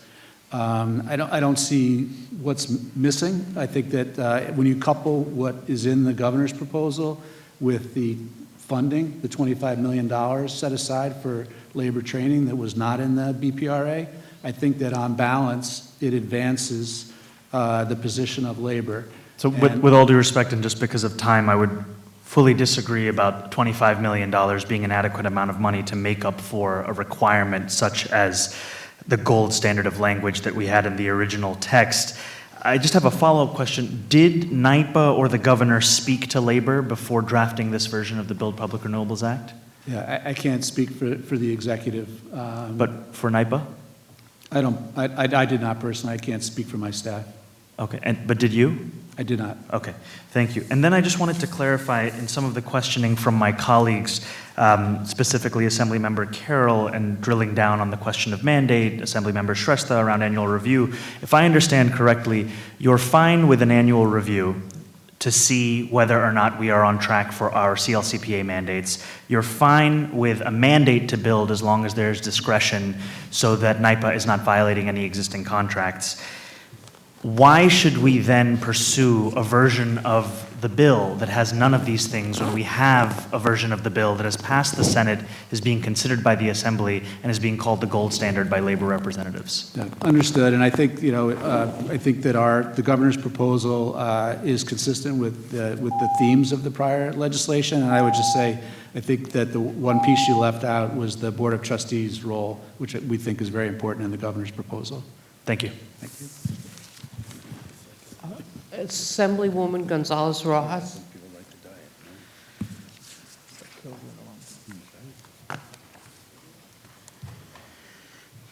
Thank you so much for your testimony. For the NYSERDA Commissioner, I'm curious what barriers that you have in your agency to run a public education campaign that ensures that every New Yorker understands what the climate plan means for them, how to access those resources, and why New York State needs to lead. Maybe I'll start DEC and then NYSERDA? Okay. Well, communication is going to be everything when it comes to implementing an effective plan. I mean, we spent 3 years building the plan, now we have a scoping plan out there for the public, but really, the next phase is launching all of the initiatives under that plan. So we have a robust planning process for that for those communications, ultimately engaging the public in a statewide capacity at the ground level, engaging the legislature to make sure that leadership is involved as well. And drilling down to making it easy for kids to understand and be a part of within school curriculum. So, Is there multilingual resources available for yes, that? I mean we have been striving through the process of the CLCPA through the scoping plan to make sure that we have as much as possible multi-language assets available for anyone who's interested. Can you tell and me- translators during our Great. hearings. That's great, thank you. How much is being spent on in New York on climate change in directly impacted community, our disadvantaged economic justice communities? I don't know that I have a number to give you, but I know that we are holding ourselves to the minimum 35% goal in the CLCPA with the target of 40%. That's where we're holding ourselves. We're holding ourselves to that, by the way, in the Bond Act, as well as the water spending that we're doing. So perhaps Doreen has some high-level numbers on climate spending, but we're abiding by the CLCPA at a minimum. Do we have more specifics on just investments in disadvantaged communities? I represent a community that's hard hit by climate change, Astoria, Jackson Heights, East Elmhurst, Corona, Queens. So I'd love to hear a little bit more in my 50 seconds left. Certainly. Well, specific to NYSERDA, the investments that we are making through the Regional Greenhouse Gas Emission Program, as well as through the Clean Energy Fund, exceed the CLCPA requirements for these place-based investments. I'd be glad to send you our regular reporting, which reflects that, as well as the places within your district that are invested within. Great. And I'll just maybe make more of a statement, but with increasing funding on budget for climate, is it not time to ensure transparency and accountability across the portfolio by having a clear system for climate spending and economic development as we have for environmental conservation programs? Would you all agree?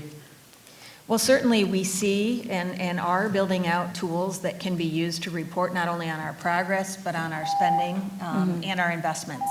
Totally agree, and that's central to the climate law. Thank you all so much. Thank you. Thank you. We go to Assemblywoman Kellis. Good afternoon now. Thank you so much for being here. Spitfire like everybody else.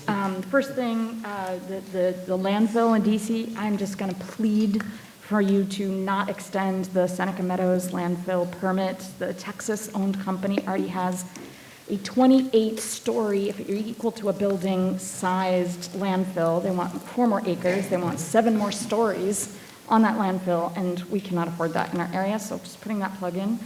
And then diving in, delving the details.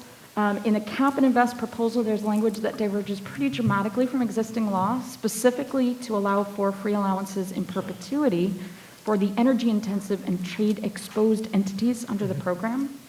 Existing law allows for the department to create a program to address these types of facilities, as we know, but it has many, many more safeguards and standards. You announced in December, I think, last year, that you'll not exercise the authority granted in law to enact an alternative compliance mechanism. I'm assuming it was waiting for this to come out. So what was that? Why was that decision made, and how will this new concept ensure the protection and safeguards we agreed to in the CLCPA, or will this weaken the CLCPA? Okay, I will admit I had trouble hearing a couple parts of your question, but as to the issue of allowances, again, this is a program that we're going to create through regulation over time, and we don't have the definitions ready to describe exactly what that look like for the. But it'll meet the standards that we already have in the CLCPA. It will meet the standards of the Excellent. CLCPA, yes. And then another question I have is the executive budget includes a provision that changes the CLCPA and requires that during its rulemaking process, DEC, quote, consider the aggregate cost of the program when applying the carbon dioxide equivalent in statewide greenhouse gas emission limits as defined in the current law, essentially allowing us to consider the cost and use the international greenhouse gas and carbon dioxide equivalents. But the CLCPA standard is intentionally more protective, for example, using the 20-year limit for methane instead of the 100-year limit. So I just want to hear your thoughts on that. Wouldn't this weaken our climate law and efforts? So when it comes to just an analysis of the various accounting systems that are in place, it's incumbent upon us to understand, linkages, right? We need to create a program that the governor told us to be able to link it with other states. None of the other states use it, the accounting mechanism we do. How does one create a program given that? Okay. Also, some federal funding streams rely on different funding assumptions. You see the EPA even talking about the 100 years. So if we're to take advantage of federal funding streams, we need to take into account the differences in accounting methodology. So that's really behind that. Perfect. Yep. One last question. Great answer. We'll talk about it after. Do you support the inclusion of line item allocation for each of the CW, for the WIA 13 programs in the state budget? So you'll be able to respond in writing to the respective Can you chairs. give us a question? Again, I sort of missed it. Just whether or not you would line item the 13 programs in WIA. Okay. Excuse me, Assembly Member Ed Ra, 5 minutes, Ranker. Thank you. Good afternoon, all. Thank you very much for your testimony today. Commissioner Sagos, if I can go back to, I apologize, I see you're conferring with somebody, but if I could go back to EPR, which my colleague brought up earlier. So the 100% reimbursement that we're envisioning for the municipalities, how do we come up with what that cost is going to be as part of this proposal? Do we have an amount a ballpark number? We don't yet. Again, we're still in the early phases of creating the Waste Reduction Act and what ultimately that will look like in creating the producer responsibility organizations and then making it incumbent upon them to fund municipalities if the municipalities continue to or wish to continue to conduct recycling programs. It needs to be fully funded. So we imagine by the time we get to crafting the rules around that, the PRO would be on the hook for the continued program. If the municipality isn't interested in doing it or is interested in scaling back, we need to make sure that they're not actually losing or reducing services for individuals. Yeah, so that was the next piece of this, because I think that there's been estimates that it's about 30% of waste is packaging materials. So it seems to me that there would still need to be a recycling program and how we would portion that all out to what these producers are responsible versus other things, because obviously we would not want a municipality to say, okay, we're just going to recycle the things that are covered by this program and throw the other stuff. And we need to continue recycling, and this program aims to reduce the cost of it and ultimately reduce the amount of waste in the stream. Sure. And then just thinking about whether there's a model out there. I know a number of states have passed this. I don't know that anybody's at the finish line of implementing it yet. But internally to our state, I know a few years back, you were tasked with the paint stewardship program. So is this time frame envisioned here realistic given the experience of the agency in the past, and does the agency have the personnel and resources it's going to need for this proposal? I believe it is consistent with that. I mean, this is a bit bigger than paint for sure, and there's far more involved than just the paint stream. So we do need to get it right, and we're talking about addressing a wider segment of the economy as well as a wider segment of New York State. It took time to get paint done. Thankfully, we got it done with you, and it's working pretty well now. I mean, they're not at 100% yet, but this is a whole new scheme, and we certainly would need to work very carefully with counties and municipalities as well as we craft this. Okay. Thank you. If I can shift to NYPA, President Driscoll. So I know you talked about public-private partnerships in terms of, siting, building, these renewables, but am I correct? This language is broader than that, really envisions the possibility of NYPA building things completely on their own, correct? NYPA could build on its own under the governor's proposal, yes. I think that our intention would be to partner on larger projects. There could be smaller projects where we would build on our own, potentially for a governmental customer. There also is a provision regarding bill credits for disadvantaged communities. Those projects would likely be built by NYPA on their own, on its own. So you would envision that would only probably be the case in smaller projects, that you would go completely on your own? I mean, the larger projects for us, I mean, we're limited by our balance sheet, right? We can only do so much. So I think with the larger projects, they're more susceptible to partnership relationships. And in those smaller instances, would the cost be, just completely borne by those ratepayers?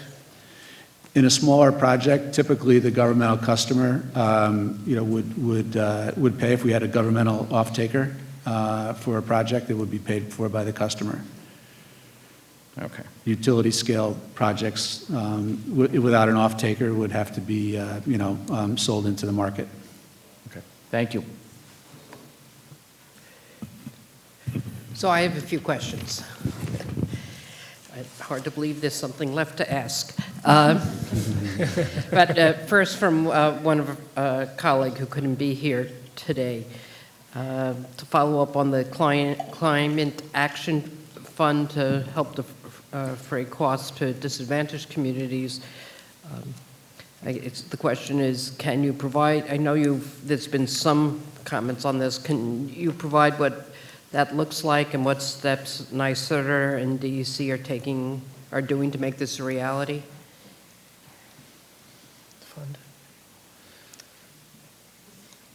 Maybe we'll take a stab at that. Yeah. Okay. So I think the question is about what the fund would look like effectively? Yes. Yeah. Okay. So as the governor explained in the State of the State and in the budget, we expect sort of a minimum amount of proceeds from the sale of allowances under Cap and Invest to generate $1 billion, which would then be used to send into the pockets of New Yorkers to help defray some of the costs of the program. Now that's informed by basic analysis that DC and NYSERDA have done as to the kinds of programs that are in play around the country right now and what those programs generate in terms of revenue. So again, a minimum amount, again, to get at the affordability principle that the governor laid out. And maybe I'll transfer it over to you for any details. Yeah, as the process ensues, there's going to be a tremendous amount of engagement, but also analysis that will refine that benchmark that was based actually on some programs that are in place in the western states at this point. And so the principle is money in the pockets of New Yorkers. The exact ratio by New Yorker is also subject to that process. As we know, we need a lot of input as to the right ways in which to disperse those funds. And then to NYPA, can you explain what the expanded authority under these subsidiary entities such as LLCs and not-for-profits will be?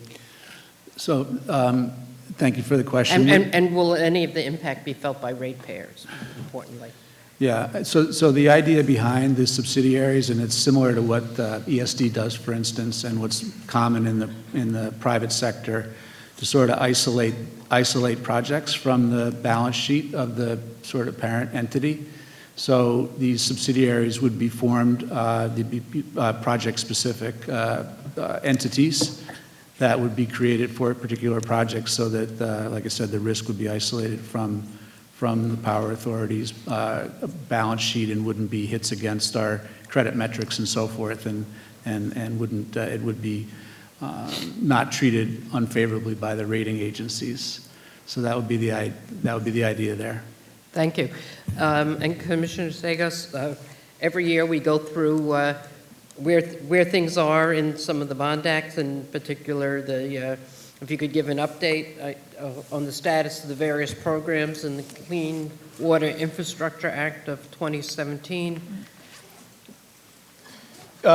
Sure, I would be happy to. I think I gave a high-level summary at the beginning on spending, again, over $1 billion a year this year, 2022, in grants. The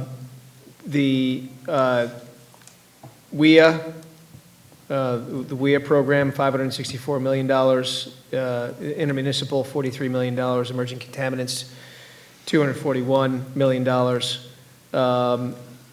Clean Water Infrastructure Act, $246, and our DEC program, which is the WQIP program, $272 million.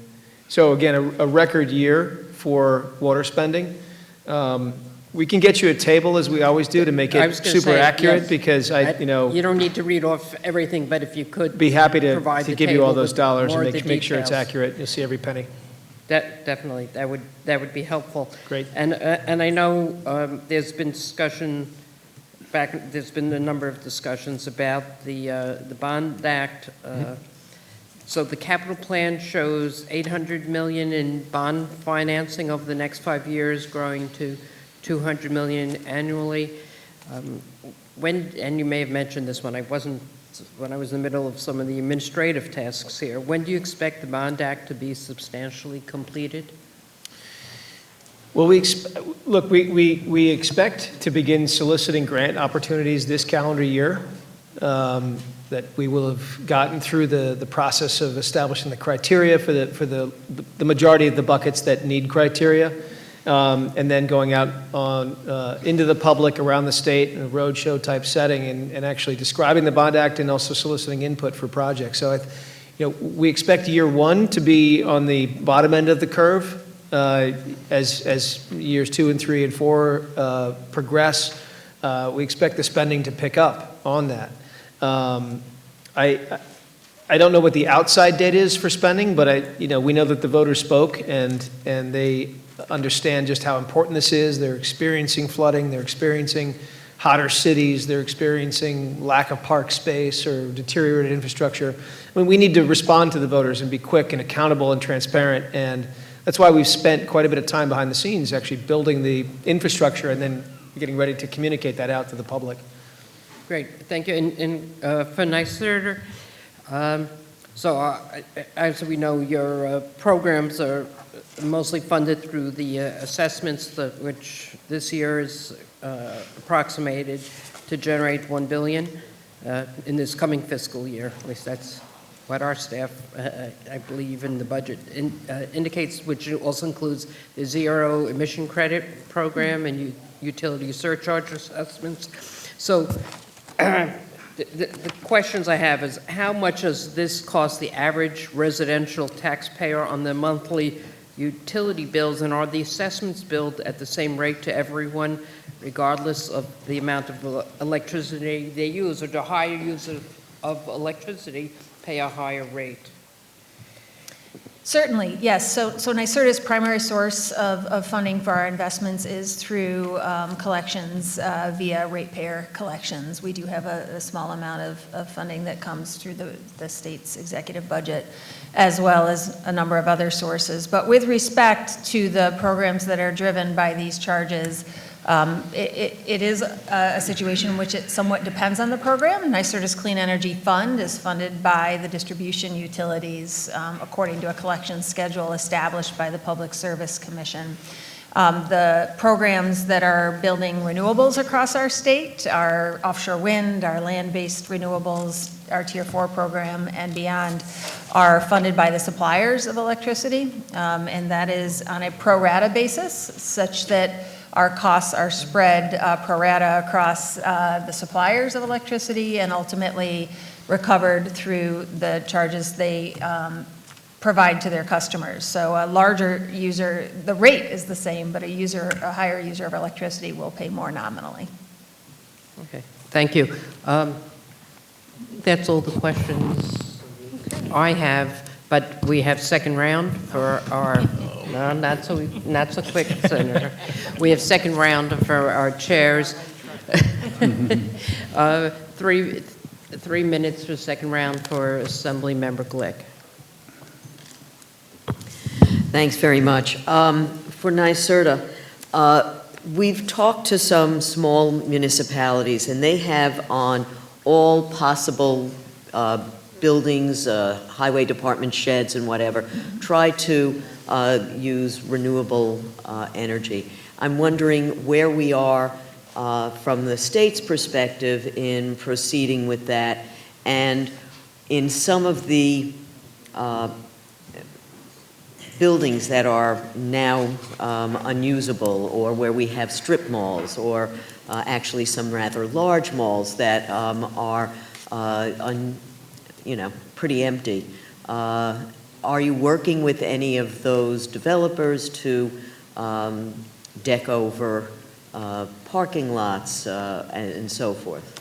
Is there any plan around that?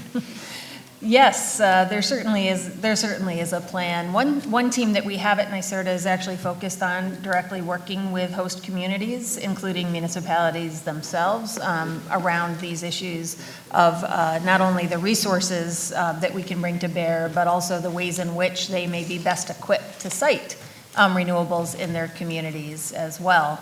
The Build Ready program is a great example of that, focusing on underutilized properties. So we love landfills, we love brownfields, parking lots, et cetera, because these are areas in which they're untapped potential, really, for solar siting.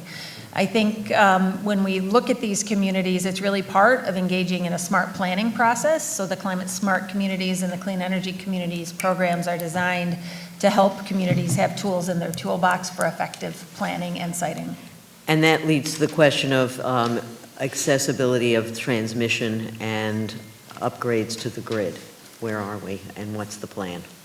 Certainly. I can imagine the next panel that will be a topic of discussion, but ultimately, I would say there are, through your work in advancing the Accelerated Renewable Energy Growth and Community Benefit Act, there's a large number of investments going on across our state by the utilities to first identify upgrades that are needed for reliability in the first instance, but also upgrades that are needed to site more renewables and to accommodate the level of electrification that we've been talking about today.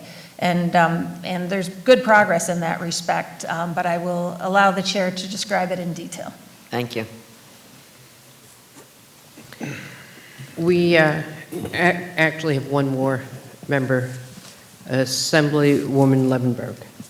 3 minutes. Thank you, Madam Chair. I appreciate it. I just wanted to ask quickly, and you may have already answered this question. I'm sorry, I had to leave and come back. Where microgrids fit into the picture? Have you already spoken about that? No, I'd be happy to. We at NYSERDA have supported a number of programs over the years on the topic of microgrids.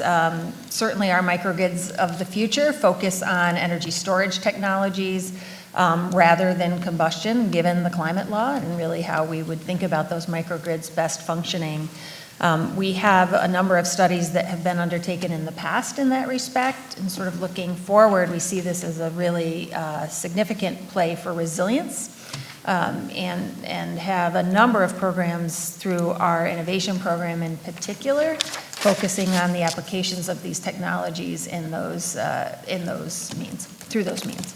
And to the question of resilience, one of the things that we sometimes notice is not all of our agencies seem to be on board, not just with resilience, but also with some of these, these improvements, whether it's, green lawn equipment for our DOT, or the trucks or the machines that they use, or the, the carbon-free concrete or things of that nature. Where does any of those pieces fit into the plan? Can you talk about that briefly? Again, one thing I talked about earlier was Executive Order 22 that the governor signed to unify all the sustainability objectives of all the various agencies that have a role in managing the landscape and operations. That's very much underway. I mean, it unified other executive orders where we had made some significant progress. EO 22 really sets us on that path and supercharges our efforts on the way we build, the way we move around the state, the way we operate, and that's primarily what we will be guided by. Okay, great. Yep. And then just very quickly, I just wanted to second some of the comments from the Senate Chair Harckham about the concerns about Indian Point decommissioning and the water, the treated water that could potentially get put into the Hudson. I know you talked a little bit about about fluorocarbons, all of PFAS and all those sorts of things, how they get into the air, into the water. And I know that we don't regulate the radioactivity, but a lot of the regulations that the federal government has set in place were based on, you know, a 30-year-old man in protective gear. And so, you know, having drinking water that young women or pregnant women are going to be drinking, or young men for that matter, since we have, I think, 7 communities along the Hudson that rely on the Hudson for drinking water, I think it behooves us as a state to intercept whatever that might be, since we do not have all the answers. Thank you for raising that, and I will certainly be following up on that point. Thank you. The assembly is closed. All right, and the Senate has been closed, so I want to thank all of you for your participation in this hearing today. And I think there were some questions where you were, oh, you got applause, wow. Thank you. Happy Valentine's Day. Thank you all. Happy Valentine's Day. I'm not sure who you got applause from, but please do make sure to follow up with us in writing on any questions that you told us you needed a little more time on. So thank you all very much. Thank you. And we're going to call up, so people who want to talk to our guests, like Steve Otis, should take it out in the hall.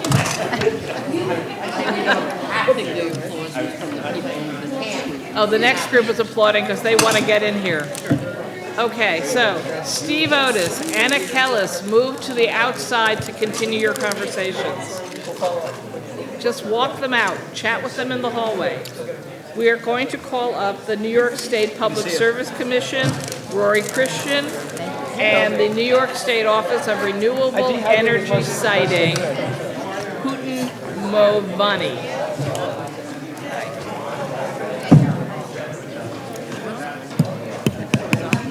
It is. I know.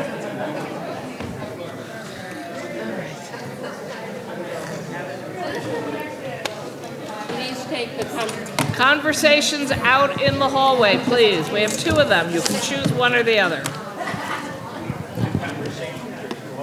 Keep moving.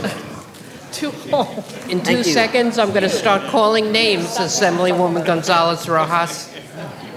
Okay. That didn't help. That didn't help, I know.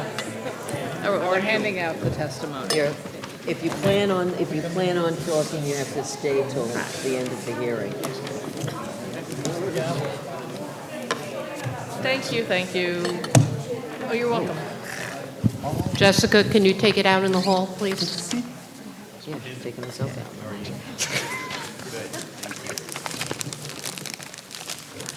Okay.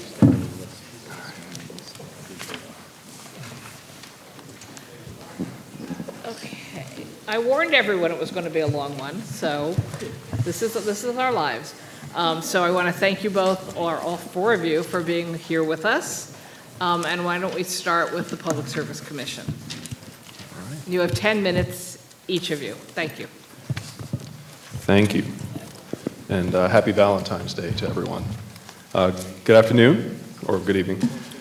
Chair Kruger, Chair Weinstein, and other distinguished legislative members. My name is Rory Christian, and I am the Chief Executive Officer of the Department of Public Service and the Chair of the Public Service Commission. The Commission's regulatory jurisdiction extends over investor-owned utilities, including 6 major electric and gas utilities, 5 major gas-only utilities, 2 major water companies as well. We also have jurisdiction over certified telecommunications corporations operating in New York, hundreds of small water companies, nearly 40 municipal utilities, as well as cable companies, power generators, and energy service companies, also known as ESCOs. The department also provides regulatory oversight of electric utility operations on Long Island.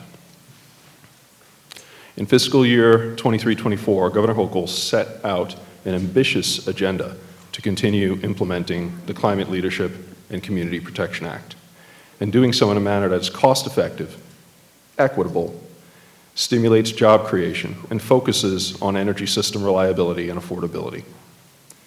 Guided by some of the nation's most aggressive climate and clean energy initiatives, New York is on a path to achieving a zero-emission electric grid by 2040.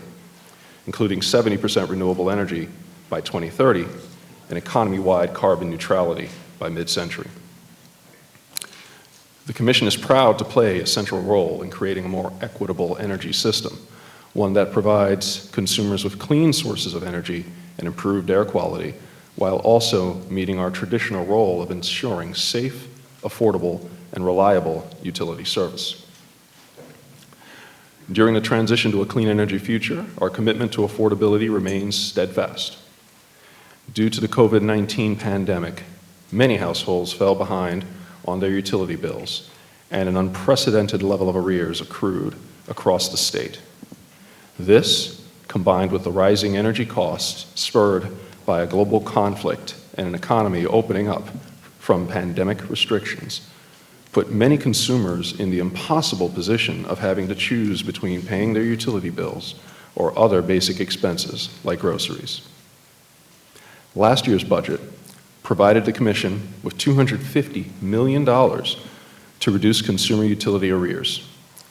The Commission then leveraged this appropriation to provide a total $567 million to roughly 330,000 low-income residents in arrears. Most importantly, we moved the appropriation to residents within 4 months of budget adoption, quickly providing the needs to many. On January 19th of this year, the Commission approved a second phase of the COVID relief program, providing an additional $672 million to 480,000 families and over 50,000 small businesses for past due utility bills. The initiative was determined to cost less to ratepayers than doing nothing, since the bad debt would ultimately, eventually, become recoverable from all ratepayers. More structural changes needed to improve energy affordability. Governor Hochul has proposed $200 million to expand our monthly discount to more than 800,000 households making under $75,000 a year, households who are currently ineligible for this current program. Further, Governor Hochul proposed an additional $200 million for the Empower Plus program to help 20,000 low-income families retrofit their homes, adding insulation, installing energy-efficient appliances, and where eligible, switching from fossil fuel heating to clean electric alternatives. Homes that participate in this program and fully electrify will be eligible for the Energy Affordability Guarantee, a pilot program that ensures these consumers never pay more than 6% of their incomes on electricity. These programs will support the development of a cleaner, more efficient buildings and prevent economic hardship in our state's communities by assisting consumers proactively with effectively managing their energy bills. The Commission has supported the development of renewable energy resources, advanced green technologies, and made significant progress in advancing improvements in transmission and distribution infrastructure to cost-effectively accommodate the increase in renewable energy generation coming online. And we've done this while maintaining the reliability and improving the resiliency of our energy systems. Under the Governor's leadership, utilities will invest more than $1 billion in support of vehicle electrification, primarily for the development of electric vehicle charging infrastructure for passenger vehicles. We will also build upon this success with new proceeding to advance the charging infrastructure needed to electrify medium and heavy-duty vehicles. Pollution from these vehicles impact disadvantaged communities where air quality is a public health issue. And through this proceeding, the department will seek to encourage proactive investments, especially in disadvantaged communities and Clean Air Act non-attainment areas. The Commission will continue implementing solutions to reduce greenhouse gas emissions and address some of the inequities of the past, including in utility rate cases. In the last 2 years, the Commission has decided 3 major electric and gas utility rate cases, and I'm proud to say that our rate case decisions reduced initial requests dramatically, saving ratepayers hundreds of millions of dollars annually. And we intend to judiciously review rate cases that are currently pending before the Commission. Turning to broadband, last summer the Commission released a first-of-its-kind interactive broadband map. the goal of which was to provide the most detailed depiction of broadband infrastructure in New York to date. The map, which will be updated annually, is already being used as a guide for future broadband investment and has attained the interest from other state utility commissions wanting to follow our lead. The Commission will continue its long-standing commitment to transparency, particularly with its regulatory process. Last year, we held 98 public statement hearings attended by thousands of New Yorkers, and we received over 20,000 comments in over 2,000 proceedings. These comments played a key role in our decision-making process. We fielded more than 250,000 customer calls and another 70,000 inquiries and complaints. Together, these activities ensure that the companies we regulate are responsive to the needs and concerns of consumers. And in sum, we are well positioned to deliver our core mission and meet the governor's ambitious agenda, and we are grateful for the legislature's support. This concludes my remarks. Thank you. Aye. Energy siting. Sure. Good afternoon, Chair Kruger, Chair Weinstein, and other members of the New York State Legislature. My name is Hutan Mulvaney, and I'm the Executive Director of Office of Renewable Energy Siting. Thank you for the opportunity to appear before you today to discuss the important work and accomplishments of ORES in the past year and the matters the office expects to focus on during the state fiscal year 2023-2024. To begin, I would like to thank staff at ORES and other partner state agencies for their dedication and commitment to New York State's renewable energy mission and protection of the state's environment. ORES has built an exceptional team of subject matter experts to undertake a coordinated and timely review of major renewable energy facilities needed to meet CLCPA. The challenges of implementing the nation's first state office devoted exclusively to renewable energy siting have been met with professionalism and integrity envisioned by Executive Law 94C.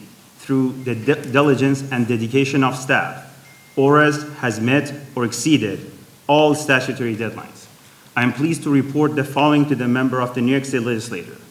To help the state meet its nation-leading clean energy goals under Climate Leadership and Community Protection Act, ORES has developed and implemented a permitting process that's comprehensive, transparent, and fair.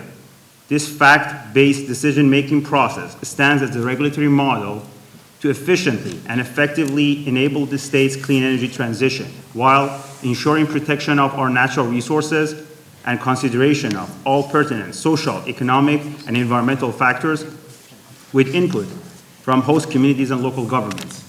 Starting on Executive Law 94C executive date of April 3rd, 2020, the office immediately began working with prospective applicants on all new applications for major renewable energy facilities, including transfer application from Public Service Law Article 10 process. To date, the office has issued 11 final siting permits totaling over 1.7 gigawatts of renewable energy capacity. As demonstrated by the records of decision on the final siting permits issued to date, the office conducted detailed, transparent, site and project-specific environmental reviews for these 11 siting permits, with robust public participation, including consideration of nearly 1,500 public and municipal comments to ensure the proposed facilities meet or exceed the requirements of Executive Law 94C and its implementing regulations.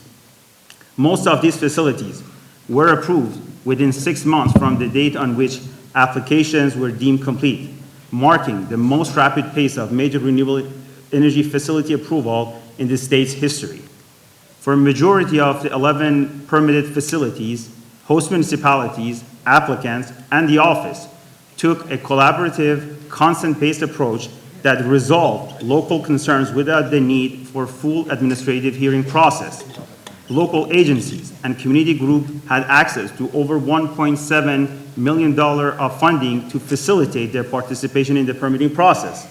These facilities are expected to provide over $200 million of benefit to host communities and create more than 3,000 full-time equivalent jobs during construction and operation. As these projects proceed, ORES will continue to work collaboratively with the host municipalities and community stakeholders throughout their construction phase. At this time, the office has issued its first notice to proceed with construction, and site preparation is expected to begin this month. Final decisions are pending on 4 complete siting permit applications, which must be completed by the office within 1 year from the date they received their completeness determination. Additionally, the office has received 2 permit applications that are currently under review for completeness. Collectively, these 6 facilities have a proposed renewable energy capacity of 771 megawatts. The 2023-24 executive budget proposes $26 million in new appropriation authority to support the office and its work. The office expects significant application activity continue this fiscal year as the pipeline of projects mature into full applications in the coming months. This pipeline consists of 62 projects totaling approximately 9 gigawatts of proposed renewable energy capacity that are in an applicant-driven due diligence phase or proceeding through pre-application procedures in consultation with ORES, other New York State agencies, local governments, and community members. The $26 million is needed to ensure ORES has adequate resources to accomplish its mission, namely the coordinated and timely review of proposed renewable energy facilities. Under the leadership of Governor Kathy Hochul, ORES stands ready to confront the most pressing existential challenge of our time, the threat of climate change. The state's commitment to a successful and equitable transition away from the legacy of polluting fossil fuel generation is dependent on a responsible major renewable energy facility siting process. ORES is well positioned to help the state meet the clean energy goals under CLCPA. I wanted to thank you for your critical partnership in supporting this office as we work to reduce greenhouse gas emissions, protect our natural resources, and provide long-term economic development opportunities for the state. We look forward to continuing to work hand in hand with all stakeholders as these facilities are developed and constructed. All right. Thank you both very much for your testimony. And we're going to go. You think I could learn how to use this microphone? Thank you, Helene. We're going to start with Chair Pete Harcum, 10 minutes. Thank you very much, Madam Chair. Thank you both very much for your testimony, and thank all of your teams for their outstanding service. I want to start with you, Chair Christian. There's a small item in the budget that could have strong implications, and it doesn't have much explanation in the budget. There's a line for DPS to place a cap on residential customers' energy usage. Now, fertile imaginations could conjure things up with something like that. So could you give us some information on what that is and how that policy would be developed and why that's necessary? So thank you for that question, Senator Harcum. I believe the item in question that you're thinking about is likely related to the affordability guarantee that we're attempting to move forward. As you know, the work that we do as a commission, we try to make sure rates are just and reasonable, and we acknowledge and recognize that that does not always mean affordable. So I believe the funding you're referring to is a pilot program that we're developing in part of the energy affordability guarantee that will help offset the cost of energy to low-income New Yorkers making under a certain amount. But I'd have to double-check and look at the line item in question, but I believe that's what you're referring to. But am I accurate in the description that even if it's a pilot, it would be a pilot based on capping the amount of energy an individual customer could use? Is that an accurate characterization? I would have to look at the program. I know the program is in development, so I can't speak to the specifics of it, but that is a potential option that would be available. Again, it's in its early stages. And that's just a pilot, or is that thought of as being something to be deployed statewide? Again, at this time, it is a pilot. The goal would be to test, make sure it's effective, achieving the policy goals that we want to achieve as a result, and if effective, we could deploy it statewide. That is my understanding. All right, thank you. I would just caution, you know, again, the vacuum of information could lead, I think, Fertile Minds to extrapolating on what that could mean to individuals and to the marketplace. So, you know, if there's more information that can be provided to the Senate, I think that would be helpful. And I think my next question, I think, would go to Mr. Mulvaney.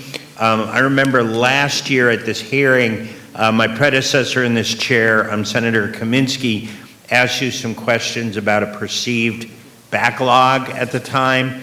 Are projects flowing through the pipeline? Do we have any backlog that you would consider a backlog? Have we cleared out what he was discussing last year? Thanks for the question. As I indicated in my written testimony, the office has met or exceeded all statutory deadlines, or the office is current with respect to all applications filed to date, and we're well positioned to continue the same approach for expected applications to come. I'm not aware of anything as such as like a backlog for the Office of Renewable Energy Siting. As I indicated, the office is current with all applications. All right, terrific. Thank you. I'll yield my time for now. I may or may not come back for the other three. Thank you. Okay. Thank you, Senator Harkam. Next is Assemblywoman Dee Dee Barrett, Chair. Thank you. Thank you for hanging in there with us. I'm going to start with Chair Christian. I got a couple questions here. We talked about earlier today the transmission challenges, the grid, and obviously the goal of new electric housing being built, you know, and the huge need that we have in order to meet housing needs. Can you talk a little bit about whether we're really set up to be able to do this in the timetable that we're talking about?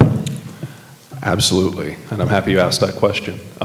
So we are actively and aggressively working on all the infrastructure needed to ensure that we are poised to meet our 2030 goals. I believe earlier President Harris mentioned the renewable energy rollout that's currently underway. He probably spoke to the offshore wind contracts, the onshore land-based solar and wind, as well as the battery storage and various rooftop solar goals that we have in the state.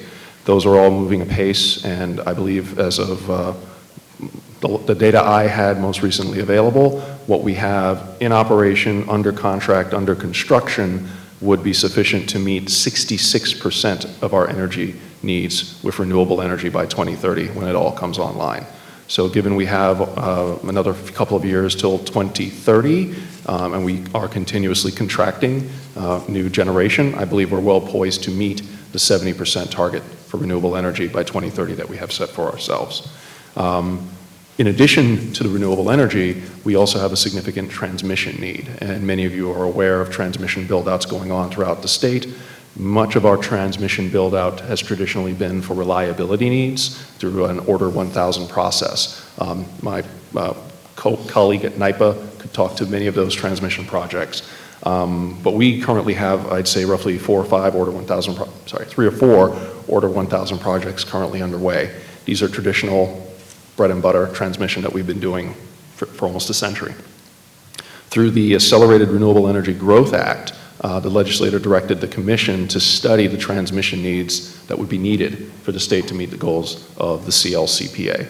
And as a result of that, we moved forward, issued a power gen study, and that power gen study identified a myriad of needs, both for, again, land-based generation and offshore wind.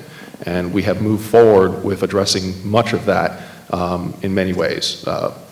Again, President Harris mentioned our Tier 4 efforts, which is a significant amount of renewable energy generation and transmission, which will be bringing generation from areas where it's available to the downstate region. In addition to that, we're also moving forward with a variety of near-term transmission needs through what we're calling our Phase 1 and Phase 2 transmission effort. Phase 1 being focused on near-term reliability needs that should happen as quickly as possible.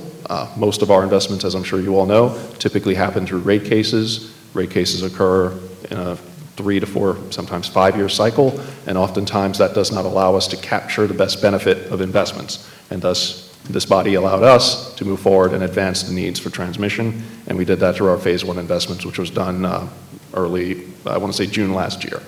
Earlier this year, we moved forward with our Phase 2 transmission investments, which are focused on transmission needs that will actually allow us to put in more renewable generation. We realize that in certain parts of the state, generators have concerns and issues connecting new assets to the existing grid. And the plans that we have in place through Phase 1 will provide enough transmission to allow that generation to connect. So from every front on the supply side, both from generation and transmission and related infrastructure, we have a plan in place. We have a line of sight for 2030, and we're on target to meet it. Okay. Sounds good. I'm going to shift to a little bit more local issue. Many of my constituents have had record high utility bills, particularly with Central Hudson.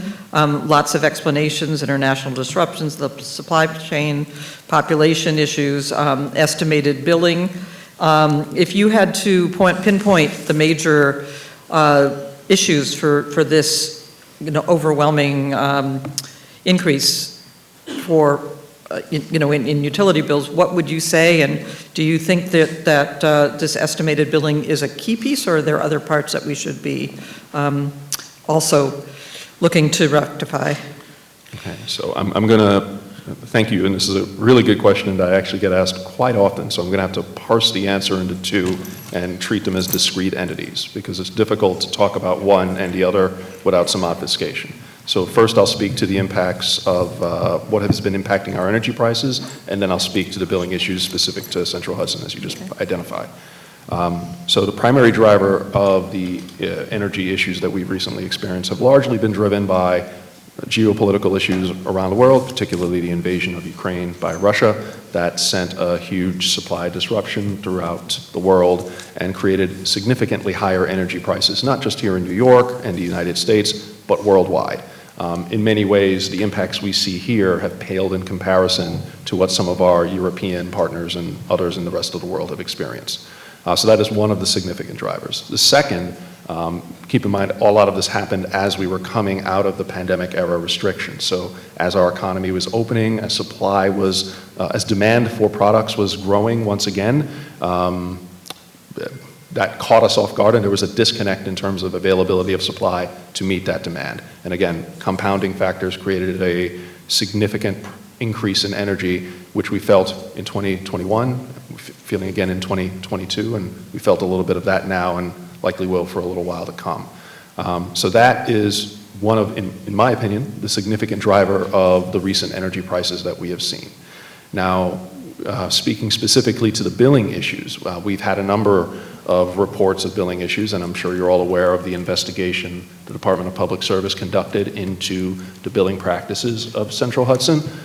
We found evidence suggesting a number of problems with how they rolled out the billing system that they recently installed. We've had a number of public hearings. We've heard from constituents throughout the state, and we are currently in a process of working with them to first remedy the issue and ensure that their billing system works.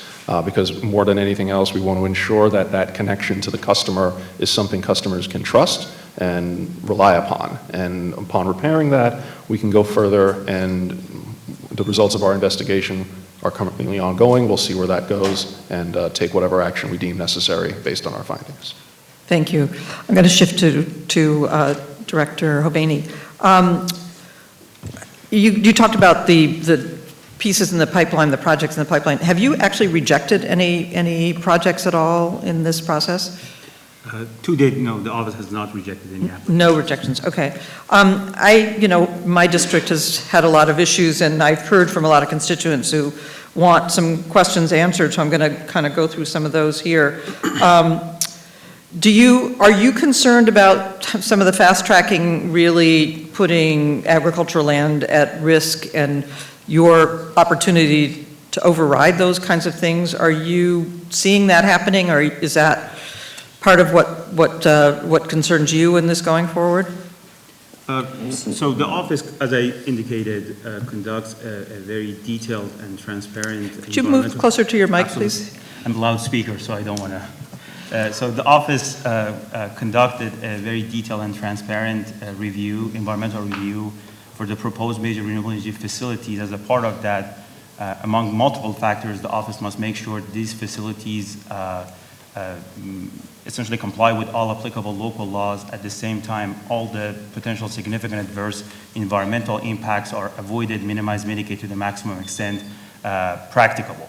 So as a part of the environmental review, with respect to agriculture, the office recognizes the value and importance of agricultural lands in New York State, and the office essentially takes a position that agricultural and renewable energy projects are compatible uses, and they can coexist, and both can and should maintain economic viability. The office is taking a holistic approach on the premise that we can and we must scale renewable energy projects in New York State to meet CLCPA in ways that first impacts to active and prime farmlands are avoided to the maximum extent practicable. Two, agricultural lands are preserved for the next 30, 35 years. And finally, these facilities are decommissioned at the end of their lifetime. In close collaboration with my colleagues from Department of Ag and Market, Office has conducted case-by-case site and project-specific review so far on the application in front of us, and we look forward to continue effort with all stakeholders to make sure that we find the right balance to scale up renewable energy projects in New York State while we are protecting farmland and farmers. Okay, I have some more questions. I'll come back on this afterward. Thank you, though. To the Senate. Thank you. Our next questioner is Senator Salazar.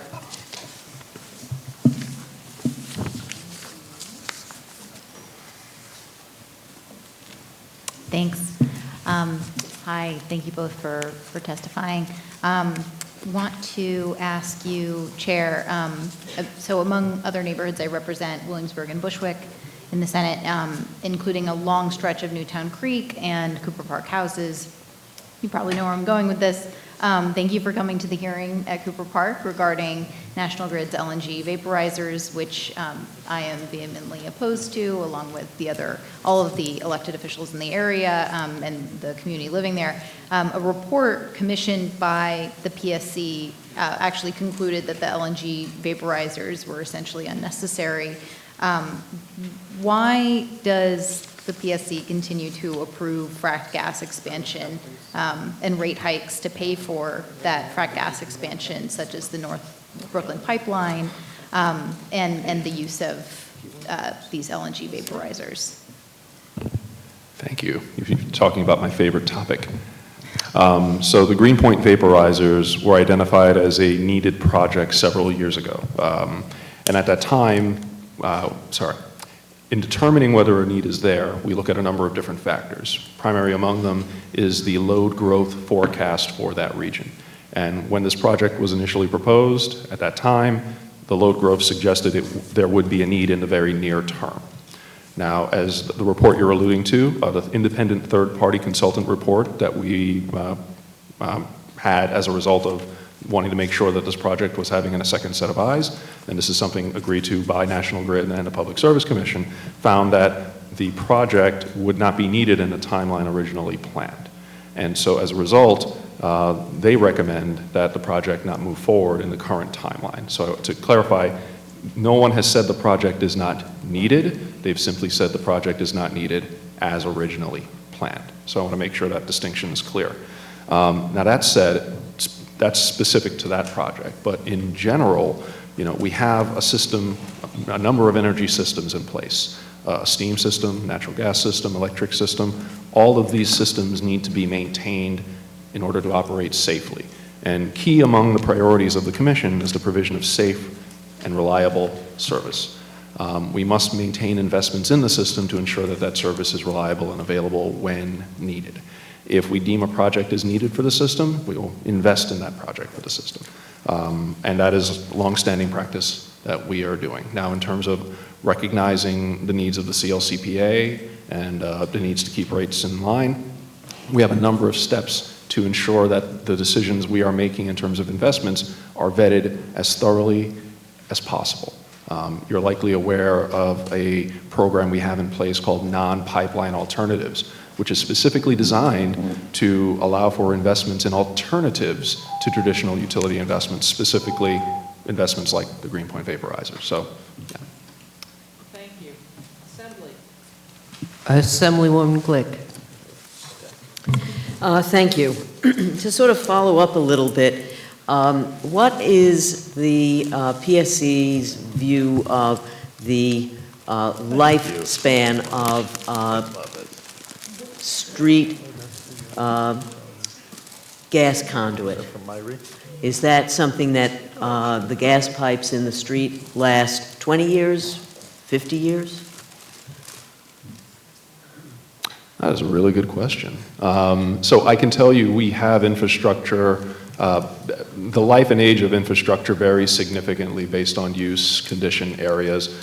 You can imagine a steel pipe underground near the ocean exposed to salt water would probably erode a lot quicker than a similar steel pipe in upstate New York. So a lot of these factors come into play when deciding what type of equipment to be installed, where it's needed, how it's going to be operated. And also, operating conditions have an impact as well. Typically, when we are looking at the useful life of equipment, that's something that's determined in individual rate cases. And as the examples you've illustrated, 20, 50 years, those are numbers that are often thrown out. But the pipe length, the time varies. I ask this because we are wondering what, your role is in making determinations about when Con Ed, for example, is going to put in, 50 miles of new gas lines in New York City, where maybe we're thinking those lines last 50 years and we're really hoping that we're going to be off of those in 20 years. And yet the ratepayers will be paying for that capital investment that over time is, just going to be lying fallow unless they're reused for, if it's at all possible, for underground transmission lines. But that's the question, like, what's the thinking and what's the planning? So we currently have a number of different proceedings underway to look at the future of the gas system. And I believe President Harris mentioned one of them, the gas planning proceeding, which is currently underway. That is specifically looking at the use and condition of the gas system today and what it will look like 10, 20, and 30 years from now, and how we will take steps to get us from where we are today to where we need to be tomorrow. So that is an active proceeding, currently engaging, and we are getting comments and feedback from parties in terms of recommendations. Now, that said, I mentioned earlier in response to Senator Salazar, one of the many things that we're currently doing to find alternatives to past practices. And as you can imagine, in the past, our gas system was one that was growing tremendously, particularly if you consider the 1970s, 80s, and 90s, tremendous growth in gas assets. Recognizing that that is likely not to continue, we, years ago, prior to my joining the commission, instituted non-pipeline alternative policies with the goal of finding alternatives to using pipelines in the ground or making those new investments, as you referred to. These are largely energy efficiency measures. And one other thing I'd like to point out, the Utility Thermal Energy Network is one additional vehicle that the legislature put forward, requesting that the commission direct the utilities to find alternatives to heating with natural gas. We're currently reviewing those pilots now and examining what to do with them as alternatives to existing infrastructure. So we have a number of plans in place to look at what we can do and what our options are. Thanks very much. On to siting. I guess the first question is, are you looking at or are you involved in only the large-scale siting, or are you also part of looking at siting at defunct environments? So whether it's a factory that's gone belly up 20 years ago and has been lying fallow and has a large area around it, or some of the malls that are empty or almost empty, or where there are malls where there's still some commerce, but the possibility of decking over the parking lot. Are those the type of programs that you might look at, projects you might look at, or is that completely somebody else's shop? So the Office of Renewable Energy Siting has authority to review and issue permit for major renewable energy facilities, and definition of major renewable energy facilities would be any renewable energy project with generation nameplate capacity of 25 megawatt and larger. Projects between 20 to 25 megawatt can also opt into the state siting process pursuant to Executive Law 94C. But generally speaking, we are talking about large-scale solar and wind projects. Okay, so if it's 5 acres a megawatt, then... Please don't hold me accountable to that, but I would just say rule of thumb, I would say for every megawatt, you need somewhere around 7 acres. Okay. So you're looking at primarily open fields somewhere.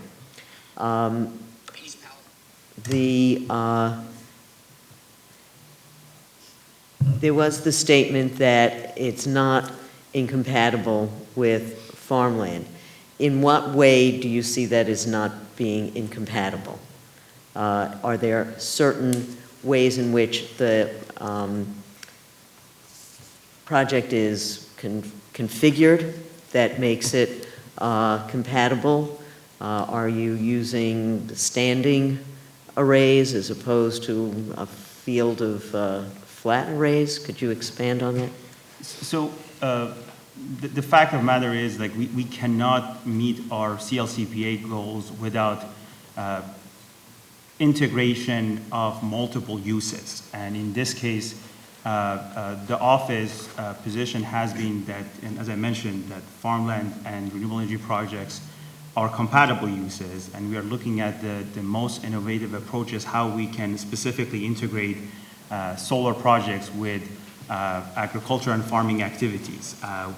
In New York State, we have a new industry growing. I think earlier this morning, the name was mentioned a couple of times, agrivoltaics. There are different types and kinds of agrivoltaics that these days are being developed. So essentially, the office position is, rather than other types of development or even like a conventional generation facilities, that when you develop them, that would be a permanent damage to the agricultural land. If it's done properly, and I emphasize on that, if it's done properly, there are ways that we can make sure that we can preserve the land for the next 30 to 35 years. We do not want it to be prescriptive in our regulations, and we wanted to allow innovation. This is as I mentioned, it's a topic that these days, just beyond our great state and across the nation, worldwide, countries are working on it as what's the best way to integrate solar with agricultural uses. There are parts of the country that are divided as the Midwest Flyway. We are on the North Atlantic Flyway. So when you are looking at and planning for offshore wind, what are the processes that you go through, and with whom do you interact when you're permitting things that are offshore wind, which we think is a good thing, but we don't want to do it in a way that devastates migratory birds, which are clearly important to all of us eating. So the office does not have authority over, I think if I'm not mistaken, you're talking about the offshore wind project down south in Long Island. The office does not have statutory authority with respect to that project. With respect to the transmission side of it, I think Chair can address that.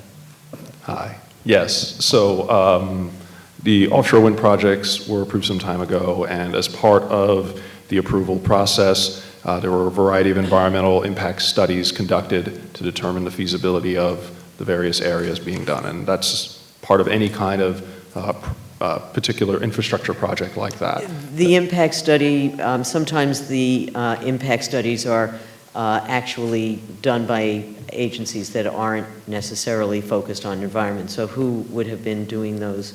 So I can get back to you with that information, and I'm happy to give you an overview of the process from start to finish. Okay, I appreciate that. No. Thank you. Senator? Thank you. We have Senator Steck. Thank you. Good afternoon. My first question is for Director Mulvaney. NISO estimates about 39,000 megawatts in capacity is going to need to be sourced from grid-connected solar in order to meet the CLCPA goal of 100% renewable electricity by 2040. The largest operating solar facility in New York right now is on Long Island, which generates 32 megawatts and covers about 200 acres. So if you extrapolate those numbers, it would take about 245,000 acres of land to reach the needed solar capacity. Is that logic or an extrapolation seem accurate? I would have to get back to you on the numbers exactly. All right. I know that there's several large ones in the pipeline. I've got one in the new part of my Senate district in St. Lawrence County in the town of Canton, 240 megawatts, 1,700 acres, a lot of controversy or local disagreement or dissatisfaction with the process, that there's not local control on siting. How are you planning to balance energy needs with local opposition? And as we get closer to the deadlines, does that mean that we can expect that your organization will be, the siting board will be more inclined to approve these projects despite local opposition? From my perspective, the key to a successful siting process is prepare local government and well-informed communities. Building local support for these projects is just as crucial as getting, from my perspective, ORA's approval.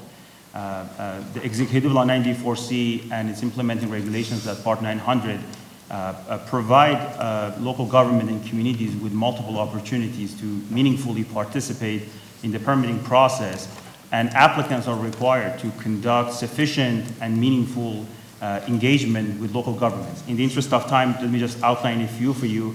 First, the office will not deem any application complete without the proof of consultation with local government and community groups. Two, local government and communities are provided with funding in order to facilitate their participation in the process. Three, I believe that transparency improves outcome. All the application materials, all the office decisions are posted and are accessible on our website. Four is all the office decisions would be subject to public comments, both written and also we conduct in every single case, in actual public comment hearing in where the host municipality is proposed. I can continue to go through the other opportunities. So from my perspective, as I indicated before, it's a critical part of the 94C and Part 900 to make sure that local governments and communities have meaningful opportunities to express their point of view on these important projects. I appreciate that. My time is limited. Just so that I'm clear, though, so does a local government ultimately have the ability to approve or disapprove, or they just provide input, but the decision is not theirs? So essentially, the way it works is the office is required in my response to Assemblywoman Barrett, that before issuing a final siting permit, the office is required to make a finding that the proposed facility would comply with all applicable local laws and regulations. In making that determination, the office may elect not to apply in whole or in part any local law provision if the office makes a finding that that specific local law provision is unreasonably burdensome in light of the CLCPA targets and environmental benefits of the facility. This is a decision that has to be made on a case-by-case basis based on the specific project, based on the record containing specific facts and circumstances. All right, thank you. Chair Christian, if I could ask you, what is the current load capacity of our electric grid, and what do you estimate that that capacity will need to be by the time we transition to net zero emissions in 2050? I do not have the exact numbers with me right now, but I'm happy to go over NISO reports that document both the summer peak and the winter peak and describe those in detail. I'd appreciate if you could send that to us. You're aware, we've talked earlier today and a couple weeks ago at the scoping plan hearing that there's been a dollar amount put on upgrading the electric, the cost of upgrading to all electric in the neighborhood of $275 to $290 billion. Is that a number accurate in your opinion? And do you have any concerns about the resiliency of our grid in extreme weather conditions like the extreme cold that we had in my district a couple weeks ago, or the snow and ice storms that we're prone to get? It is literally my job to be concerned about the integrity of the grid. We focus on its safety and reliability at all times, and during the event over Christmas, my staff and I were on call 24 hours a day working with emergency services to manage responsiveness. And in terms of... She's going to cut you off. Thank you. I can follow up with her. Yeah. Yeah, I appreciate that. Thank you. Thank you. Assembly. We go to Assemblywoman Stresta. Hi. My first question is for the chair. So we all know about the Central Hudson billing issue. I just had a few questions. Have you had a chance to talk to the new CEO for Central Hudson? I have, yes. You Yes. have, and do you find that he is more willing to accept responsibility for the billing issues compared to the last CEO? I'm reluctant to speak for anyone who is barely 48 hours into a new position, but I know, I can say when we learned the news of Fenry's resignation, Chris and I spoke, I'd say within a few minutes. We had a very good conversation. We talked openly and clearly about the ongoing issues and the goal of resolution, and I feel confident that we will work together to ensure that the billing problems are addressed. That's the priority of this commission, and I believe that will be the priority of Central Hudson as well. And I know that you are still working on determining what the actions should be, but do you think that they have been held sufficiently accountable? I can't really say that right now. We've conducted our investigation. We've received feedback from Central Hudson. And right now we're going to look through that, look through our evidence, compile our information, and at some point we will, as a commission, make a decision on what we feel is appropriate if it comes to that.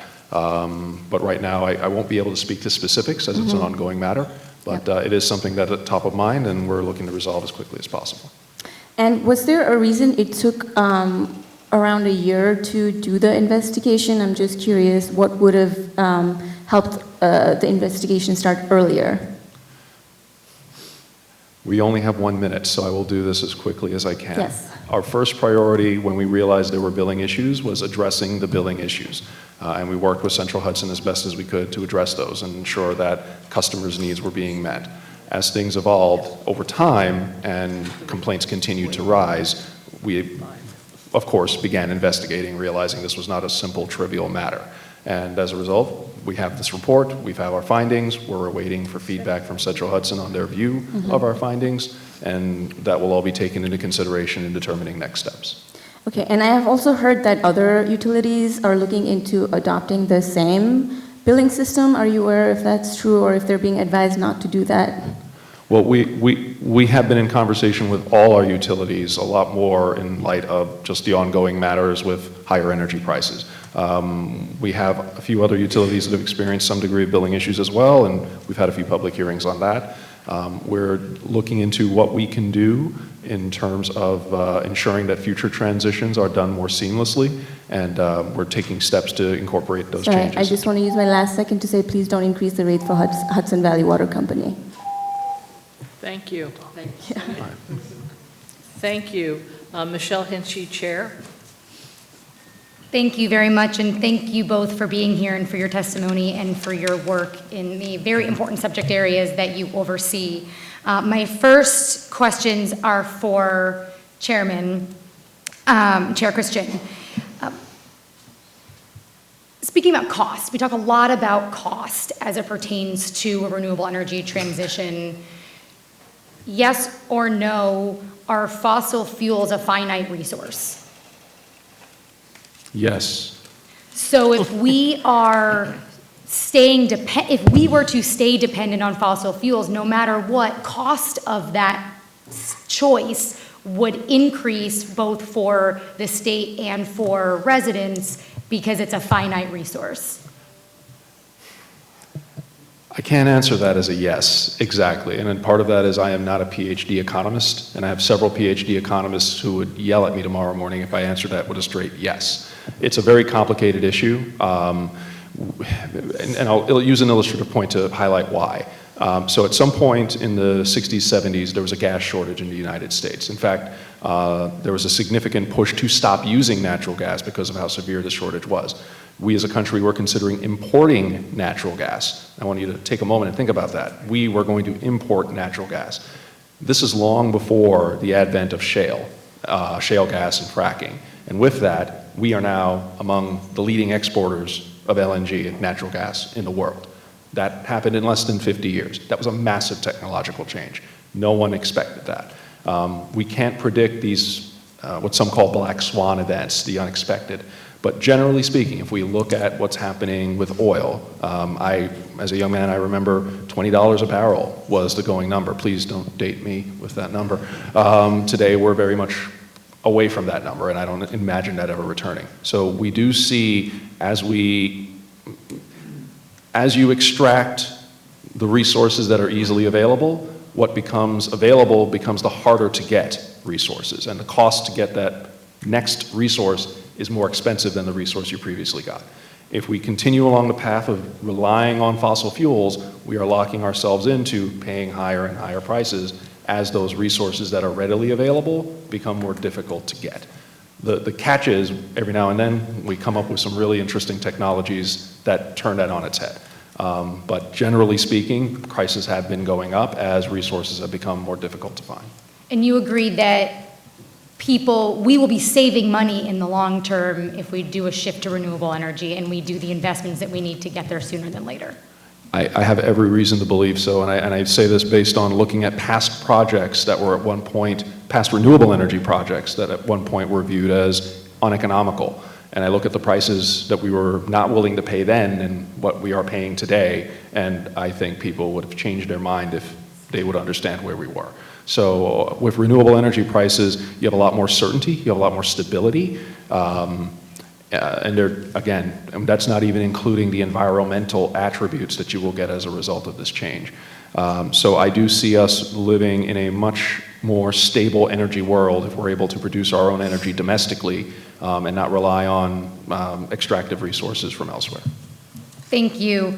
And it's important to note that we need renewable energy. We needed to be creating more of it 50 years ago. We are now in a crunch time to do that. However, we can't replace a climate crisis with a food crisis. And so my next set of questions are for you, Mr. Mulvaney. We've heard a lot today already about community input, and yet my understanding of the 94C program is to do exactly the opposite. It's to make it so that we can site renewable energy faster, specifically solar developments, faster without that much public input, because that's how it goes through the process faster. I respectfully disagree with that characterization. And if the number of approved decisions by this office to date, if we take that as any indicator, we can conclude that in majority of the cases, host towns actually have worked collaboratively with applicants and office staff and have addressed issues without the need to go through the formal public comment hearing process. We have considered over 1,500 public comments. We have reviewed and addressed those comments no matter where they were posted. For the sake of time, I have more questions. I appreciate that. I'll tell you, I represent 56 towns, municipalities, and a lot of our communities are being cited for solar, and I will tell you, every single one of those communities feels differently. They feel like their voices are not heard. They feel like there is not a process for them, and that when they do communicate, similar to my colleague Senator Steck's comments, when they do communicate, it doesn't actually matter in the next steps of citing. It's just a nice for them, something for them to send to, but doesn't actually factor into the final decision. I know that there's a general feeling from our projection from our agencies that we are not actively citing on farmland. I had a bill with Assemblymember Barrett to remove farmland citing from the incentive program, the Build Ready program. And when asked why we would keep farmland in an incentive program if we are actively not incentivizing? I had no good answer from anyone from the second floor or from our agencies. So I'm curious to your thoughts on that, because I will also say, as one of my 56 towns, there are 2 solar projects sited in one town. There are many others, but specifically these 2 take up over 10% of the land of that one community. And so is there also someone in your organization that is looking at regional impacts while these things are being cited? Because we haven't seen that. I mean, you mentioned a lot, so I have to unpack them one by one. So first point, as I indicated last year to your question, the 2 projects that you are referencing were not permitted pursuant to Executive 194C and Part 900. So I cannot comment on that one way or the other.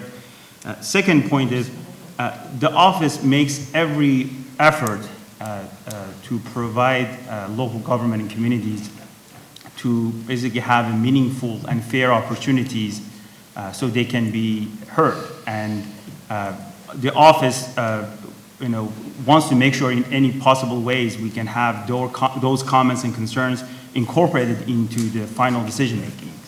Having said that, it's just the office also faces some challenges. I'll just give you a few examples. One, we don't have any express statutory authority if an full application has not been submitted in front of the office. 2 is, the office cannot address a community concern if the community or local government refuses to participate in the process. And 3 is the fact that if the office essentially, in some cases, has to disagree with a position of a host town or a community group, in no way, shape, or form that means that essentially the office is ignoring the comment. Office, similar to applicants, similar to towns, has to meet certain statutory and regulatory legal standards. So that's really, I think, as I said, to address the second point about the public participation. And 3 is just with respect to the as you mentioned, on the cumulative impact. Yes, the office is monitoring, tracking cumulative impacts of major renewable energy development on farmland. And that's something, again, we do it in the context of each specific case one by one. But do you have a running you can share that publicly with us on how you're tracking that? Absolutely. I mean, to the extent that we have the information available, absolutely. Why not? I would hope you have the information, because that would mean you'd be tracking it holistically. Sure. Yeah. If not, then I think that answers the question. In a hearing that we had just a couple weeks ago on the scoping plan, the CLCPA, we know that solar companies are specifically siting on farmland. I asked ACE specifically what they were doing, and while they say they're not siting on farmland, they will then say there is nowhere else to site but farmland because we're constrained with wetlands and other areas, and so there is no other land. That in turn says proactively they are siting on farmland, and so I just want to make you aware of that because it's something that we need to address. And in closing, the comments about agrivoltaics, we know that the technology for real large-scale developments for agrivoltaics doesn't exist yet. That's why this body has legislation for pilot programs and others. There's some work in Europe, but it's not happening here. The dual use that's happening is much lower to the ground and not actual really kind of large-scale farming, big equipment farming. And so that just doesn't exist. And so wouldn't it make sense to, as we're looking for dual use, because I agree with you, I think that is the future, wouldn't it make sense to hold off on siting on farmland until we have the technology to be able to actually effectively do dual use the way that we all want it to work? This is a very important question, and we have 7 seconds to answer that. So the approach that we are taking is multi-phase in our final permits to date. So we'll follow up separately, because the multi-phase, once you put agrivoltaic, or once you put solar panels on it, we know it's going to take many years to actually take that off, and the farmland has to be worked to get back into actual farmland. Thank you, Senator Hinchy. Assembly. Assemblywoman Gilio, 3 minutes. Thank you, Chair. So I have a couple of questions, and I want to follow up on what Senator Hinchy said, where we need to really study the regional impacts of these projects. In my district, there are 600 acres that recently went into solar. Some of them went right through the state process and never came on the local level. Now, we have people lining up for hours before town boards because they don't want battery energy storage systems near them. So I want to know if there's any plan, because there's moratoriums going in place against these battery energy storage systems, if the state plans to override those local governments and demand that they put those battery energy storage systems within their towns. That's my first question. And, you know, so that's on that. And then when we talk about PSC rates, we are talking about how PSC slashed rates in Buffalo, but I've seen on Long Island where the rates have increased 4.5%, and they seem to be continually rising.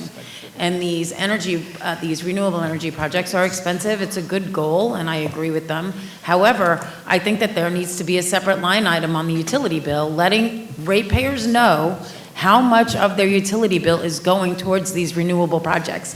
As we get utility companies that are coming in going, we need more.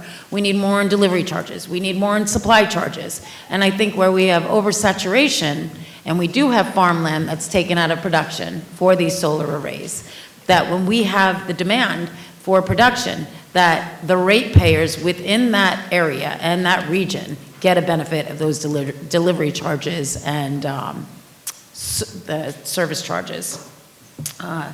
So that is just a comment for you to both consider. And then in 2020, with the Accelerated Renewable Energy Growth and Community Benefit Act was passed, in late 2020, the PSC issued an order designating those criteria that NYPA would be using to take on priority transmission projects. Transmission projects designed to speed up integration and interconnection of renewables. What additional transmission siting, construction, and ownership authority is NYPA granted under the Part 20 language? What drives the need for that additional authority? And is there anything under the existing AREG CBA law or under the New York ISO's existing public policy transmission needs process that's insufficient to develop the transition needed to meet the state's energy goals? That was a very meaty question. Yes, I have it written down for you. And I'll do the best I can to answer it first. 20 seconds. 20 seconds, okay. The NYPA powers, I'm unfortunately not the best person to ask that question. I don't know the answers to what additional powers they have. The public policy transmission process that's currently in place by the New York ISO has worked well, but in the view of the legislature, additional steps were viewed as necessary, and that is why, as I mentioned before, phase 1, phase 2, and other efforts are currently underway to deploy transmission. I'll follow up with you. Thank as you. to Part To the 20. Senate. Thank Yep. you. Thank you. Excuse me, Senator O'Mara. Thank you. Good evening. Thank you for your testimony. With regards to the 6% of income for utility payments, Chairman Christian, can you elaborate on that a little more? How many people is that going to be? How many households is that going to be? And who's doing the calculation of 6%? Okay.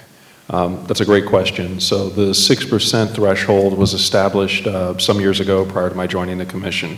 And it was established at a time when it was recognized that our efforts to achieve safe, reliable, just, and reasonable rates did not necessarily always translate to affordable. So the commission set for itself a target of something called an energy burden, where you effectively look at a person's income and you say that 6% of that income should be dedicated towards energy. No more than 6% of that income should go towards energy. Research for years suggests that anything above that creates undue pressure on families, and as you can imagine, low-income New Yorkers in many cases pay. No, I'm not asking about the rationale for doing it. I'm asking about who's determining that 6%, based on what, and how many households in New York State does that impact? Okay, so the 6% was determined through commission action. We set that number, we set that rate. In terms of the number of households, I believe... No, who determines the income, and that whether 6% of their household income is oh, I see. subject to this subsidy? Gotcha, right. So as we develop the pilot, we'll have a better understanding of how we will identify these things.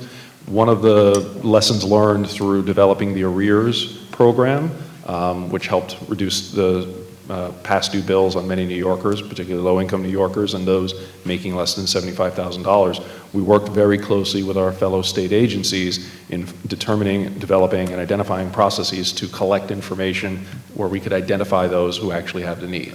So, How many households in the state do you expect that to impact? I believe the number is upwards of 500,000. I can get you a more precise number. I don't remember offhand exactly what that number would be. You know, affordability is a major concern of mine and a lot of my colleagues going forward with this climate plan. And we're not opposed to the initiatives moving towards cleaner, greener, renewable energy. We're concerned about the feasibility and the pace of it and how much it's going to cost. Can you tell us today how much it's going to cost ratepayers, how much it's going to cost businesses, how much the cost is going to be passed on to everyday New Yorkers through higher costs of goods resulting from these extra charges? I mean, what's the overall cost going to be to the average New Yorker of this whole plan? Well, President Harris mentioned earlier a $275 billion number overall. That is the total cost. Exactly how that is going to be parsed out is yet to be determined. As mentioned earlier, the Cap and Invest plan, I believe, is going to be one of the many vehicles used to offset and pay some of those costs. And as Commissioner Sagos mentioned, that's in development as well. Up until now, the majority of the costs for all climate efforts have been borne by ratepayers. That upstate New York's grid is roughly 90% renewable energy, clean energy, is largely because of ratepayers. And if we continue, that will be the case going forward.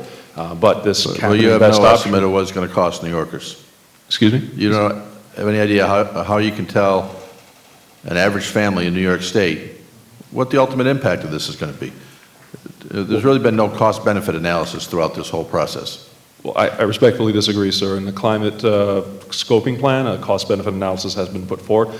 Part of it is, I think, a disconnect in how I feel appropriate responding to your question. We can talk about things in the perspective of rate impacts to customers. And as we do each order, we have impacts documented on what that would be in terms of individual rates. What's the impact of the ratepayer from the Clean Path transmission line? I do not have that information handy at this moment. Does anybody know that? Some of that information, I believe, was in the filing, and we can definitely go over that with you at another time. Is that information available, what it's going to cost the ratepayer for the Champlain-Hudson line? Similarly, yes. Thank you. Assembly. Assemblyman Mantalo for 5 minutes, Ranker. Thank you, Madam Chair. Mr. Mulvaney, a couple questions back to the siting. Some of the senators have made mention of it already. How many projects have you looked at so far? To date, the office has issued a final permit on 11 applications. We have deemed 4 other applications complete that we must issue a final decision within 1 year, like of the date that essentially those applications were deemed complete. And we have 2 essentially complete applications, full applications that they have not been deemed complete yet. So in total would be 17. 17 in total? And of those 17, have any of those been stopped by local government disapproval? I can speak to the 11 because the other like 6 are still going through the process. Okay, I cannot comment on those. No, not with respect to the 11. No. And back to the question about farmland, do you feel that farmers are being targeted to use their land for Can you please repeat the question? Going back to farmland, I know in my district there are 2 projects. One's 3,000 acres and one is 2,200 acres. That's 5,200 acres of prime ag land that's being asked to come off the agricultural rolls to produce electricity only because the 245 high power lines are running through our district, which makes it easier for the producers to fasten to those power lines to to send that energy. So our farmers, a lot of them have been asked over and over and over, multiple times, why is that? Why those farms are like in appropriate locations? No. Why are they, if I tell you, no, I don't want your solar projects on my property, why are they constantly being hammered again and again and again to get them to sell the land or rent the land? I mean, that's something, is just, at least, again, as I mentioned before, this is like some of the limitations that we have, is like out of state's control, or specifically office control. But what we can do is, like, when there is actually full, complete application in front of the office, what we are going to do is just, we want to make sure we are not placing these projects on active and prime farmlands to the maximum extent practicable. To the maximum extent practicable. And what does that mean? Essentially, an applicant has to demonstrate that to the best of their ability, they cannot fully avoid an impact. And if they can demonstrate that, then we look at minimization and mitigation options. Okay, I thank you for your answers. Chairman Christian, I got a question. You had made mention earlier on about CAP and a pilot program for that. Can you explain to me a little more what that is? So, excuse me.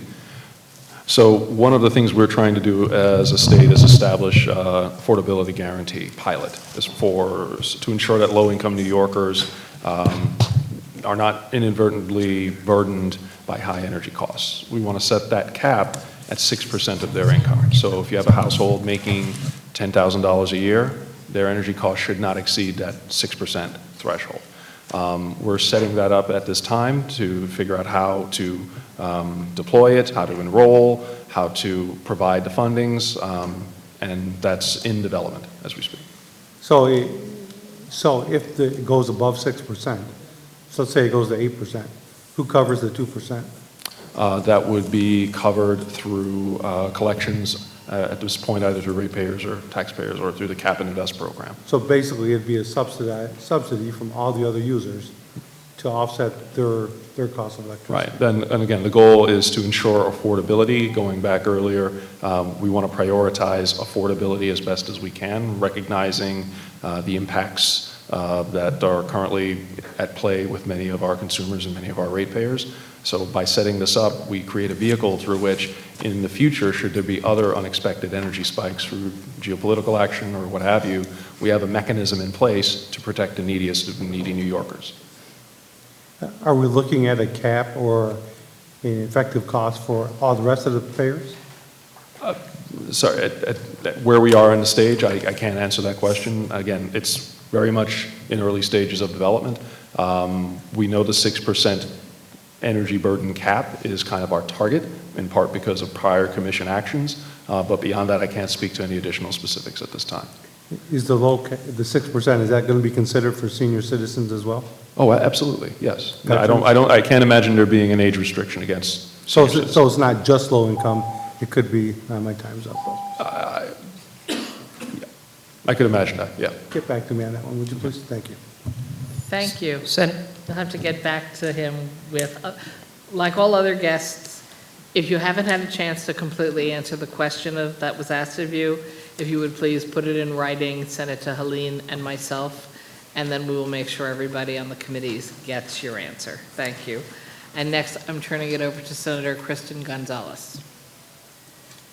Hi, can you hear me? Oh, sorry. Let's see if we can get this on. Oh, nope. Hi, better. Hi, it's so good to see you again, Commissioner. Likewise. I want to thank you both for coming. And I actually wanted to continue the questioning from Senator Hinchey. This is something we talked about in committee as well, but I may not be a PhD in economics, but I have a sneaking suspicion that as the price of fossil fuels continue to skyrocket, so will our bills. And so, as you stated, it's likely that we're locking ourselves into paying higher and higher prices as long as we are relying on fossil fuels. So what I'd like to understand today is whether the PSC is considering the economic impacts of these rate hikes on consumers currently. So, I want to commend my colleague, Senator Leroy Comrie, in passing a bill through committee last month, which requires the PSC to consider the economic impact on especially marginalized communities, So can you answer, to what extent you are already considering economic factors of rate hikes? So that's a great question, and at the core of what we do is try to understand what the economic impact of our rates will be on our consumers. That is a central component of the rate cases and the rate case process, and all the investments gone through as a result of commission action. To describe the rate case process, it's a very fact-based approach where we look at the information that's available through the record. Record is developed through conversations with the utility, public stakeholders, and others. We look at what is actually needed to ensure reliability and safety, and we ensure that those are the projects that are moving forward in a timely manner. I'm sorry to interrupt, but just in the interest of time, I am curious, it's not just how the rate hikes are approved or what the process is, but if you consider the economic impact on communities that are already strapped and especially have, for example, recent utility arrears in an area before approving. Right. And yeah. Yes, what I was building to, Oh, forgive the long runway on that, but and I find it interesting that we keep returning to the affordability guarantee conversation, because that is where I'd like to take you with that discussion, in part because, again, long-standing practice with the commission, it is about safety, reliability, and just and reasonable rates. And I want to reinforce that. Just and reasonable is, what do we need to keep the lights on? What do we need to keep the gas flowing, the steam moving? That's just and reasonable. Just and reasonable may not translate to affordable. So prior to me arriving, the commission recognized that a 6% energy burden was appropriate. And this is something in the literature. I'm happy to share some documents with you after the fact to talk about this. But with that in place, we need to work towards making that not just a target, but a goal. How do we ensure that that 6% threshold is something that's achievable for all New Yorkers? And that's what this commission is working towards achieving right now. And is it fair to say that PSC also formally considers the profit of the utility company? I'm so sorry, I didn't hear. Could you repeat that, please? But you're also considering the profit for the utility companies as well?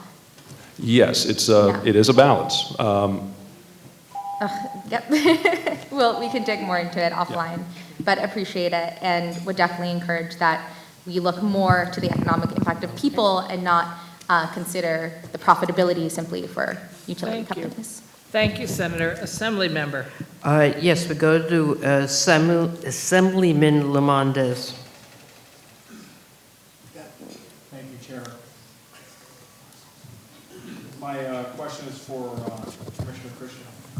So, recognizing that New York State has captured the title for the highest outmigrating state in the Union 2 consecutive years in a row now, and our population is fleeing, our businesses are fleeing, does the burden on the average homeowner increase, stay the same, or decrease with respect to the electrification process that we've been talking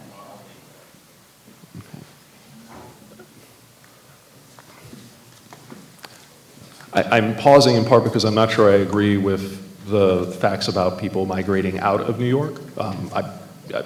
Assuming that is in fact the case, we're losing businesses and we're losing people. Part of how rates are set, they are socialized, and that cost is evenly distributed around the individuals upon which those rates were set. So if you have a population of, I'm going to use some hypothetical numbers, 1 million people, and that population were to drop to 900,000, yes, those 900,000 are paying for what was originally meant to be a system to maintain 1 million people. So And thank you. And do you think that that would exacerbate the outmigration?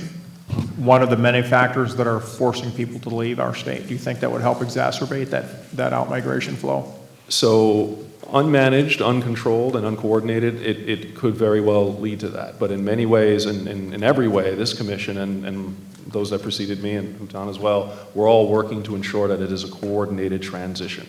All the work that we talked about earlier with respect to the transition planning, this is in anticipation of what we know is coming into the future. So all of this is preemptive with the goal of ensuring that the system works, that the system is effective, safe, reliable, affordable, and available to those that need it, and to minimize the occurrences in the worst case scenario that you described. Perfect.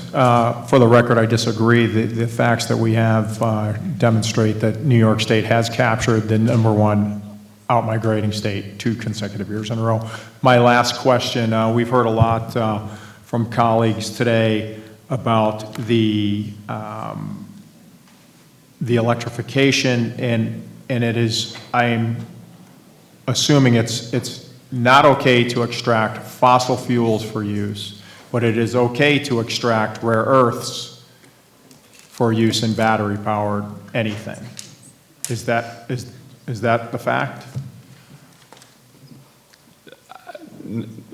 I disagree with that, in part because I think what we are trying to do is create a more sustainable society overall.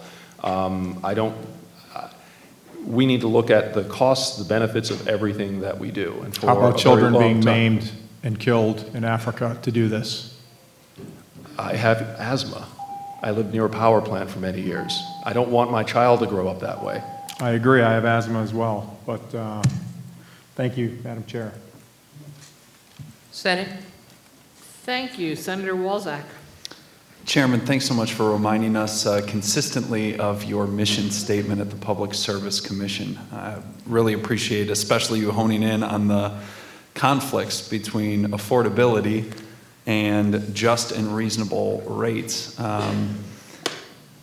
Is it important to consider preserving existing production facilities in the state until we're able to get enough renewable energy facilities to make up for their production?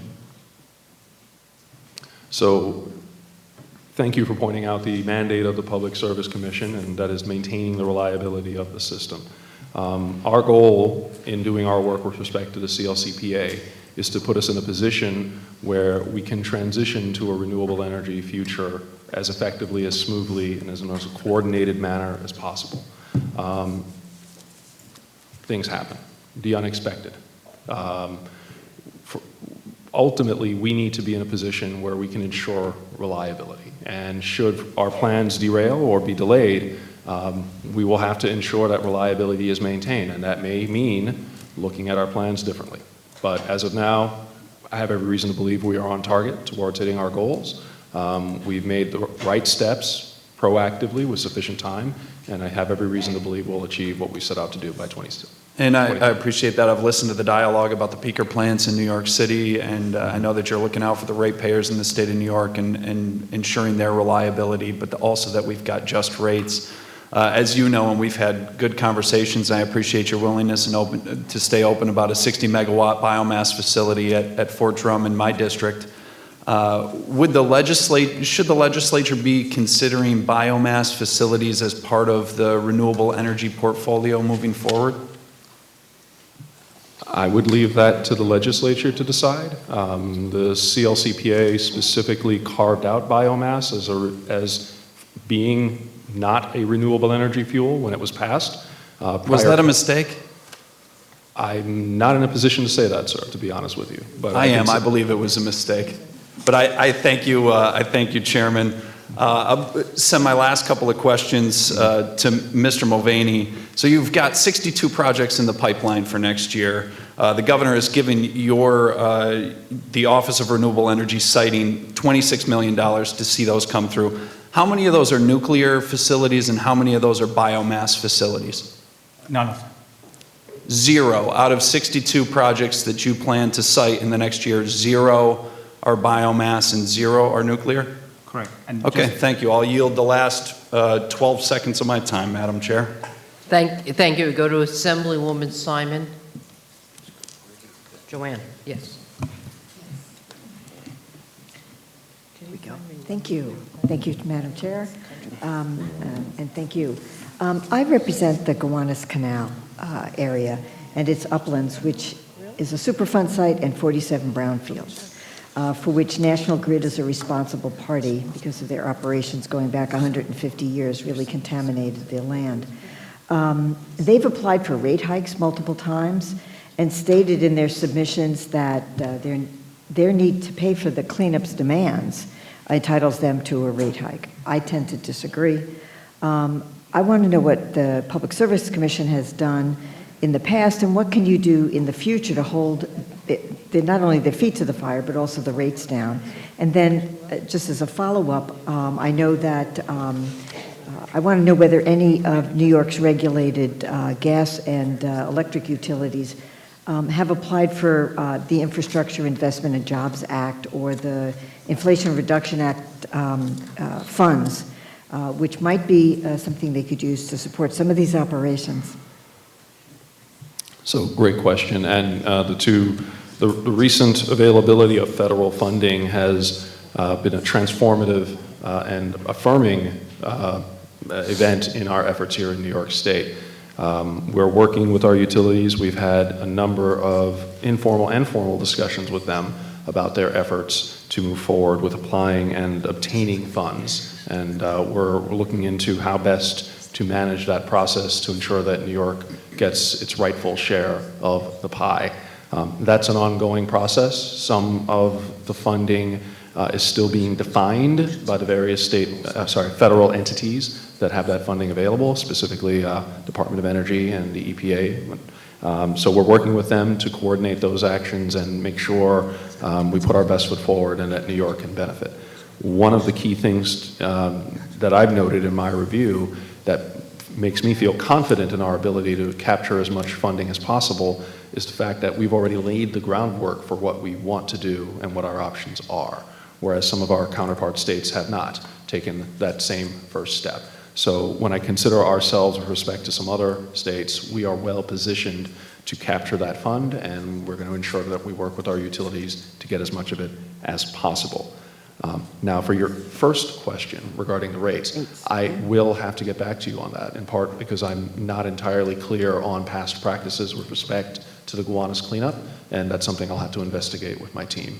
Well, thank you, because this is going to be ongoing for quite some time, and they are really planning to just charge us back to the ratepayers. And that seems to be extremely unfair and very burdensome. So thank you very much. I appreciate it. And if you could also let us know how you're going to track the receipt of federal funding, for example, when that happens. Of course. Thank you. Thank you. Oh, sorry. Excuse me. Senator Matera. And great, I got 5 minutes, right, Senator? Thank you so much. And I just thank you, Chairman Christian and Director Mulvaney. I thank you so much for your testimony today. And it was great seeing you at the Energy Committee. You're a gentleman, and I appreciate all you're doing. But hopefully we're going to be in April, and we spoke about hydrogen for our future, green hydrogen. And you were open-minded, and you were so open-minded that you said you would accept the field trip that we're going to have, hopefully with everybody, the Assembly and the Senate, to go out to Stony Brook University and Brookhaven National Lab to say, because we do need other clean energy for our future. Absolutely. Yeah. So did you ever look into anything with hydrogen? We've done a great deal of looking into hydrogen. Working with President Harris of NYSERDA, I'm sure you're aware of the hydrogen hub that's in development, where New York State is playing a key and essential role. We meet with them regularly to talk about the process, coordination, various activities, and how we can work as partners to put forward the most effective application possible to, again, ensure that New York gets its share of federal money for work that we're already doing. So I look forward to seeing how that will develop over time. Right. Right now we have infrastructure that's being put in place. The old steel pipes and everything like that. We have obviously plastic piping that's being installed. Can that be used with hydrogen? So great question, and this is an ongoing debate amongst everyone in the energy sector right now. Yes, hydrogen can be used in some existing pipes. There's a concern with certain steel pipes due to a process known as embrittlement, which would essentially cause them to break and potentially leak. We know through the literature, scientific studies done by universities in New York and elsewhere, that hydrogen can be mixed safely up to percentages of 20% in natural gas pipes. But that says there remains a number of unknowns. As I'm sure you're all aware, our pipes, we have an ongoing issue. Our pipes are aged and many of them leak. And we have an ongoing leak-prone pipe replacement plan with many of our utilities that many of you have probably experienced in your own communities. So as we move forward with addressing that, there remains a concern that hydrogen may still leak through even the best pipes. We're looking into working with the American Gas Association, who, interestingly enough, recently released a report on that, which we'll be reviewing. And we want to understand what we can do and what our options are with hydrogen to the best of our ability. Now, one thing I want to close with that I would be remiss not to mention, the final scoping plan had some clear positions on the ways in which hydrogen could be utilized, and had explicit recommendations that hydrogen use should be limited specifically to industrial applications in energy-intensive trade industries, those industries that use a lot of natural gas or high-energy applications where alternatives to natural gas might not be as viable. Great. Thank you for that. You know, we just had a situation, for some reason, we follow suit with California in a lot of ways. What is your feeling on what just happened this past summer with the situation with the governor speaking to the public to say, you cannot charge your cars, please, because we do not have the energy to charge cars and charge your air conditioning your units and everything like that. So what are we doing? Are we going to be following suit? Because we follow suit with California everywhere everything pretty much we do. Well, I thank you for bringing it up, and I want to double down and add Texas to that list. Those are just two examples of areas where the weather essentially took control of events and limited the ability of the local energy infrastructure to respond. In Texas, it was severe cold. In the instance you're speaking about in California, it was prolonged heat and drought. Both of those instances are examples of the extreme weather events that many of us have experienced and the world have experienced. In New York, what we're experiencing is a lot more rain, a lot more snow, a lot more hurricanes. But ultimately, the work that we are doing is to reinforce the grid to ensure that we are protected from the worst impacts of these extreme weather events. And by integrating renewable energy as much as we can, we create a system through which we can better not only withstand the worst of these events, but recover more quickly and adapt. And with the final few seconds, for those of you from Long Island who remember Hurricane Gloria, some people were out of power for 30 days. Hurricane Sandy, 2 weeks. Hurricane Aces, 8 days. And I'll finish really quickly, sorry. That is a sign of the progress our utilities are making in being able to recover more quickly after. Right, and that's why we need to make sure that we have generators that are propane and gas generated. That's very, very important that we keep that going. Thank you, Senator. Your time's up. Assembly. Assemblyman Brown. Thank you, and I'm actually going to segue right from that point. So thank you, Senator Matera. So I have the Northport Power Plant in my district, and this question is really for both of you. I'd like to get your opinion. At the time it was built, 1968, largest power plant in North America, 1,400 megawatts. It provides a huge subsidy to our school district and our towns. So what is the future? And I'm actually looking at page 21 of the scoping plan that talks about a gas system transition.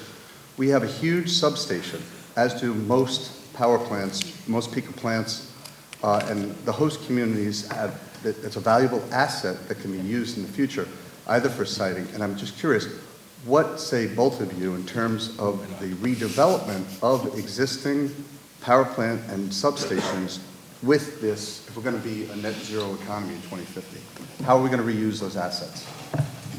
So as a matter of policy, actually, the state in the context of the siting process encourages this type of development, and specifically if any major renewable energy facility is going to be located on, generally speaking, on the utilized site, as you described it, the office is required to issue a permit within 6 months. So technically, we have 1 year to issue the permit in this case in order to, as a matter of like policy, encourage this type of development. The office has to have it, like make that decision in a shorter pace. The office is not really, it doesn't have any role with respect to project selection or site selection. That's something that has to be done in the context of either like a program at PSC level or NYSERDA to pursue a specific program to have like specific development, which I think the state is already doing something like in a Build Ready program that I think Doreen was talking about. That's something that certainly can be looked into it from NYSERDA's side. Chair Christian? So in terms of new generation, I can't speak much to that beyond what Hutan just shared. I know through our efforts, we're looking to do a variety of other things outside of the traditional efforts, non-pipe alternatives, non-wires alternatives. Should those projects and that type of effort be viable in the community, it could certainly be deployed. But again, I think it'll be dependent on the developers, the owners, what kind of needs are in that region, and the economics behind it. Yeah, because we're using natural gas now with the plant. We haven't used oil in quite some time.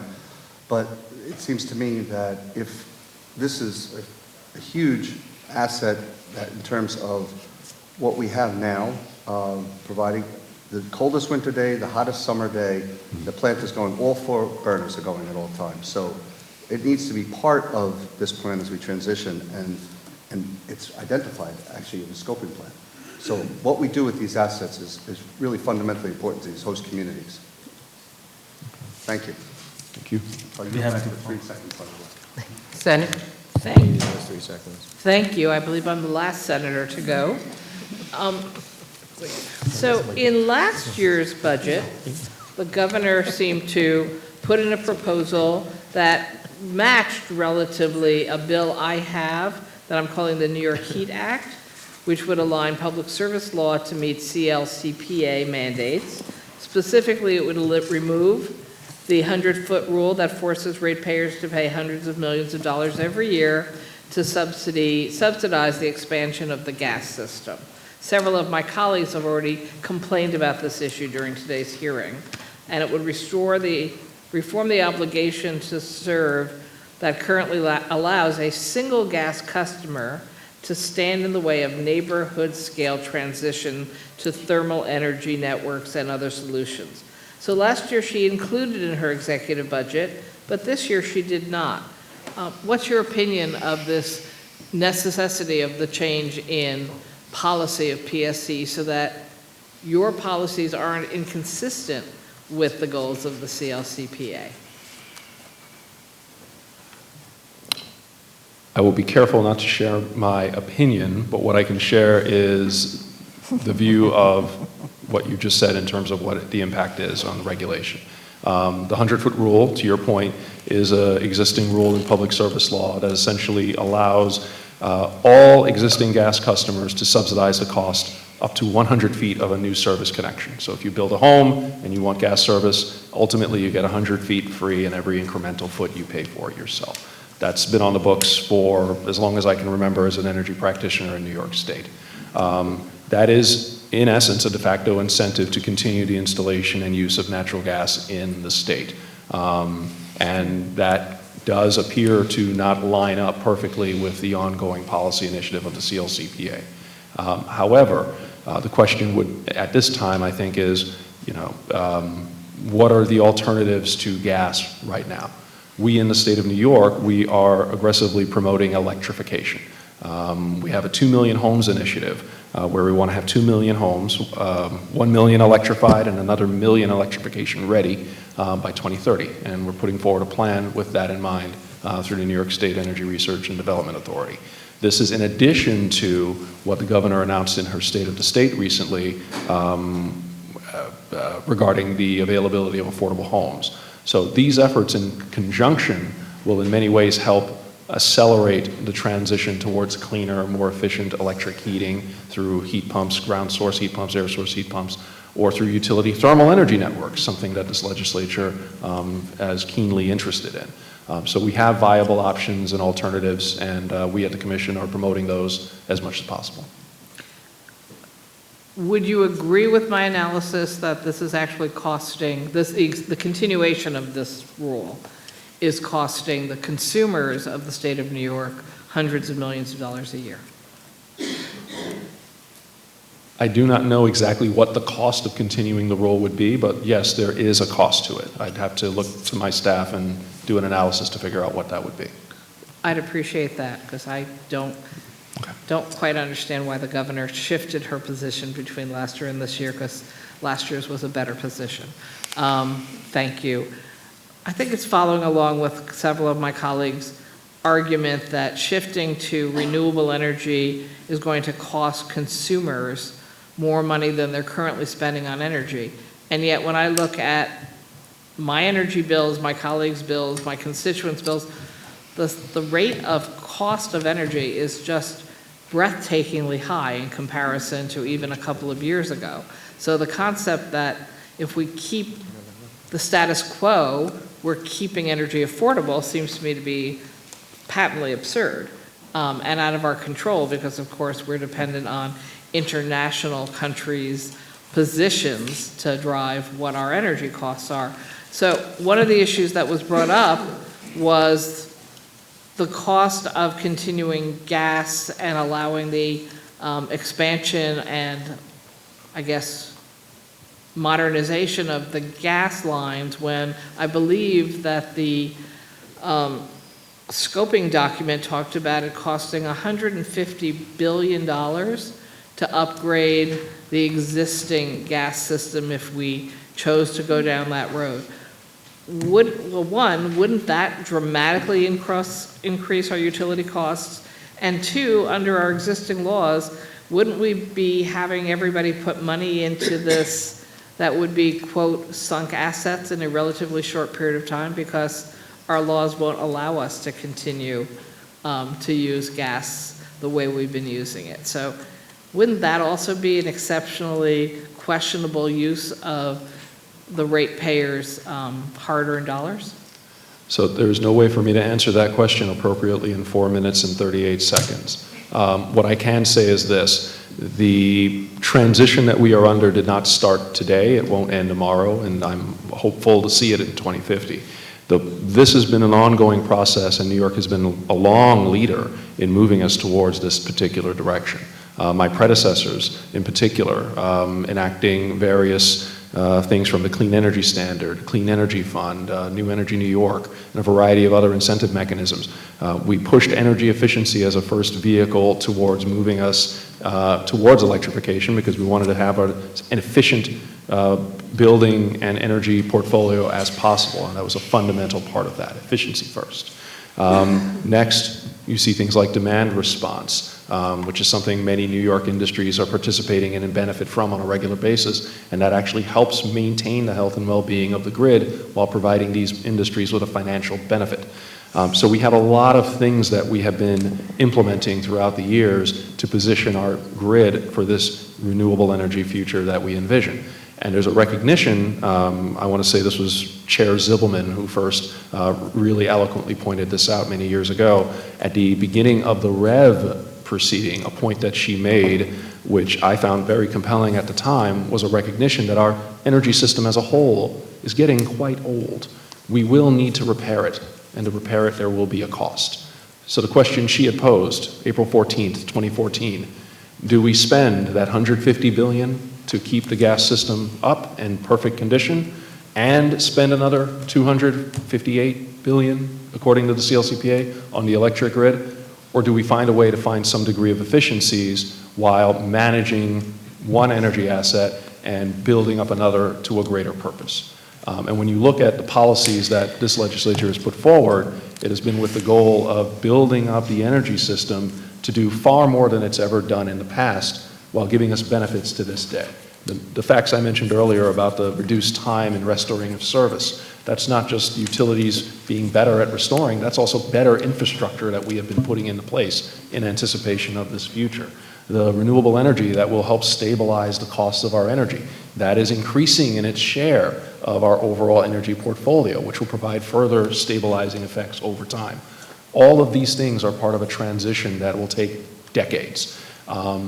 And as a result, it will be a slow transition at times, but we have the resources in place to get there. We have the plans, we have been proactive, and we have been doing what we can with that goal in mind.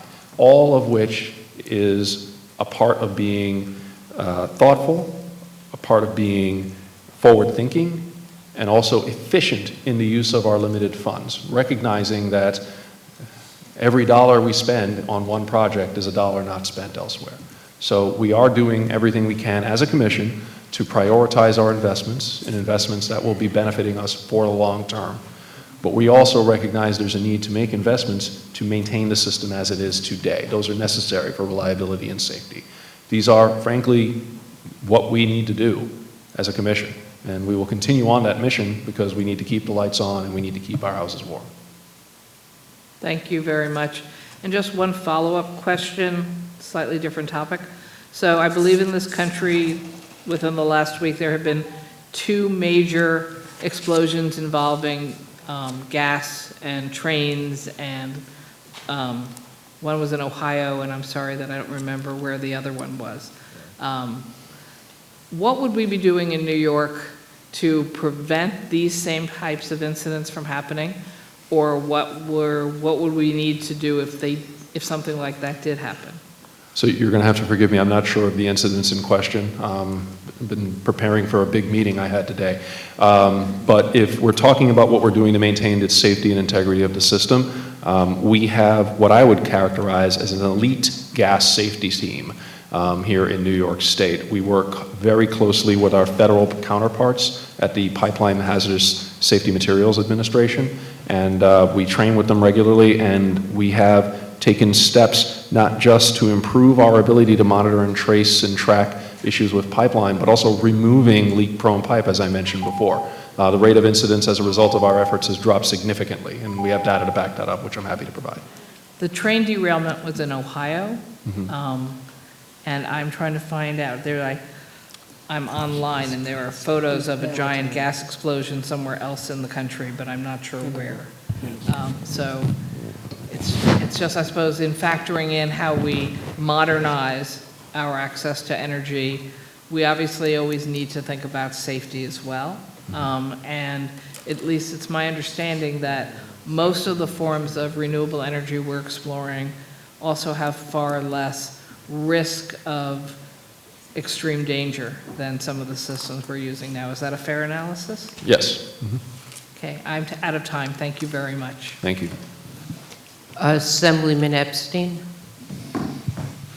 Thank you all for being here. And just want to talk about charging infrastructure for vehicles and making sure that we're moving to using public dollars for publicly available charging infrastructure. Are we now, through the Public Service Commission, giving out government dollars for non-publicly available charging, things where it's in a garage or where it's a paywall? So we have a Make Ready EV program where we provide subsidy for the availability of EV charging. I will have to double check on the paywall question. So this has been an issue that we've talked about before, that we're using government dollars and then putting it in garages where someone has to pay $700 a month to be able to charge their vehicle. That exists in my district where we spend government dollars for 20 charging stations.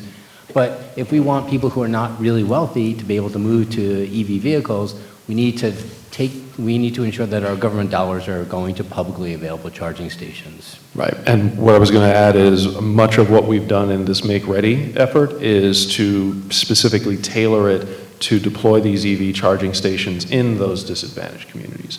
So we have a tiered incentive approach to this. Yeah, but it's within a mile for a disadvantaged community. So in a mile from a disadvantaged community in New York City is basically all of New York City. So we put these in, part of my district is lower income, part of my district is middle income. So we put 20 charging stations in Stuytown, which is a very middle income neighborhood, and they said they're in a mile from a disadvantaged community. So the reality is that we're using government dollars to subsidize the private market so someone can spend $700 a month to put their vehicle in a garage and get charging. I don't know why we would continue to use government dollars to support private industry when government dollars should be going exactly to the public to make sure they're available to the public, because we want people to move to use EVs, but we can't do that if there are no charging stations that are affordable for them. Well, again, we're doing everything we can to ensure that publicly accessible charging stations are incentivized and installed. We're working in collaboration with the city DOT and had a meeting with Senator Chu a couple of days ago to reinforce that point and talk about some of the charging stations in our district.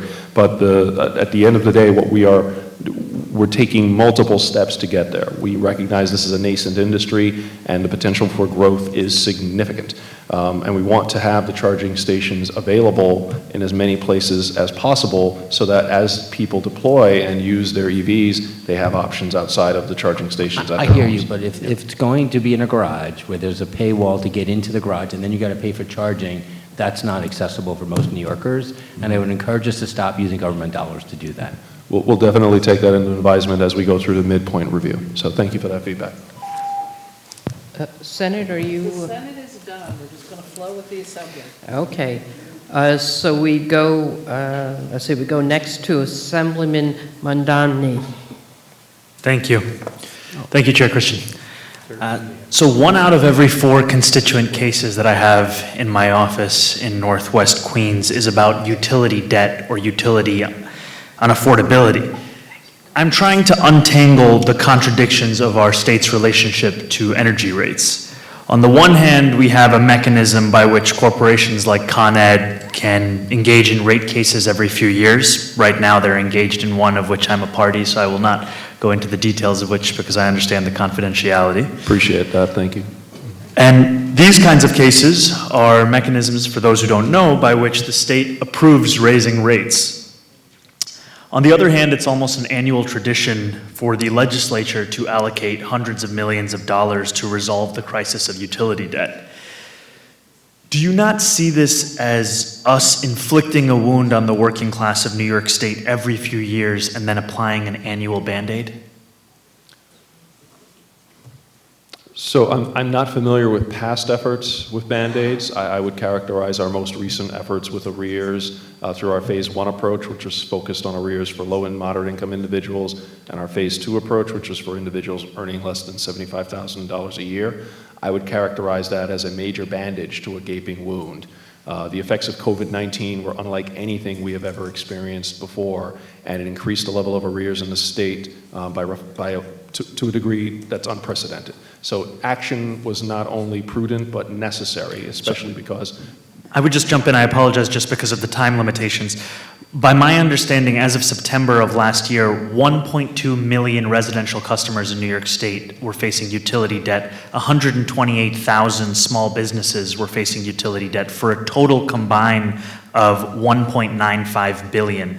And if I understand you correctly, the most recent initiative that the governor announced was $672 million in utility relief, which still leaves more than $1.3 billion still unaddressed. And so while I would say, yes, it is a significant move, that gaping wound continues. And something that I struggle is, in your testimony you said, quote, more structural change is needed to improve energy affordability. That's something I deeply agree with because I see this tradition of us imposing higher rates, New Yorkers being unable to pay it, and then us putting a significant amount towards their arrears, but still having a majority of them behind the bill.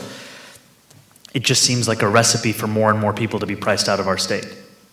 Well, I agree something needs to be done. My words, we are doing something. And again, that goes back to past actions by the Commission to establish that 6% energy burden threshold as a goal, and now subsequent action in which to establish an affordability guarantee.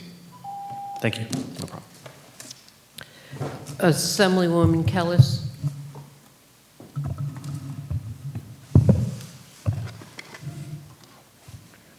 Can you hear me?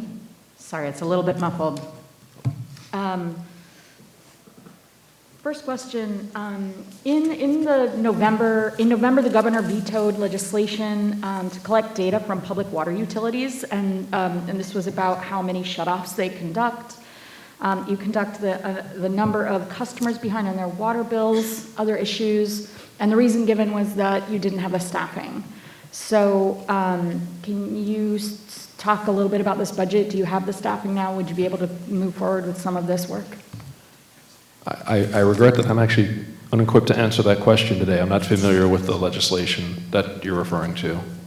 So this is with respect to water utility data. I'm sorry, could you say that again, please? This is with respect to water utility data? Yeah, unfortunately, I'm sorry. I'm not familiar with it at this time. I'd have to refresh my memory. Okay. Then just really quickly with respect to, moving forward on the water utility, do you know how many public water utilities that have recommenced shutoffs and liens now that the New York utility shutoff moratorium has expired? So I'm sorry, how many utilities? How many utilities that have recommenced shutoffs and liens now that New York's utility shutoff moratorium has expired? Okay, so We have a general moratorium during the winter months where utility users, heating, are not shut off up until April. Including water?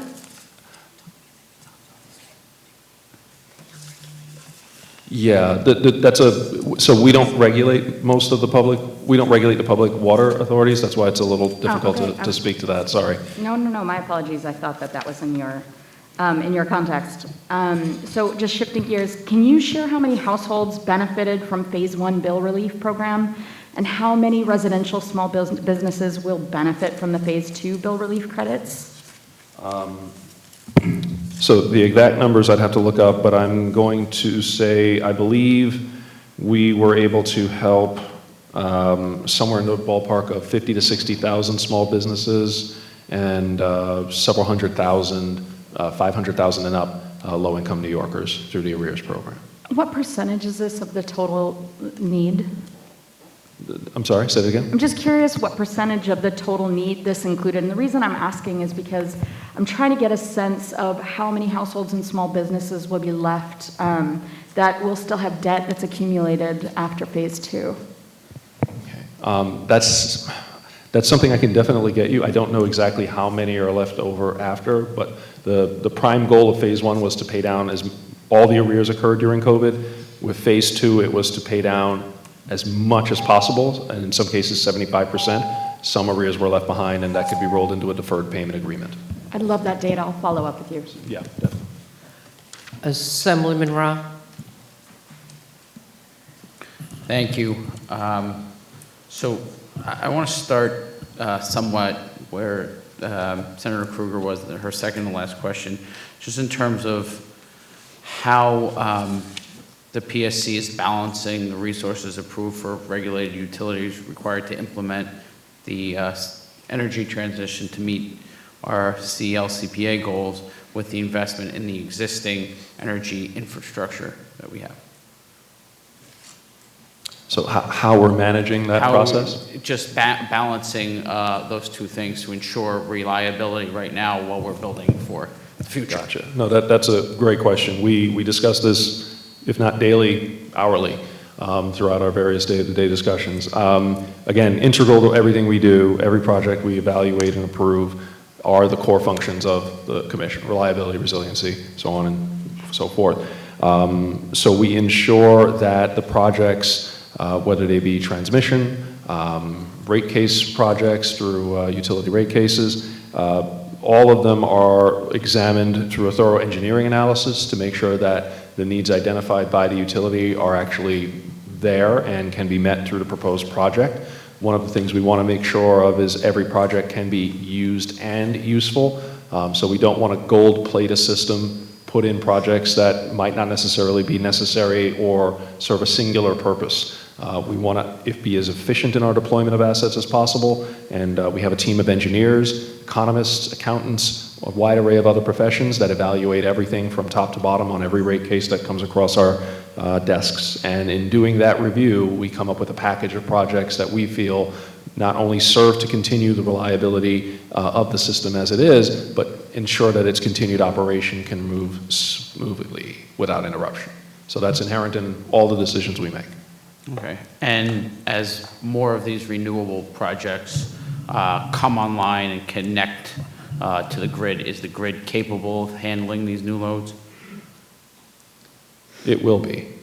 So part of what we're doing with our Phase 2 transmission, I think I mentioned this earlier, we recognize that certain parts of the state, there are bottlenecks in existing renewable energy resources. So there are some solar and wind installations. They can generate more power and provide that to the grid, but the limitations on the grid limit their ability to do so. So by building out these new transmission infrastructure, we unbottle these resources and we can get the full benefit of the investments that we are making. Not only do we get more out of what we have, we also open up the potential for more resources, and we make it cheaper for those future resources to come in line, because the way these generators earn revenue, it's based on the amount of energy sold. Every kilowatt hour sold is $1 or whatever in their pocket. So these constraints on the grid limit what they can produce. If those constraints are well publicized and everyone's aware of it, they factor that in and charge more for whatever energy is left so they can capitalize all their costs, amortize all their capitalized costs. So by doing this transmission, not only do we open up access to existing renewables, but we give new renewables new opportunities to connect, and we lower the cost for them to do so. Okay, and you know, a couple of years ago, there was a law enacted that required regulated utilities to submit a climate change vulnerability study to the commission. And I know there's ongoing work implementing these plans, but as we know, extreme weather continues.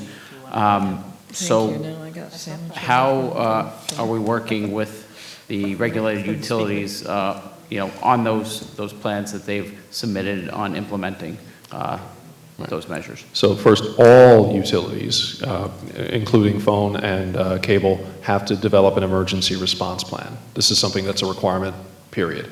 But in addition, our gas and electric utilities, to your point, have to develop a climate vulnerability study, which assesses their unique geographic and climate-based risks caused by climate change. And then they also have to develop a risk mitigation plan to address the risks identified in that. And that plan is reviewed by the Commission and adjusted regularly and updated periodically to take into account any changing conditions and needs. So this is an ongoing process that we have established, and we are monitoring utility submissions and keeping track of what's needed.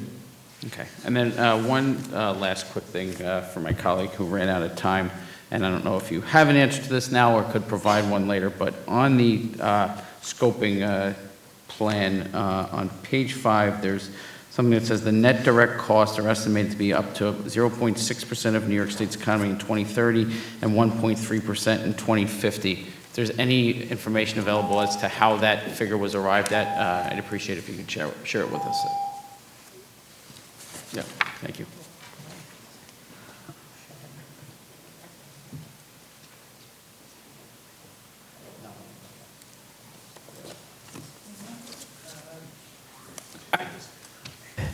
Before we could go to our second round, I just had a quick question. There's been a lot of discussion and questions regarding the assistance for utility arrears, and you've given the gross number. Do you have a breakdown by zip codes, by something other than this singular number or two Well, numbers? we do have a more detailed breakdown than what I'm able to provide right now. I can definitely work with my staff to see to what degree of detail we can provide that. I can say we do know there are differences regionally in terms of the amount of arrears provided. I'm not entirely sure we can break it down by zip code. There may be some privacy concerns with that, of course. Sure, Yeah. however you could break it down so we can get a sense of, as legislators, whether our constituents are have been adequately taken advantage of the program, and what more we can do going forward. And then now I just want to go to Assemblywoman Barrett for 3 minutes, her second round. Thank you. To finish our conversation here. How many people are currently on, or is the staff, what's your full staffing level and where are you? 36. 36, and is that going to be the full staffing level? No, we are continuing the recruitment process, and we anticipate to continue the recruitment in the next fiscal year. I didn't hear the last part of what you said. We will continue with the recruitment process in the next fiscal year. And how much revenue have you generated from fees so far? Over $1.7 million. I can get you the exact number. 1.7. 1.7 million? Yes. Okay, thank you. And do you have the authority to extend a notice of incomplete application deadline without a public comment window? Can you elaborate on the question? This is one from the community that we can reach back out and see if we can. Please do. Okay, I'm not do sure if I'm that. following the question. Sure. And then also just clarity, is a completed siting application automatically approved after 60 days if a decision is not made in that time frame? Yes, essentially, if the question is that the office within the 60-day statutory timeline fails to review or issue a complete or incomplete determination, the answer is yes, that application will be deemed complete. But as I stated before, the office to date has met all statutory deadlines. Got it. Okay. Thank you. Thank you. I think that addresses it. And then just one more for Chair Christian. When am I going to be able to drive from here to my district office in Hudson throughout my district without losing cell phone service and internet? It's impossible in 2023 not to be able to travel around my own assembly district without losing phone and, you know, and not being able to stay on a Zoom. Well,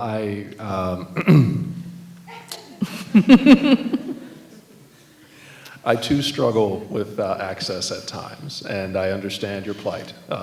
It's a common occurrence. I'll spare you the discussion on broadband. We've attempted to work with the utilities to expand broadband throughout. Sadly, cell phone service is not something under our purview. With the FCC, they essentially control all of that and manage that process. We're happy to help and coordinate as needed, but our powers are somewhat limited in what we can do in terms of cell service in the state of New York. Well, if you can advise, let's work together, because this is crazy. It feels like we're, you know, the great state of New York in 2023, and you can't even finish a call. Thank you. Thank you all for being here today. Thank you.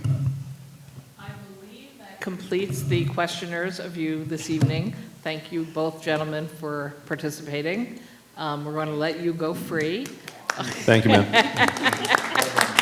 And again, anyone who wants to grab them, so to speak, please take it out to either hallway so that I can call up our next panel.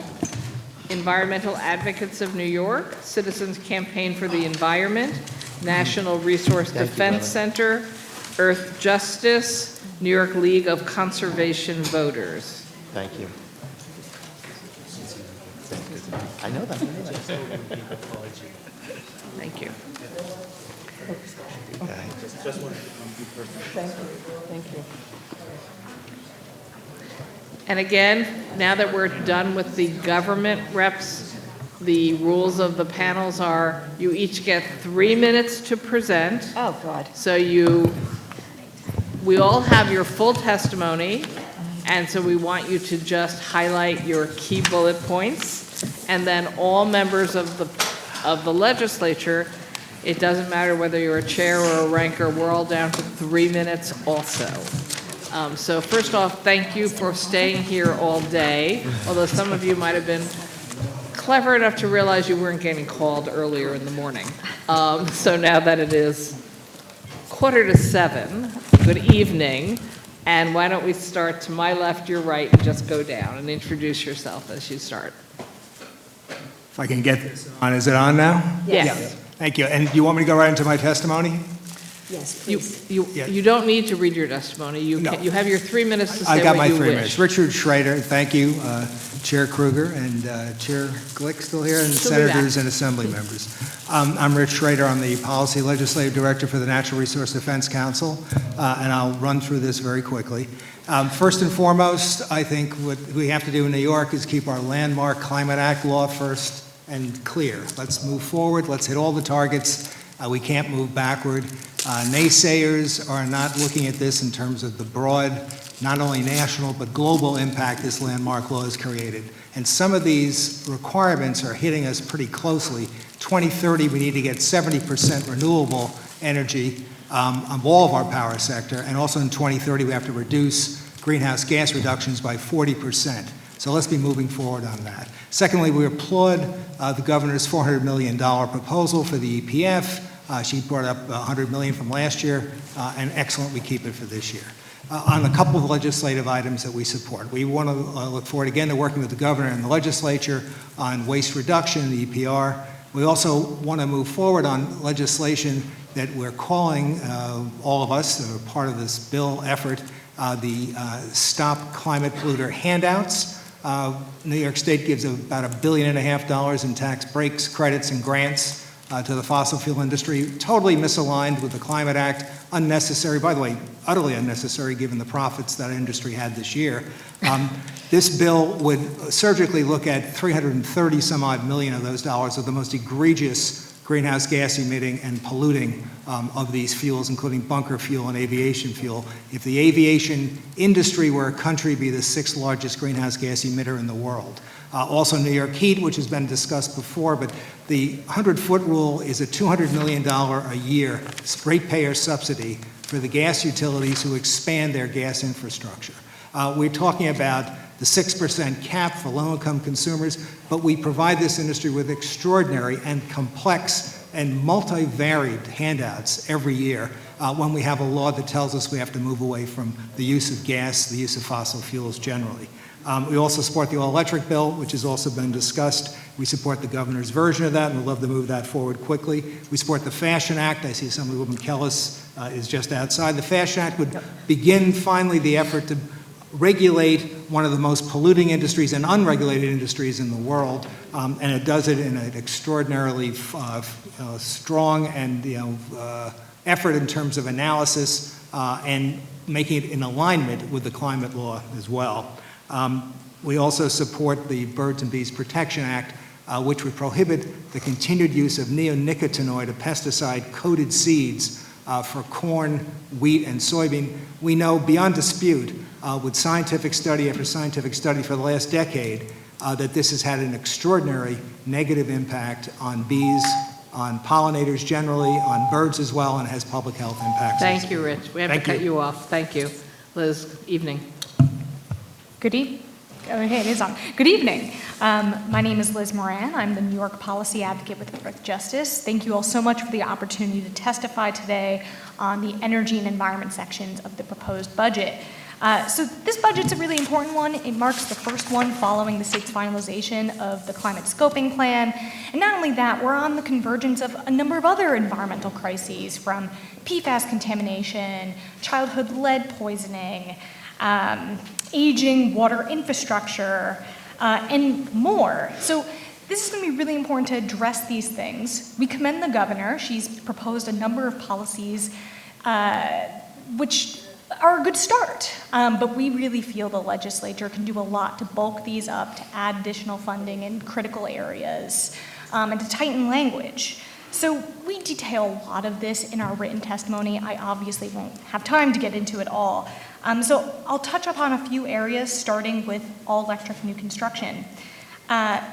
We're pleased the governor's opened the door yet again on this proposal. Starting with new construction is a low-hanging fruit. And we want to emphasize that our ideal model for this is in the Senator Kavanaugh, Assemblymember Gallagher All-Electric Building Act legislation. We really feel the legislature should include that in their one-house budgets, and that should be on the negotiating table and be in the final budget. It has the right timeline, it has the right details regarding building size, and more. So we think that would be the strongest way forward. We know that this will save New Yorkers money. New construction, all-electric new buildings will save New Yorkers on average around $900 per year on their energy bills. And it's popular. 66% of New Yorkers support a policy like that. The grid has capacity. We detail that in our testimony as well. I'll also add we're strongly supportive of the NY Heat Act being part of the budget. This is another important policy that will help New Yorkers electrify their homes, save them money on their bills, and more. And in conclusion, I'll summarize some of our other points. So we really feel the budget should be bulked up when it comes to climate funding. Cap and Invest has a lot of potential. For lack of a better expression, at the moment, the devil is in the details, and we do have some more recommendations to make sure that Cap and Invest really aligns with our climate law. We also want to see increased funding for water infrastructure. You've heard from others today, we have an aging water infrastructure crisis in New York. The Clean Water Infrastructure Act is phenomenal. It funds a number of water policies and can't keep up with demand. So we would love to see that become a $1 billion program this year. And I will wrap it up there. Thank you all so much. Thank you. Hello, Adrienne. Good evening, Senator Kruger and the other members of the Assembly and Senate. I do want to extend a very heartfelt thank you to those of you who have stayed to hear the advocates. We actually sincerely appreciate that. Thank you again. I'm going to keep my testimony short since I only have 3 minutes. First thing we'd like is to express our strong support for keeping in the context of the budget a Packaging Waste Reduction and Recycling Infrastructure Act. Thank you to the governor for including this important act in her proposed budget, and thank you for Senator Hawcomb for championing this in the Senate. This is not a luxury item. This is a necessity. Waste, believe it or not, makes up for 11 to 12% of our greenhouse gas emissions. Electricity is 13%. We have lots of plans to deal with the 13% of greenhouse gas emissions generated by electricity, but not so much to deal with the 11% generated by improper waste disposal. What can we do? I'm glad you asked. The one thing that we all agree on is we can reduce waste and increase recycling. That's what this bill does. It reduces paper and plastic, a very important thing, and also it will increase recycling, and to boot, it'll save taxpayers money. Where could we go wrong? We like that. New York would not be the first state to do this. There are 4 other states: California, Colorado, Oregon, and also Maine. Also, this program exists in the British Columbia. They instituted in 2014, and they have 1,100 producers and manufacturers in their program. They are now taking out 75% of the waste stream, a sure success.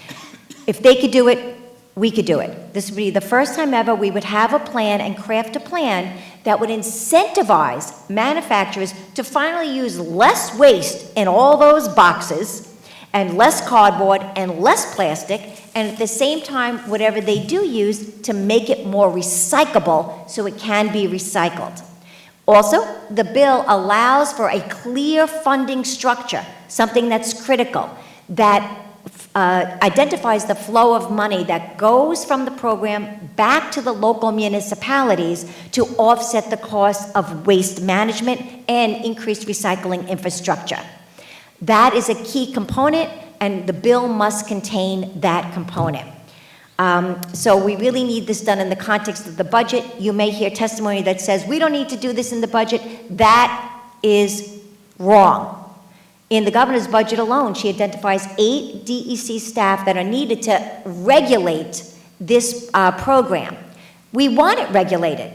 We need it regulated and done effectively. That's the role of the DEC as a regulatory agency. It must be done in the context of the budget. Thank you. Hello, thank you. My name is Patrick McClellan. I'm the Policy Director for the New York League of Conservation Voters. Thank you for the opportunity to testify. State agencies that protect the environment and fight climate change have been asked to do more with less for many years, so we're thrilled that there are hundreds of new positions at critical state agencies proposed in this year's budget. We're also happy that the Environmental Protection Fund is proposed to be supported at $400 million again. However, we strongly oppose the proposal to offload funds from the EPF to be allowed to pay for staffing. We think that you need to have a fully funded EPF and also these new staff, and don't mix up the two. We strongly support Part WW of TED. That's the proposal to phase out on-site greenhouse gas emissions from new construction, as well as phasing out from existing buildings at the end of their useful lifespan. We think that along with that, Senator Kruger's New York Heat bill should be included in this year's budget. There's also a tremendous opportunity for the state to lead the way on both green buildings and green jobs. We're advocating for the elimination of on-site fossil fuel combustion at all state-owned facilities by 2040.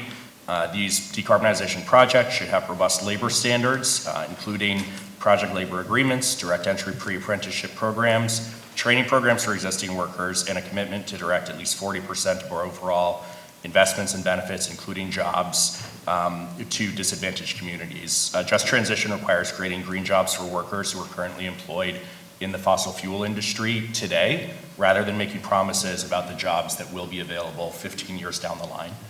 We're conceptually supportive of Cap and Invest, but we think that there is plenty of room in the final budget for more clarity on equity, certainty of emission reductions, and how the funds would be spent. On transportation, we urge you to include a clean fuel standard in the final budget. We believe that that can work side by side with Cap and Invest.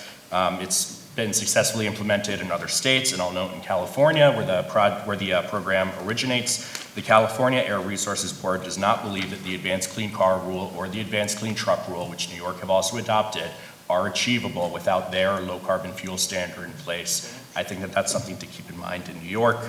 And we also think that we should enact the CLCPA's transportation emission recommendation of expanding direct sales of zero-emission vehicles. I will second all of Adrian's points on the Waste Reduction and Recycling Infrastructure Act. And then finally, on housing, I wanted to touch on that briefly. We are broadly conceptually supportive of the housing compact goals that the governor has laid out. Obviously, the details matter here. I'm not an expert on housing policy, so I can't vouch for every last clause of those budget bills, but broadly speaking, rezonings that emphasize smart growth and transit-oriented development are climate smart, and we urge you to include them in the final budget. Thank you. Thank you. Good evening. I'm Connor Bambrick, Director of Policy for Environmental Advocates NY, and thank you for the opportunity to testify. Funding implementation of the climate law remains one of our top priorities.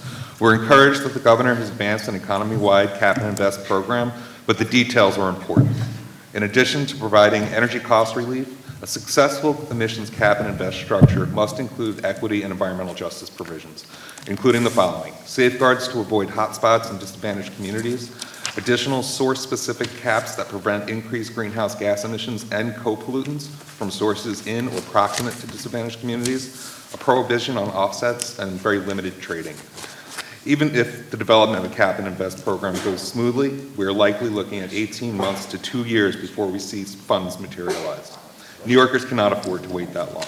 We urge the legislature to include dedicated funding for the climate law in the state budget through the establishment of the Climate and Community Protection Fund in order to build the infrastructure necessary for the clean energy economy and immediately start delivering resources to help communities and the state's workforce transition off fossil fuels.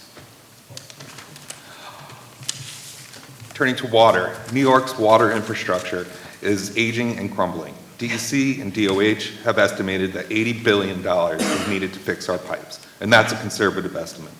We appreciated the governor's proposal of $500 million in new funding for the Clean Water Infrastructure Act, but the demonstrated need from local governments dwarfs that figure. Investing $1 billion for Clean Water Infrastructure Act with a line item for each CWIA program funded like lead pipe replacement could be put to immediate use in protecting public health and creating thousands of union jobs across the state. Every New Yorker needs affordable water, as well as clean water. We urge you to include policies and funding in the budget to, for the first time, collect statewide data on water affordability. It's shocking that we don't know how many water shutoffs occur, or how many New Yorkers are behind on their water bills and how much they owe. We know enough, however, to know that water affordability is a major crisis. New York City residents alone owe $1.2 billion in water debt. We support more funding for the Low-Income Household Water Assistance Program to help eliminate water debt from economically struggling New Yorkers. And then just one other piece I'll touch on buildings. We are supportive of a zero-emission new construction building standard. We think the timeline has to be faster than what the governor proposed. The definition in that proposal only applies to fossil fuels, it seems. So we want to make sure we're not combusting other fuels in buildings as we move forward. And we think a complementary policy to all electric new construction would also be the enactment of the New York Heat Act. And thank you very much for the opportunity. Thank you very much. Senator Pete Harckham. Thank you very much, Madam Chair, and thank all of you for staying late. I know the hour is late. We really appreciate you staying. Mindful of we only have 2 minutes, 50 seconds for all of you to respond to this question. We'll start with Connor and work our way this way. The one thing that is not in the governor's budget that you would like to see in the governor's budget or our budget? Connor, we'll start with you. I think the funding necessary to implement the climate law immediately.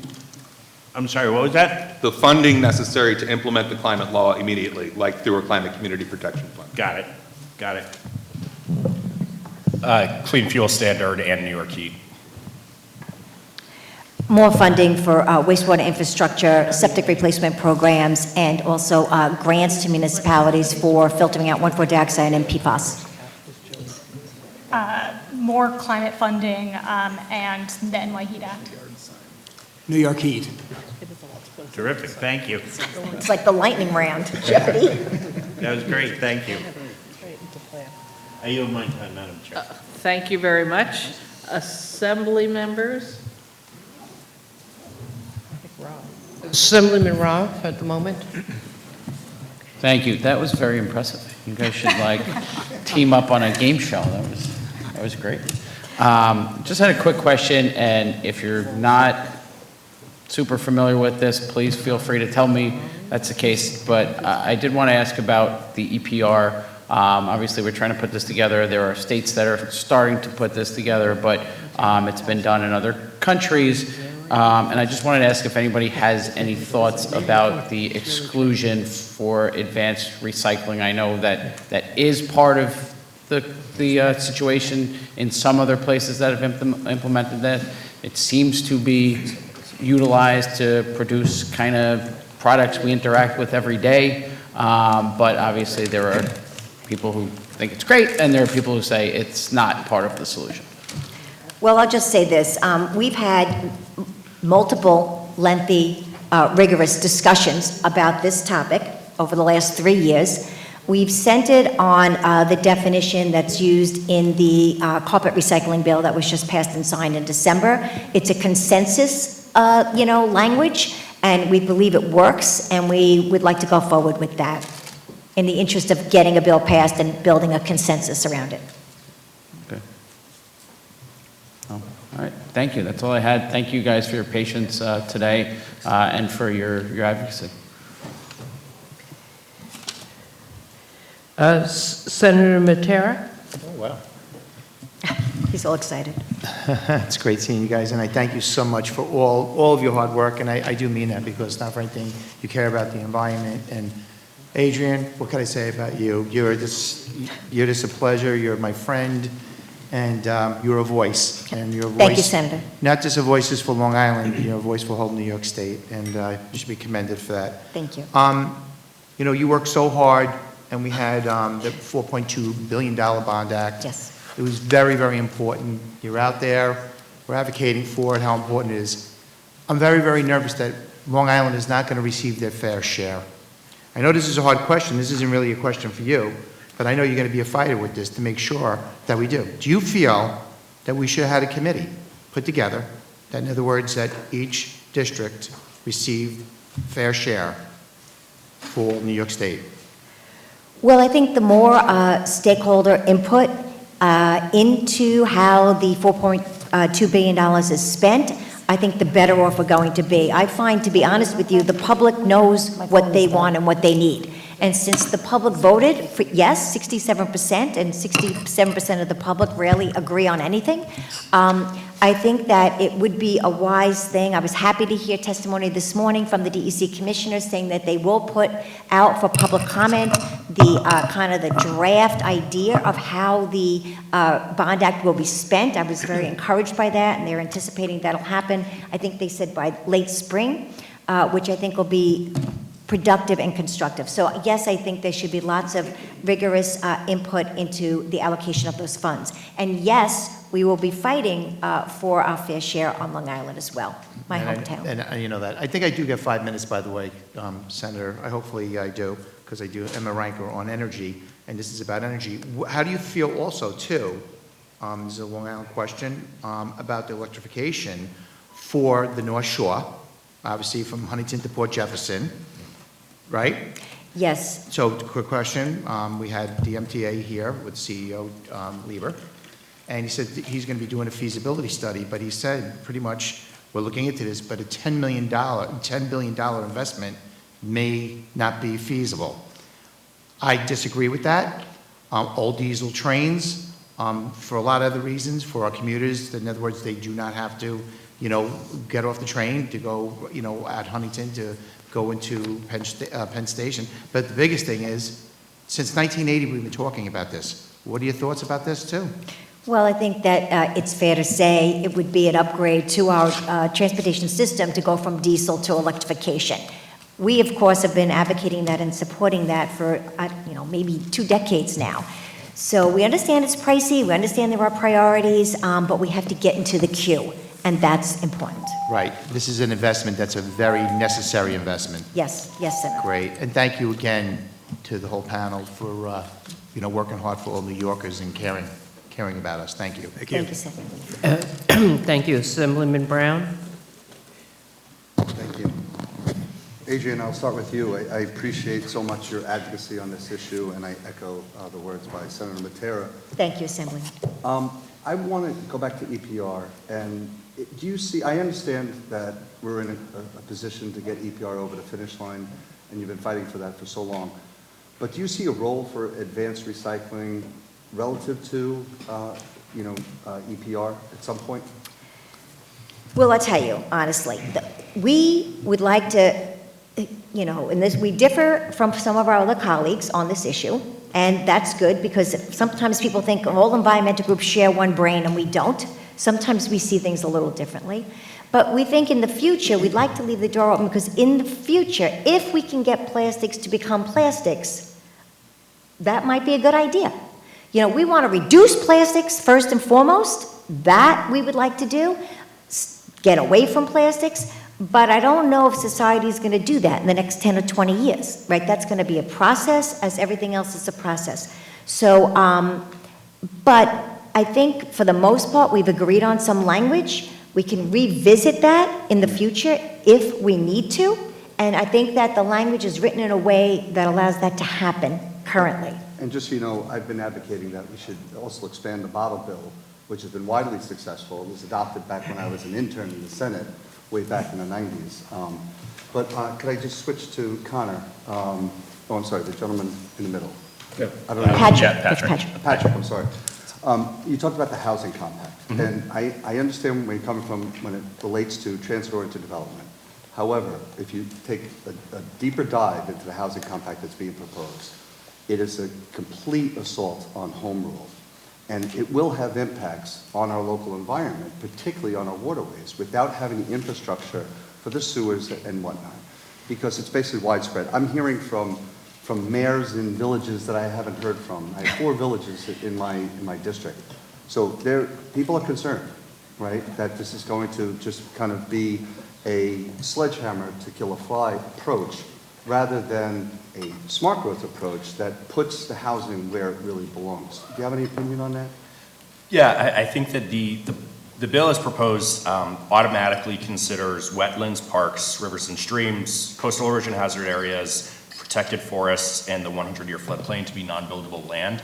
I think that there's room in the final budget for that category of non-buildable land to be expanded, to consider what other lands either need to be exempted from this requirement entirely, or to have a heightened level of environmental review on them.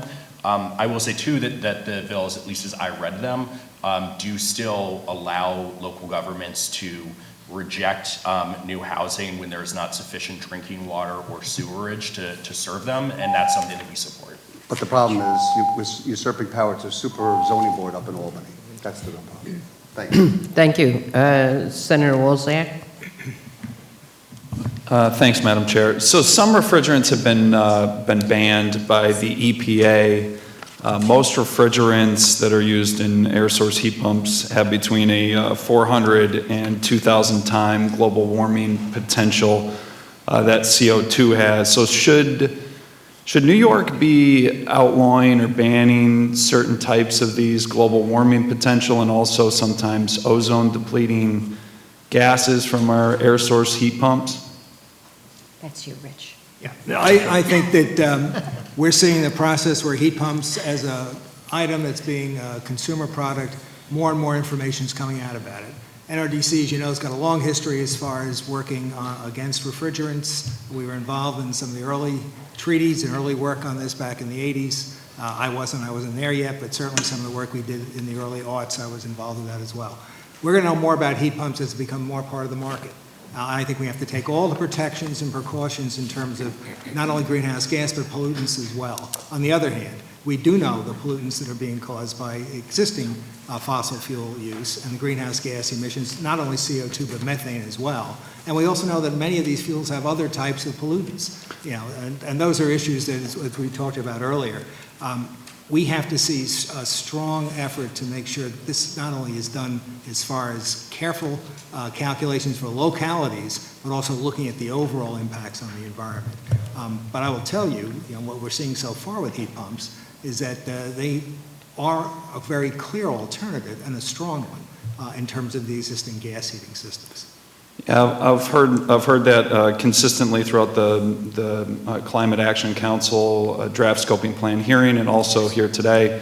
Many lean on ductless mini splits or air source heat pumps as the solution to a lot of these things. So the current plan, I mean, could include anywhere from 30 to 40 pounds of refrigerant per household in New York State. When you consider, the dangerousness to the planet that a lot of these gases that we would be installing in each home in New York State, should they at least be manufactured in New York so that we know that they're responsibly manufactured and held, or should we continue to buy these refrigerants from China? has long supported bringing manufacturing to the state of New York, not just for these heat pumps, of course, but for solar as well as wind turbines and the like. I think that what we do know is that as we see increasingly the effort to have building decarbonization in new construction, we can see this over time, and the new construction that takes place in 27, 28. I know we keep saying decarbonization, which I know, when something is 2,000 times more global warming potential than CO2, that's why it's a drastic concern to me. When we say that gas is part of the solution to lowering our amount of something that is 2,000 times less global warming potential, well, we're out of time, but one thing to keep in mind with CO2 is it lasts for a long, long time. And the impact really is that the way it lasts for so long is something that has to be more effectively dealt with in the short term. Thank you. Assemblywoman Glick? Just a couple of quick questions, because I think, Patrick, I don't know whether you would open the door on anything around housing, but, and since we're talking about local issues, New York City has an FAR, a floor area ratio, so that we're not building way out of scale. The governor's budget includes a lifting of the cap on FAR 12. If there was some guarantee that it would all be affordable housing, I might be convinced. But under the current cap, we've seen Hudson Yards built, we've seen plans, again, inexplicably on the East River, huge buildings going up. So while it is something that the League has included as something in its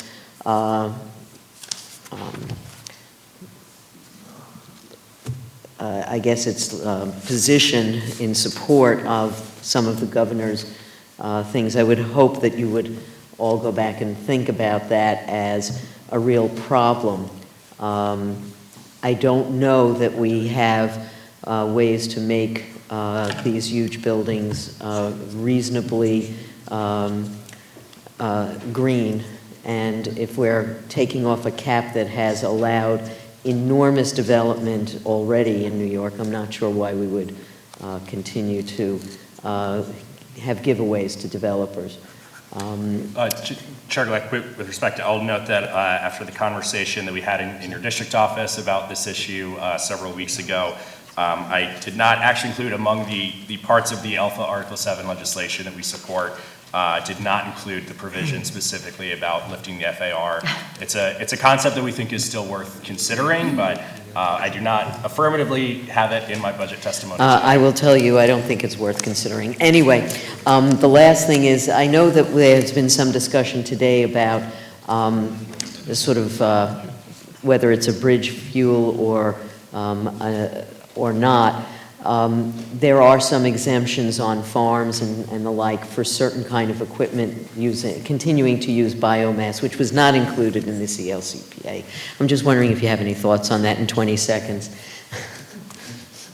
I think that when you get to the 2050 sort of endpoint of the CLCPA scoping plan, it is possible that we are not going to have zero emission technology for every single use that we're currently using fossil fuels for. In those cases, I think that our responsibility under the CLCPA is to find the best option available that minimizes emissions. Thank you. Thank you. We go to the Senate. Senator Canzonero Fitzpatrick. Thank you. I appreciate everybody being here. Thank you for your input. I wanted to ask Adrian about your written proposal that had some significant discussion about the South Shore Estuary Reserve. Thank you, Senator. Yeah. You are in my district with that, so I wanted to know if you could expand and explain why the funding is needed for that project. Oh, my God. Thank you, Senator. You had to be just reading my mind. I thought I had 5 minutes, and that's why I didn't include it. But yes, thank you. The South Shore Estuary Reserve is one of the 5 estuaries in New York State, but this is a state estuary program. It's funded in the EPF. It is an estuary that is 120 miles long. It generates millions and billions of dollars into the local regional economy. I could go on, but I won't. It has been stuck at a funding level for 29 years at $900,000. Last year, it got a wonderful bump up to $1 million. But the New York State Department of State, with stakeholders, spent the last 5 years rigorously working on a new management plan to restore and protect the estuary. It's done. We had a big, to-do about it at a press conference a couple of months ago. We can't implement that plan with $1 million. I'm sorry. We'd like the $1 million. Thank you. But this is a major estuary that needs $5 million per year at least. So some people don't like to change the categories in the EPF, and I understand that, but that would leave the SSER stuck forever at an inadequate funding level. It's an estuary that has more state, county, and town parks out of any estuary in New York State. It has more public access, and yet the public has access to polluted waters. Bacteria, harmful algal blooms, brown tide, mahogany tide, rust tide, and now we have a new pink tide from an invasive species from Japan. So it needs some help. Okay. If I could ask a few questions about recycling. The advanced recycling for plastics, is that giving off more carbon emissions? I mean, what are we dealing with as far as the advanced recycling? Are we doing more damage to the environment by recycling plastics? Well, I think that's the question that you've asked, as they used to say, $64,000 question, and it's one where right now the technology is not good to make plastics into plastics, and that's why we're not happy with it. Could it be in the future? I don't know. Maybe, but right now it's not good technology. Do local municipalities currently have to comply with recycling rates, or is there anything? Because I have 14, I think, incorporated villages in my district, and I know Malvern, where I came from, we do have a recycling plan. Is it not out there for everybody? Well, all right, thank you. The answer is no. Thank you. Thank you. Assemblywoman Giglio.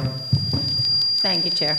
So thank you all for your advocacy and for your passion on saving the climate and saving the environment. I do appreciate it. I think it's steps to get there, so I appreciate listening to you and all of your advice on how to get there.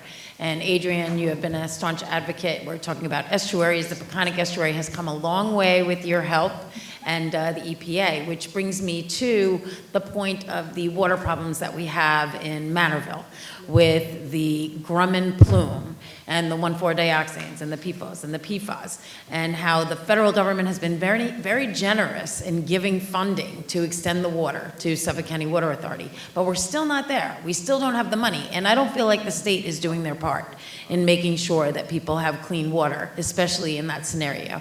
Do you have any input or advice or something that I should be doing in order to make sure that those people in Manorville have clean water? Yes, and thank you for the question, Assemblywoman, and we know you've been very involved in that issue, and thank you for that. Yes, I reached out to the DEC, and fortunately, we do have a Zoom meeting with the Deputy Commissioner, Sean Mahar. We will be inviting your office, and Senator Palumbo's office agreed to participate to see what funding is available to, and this is something I think is important in the state budget, for communities that are drinking from private wells that are polluted.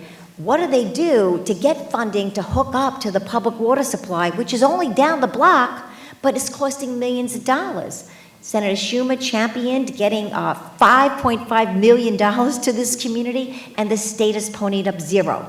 So we need to help them. We don't want them drinking PFAS-laden water. So thank you for the question. We do need to work to get a grant to them to get us the full funding so they can have clean water. Thank you. Thank you. We go to Senator Hinchey. Thank you. And I saw a couple other people wanting to chime in on the biofuels comment, so I just wanted to provide some space for that. I don't know.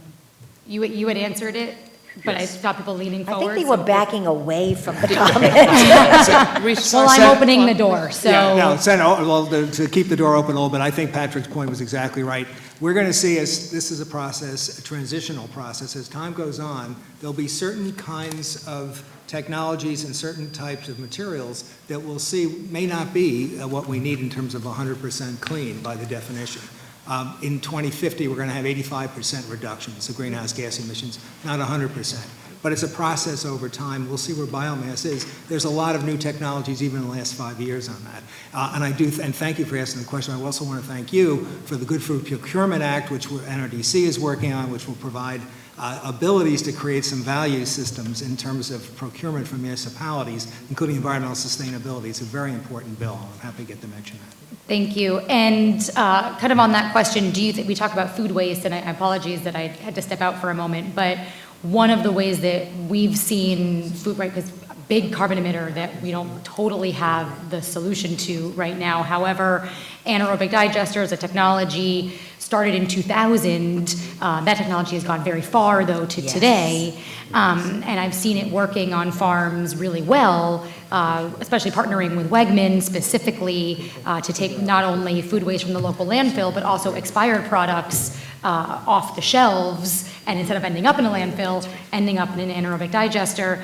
Do you think that could be, whether it's an indefinite solution, but at least a now solution, something that we should be investing in to help cut those carbon emissions and make sure that we're investing significantly so that the technology and the anaerobic digesters on farms are as up to date as possible so that we're stopping the leakage? Senator, a major arc of the policy discussion when we passed the food waste recycling bill back in 2019 was a combination of making sure that the larger generators of food waste would go to composting facilities as opposed to putting them in landfills, or to digesters. And I think that we're seeing more and more that there's sophistication and growing ability of some of those digesters to do very well in terms of making sure the methane is contained, but there's still more work to do on that. Well, I But just think want this is of great importance. Sorry. to chime in also. The answer to your question is yes. Citizens Campaign for the Environment are big supporters of anaerobic digesters. They have to be properly sited. If they're going to be in a community, they have to have the negative air pressure buildings so that the odors are contained. But they are the wave of the future. You can make renewable energy from them. You can make clean compost from them. And actually, believe it or not, you can take the liquid nitrogen from them and use them for farmers. Farmers right now are buying that liquid nitrogen from Indiana. They could buy it locally from here in New York. We think it's a great technology that needs to advance. Thank you. I think Seconded. Oh, no, please. I want to hear from you. No, You I second. agree with everything that Adrian just said. Great. I would say I do too, and I think that's important. I think we have a bigger role in the state to make sure that we're actually putting up the money to invest in it, Yes. and working with the PSC on the rates so that that energy actually works here in New York. Yes. Thank you. We go to Assemblyman Otis. Thank you all five of you, for your great advocacy over many, many years, and your advocacy over many, many hours tonight. So I don't know that this requires a comment, but just follow up on Deborah Glick's comment, small comment on the housing piece. It also proposes sidestepping seeker, which is, I think, should be of concern to all of us, because that is not just a luxury, that is a protection in terms of the environment for us. So, no comment necessary. Love you all. Thank you. Well, you know, NRDC would fight to the death to protect SECRA. That's one of the reasons why we existed. So all of this needs to be, of course, part of a broad process and something that's, thought out, throughout all the SECRA principles that are engaged in. And Citizens Campaign for the Environment is not supporting anything that does away with SECRA. Also, in regards to the housing bill, we need infrastructure. We don't, where I live on Long Island, we're not even treating our current level of wastewater. Our drinking water is polluted. So we need to look at this holistically, and we don't want to attempt to solve one problem, but yet create and exacerbate other problems. Thank you. I'd say to Patrick's comment, though, smart growth is a good thing, and we like smart growth principles, so, Yes. but we can do it in an environmentally sound way. I'll just chime in, if I can, actually, to follow up on Adrian's point, since there's a minute and a half left, that the Suffolk County Water Quality Restoration Act that's included in the executive budget, we're conceptually supportive of it, but it differs in important ways from what Suffolk County actually needs and wants, and we think that if you're going to have a program like that that helps with advancing sewering, that provides that important infrastructure, it's important to follow the local county government's lead in understanding their needs to make this work. So, we urge you to defer to the county on including that in the final budget. Thank you all. I ditto what he just said. Thank you. I believe our final questioner is Assemblyman Mantalo.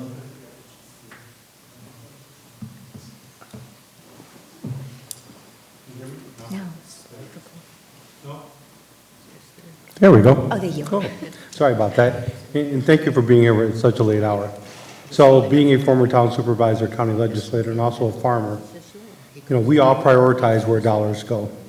And I've heard from some of you on this panel just now and throughout the day, there's only so many dollars that go around. Does it go to water? Does it go to electricity? Does it go to the sewer? Where do we prioritize where that money goes? If you were in charge and you were the governor, would it go to water or would it go to electricity? I'll take a stab at this. Sure. Governor? Yes, Governor Moran here. Okay. I think it's a false choice. I think we have to prioritize in our budget the items that are going to protect public health and the environment first and foremost. In our testimony, and I'm sure many of our colleagues, we do propose policies that either save the state some money or help generate revenue in some cases. But we shouldn't be placing New Yorkers with choices like this, because we know we need to fund to get off of fossil fuels, to have a more renewable grid, and we have to protect our drinking water. It's essential to human life. Well, what we're hearing out there from our constituents, at least in my area, is we are moving forward with the electrification of New York. We are taking steps, maybe not as fast as some people want, but at the same time, we are also trying to address infrastructure, lead in the water, making sure we have good public water, we have wells. I have a lot of lake frontage along Lake Ontario. Those are always huge concerns as well. In my opinion, we can slow down electricity. We can slow down that and move faster with the water than we can the electric. Because to us, you can live without electric, you can't live without water. And that's really the question. Well, where do we want to push? And I welcome any input. Well, I would offer that there needs to be direct state investment in order to achieve our climate goals across the board in every one of these categories. However, you can also leverage price signals in the market to sort of move things in the right direction. So for instance, with the cap and invest proposal that's in the executive budget, if you implement it correctly, and as everyone has said, the devil is in the details, that's something that would spur the development of more renewable energy without necessarily requiring further subsidy from the state. And to the extent that you don't need further subsidy there, it maybe frees up money to do something else. So I think pairing the direct state investment with those market signals is kind of the most cost-efficient way to move forward with some of this. That's one of the best answers I've heard all day. So thank you very much, and thank you all for being here this evening. Thanks. Just call him Governor Patrick. Please don't. Thank you. There are no further questions for this panel. Thank you so much. Thank you. Thank you all for being here tonight, really appreciate it. Yeah, let's give everybody a good hand of applause. All right, yes, panel F, the New York State Forest Rangers Benevolent Association, the New York State Environmental Conservation Police Officers Benevolent Association, and We Act for Environmental Justice. Maybe people would have moved in. Okay, and then in order to move people closer to when they're going to be on the panel, if you look and see that you're on the next panel, which will be panel G, maybe you'll come closer to the front, so you have a less of a hike when you are coming to the panel. And is We Act here as well? Anybody coming down the stairs for We Act? So it's possible, I think so. Perhaps they needed to get the train back to New York City. So looking to my left, your right, if we would start with you and you'd introduce yourself. Actually, I'd go with... You prefer the other? Fine, Works whatever for you us. prefer. Thanks. Hi. Good evening, Madam Chairwoman and respected members of the panel. My name is Matt Krog, and I'm the Director of Environmental Conservation Officers and serve on the Board of Directors of the Police Benevolent Association of New York State. In 2023, the need for environmental conservation officers has never been stronger. In 2022, we completed over 25,000 calls for endangered species, nuisance bears, spills, air, and water pollution. We are the ones enforcing all of our environmental laws and any future laws. Above all else, we are police officers and first responders, responding to floods, hurricanes, snowstorms, protests, manhunts, and even 9/11 are within our mission parameters. Most recently, my fellow officers responded to the Buffalo blizzard over the holidays. Our number one priority is protecting public health, as evidenced by our officers running COVID testing and vaccination sites during the pandemic. The Climate Leadership and Community Protection Act transition to clean energy is expected to cost $35 billion, with 40% of that dedicated to climate justice areas.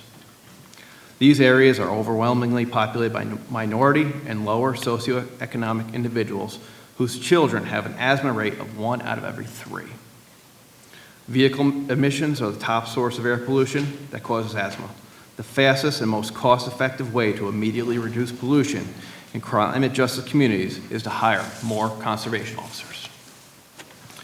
We need our 60 vacancies filled, and adding another 90 officers to the most vulnerable areas would only cost $13.5 million. Last April, the legislature expanded the protection of 1 million acres of wetlands, but did not increase funding for more officers. The last time enforcement personnel items were added was in 2013, when the bottle bill legislation was enhanced and 2 new investigator items were added in New York City. Those items are currently vacant. Environmental conservation officer ranks at full capacity would be 342. However, staffing is at 284. And I'm sad to say that only 7% of our officers are female and less than 1% ethnically diverse. To hire a more diverse workforce, we need to enhance pension and pay benefits to attract more qualified candidates. Specifically, we need to attract candidates from New York City and other climate justice areas. Pension parity is #1 on the list of benefit improvements that would help attract diverse candidates. The legislature has stood with us for the past 3 years, passing legislations to include the conservation officers and forest rangers in a 20-year pension, putting us in line with the other 96% of police and firefighters in our state. Your 20-year pension legislation has now been vetoed twice by Governor Hochul. We are asking that the legislature please add the provision into your legislative budget proposals and force the issue during the budget negotiations. Besides the pension legislation, we need equipment so that we can respond to your communities when disaster hits. Thank you. I'm sorry, I have to cut you off, but we all have your testimony and we'll read the full testimony. And I will now turn it to your fellow panelist. Thank you. Thank you. My name is Art Perryman. I'm the director of the New York State Forest Rangers Benevolent Association, also part of the PBA New York State. I've been a state forest ranger for 21 years, and I'm currently stationed in Warren County and Southern Region 5. We protect state lands and the people who use them through law enforcement and education. We fight wildland fires here in New York State and across the nation. We also respond to hundreds of search and rescue missions in New York State each year. With an increase in staffing, forest rangers need to continue deploying to out-of-state wildfires. The program is essential to maintain wildfire qualifications and expertise here at home. Forest rangers desperately need more funding to replace insufficient and outdated equipment, and sadly, forest rangers are still buying their own gear to perform winter rescues. As you're aware, only 4% of New York State law enforcement officers in the police and fire retirement system do not receive a 20-year retirement benefit. Forest rangers do a job that combines police duties with wildland firefighting and emergency response. In other words, we are required to work in both worlds and be exposed to risk from both worlds. In order to become a forest ranger, only select science-based degree programs qualify for taking the civil service exam. A forest ranger exits the academy after 28 weeks of training with all DCJS police requirements, as well as the specialized training needed to be a forest ranger. Rangers often need to be lowered from helicopters, use chainsaws, stay interior for days at a time, set up communication relays, manage multiple resources, use advanced land navigation, and search in extreme terrain. If you find yourself lost or seriously injured, there is no substitute for a well-trained, equipped, and experienced forest ranger. The people of New York State deserve forest rangers chosen from the very best we have to offer. In order to do that, the state must at least offer the industry standard in police and fire retirement. Forest rangers are never required or compensated to be on call, but always rally to handle these incidents, coming in from days off and leaving family functions to serve our mission. This all takes a toll on forest rangers. Tragically, Forest Ranger Captain Chris Costas took his life this past year. Chris struggled with mental illness issues and a job that doesn't help those things. He needed and wanted to retire.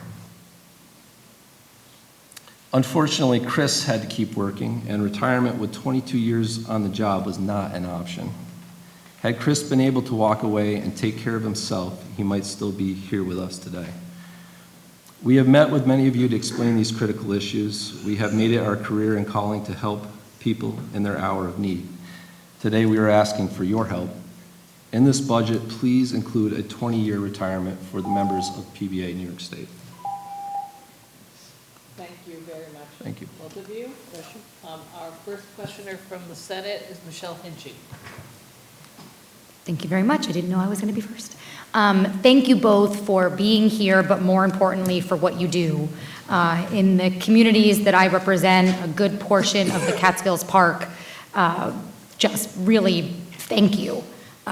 Almost every week, I think, I'm reading about another life saved, another rescue in our park. We have seen increased usage dramatically throughout the pandemic, and yet a limited number of forest rangers. However, that doesn't stop the dedicated individuals from being there every day, all day, at any hour, making sure not only are they educating people who've come to our community who've maybe never gone hiking before, who've never traversed down the side of a mountain to get to a swimming hole like Greene County, or whatever it may be, educating people and making sure that they have the resources they need to be safe and enjoy the outdoors, because that's what we love. So thank you for that. I want to put on the record, I fully support including the 20-year retirement bill. I think we need to, and we'll be fighting for that. I wanted to ask Director Krug, you had, in the beginning of your testimony, I just missed it. Can you mention the $13 million that you had referenced? The $13.5 million would be to hire more officers for environmental justice communities, specifically downstate, New York City, Yonkers, Nassau and Suffolk counties. Our lowest income areas usually have a lot of industry, and some of it's lawful, sometimes it's not, and there's a lot more pollution in those communities. Our officers are on the front lines combating that in those communities, and we need to hire more. We haven't increased our numbers really since I don't know when. our numbers have stayed stagnant since like the 1970s. It's unbelievable. And I know, of course, I don't represent the city, but I know the idling laws that are there now require many more of your members to actually be able to enforce that. It's something I know this body cares a lot about, but we need to make sure that we have the resources and the people to be able to protect our air quality, because you all are protecting our natural resources. So everything that we're talking about here requires more of you to be able to do. So thank you for being here, and I yield back my 40 seconds. Thank you very much. Assembly. Assemblywoman Glick. Good to see you again, Matt. You too. Quick question on the 13.5. How many staff would that account for, do you think? That would be about approximately 90 more officers than what we're allocated right now. Currently, we are allocated 342. We are at 284. So we still have over 60 vacancies. So we'd like to increase that above the 342 to 412. Would be a start in those communities to really start putting some boots on the ground. Great. Just wanted to clarify that. We will be, when we do a letter to our speaker, we like to be clear about exactly what we're asking for. When you were, Arthur, when you were talking about you purchase your own gear, we had at one point asked the department about the fact that many of the uniforms were cotton, which was not the appropriate material for people who were out either in, in the heat and needing things that wick better and stuff, and that you could have climbers with a lot better material than you have. So they have told us that they have been providing and phasing out cotton. Is Yes, that the uniforms are, we're doing well with the uniforms. We've got excellent new uniforms. But in terms of equipment, we're just not quite there yet. And when you say equipment, what kind of equipment are they? For instance, like for Alpine Rescue, a down jacket to offer somebody that we're assisting or for ourselves. Those things are still slow in coming, and so we're still looking for more in the budget for that kind of equipment. Do you have a particular number that you think would be required to cover your officers, or? Probably, yeah, it's a number in terms of monetary. I'm not sure. I'd have to look into that. Okay. Yep, thank you. Appreciate it. Thanks very much. And again, people from my part of the world want to go out and recreate, and they're not always properly attired. Flip-flops are usually not the best footwear. So thank you for carrying them off the mountain. Thank you. Thank you. Senator Walzak. Good evening. Director Krug, how badly do we need an academy and why? Our last academy graduated in December. We had 18 officers. Just to go through the hiring process. You said 18? 18 new officers. Okay. That did really nothing to help all our vacancies throughout the state. We've been told by Commissioner Sagos that we should have an academy coming in early 2024. We need to hire before then. I pushed my management to see about canvassing our civil service list for anybody that's a police officer already, but civil service hasn't called us back in a year.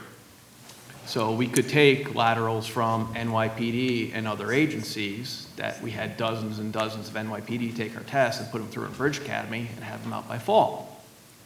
But under the current hiring way with civil service, it won't be until 2024, and they won't be done with their training till the end of 2024. And how many are you short now? We're short 60, and we're going to have further retirements before that academy graduates. And these guys are guys on with, and gals with 30 plus years on that are retiring. Okay. Director Perryman, I hear you loud and clear and fully support 20-year retirement. Thanks for bringing that up today.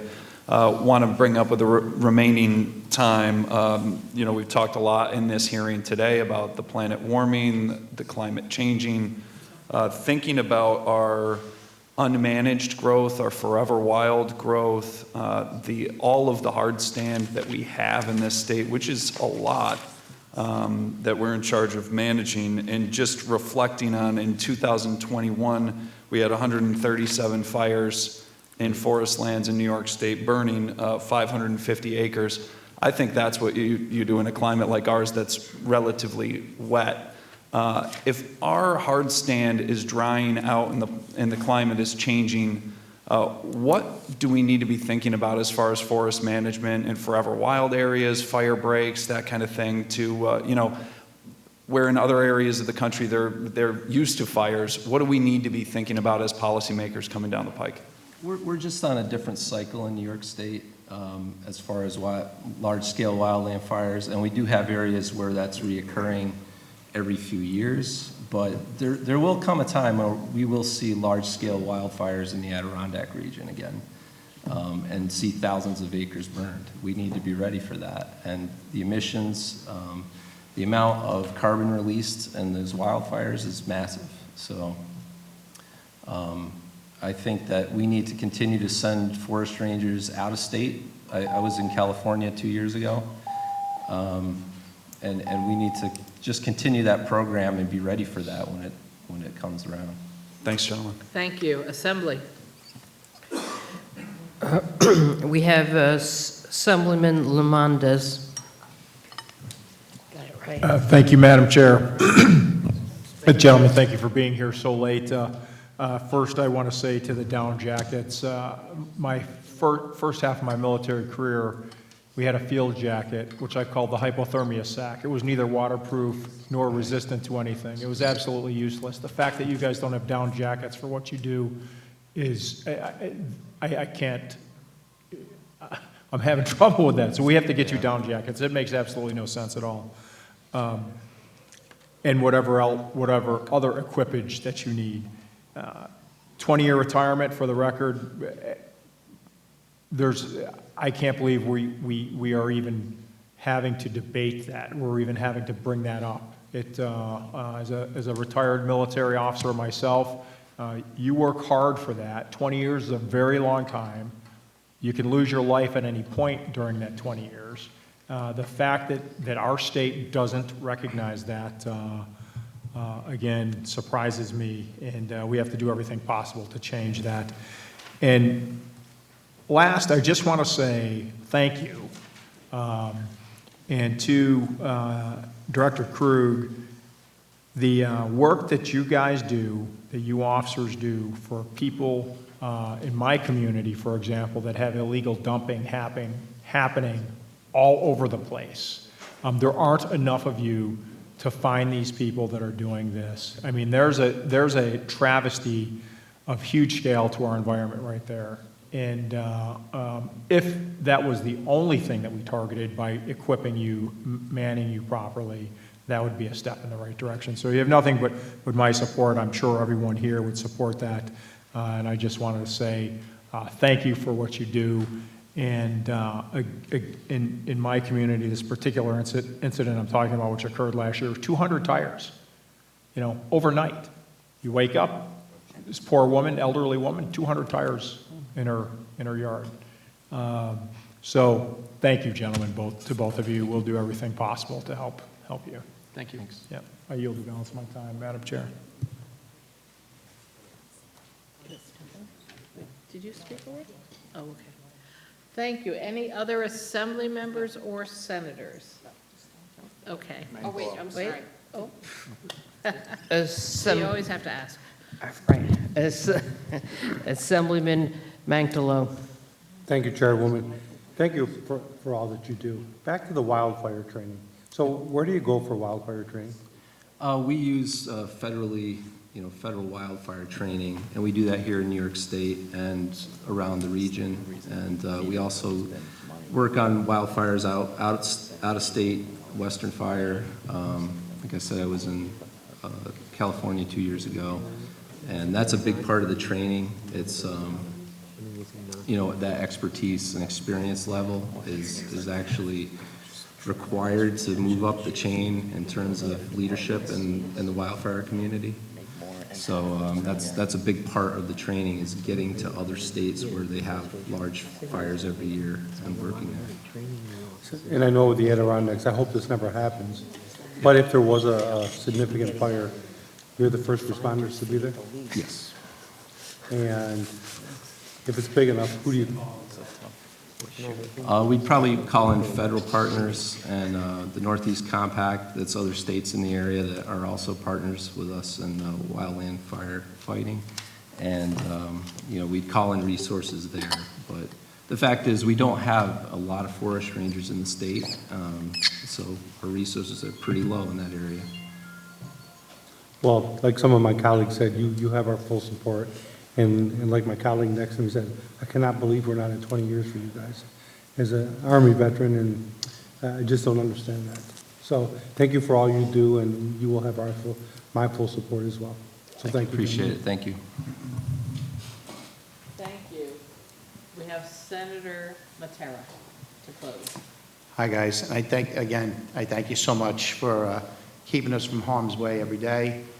Just quick, 20-year retirement, I am 100% for that. I really appreciate what you guys do. Put yourself in harm's way. Battery fires with car fires. Can you explain what you have to do, God forbid, a car goes on fire that is an electric car? I don't really deal with too many electric car fires, just in my neighborhood. I work in rural Washington County, so electric vehicles and charging stations aren't prevalent. Most of my car fires dealt with during Hurricane Sandy when everything got flooded. But from what I hear, it's a lot of water. That's more the structural firefighting world. Well, again, I was just wondering if, God forbid, there was a, electric car that got in the woods and stuff like that. What do you guys do? What could you do? Because I think everybody needs to understand it. In other words, it needs to be submerged in water to be put out, or you just got to let it burn to the ground. I know how other fires are when we have large-scale tire burnings and other solid waste sites that are normally illegal that light on fire. All that water that is dumped is contaminated after the fact and has to be collected or somehow treated or brought up from the ground scoop. So it's not just the immediate area, but any place that water touches usually needs to be remediated. And that, I'm sure, is going to be large scale. Thank you so much. Great. I think we are done. Thank you so much for staying so late with us. Thank you. Thank you very much. Thank you.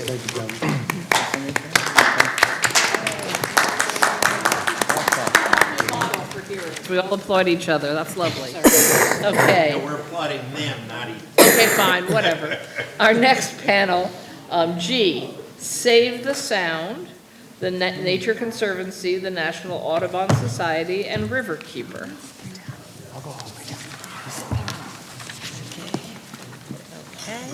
And for people who are following the record to this evening, Public Utility Law Project, New Yorkers for Clean Power, and Alliance for Clean Energy might want to make their way down closer to the front. Oh, good, they've already done that. Excellent.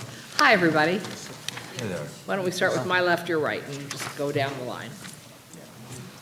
Sure. My name is Jeremy Cherson. I'm the Senior Manager of Government Affairs for Riverkeeper. We protect the Hudson River and all of its tributaries. I want to thank all of you for sticking it out this Valentine's Day. It really shows that you love New York's environment, and we appreciate that.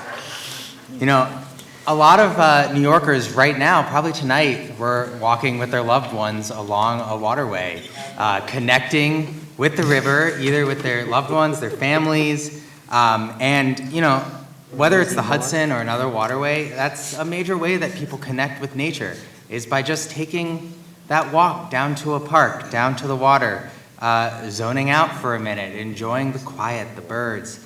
And that all takes funding to make it all happen. We're still trying to clean up a lot of sewage that still flows into waterways across New York State. Just an example, and not to pick on New York City, but 20 billion gallons of raw sewage every single year.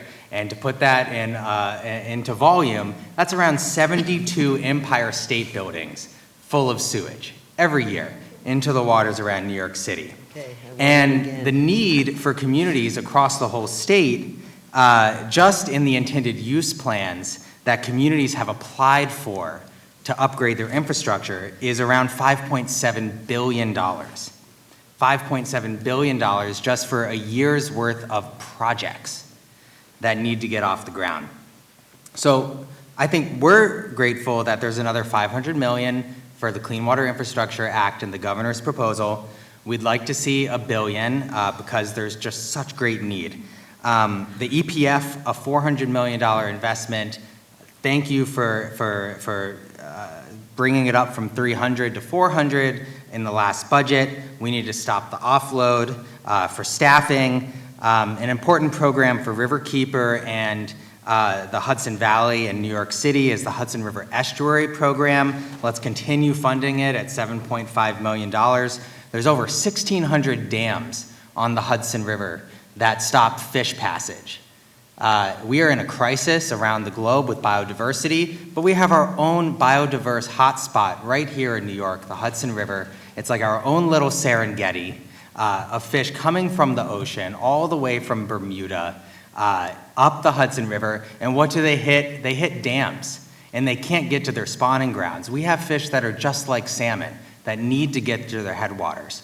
And we struggle in New York getting federal funds to remove dams because we are just not competitive with other northeastern states. And so the estuary program is one of the only ways that we can get funding to remove these barriers for fish in the region. And we've removed a couple dams in Senator Harkin's district, and we are about to do later this year the largest dam, 25 feet in his district, which will be excellent. And I know I have to stop now. Thanks. Thank you very much. Evening. Good evening, and thank you for granting me the opportunity to testify. I'm Erin McGrath. I'm the Senior Policy Manager for the National Audubon Society's New York State office, and we lead a network of 96,000 members, 27 affiliated chapters, 7 centers and sanctuaries, and thousands of volunteers across New York State. Our mission is to protect birds in the places that they need to survive, and we've been very lucky because we've had a long-standing and productive partnership with all of you and with the New York State Legislature, and we're looking forward to working with you to move priorities through the budget again this year. We want to start off by commending New York State for its commitment to providing robust environmental funding, $400 million for the Environmental Protection Fund, funding for clean water infrastructure, and critical capital dollars for our state agencies. The EPF supports many important conservation priorities, and within the EPF, we're asking the legislature to support the Regenerate New York program, increase funding for the Ocean and Great Lakes program, and also provide full funding for the ZBGA program. That's very important to us at Audubon because that provides operational support for our centers and sanctuaries across New York State, and without that funding, we would have to significantly reduce the programs that we provide, including many of our team conservation programs. We were disappointed to see this year that the EPF contains a proposal to offload funding for staff salaries. We do agree that adequate staffing is critically important at all of our agencies, especially with all of the new responsibilities that have been placed on them.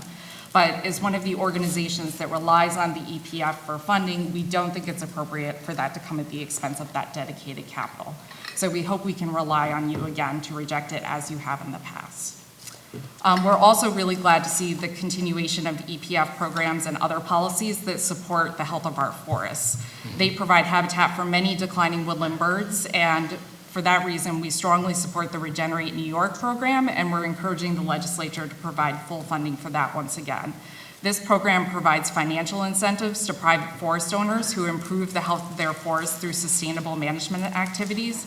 And in addition to improving their forests, it can also provide for the creation of critical bird habitat and also improve our forest's ability to store carbon. Along those lines, we're also very supportive of the governor's proposal to make the youth deer hunting pilot program permanent. Research has shown that where deer densities are very high, bird populations decrease, largely due to the loss of critical understory habitat. And as a science-based organization, we support evidence-based wildlife management strategies that utilize hunting as a successful management strategy. So that's why we support the governor's proposal and also urge you to do so as well. And last but not least, scientists have determined that climate change is one of the greatest threats to birds, so we believe that we need to move forward in addressing it as quickly as possible and reduce our emissions. For that reason, we support the governor's proposal to establish a Cap and Invest program, which will help move us towards carbon neutrality by 2050. Thank you. Thank you. Evening. Hi there. I'm Jessica Otney Mahar. I'm the Policy and Strategy Director for the Nature Conservancy in New York. We're the world's largest conservation organization, founded right here in New York, and still proudly working here. I'm really thrilled to be here today. Thank you for the opportunity. I also want to thank you for setting the stage for the passage of the largest bond act in state history this November for the environment, $4.2 billion. We're thrilled. We were excited to work on that campaign and really appreciate the questions that were asked earlier today by a number of you about the state's plans for moving those programs forward. Likewise, we're very excited to see that funding flow out into communities, and really excited about what the commissioner said regarding the public transparent process that they'll be setting up to move that forward. And likewise, supportive of the staffing that's included to move those programs through the state budget. So thank you for supporting that. And we're also celebrating. Today we had about 120 friends here in Albany. Thank you to Chairwoman Glick for sponsoring our Environmental Protection Fund Day. It's the 30th anniversary of the EPF this year, and it is an incredible program. It's something you should all be very proud of. It's something that's been supported in a bipartisan way for 3 decades now and has put important work on the ground in every single county of the state, every single borough of the city. And so we're really excited to be back in Albany with you all, celebrating the good that program has done and supporting the $400 million EPF proposal in the governor's budget. We do, like my colleagues mentioned, have strong concerns and opposition to the proposal to offload staffing costs into the EPF and ask you to once again reject that proposal. My testimony covers a lot of issues, a few that were already mentioned, so I'm going to skip a few things like clean water funding. We love it. Please read the testimony. Thank you. 2 things that haven't come up as much on this panel yet. One is the legislation that creates a Suffolk County Water Quality Restoration Act. The Nature Conservancy strongly supports moving a program like this forward. We've been working very hard with partners at the county level, labor partners, environmental partners, construction trades, civic organizations to get the nitrogen out of Suffolk County's water. It's killing our bays and harbors. It's preventing our shellfish from coming back. We've tried. It's not going to work till the pollution gets cut out. This would create a local funding mechanism to leverage state dollars from the Bond Act and other funding sources like the Federal Bipartisan Infrastructure Act to get more pollution out of Long Island's water. It needs amendments to be effective. My testimony elaborates on that. And also the housing proposal. I understand we're here about TED. This is an alpha, but I got to say this. Look, this was going to be potentially a really incredible opportunity for us to build the communities we need to sustain our people.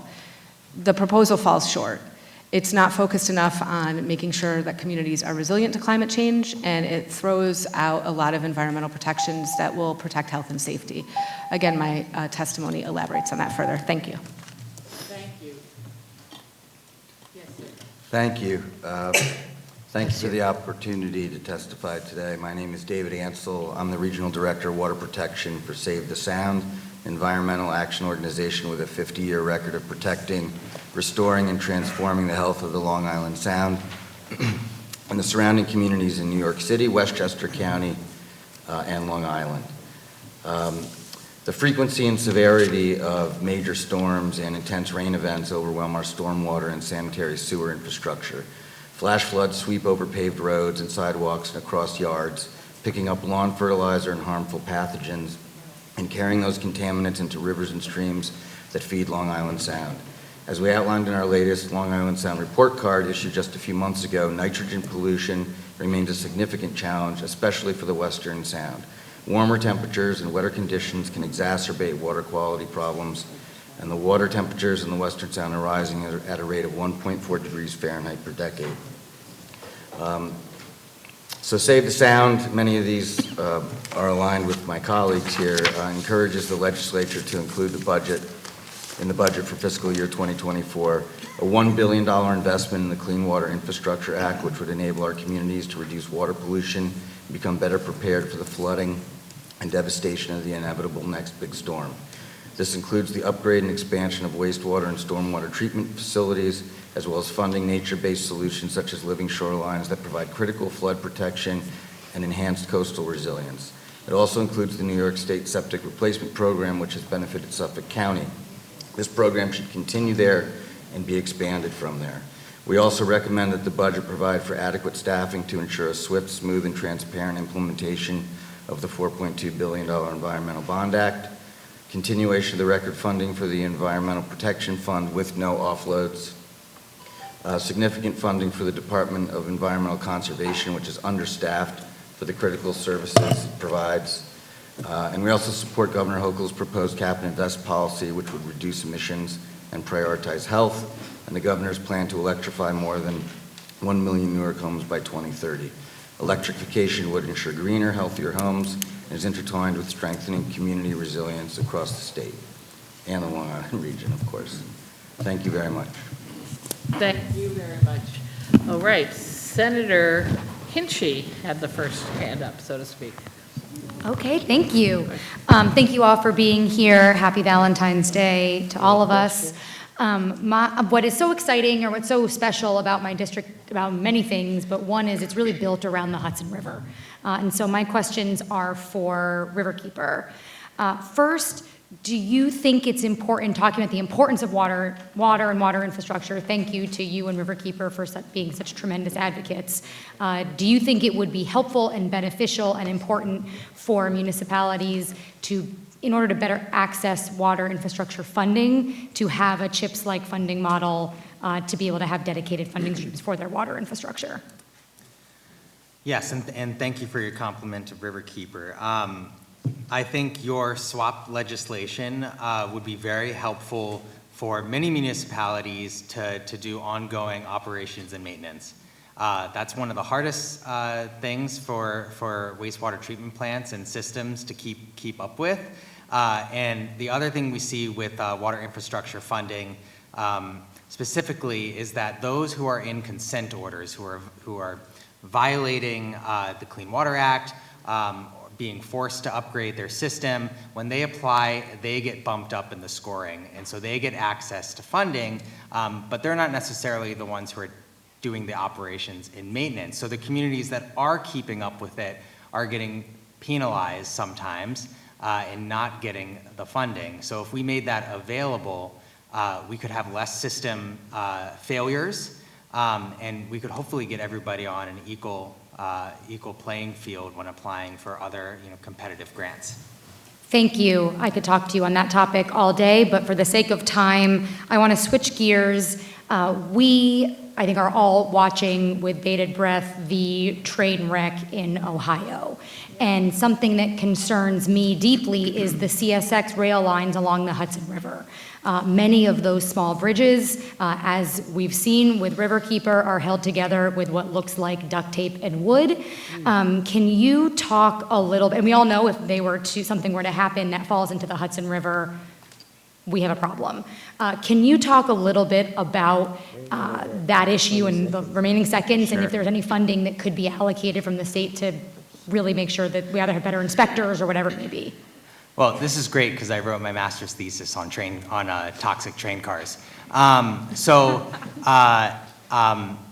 yes, the vinyl chloride accident in Ohio is a big deal, and environmentalists have been saying that the tank cars that carry these toxic chemicals are glorified Pepsi cans. And that is still the case. There was DOT regulations, but those have been rolled back. And so we still, in Kingston, every day, we see these train cars going over that massive spider bridge on the Rondout Creek. And I know I have to stop, but there's very little the state can do specifically on the train cars. They can do enforcement sweeps on the rail bridges. Okay, we're going that to is have to cut something you off on there. the Sorry. state purview. Thank you. Assembly. Assemblywoman Glick. Hi, all. Nice to see you. Thanks for sticking around. Jeremy, you talked about 1,600 dams, which I can't quite imagine. in, from the city to Albany. Would you recommend that they all be removed? I don't know what the threshold for making a change would be, and is it based on where there are specific spawning grounds? Yeah, so these are mostly legacy dams. From a lot of them are old industrial sites. Some of them from the Industrial Revolution, some thereafter, and so you could take, right across the river here. There's Mill Creek, and some of the dams are used for recreation. So they'll back up and fill a pond. People have homes around them, or there's a park. Those are most likely dams that are not going to be taken down or be considered for being taken down. We're mostly talking about barriers that are right along the river that don't have a public reservoir, serve no purpose. Perhaps the ownership is unclear. We often find dams where nobody knows who the owner is. We do some digging. We find the owner, we inform the owner that they have a dam and that in fact they are liable if there is a superstorm and the dam bursts and that water comes downstream. That is a huge shock to that dam owner. And so we have to then convince them to take down the dam. And so it's based on availability of funds, willing dam owners who will agree to take their dams down, and also priorities for habitat. So where do the shad and herring want to go? One of the first removals specifically for fish happened right across the river here in Troy, and the herring came back a week later after the dam was removed. After 85 years, they biologically knew that cold water was where they wanted to go. So the restoration happens extremely fast after dams are removed. Do you all have a list of priority dams? We have a list of priority dams that we are working on, and we also work with the Cornell Cooperative Extension as well as the Hudson River Estuary Program to map not only dams but culverts that cross roads and bridges that to a fish, a culvert is just as bad as a dam if it's not maintained correctly. Maybe you all send that on. Would love to. Thanks. Thank you. Senator Pete Harkam. Thank you very much, Madam Chair. And Jeremy, to your point, there's no one I would rather spend Valentine's Day evening than with Senator John Liu. Just for the record. All right, if I could get all four of you to weigh in on this, we'll start with David and work our way over. The governor's $60 million plan for addressing emerging contaminants. Sufficient, not sufficient, enough money, not enough money, strong enough language, strong enough enforcement. Start with David and we'll work our way down. I'll confess that I would have to confer with my policy team about the language, but I am personally extremely concerned about PFAS, as is our organization, and I think that needs to be addressed in a more robust way. Yeah, our expertise is more on nutrient pollution, so I don't want to speak to toxics because it's not our expertise, but suffice it to say, given the amount of this stuff we're finding in our waterways, it needs to be a priority. Yeah, I would see this more as a down payment on what we need to do in the future. PFAS is so prevalent in surface waters, and our colleagues at Buffalo Niagara Waterkeeper have actually done a lot of work documenting that. So just based on the scale of the problem and the fact that it only seems to be growing bigger, this is something where we need to have a coordinated plan. So $20 million of the $60 million that's proposed in Part QQ of the Article 7 TED legislation comes from the 96 Clean Water, Clean Air Bond Act. The other $40 million, not quite sure where that is going to come from. I think the legislature has a role to item out where that $40 million is coming from and to make sure that it's not coming at the expense of any other existing programs. And then my colleague, Ann Rabb from NYPIRG, I believe, submitted testimony today. I don't think she can be here.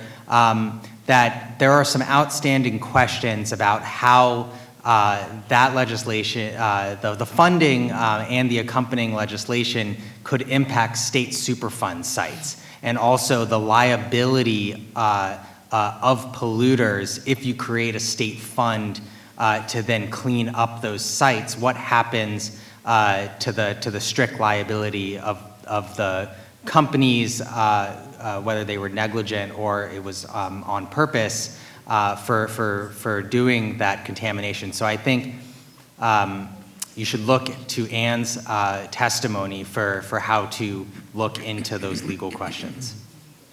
Terrific, thank you. Thank you. Assembly. Assemblyman Otis. Thank you all. You know, you each represent a certain kind of resource, although we understand you all sort of are representing all of the environment, but we have a river, an estuary, birds, and nature generally. So I'd ask each of you, could you share what you think for the resource that you and your organization are defending? What is the most worrisome impending environmental harm that we too should be worrying about? Well, we want to start with Jeremy and go across. I would say the biggest improvement that we could make to the health of waters around the state would be those Empire State Buildings full of sewage that are flowing every single year, because those create a cascade of problems, whether it's depleting oxygen, because you need dissolved oxygen for wildlife and fish, especially to live, and algal growth and bacterial growth can take away from that oxygen. You also, it prevents people from being able to enjoy the waterways.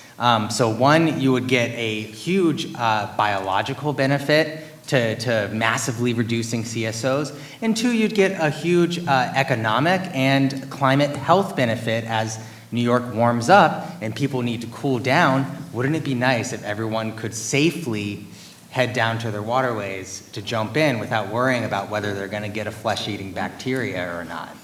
Good answer. Erin? I would say that the biggest problem facing birds and other wildlife at this point is the biodiversity crisis, which is really being driven by climate change and loss of habitat. And those are both things that humans can make better choices about and lessen impacts from. We can do a lot to mitigate climate change and also to adapt to the changes we're seeing. And we can also make sure that our development in the future is sustainable. Thank you. Jessica? Yeah, like I would echo Erin, the Nature Conservancy is really focused worldwide on kind of the converging crises of climate change and biodiversity. And we just had 2 COP proceedings where international, world leaders came together with stakeholders. In fact, one of them for the first time, environmental justice organizations, really in the mix. And we really need to solve these things concurrently to save ourselves, not just the planet. The planet's going to be fine. It's us we're worried about, right? Really. So we need to attack these 2 problems simultaneously. We need both, but Yeah. David? It's hard to argue with any of those, but with my Save the Sound hat on, I agree with Jeremy. It's sewage and nutrients in the water. But I'll also augment that with climate change, because the combination's a killer combo for reducing oxygen in the water and getting back to, we don't want to get back to the state of affairs we had in Long Island Sound in the 1980s, where essentially half the sound was dying or dead. Thank you all very much. Thank you. Yes. Yeah. Okay, sorry. I'm sorry. Senator John Liu. Well, thank you, Madam Chair. I don't know what to say. First, let me thank the panelists for offering their comments, and I do appreciate all of your comments. I take advantage as much as I can of the various venues that you've spoken about. I do want to give a special shout out to Riverkeeper, because the Riverkeeper does conduct a fair number of operations year-round in my hometown of Flushing, in the Flushing River. I had long pledged that I will, in my lifetime, not only boat in the Flushing River, but swim in the Flushing River. And as ridiculous as it may sound right now, When I was a teen, it would have been ridiculous for anybody to suggest that they could swim or even boat in the Hudson River off of Manhattan. And yet, people are doing that. So if it can be achieved in the Hudson River, I have every confidence with all of your collective support and with our assistance that we can return the Flushing River to public use in a good way. So thank you for those efforts. No thanks to you, Jeremy, for pointing out that we have no loved ones. You even made Senator Pete Harkins step up in a big way to profess his fondness for me, which he never would otherwise. Thank you, Madam Chair. Joining us, Senator Lou. Assemblywoman Kellis.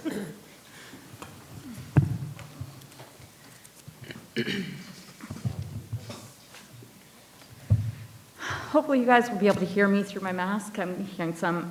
Thank you for talking about biodiversity. I am kind of horrified by how little we talk about it. But there is upwards of 2,000 species lost every single year on the planet. 2,000, just for anybody who's still left in the room. The fact that the last estimate I read was 30% of all pollinator species are gone. Gone. That means they're gone permanently. So when we're talking about climate change and having to make very uncomfortable large changes, I'm not saying they're uncomfortable with all of you, but I'm just agreeing. I just needed to say it because thank you so much. And a couple questions. One, a follow-up on the bomb trains. And everything you said, very quickly, do you have a recommendation that you would give to us to reduce our risk in New York State to have, to prevent an experience like what happened in Ohio? We need more tracking inspectors, and we need bridge inspectors. That's the one thing that New York State has the authority to do, is to make sure that the bridges are safe and sound. Senator Henchy has been out to see some of the crumbling bridges along the Hudson. There are more, and the state underfunds inspectors. There's only one, last I checked, there's only one federal bridge inspector for the Northeast. Great. That's a great answer. Thank you. Second thing, we tried to protect Class C trout streams, Class C streams last year. Can you talk a little bit of what the impact is of that bill being vetoed? Well, it means, I mean, especially when, you know, we're always looking towards potentially more sprawl and a housing boom. You know, of course, we talked about how smart growth principles are the best way to move forward, so we're not putting housing right next to stream banks. And so the impact of a bill like the Class C streams bill being vetoed is that we have more waterways that don't have their beds and banks protected from disturbance. And it's not that the DEC would say, no, you can't do anything here. You're applying for a permit. So it gives DEC a look at what you plan to do and gives them a chance to comment on your activities. And if they say you need to improve your design, then that's what you have to do, but you can largely still move forward with what you're planning. One last question, and maybe this is not in the area of expertise, but we have put WIA funding every single year, but we have not seen it necessarily being distributed. And I'm curious if you guys have any thoughts on how much we should be putting in and distribution. That might not be in your area, although it is water in general. I need you to repeat the question. You were a bit muffled. I'm so sorry. I think I heard you asking about WIA funding getting dispersed. Well, we need more funding, and I think the governor's proposal for additional staff to handle the Bond Act is going to really supercharge implementation. Sorry. Senate. Thank you. Yes, Senator Matera.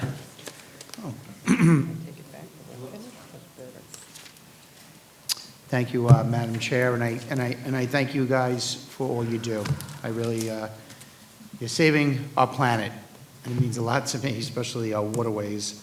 One thing that was so, you know, becoming my district is Smithtown and all of Huntington. So, you know, I have my sound and everything, and you know, I went and I visited an oyster farm, a couple of them actually. And I was just so impressed that you never realized that one oyster cleans 50 gallons of water a day. And you know what, yeah, what are we doing, any funding, anything that we know of, anything in the budget with that? We are at Save the Sound just signed up to get involved with a council with the DEC and working groups for a New York State shellfish restoration plan. And so we are going to be working, it's the Pew Institute, I believe, is funding is a transitional thing, and then we will be looking for money from the Bond Act to continue as we move forward, but with the goal of eventually having both recreational and commercial shellfishing again in Westchester and other parts of New York sailing waters in the Sound. Well, and if I can just add to that, so the Nature Conservancy, we actually did our first underwater land deal here in New York. It was the Blue Points property in the Great South Bay. And we were working for years to restore the hardshell clam population there. And we actually paused that work because what we found was we could not restore that population because of the high nitrogen pollution in our water on Long Island, which is what drove us to shift our work entirely into focusing on water quality on Long Island. Obviously, we want clean water for all the purposes, but the Nature Conservancy initially got into it to restore that clam population. And we're also doing a lot of work through partnerships, especially since the pandemic, to restore oysters with restaurant folks who weren't serving oysters in their restaurants. It's been really interesting. But we can't do that work unless we have clean water for these things to live in. They can take pollution out of the water, but not so much that they can fix the problem we have now. Right. So that's why this emphasis on clean water, and in particular some of these local measures to leverage that state and federal funding, are going to be so critical for Long Island. Oh, that's great. And the last I just have is the sewage treatment plants moving forward.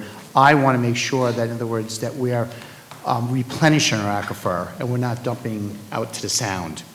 So that's something that's very important to me moving forward, especially Suffolk County not being sewered. It's not the most sexiest topic, but it's a very important topic. So that's my goal, is to make sure we're going to replenish our aquifer and we're not going to be dumping out to the Sound or to the ocean. Yeah, and making sure that what we're putting back in, either through advanced septic systems or through smaller scale community sewer systems, is clean. Yes. Yeah. Great job, guys. Thank you so much. Thank you. Assemblyman Burdick.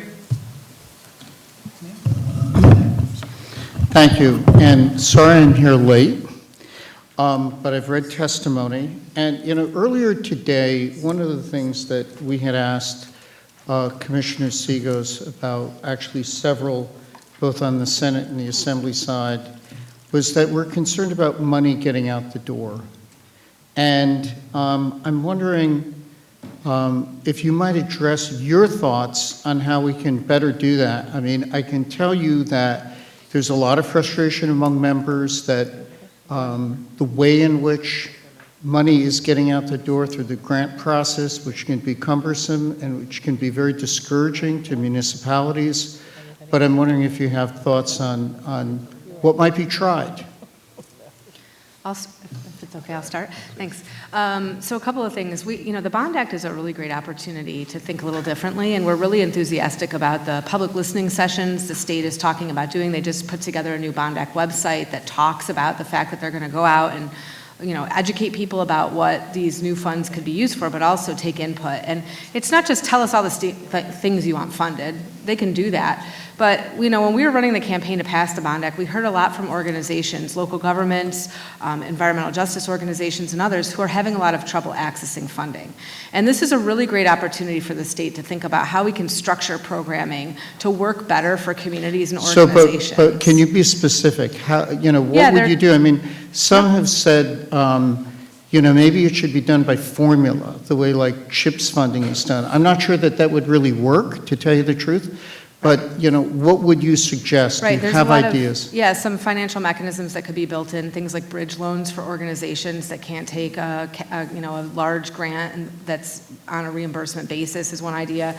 There's a lot of conversations with rural communities about how they can partner to get to the appropriate level of population that can spread the cost of an investment across a large enough district. And then there's just program function. My organization is holding millions and millions of dollars of land for New York State, as are other land trusts across New York State, and it's a big deal to hold millions of dollars of land financially. So there are program improvements that are also needed in a lot of Environmental Protection Fund programs and going into the Bond Act to make sure that there's a greater efficiency in how the state works with NGOs and local governments to complete these projects so that, frankly, we're not left holding the bag because there are huge ramifications for us financially.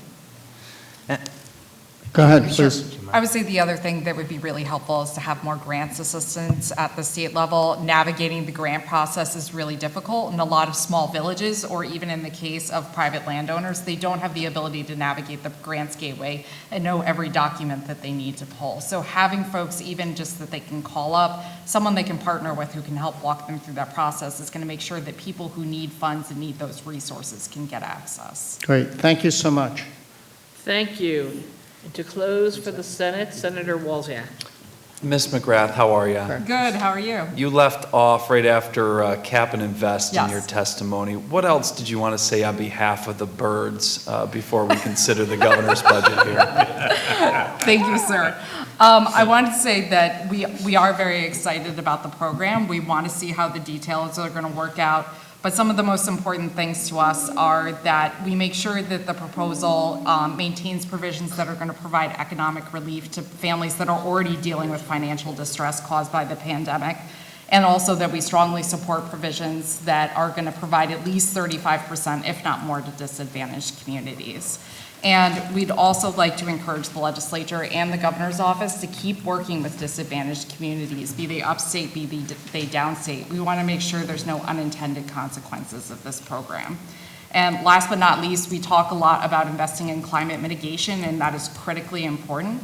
But we also want to see investments in natural climate solutions. So making sure that our forests are sequestering as much carbon as possible, protecting our wetlands, which make our communities more resilient and sequester carbon themselves. So we're really excited about the proposal, and we're looking forward to working with NYSERDA and the DEC about it, but we're going to have to work really hard to get it right. Thanks very much. I'll yield back the rest of my time. There were a few members making bird sounds during that. Just saying. I think that is it. Oh, excuse me. One additional assembly member, if you'd introduce yourself, sorry. Thank you, Madam Chair. This is Assemblyman Lamondes, 126th Assembly District, Central New York. Finger Lakes, water quality, very near and dear to all of our hearts. I just want to ask a simple question. To all four of you, do you work with and integrate Ducks Unlimited? Yes. Yes. They're a very important Okay. partner to all of our organizations. Wonderful. I just wanted to make sure because I would have loved to have heard from them today as well. Yeah, I believe they submitted written testimony, but you may know their government affair representatives based in DC. But they're a really strong partners of ours. We love to work on wetlands conservation from them, and especially for Audubon, we have just as many members who are hunters as bird watchers. So they're a perfect ally for us in our efforts. Perfect. Thank you, Madam Chair. Thank you all for your presentations tonight, for being willing to stay so late to speak to us. And we're going to let you go home. Thank you. We're not going home, though. We're calling up. And there was a little confusion. We had two panel Gs, mistaken alphabet, but it's Republic for Utility Law Project, New Yorkers for Clean Power, Alliance for Clean Energy, and then for others who are keeping track. 11 hours later. After that, if people want to come up toward the front, we'll have a New York State resident, the Geothermal Energy Organization, the New York Battery and Energy Storage Technology Association. Good evening, ladies. Good evening. How about we start on my left, your right, and introduce yourselves. That would be me, Sorry, I I didn't think. put this on. Yes, my left, your right. Hello. Thank you, Senator Krueger. My name is Lisa Marshall, and I'm the Director of Organizing and Advocacy for New Yorkers for Clean Power. I previously served as the Director of Heat Smart Tompkins, which was the original community-based organization promoting the adoption of heat pumps. So I'm not just an advocate, I'm also an implementer. So Heat Smart Tompkins was a community nonprofit that led the charge for building electrification in New York State before anybody else had heard of a heat pump. We were out there hawking heat pumps. We have served thousands of customers or residents in Tompkins County and the surrounding areas and helped hundreds of them to put in heat pumps in their homes. So we have years and years of experience with heat pumps. Every day in my job at HeatSmart, I talk to folks seeking advice on installing heat pumps because of the cost savings that many of them could get, the comfort, the convenience, and the climate benefits. People like Katie, who went from spending over $4,000 a year on propane to spending $400 a year to run her geothermal heat pump system. And people like Tom, who's an elderly gentleman who'd been heating with wood for 40 years, but getting older now, finding the wood management is too burdensome. And a heat pump is going to allow him and his wife to stay in their home for an additional decade or two.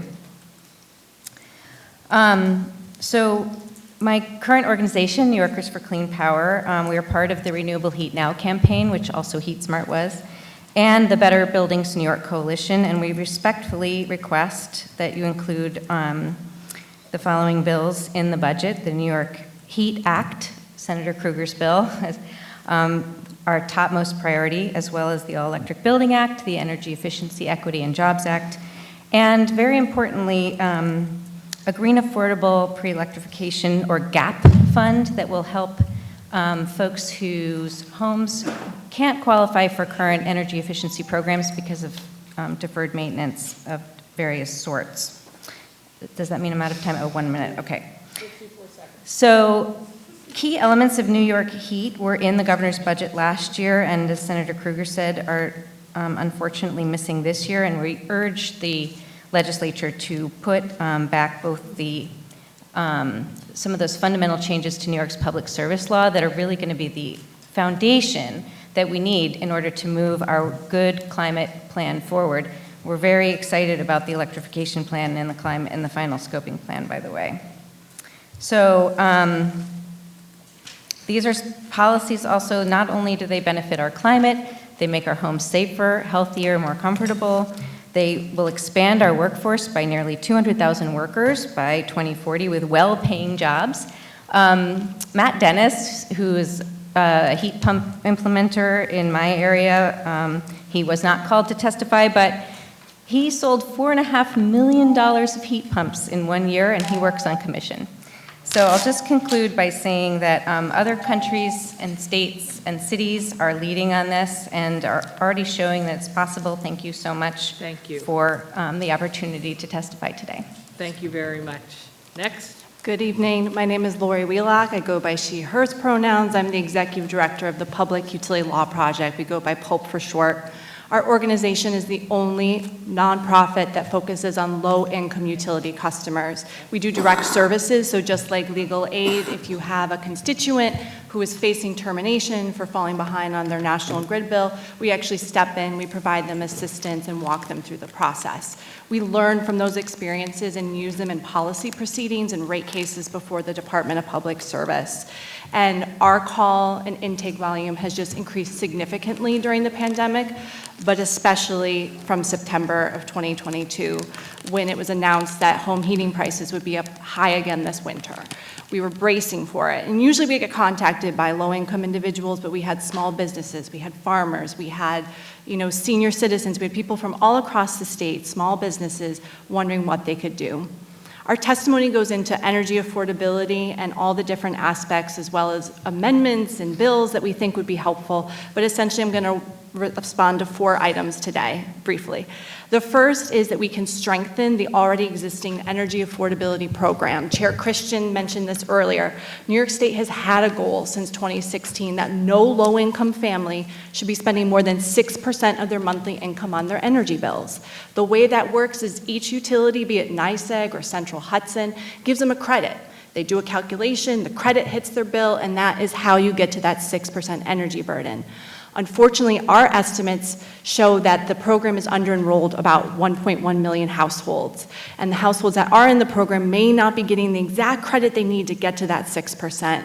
So we are supportive of Senator Parker's bill that requires the Office of Temporary Disability and Assistance to data match with the utilities. We also support amendments to allow the utilities to talk to each other because some of them overlap. National Grid, Con Edison, and New York City could talk to each other and say, we have this many low-income families, they should be in this program. The second aspect I'll flag is that the governor heard us and heard the public about energy affordability. And so in her budget proposal, she seeks to expand the income eligibility to not just low income, to moderate. Pulp is extremely thankful, and we support that. Our amendment would be to use NYSERDA's definition of moderate, because it takes state median income and area median income and compares them, and that's very helpful for whichever region of the state you might be in. If you're in New York City, SMI may not work as well as some other part of the state. So we like it, and we also like the consistency. Having DPS and the NYSERDA programs flow together with the same income eligibilities could be tremendously helpful to getting control over your bill now and reaching our clean energy goals. So there's much more detail in here. I'm happy to take questions, but thank you again for the opportunity to be here tonight, and I'm going to pass it along to Ann. Great, thank you. Thanks so much. This is on, yes? So thanks so much for the opportunity to speak. My name is Ann Reynolds. I'm with the Alliance for Clean Energy New York. Many of the environmental groups you've heard from already are members of ACE, but the majority of our members are private companies that are pursuing clean energy projects in New York as business opportunities. So a couple things to mention about the budget proposal. One, ACE supports the development of the Cap and Invest program, as it's the next logical step for the DEC to develop the regulations to enforce the emissions cap that's in the CLCPA. Second, ACE New York also supports the transition to all-electric buildings and building benchmarking, as is included in the executive budget. Buildings are the biggest source of greenhouse gas emissions in New York. Third, there's important actions to reduce emissions from transportation that were left out of the governor's executive budget proposal.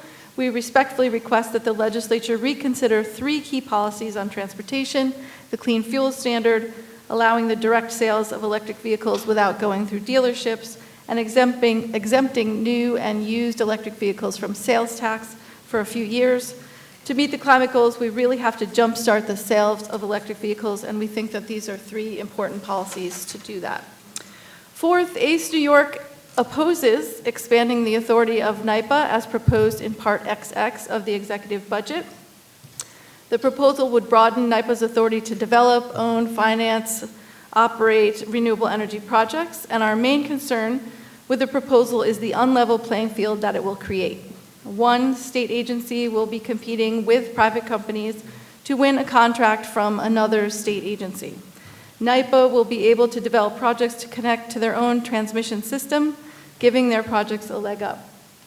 Presently, private companies take on the risk of developing renewable energy projects. The expanded powers of NYPA to finance and develop projects will fully place the costs and risks of project development on NYPA customers, but will also allow them to undercut the bids of private developers. For these reasons, we believe that instead of increasing renewables construction, this proposal has the real potential to chill and delay private renewable development in New York. We also don't think NYPA projects will necessarily be completed any faster than independent renewable projects, since they both need to go through the same permitting and regulatory approvals. In short, NYPA's role should not be in competition with the private sector, but to help reduce the hurdles facing renewable development, like a lack of transmission capacity, which is what we would like NYPA to focus on. Yes, we want renewables development to happen faster. There's about 16 utility-scale wind and solar projects under construction in 2022, and we need to get to a point where there's about 25 construction starts each year from now until 2028 in order to achieve 70% by 2030. Thank you. Okay, first senator. Any senator? Oh, I see many senators. Okay, I'm just going to start at the far end, John Liu, and then we'll head back this way. Thanks for starting with the far end. I just want to thank this panel for bringing us their ideas and knowledge.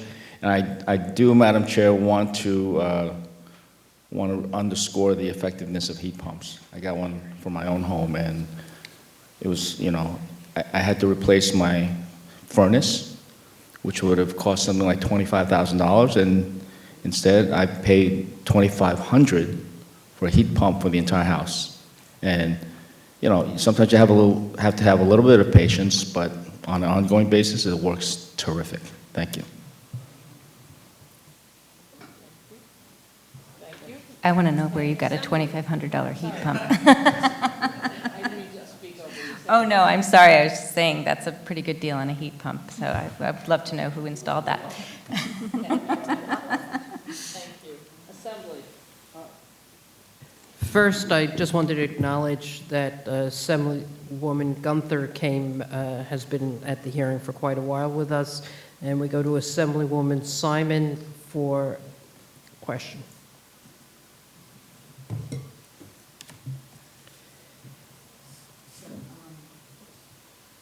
That's helpful. So, Ms. Reynolds, my question is, will you please tell my husband that we should get a heat pump?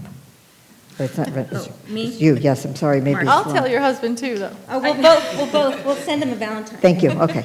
I just want to get that on the record, because I'm working on that. And and then the other thing is,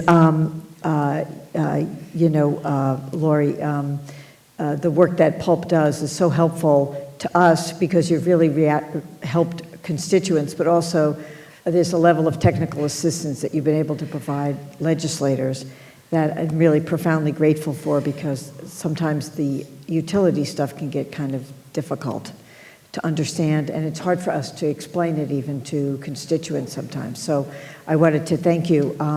And also, I know you testified about particular things, but is there some way that we can help you guys provide better, technical assistance to legislators and staffs in a way that wouldn't overtax your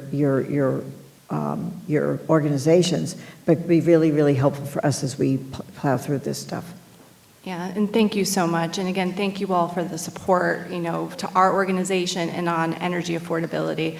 Last year, when $250 million was put in the budget, that was monumental, and we're going to keep building off of it. For Pulp, one of our priorities for this session is to talk about intervenor funding. The legislature passed the bill last year, and it was vetoed in December by the governor. But the veto message is really important. It goes through, it raises some good questions, and we are ready to talk. We need to have more small groups, especially local groups from your districts, like Communities for Local Power is such a powerful organization, and having them in rate cases is invaluable. But we don't have the time or the money or the resources to compete against these corporations. We don't have the attorneys and the capacity. And so that we would love to be able to talk about and potentially discuss with One House. When it comes to, just education, we've done 25 events between September and December with different members, and if you're interested, reach out to us and help spread the word, because we want to connect with more community-based organizations, and your offices are extremely helpful with that.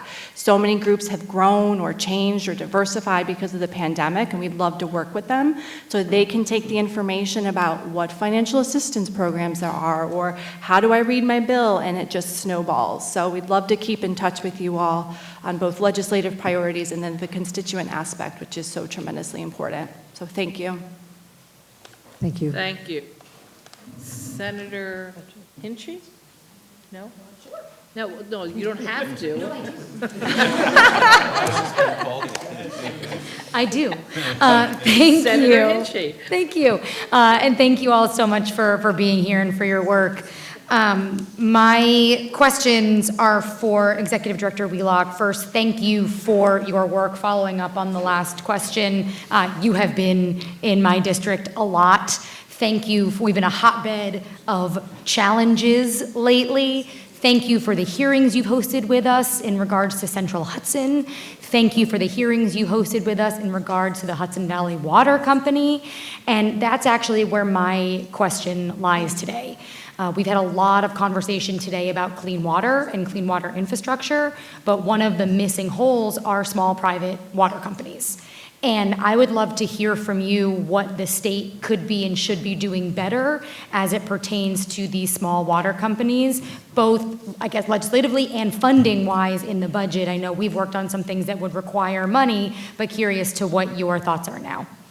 Yeah, and thank you, Senator. Whenever your office calls us, we brace because you all have a lot of utility issues happening right now.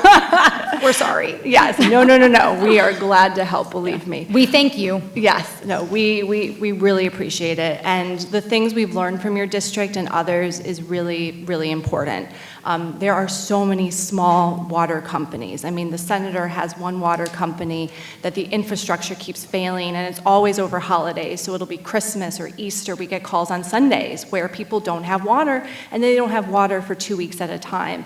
We had another small water company in Westchester that I think had 23 customers. And so it's not these large private water companies, there are a lot of small water companies that were family run. And the grandparents pass it down to their children, and their children want to pass it down to their children, but the infrastructure is failing. And so they can't compete, they can't keep up with it. And so the senator has a bill, and we thank you. It's actually going to create an authority that would allow the authority to step in and take over these small private water companies if the families or the private owners don't want to do it anymore because they can't keep up with the maintenance. The authority would take them over and help through bonding to bring up the infrastructure upgrades. It's been a long day and long night. And then we could decide as a state, do we sell it to one of the municipalities or hand it over? And so it's a really important discussion piece, and one that I think fits very well with the discussion we had today, because they're out there. They're all over New York State, and we have to make a decision on how to help them, because that's ultimately what's going to help the customers who are struggling. So thank you, Senator. Thank you very much. Thank you very much, and appreciate your help on that. I'll say your leadership, yours and your organization has helped us get to some of these solutions, so thank you. Thank you. Assembly. Assemblyman Otis? Thank you, and great testimony from all three of you. Thank you for your good work. I have a question for Ann Reynolds. Curious about your comments related to NYPA and going in a different direction from a lot of the testimony we heard today. But in the NYPA testimony and question and answer earlier today, it seemed as if one of the tools NYPA might use for renewable projects would be partnerships with private companies. So how does that factor into the thrust of your testimony, sort of seeing them as two totally separate things? Maybe it's an opportunity for some of the folks in your association. Yeah, I would say that we would prefer it if they were partnering with the private sector, but the bill does not require them to do that or steer them in that direction. But the bill does not, well, let's say Doesn't preclude it either. Doesn't preclude it, so, or the governor's version that's in the budget doesn't preclude it. Right. Okay. Thank you very much. Senator? Thank you. Senator Pete Harkam. Thank you very much, Madam Chair. Thank you all three for your very informative testimony. My question is for Lisa and for Ann regarding the incentive structure in New York State. You know, if the goal is to convert as rapidly as we can, a lot of that, you know, as John was talking about, was personal conversion. Do we have a robust enough incentive structure in New York State to incentivize people to switch to clean energy? I'll take a crack at that. So thanks for the question, Senator Harkam. In our short time, Heat Smart Tompkins and then with New Yorkers for Clean Power, when we started, there were no incentives for heat pumps. Then there were incentives, and they were really mostly accessible by the sort of wealthier early adopter population. And just in my time at Heat Smart, which is just since 2020 or 2019, I can't remember, we've seen a dramatic shift to a lot more money available for low to moderate income households to electrify with heat pumps. You're probably aware that the New York State Clean Heat Program made the incentives, which was part of the energy efficiency order from the Public Service Commission, made the incentive structure for heat pumps go from NYSERDA to the utilities. I guess I could say there's been some growing pains with working through that, especially those of you in Con Ed territory might have heard a few rumors to that effect. And now we're about to get the IRA incentives, and there's probably a lot of people scurrying around at NYSERDA to try to figure out how to make the current incentive systems that we have in place meld with what's going to come Sorry down to from the interrupt IRA. you. Oh, sorry. Less than a minute, want to get your colleague's perspective. Okay, I'll just wrap up to say that, people definitely need incentives still, especially our low to moderate income households, to electrify, and we do need gap funding. I would love to see more budget money going for incentives than I'm sorry. ratepayer I money, wanna which give is your so colleague regressive. time. Okay, I'm We done. got 30 Okay, go ahead, seconds. sorry, Ann, go ahead. Thank you, I'm sorry. Very quickly, there's incentive structure, and then there's a consistent and adequate revenue source to fund it. I think NYSERDA can solve those issues, but we need a source of funds. And there's the IRA, which is super fantastic, but the cap and invest is the other source of funds for the building electrification work that the climate plan puts forward. All right. Or it thank you has both. to be, Then we'll or the follow money up. has to come from somewhere else. Thank you. I yield my 2 seconds. Assembly. Assemblywoman Kellis will take them. Couple questions. So, Lisa, you mentioned the gap funding, just to make sure everybody is aware what that means. You've talked to me briefly about it, but if you could explain the barrier that people have to accessing the incentives that Thank we you have. so much for that question. So this is actually something that was recommended in the scoping plan specifically, and it's also partly addressed by the one bill that I mentioned, the Energy Efficiency, Equity, and Jobs Act. So basically, we have monies from the federal government, from NYSERDA, from the utilities, from OTDA, that help people with these home energy retrofitting barriers. However, you're probably all aware we have the oldest housing stock in the nation in New York. Buffalo is the city in the whole United States with the oldest housing stock. I'll be really quick. So there's a lot of problems with existing homes that prevent people from taking advantage of these funds and these programs, like mold, lead, asbestos, old wiring, structural problems, roof leaks, foundations crumbling, et cetera. So a lot of times people can't move forward, and that's why we're looking to make available a fund that would fill that gap and allow people to have a better, safer, healthier home that could be made efficient and eventually, someday, electrify. Thanks. Thank you. And another question for anyone who wants to answer, but specifically we hear a lot about geothermal air source heat pumps, specifically not being efficient in very cold weather. But my reading of the technology is that it can go up to -30 at this point, some of the units. Am I reading that correctly? So geothermal or ground source heat pumps are efficient at any temperature because the temperature of the ground doesn't change no matter what is happening with the weather outside. Air source heat pumps, we have much better air source heat pumps. They are not efficient in negative temperatures. They will keep your house warm, but they will not do so efficiently during those very, very cold periods. However, on average, over the course of a typical year, they are more than twice as efficient as baseboard electric heat, for example. But if you upsize the scale of it, you can get the heating of a home in the winter months. Is that correct? It's not exactly correct. Actually, right sizing is much better than oversizing, and it's actually a pretty tricky thing to do. One reason that our HVAC companies are adjusting to learn how to do a good heat pump design and install. So it isn't just a matter of making it bigger. It's actually a matter of just smart and efficient design, if that makes sense. And just choosing the heat pumps that are the ones that are correct for cold climates is very important. Just because something is listed on the NEEP list doesn't mean it's the right one for Albany or Ithaca, where it can be very cold. I think I lost my time for you to ask the last question, I'm but sorry. I'll catch you afterwards. Thank you. Senate? Thank you. Senate Wozniak. Walzek, thank you, I'm Madam sorry. Chair. You were getting it right all day. I know, all day, you're right. I appreciate the myth bust on the air source heat pumps and oversizing there. I heat primarily with an air source heat pump. It was -31 degrees in Watertown, New York. And there, you can't get any heat out of the air when it's -31 degrees, no matter how big your air source heat pump is.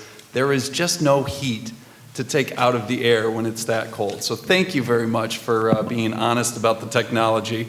Ms. Marshall, appreciate your expertise that you brought today. How much would it cost a homeowner to install a geothermal heat pump in the middle of the winter? The installation cost isn't weather dependent. I mean, they either can either the weather allows them to do the install or it doesn't. And we see most of the time in my area installs happening all winter long, and the price doesn't vary.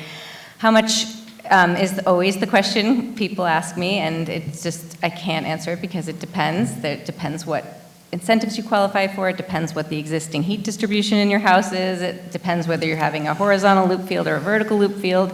We're very excited about the potential of the thermal energy networks as well for more densely populated areas. So I will tell you that for some homes, you see a very cost competitive install for ground source heat pumps, and especially if they're converting from propane or oil, they can pay for themselves. Even a $50,000 install could pay for itself in less than 10 years, which is pretty exciting. So it really does depend, and there's a lot of variables. I wish I had a more direct answer for you, Senator. Does it take longer to install a ground source heat pump for a home in the dead of winter than it would in the summer?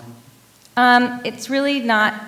No, not necessarily. Okay. And so in part WW of the governor's TED bill, she's proposing that we don't allow any fossil fuel-based systems to be replaced after 2020 or 2030. I'm sorry, the day's getting long. yes, and that's in the climate scoping plan. That's the recommendation. So if someone's furnace goes out and it's negative 30 degrees outside, how long would it take a company like the one that you worked for to replace someone who is using gas to keep their family alive? How long would it take them to install a geothermal heat system for that home? Yeah, just to be clear, I don't install heat pumps. I just assist the community with connecting with qualified installers and finding out what all the incentives are. So what the companies do that install heat pumps in a no heat emergency situation Would it be is longer than a day?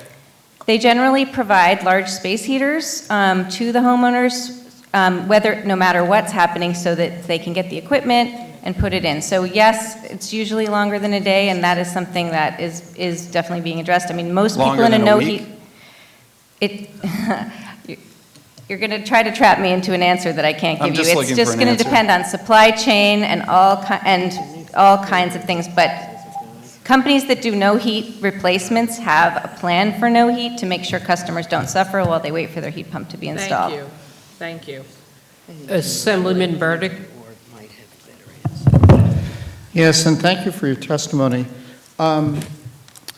Earlier today, we heard that NYPA might be possibly in the business of providing renewable power, which is certainly welcome to hear that that's possible, and that one of the purchasers of that power might be community choice aggregation programs. And I'm wondering if any of you can comment, and I might have missed it, but I don't think I saw any reference to CCA, which actually is something that's fairly widespread now in Westchester County, my county, and if you could address that, I'd be interested in your thoughts. Ann, how about you? Yeah, I'll give it a try. So, as I mentioned, we are not supportive of the governor's proposal with respect to NYPA, but I will also say that NYPA can sell power to CCAs now. And I'm happy to add, I mean, Pulp is supportive of looking into NYPA. We attended the hearing over the summer about the Build Public Renewables Act. The CCA is a very important aspect. We know that there's been some issues and some struggles, but the Department of Public Service does have an ongoing proceeding right now. We're not actively a part of it, I'll be very honest, because we're stretched so thin right now, but we are monitoring it. And so they are looking at ways to make the program stronger. And I'd be happy to get you that case number. I'm wondering if, not at this point, but if any of you might offer any suggestions in terms of where you might see that Department of Public Service regulations may need to be looked at in order to try to further promote CCAs. Thank you. We'd be happy to. Thank you. And Senator Matera to close for the Senate. Thank you, ladies, very, very much. Lisa, I just want to know, do you feel that New York State is doing a good job advertising enough to let all New Yorkers know that by the time 2025, 2030, that there will be no natural gas propane no longer being used in their homes and businesses. That's not accurate, actually, Senator. What is accurate is that at that point, if your fossil fuel system comes to the end of its life, then the replacement system that you will be able to put in will not any longer be propane or natural gas. It's not true that they won't be available anymore. As soon as your boiler goes, I'm in the plumbing business, and we're talking about geothermal, and we're talking about, so I'm in the plumbing business, the boiler goes out. Guess what? The next day, over 2030, boiler goes out.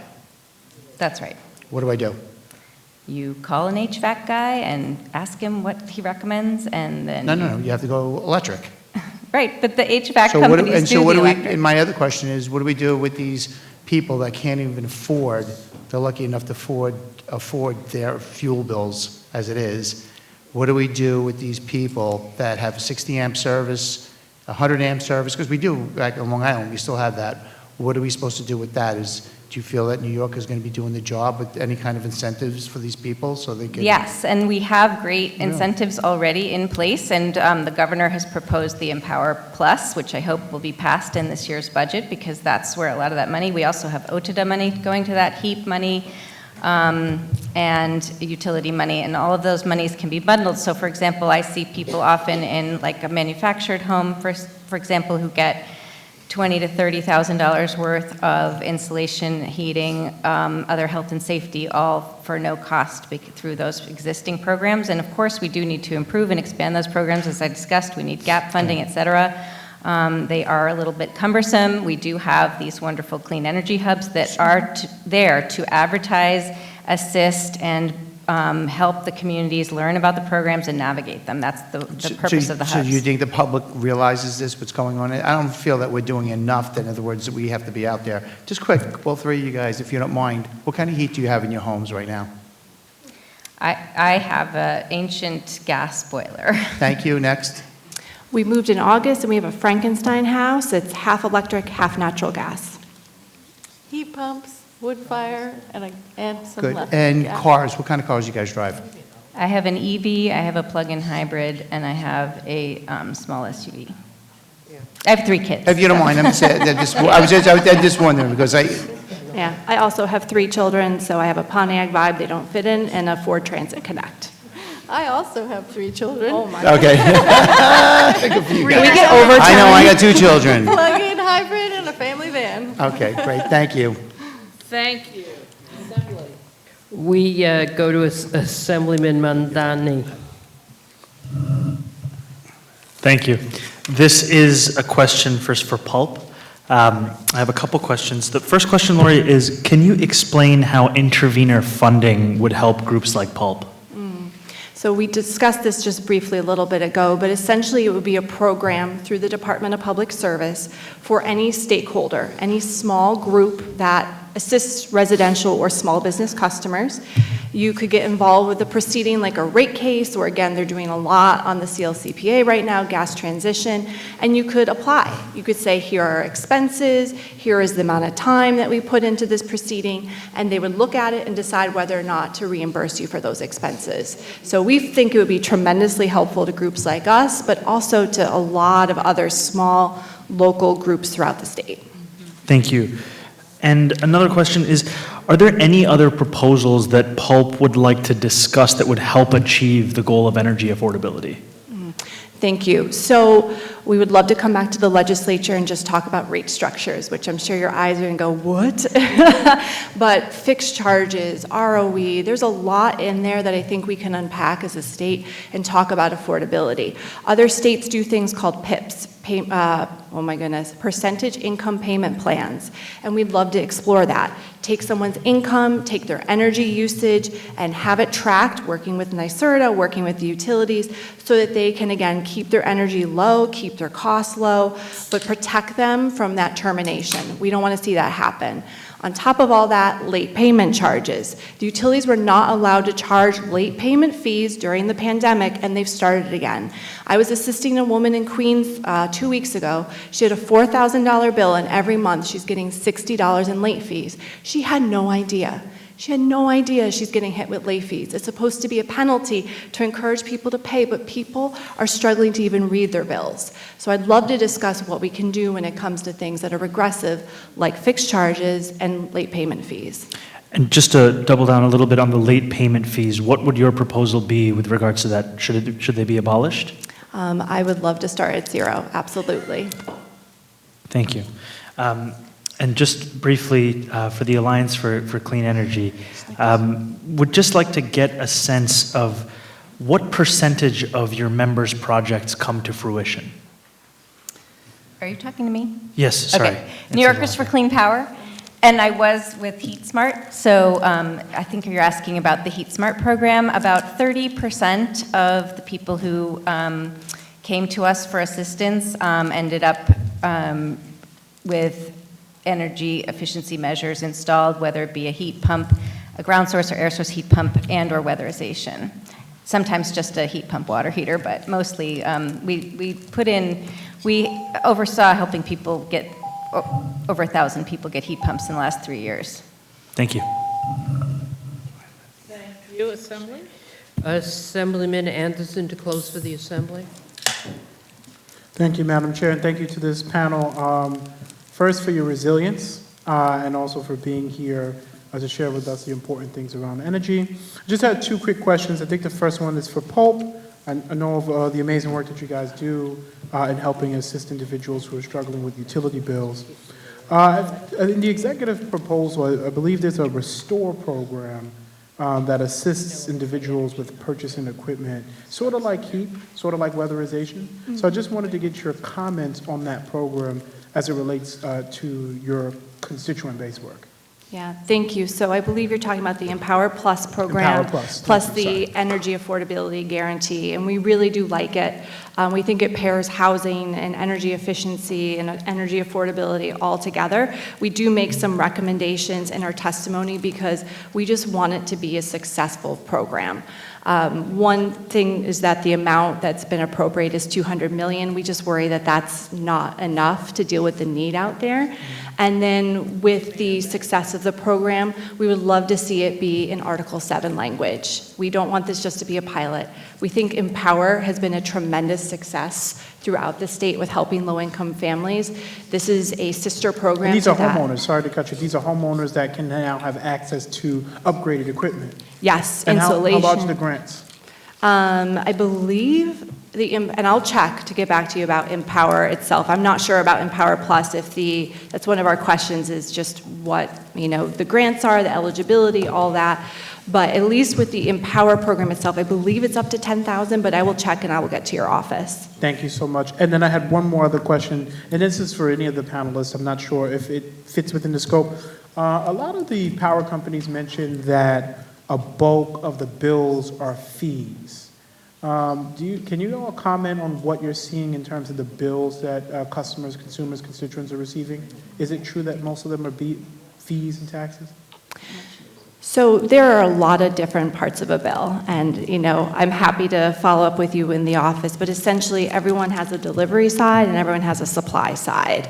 You have the cost per energy usage, but then there are different fees involved. Earlier today there was a system benefit charge that appears on there. That goes to fund a lot of NYSERDA programming, and so there's many of those different fees as well.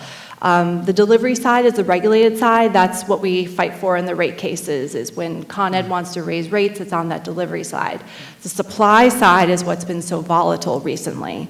And so that's what's been... But my concern with and as we close out, is that what we're seeing with the utility companies is a profit margin that's impacting the ability for folks to be able to keep up with their bills. So you have the supply, the delivery, but you also have a piece where greedy utility companies are trying to pad their pockets, and that's important to acknowledge. I'm happy to follow up with you more. Thank you. Thank you. Thank you. I think both houses are closed. Correct.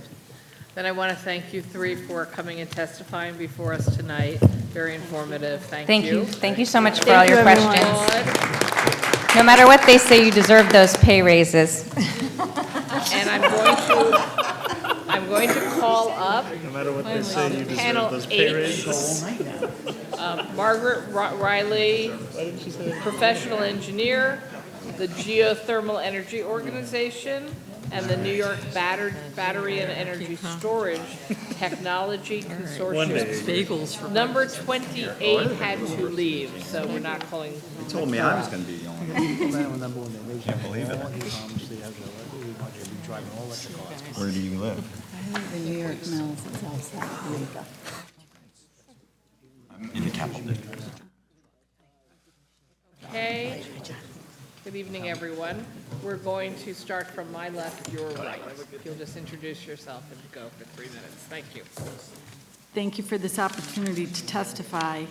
My name's Maggie Riley, and I'm a professional engineer who usually works in watershed resiliency, but my testimony tonight is going to focus on heat pumps as a viable alternative to electrify New York. Constructing buildings with either air or ground source heat pumps eliminates health risks, saves energy and money. I'm here to tell you the story of how my husband and I transitioned our large central New York home off fossil fuels. We installed an all-electric solution using rooftop solar. We drive electric vehicles, and we use only electric outdoor-indoor appliances. We replaced a gas boiler, hot water heater with cold climate air source heat pumps, and a heat pump water heater. Our grassroots effort makes a difference, and we want to help others do the same. That is why we made a YouTube video explaining our process with a virtual tour of our home. Many people question the use of air source heat pumps in cold climates. During a recent cold snap of minus 18 degrees, we were able to keep our home at a comfortable temperature without backup heat. This is a testament to the efficacy of air source heat pumps in New York State's cold climate areas. In 2022, we experienced 14 overnight lows of below zero, with the lowest temperature minus 14 degrees, again maintaining comfortable, consistent room temperature. Our heat pumps are rated for minus 14 degrees. That does not mean that at that temperature they will turn off. It means while at that temperature, they're performing at about 74% efficiency. So on to the budget. All New Yorkers deserve clean, safe, and affordable energy, including low to moderate income households. So I specifically recommend the following be included in the budget. That GAP fund for low to moderate income households to address pre-electrification items, such as asbestos and mold remediation, structural upgrades, and outdated electrical wiring. Second, NYSERDA's Green Jobs, Green New York program to establish affordable financing.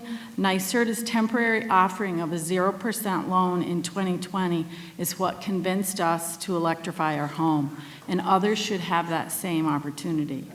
I recommend the All-Electric Building Act be included in the budget with the years designated in the scoping plan, so we build new homes with only clean energy.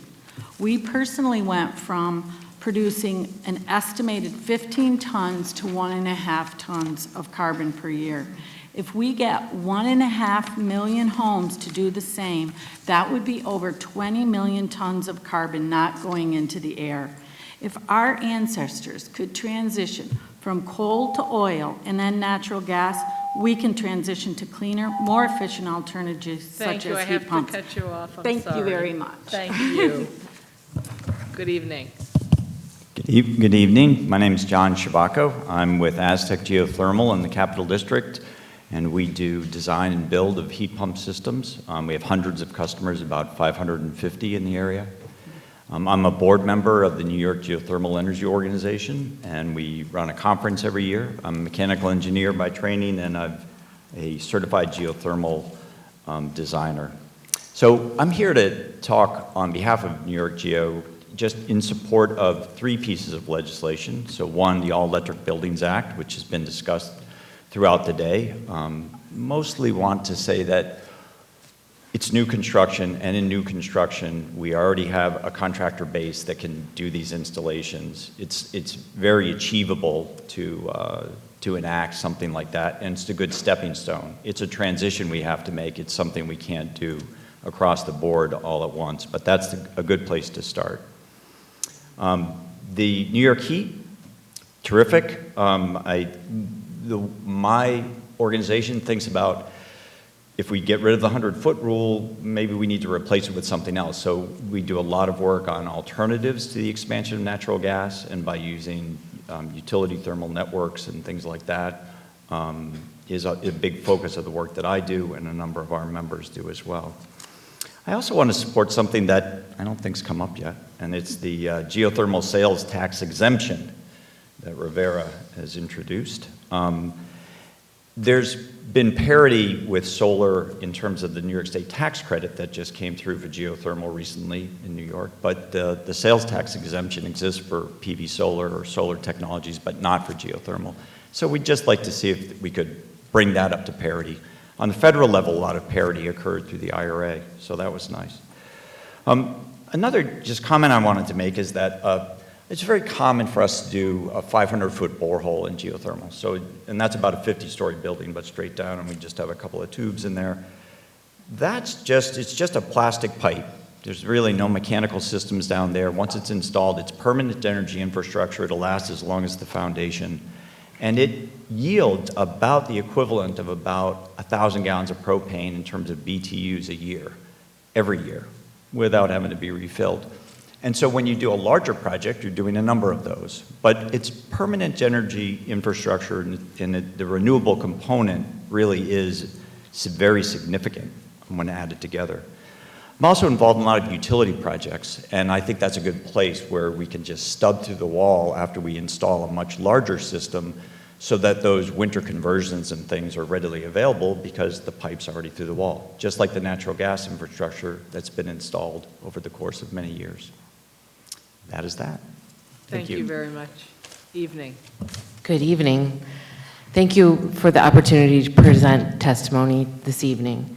My name is Denise Sheehan. I'm a senior advisor to the New York Battery and Energy Storage Technology Consortium, which is a mouthful, so we say New York BEST, keeping it simple. I've worked with them for the past 11 years.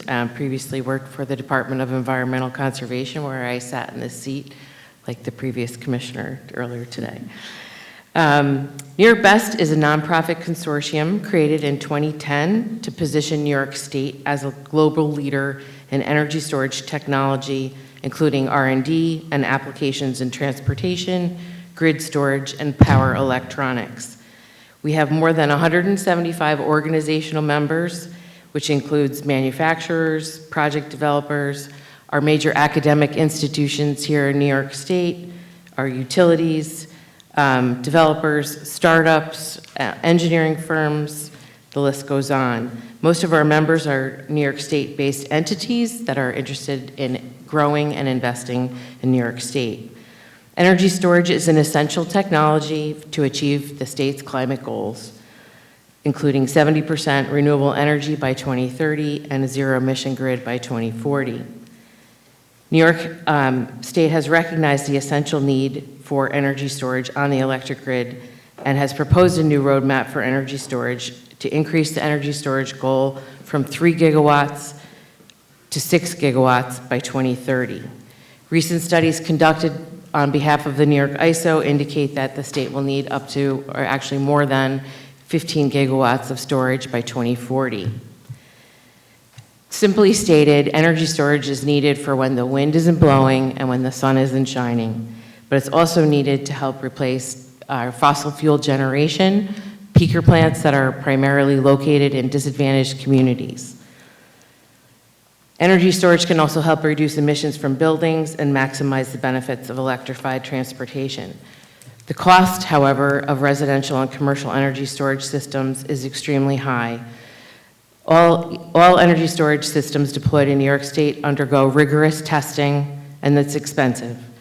In addition, the industry has faced supply chain issues and has worked hard to address responsible sourcing of materials, which has also increased costs.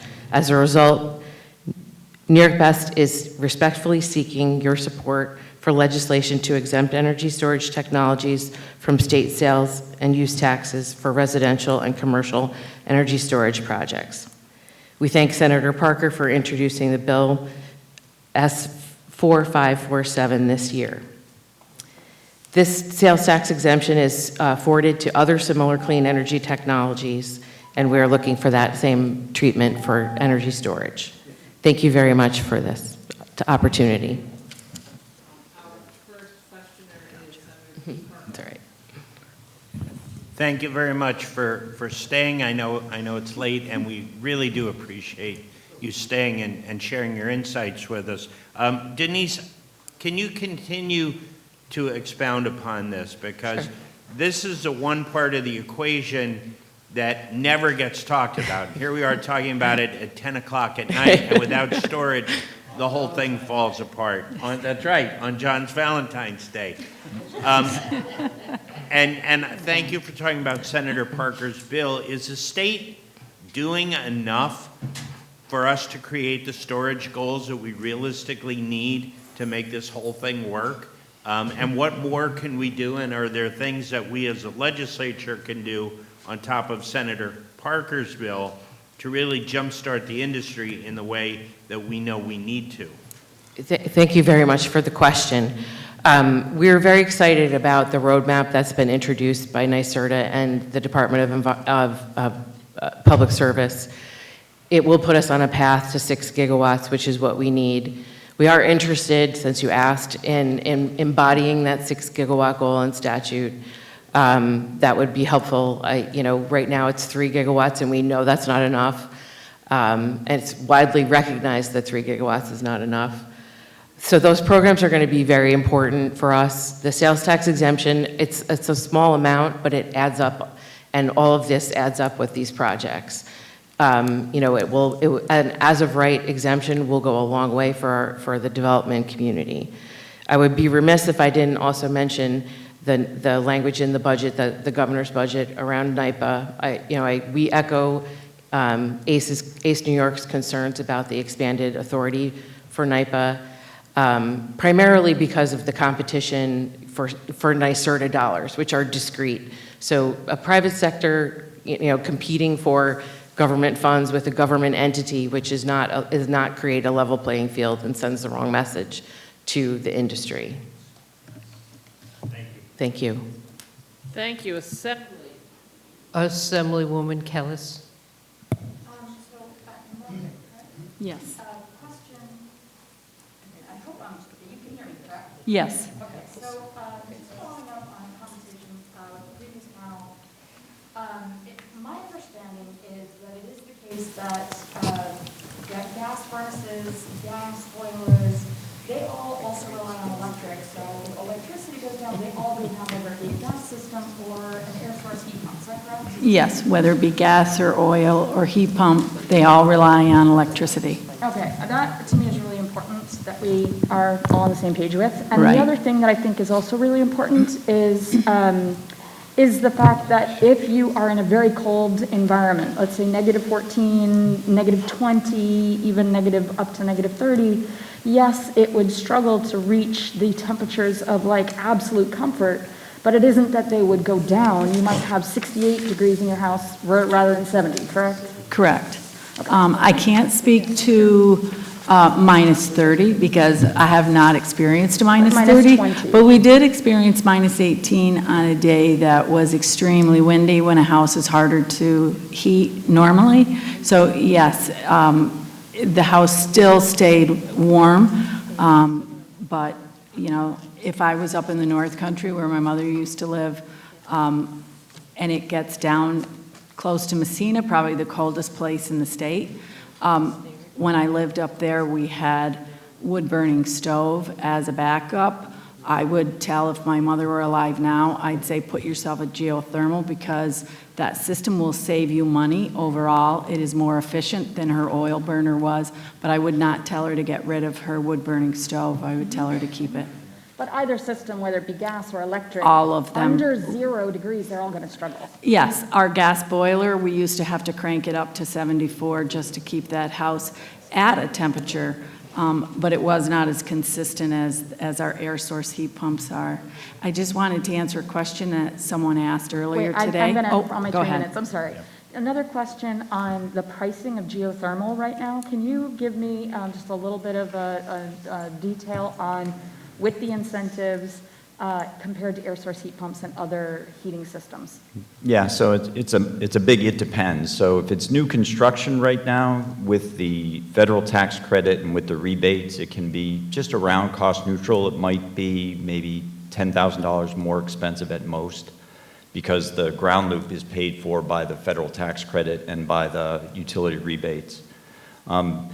If you get into an older home that needs a new distribution system because it's got steam radiators or something like that, then both air source and ground source are an expensive conversion. So I do think that there's a lot we need to address in terms of pre-electrification to get homes prepared for electrification through heat Existing pumps. infrastructure, yes.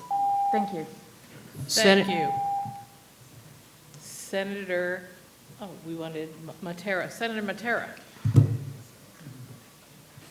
Great to see you guys. Thank you so much. Just to answer the question also, in my district, so if, God forbid, your electric did go out, we have backup generators that are ran on propane, natural gas, or even gas generators to take care of that problem. So we have the transfer switch, and you switch it right over, and it's been wonderful that we have that. So that would answer that question.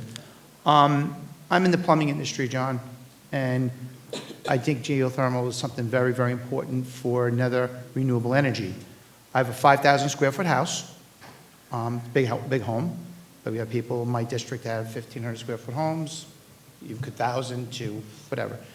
My 5,000 square foot house, how much would that cost to convert that to geothermal? Would you have any idea?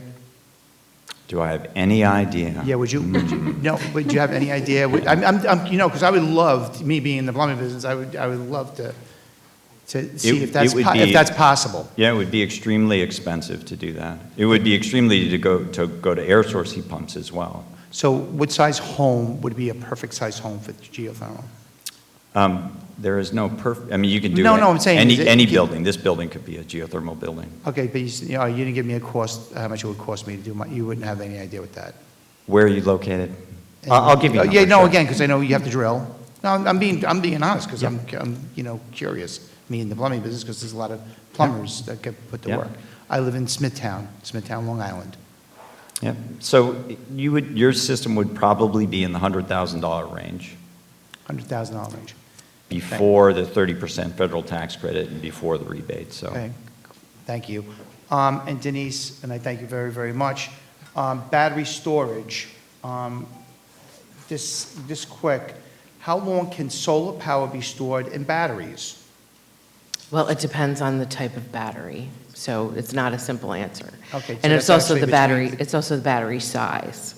So sort of like comparing what your laptop can do with your phone, it's a battery composition, the chemistry of the battery, there's multiple different types.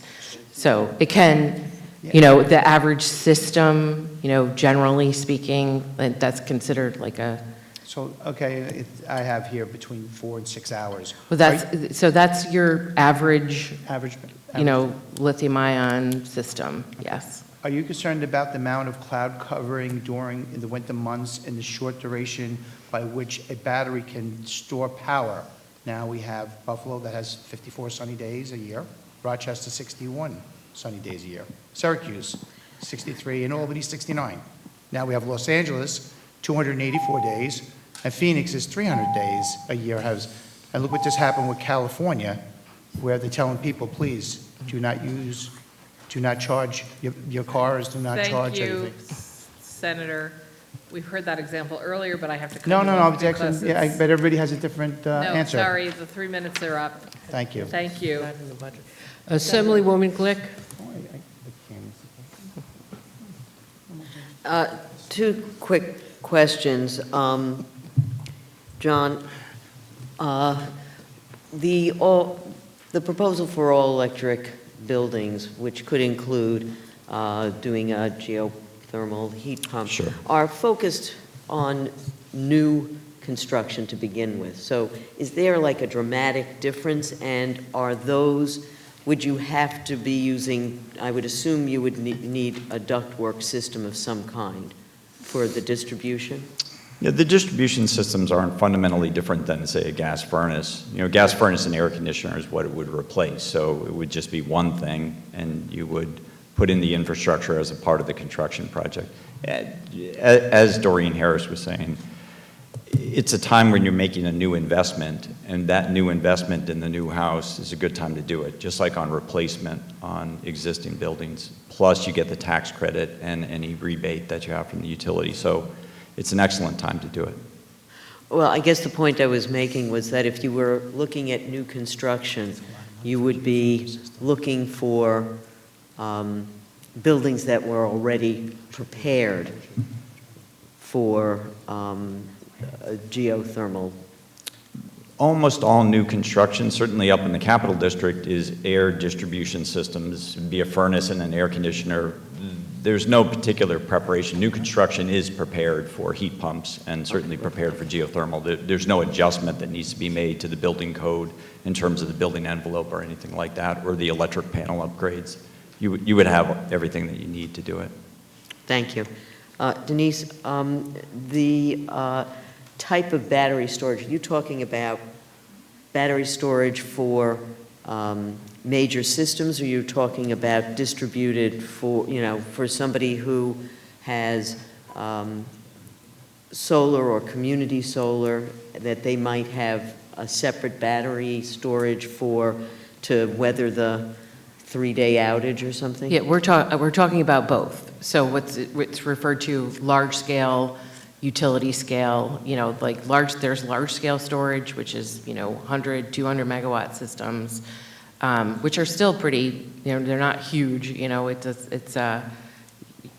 would love to take you to a site. We'll show you what they look like. And then there's also what's referred to as distributed storage or retail storage, which is smaller systems that are usually, either behind the meter or, in conjunction with a building. And then there's residential. The residential ones are often paired with solar. Not all of the systems are paired with solar, but a lot of the distributed ones are, just because they can maximize the tariff benefits that are provided under the state's feeder tariff by being combined. Thank you. Sorry, excuse me. Senator May. Thank you. And Maggie, especially, I want to say really great to see you, but thank you all for your testimony. Maggie, I especially wanted to thank you for giving specific examples from your personal experience of living with this system. And I wanted to ask about some aspects of it that don't often get talked about. So you talked about the temperature level, but what about the noise level, the air quality, the distribution of the heat? Like, are there pockets of cold and warm, or can you describe what it's like living with a heat pump? So the heat system we had before was gas boiler with hot water baseboard, which was very loud, pinging and extremely, much different, not as consistent. The air source heat pumps that we have mini split, ductless mini splits, and they are extremely quiet. You don't even know that they're running. We have one right over our bed, and they run extremely quiet. And the air quality is much better, and also it's extremely consistent temperature throughout the house. It really depends on if you get a good contractor that really knows where to place them. And we went through 3 or 4 different ideas of where to place those mini splits before we did it. And so I can't tell you how much better the air source heat pump heat in the house, consistency, comfortable, and the hot water heater is much more consistent. We do not have cold showers. That is always hot water. So we are extremely pleased with it. That's great, thank you. I will say I toured a small industrial facility in Syracuse, and the air quality was incredible. And they were saying, in terms of the cleanliness of the air, so much less dust and that sort of thing too. So Yes. I appreciate that. Thank you. You're welcome. Nice to see you. Thank you. Assembly. We go to Assemblyman Burdick. Thank you, Madam Chair. I think that this question will be for John and I think Denise. And, you know, what I'm hearing, and it's consistent where, you know, what I've heard from other sources, is that conversion for any kind of heat pump system, any kind of geothermal is really expensive. And even for new construction, it's expensive. And I guess the question is, you know, what is your thinking about the market over time bringing the costs down and that this being more available to the general public? Because, you know, yes, subsidies will help a lot, but it's a heavy lift for the average family to undertake. So I'd be interested in your thoughts. Go ahead. Sure. I think it's a transition. So we need to start where it's most cost effective. I would say about half of our customers are new construction and about half are existing. The existing, if they have oil or propane, if they're delivery fuels, their paybacks are excellent. Natural gas, not so much. Natural gas is just, you know, is almost cost neutral with electricity when you shift them out with even a geothermal system.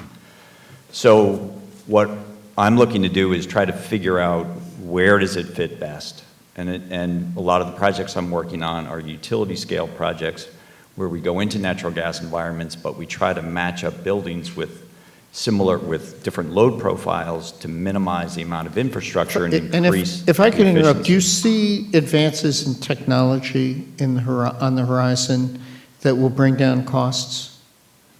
I see mostly the advances in volume. Right now, it's a niche technology. The heat pumps are made in, you know, tens of thousands, not in millions like furnaces and air conditioners are. So I think that'll go down considerably. Also, it's niche contractors. Right now, there's companies like mine, but every contractor can install heat pumps. We just need to get them in the mode of doing that, and then the cost will go down. It's really an air source heat pump is an air conditioner. Any thoughts on this? I would just echo that as you get to scale, you know, scaling actually does help reduce costs, and the majority of, you know, economic prognosticators are, you know, estimate that costs will go down. I think the challenge in some of these cases is, you know, there's increasing demand at the same time for, in many cases, it's, you know, limited raw materials. So there has to be efficiencies in that process. I think that's part of this. But I would also say, especially in the battery sector, you know, new batteries are being developed all the time, and they're being developed here in New York State, which we're really proud of. Thank you. Thanks so much. And I believe Senator Walczak to close. Thank you, Madam Chair. Ms. Riley, thanks for testifying today and also for cluing me in that you've got a YouTube. I looked you up while we were sitting here. So you've got two Mitsubishi 2.5-ton air source heat pumps. Is that right? Correct.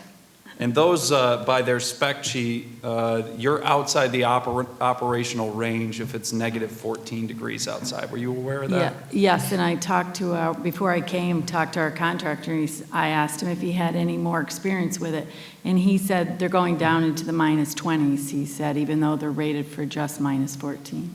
So how much did those cost? Our entire system for, we have 6 mini splits. We have the two 2.5-ton air source heat pumps. Meaning 6 inverters. You've got two 2.5-ton air source heat pumps, but you've got 6 inverters, 6 heads in your home. Yeah, the 6 indoor units, the ductless mini splits, we have 6 of those. And we have the 2 air source heat pumps, and then all the system that goes with that. Our original cost was around $30,000, but the cost after incentives was closer to $20,000. They each require a 40-amp dedicated circuit. Did you have to upgrade your panel to That the was home included.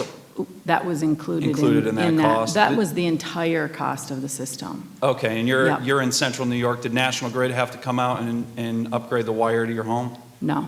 Okay. So you must have already been rated for, what do you have, 200 amp service to the home, 400 amp service? We probably do. I don't know my electrical as well as my civil, but yes. And you mentioned that there was a cold snap recently. You also Yes. heat with supplemental baseboard heat. No. Okay.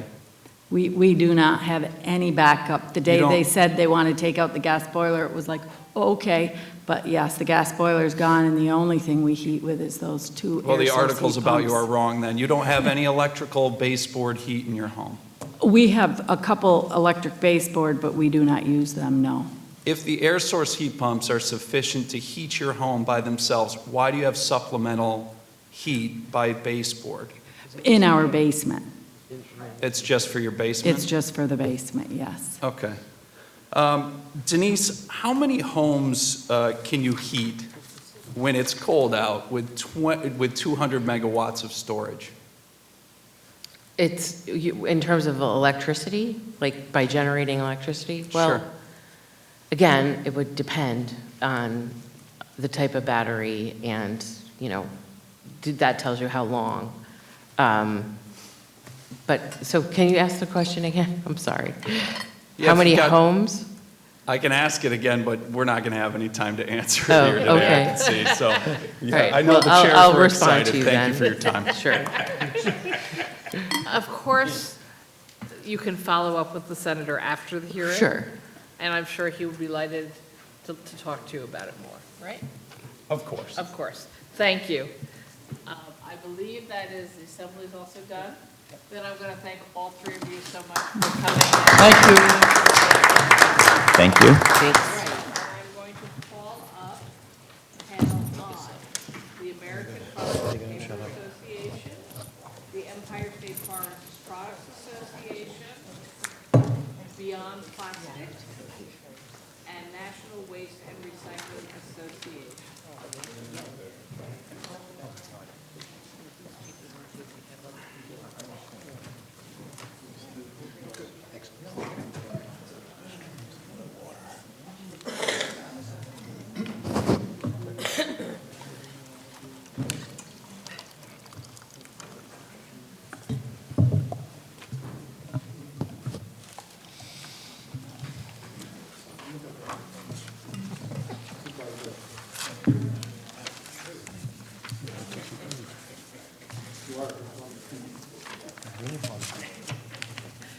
Good evening, everyone. Good evening. Thank you for joining us so late. I'm going to start with my left, your right, and just go down, okay? Okay, Great. so my name is John Bartow. I'm the Executive Director of the Empire State Forest Products Association. I'm going to hit on one appropriation element and three Article 7 bills that are outlined in the budget. On the appropriation side, we're very interested in the $400 million Environmental Protection Fund, particularly its support for the Wood Products Development Council, the Regenerate New York cost share to private landowners, and the easement for land trusts program that's in there. We think these programs, however, have been woefully underfunded over the past few years, and we'd like to see some consideration going forward that we beef them up if we expect to get our sequestration goals out of our forests going forward. The governor did not include two parts of the EPF that have been funded in the past, the first being the Climate and Applied Forestry Research Institute at the College of Environmental Science and Forestry and College of Agriculture and Life Sciences, and the Community Forest Program. Those have been funded in the past, and we'd like to see them both reinstated by the legislature at $1 million for the Climate and Applied Forestry Research Institute and at least $500,000 for the Community Forest. Turning to the Article 7 bills, the Waste Reduction and Recycling Infrastructure Act is one of three very broad, major EPR-type proposals that are before the legislature right now. And a couple things. We really just want to make sure that consideration of the uniqueness of paper and packaging as well as paper printed products be recognized and dealt with as we go forward with each one of these. And the second is that we could have significant unintended consequences with some of our paper manufacturers if we don't get this right. So we're really worried about that going forward. But happy to talk more about that when we have more time. Under the Make New York Buildings More Sustainable, we want to ensure that the energy and building consideration for industrial process equipment stays the way it is today in statute, and that those are handled on an individual basis or excluded from the all-electrification piece. We also think when we're going to amend our codes, we're really missing an opportunity to deal with embodied carbon, and that would be the use of more wood or cellulosic materials in building materials going forward. We just haven't even paid any attention to that side of embodied carbon in our buildings.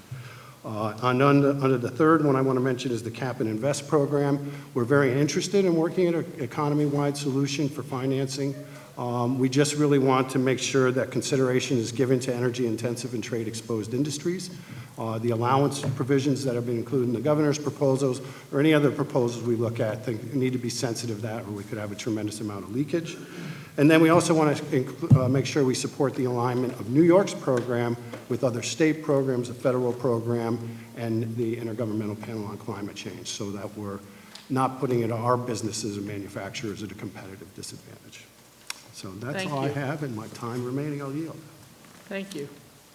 Evening. Good evening. I'm Abigail Stein with the American Forest and Paper Association. My comments will focus on EPR and Cap and Invest. In New York, the forest products industry employs more than 26,000 individuals in communities including Rochester, Ticonderoga, Syracuse, and even Staten Island, among many others. We urge the legislature to take on EPR in a standalone bill that will allow sufficient consideration of this issue, which will touch nearly every part of the state economy, rather than in the time-limited state budget process.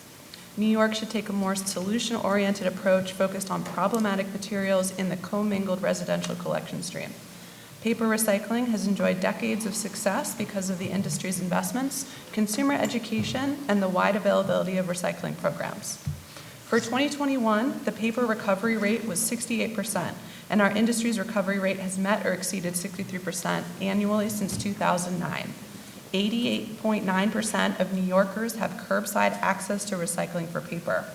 Recycling is integrated into our businesses. Our members own 114 MRFs around the country, including one in New York, and 80% of paper mills use some amount of recycled fiber.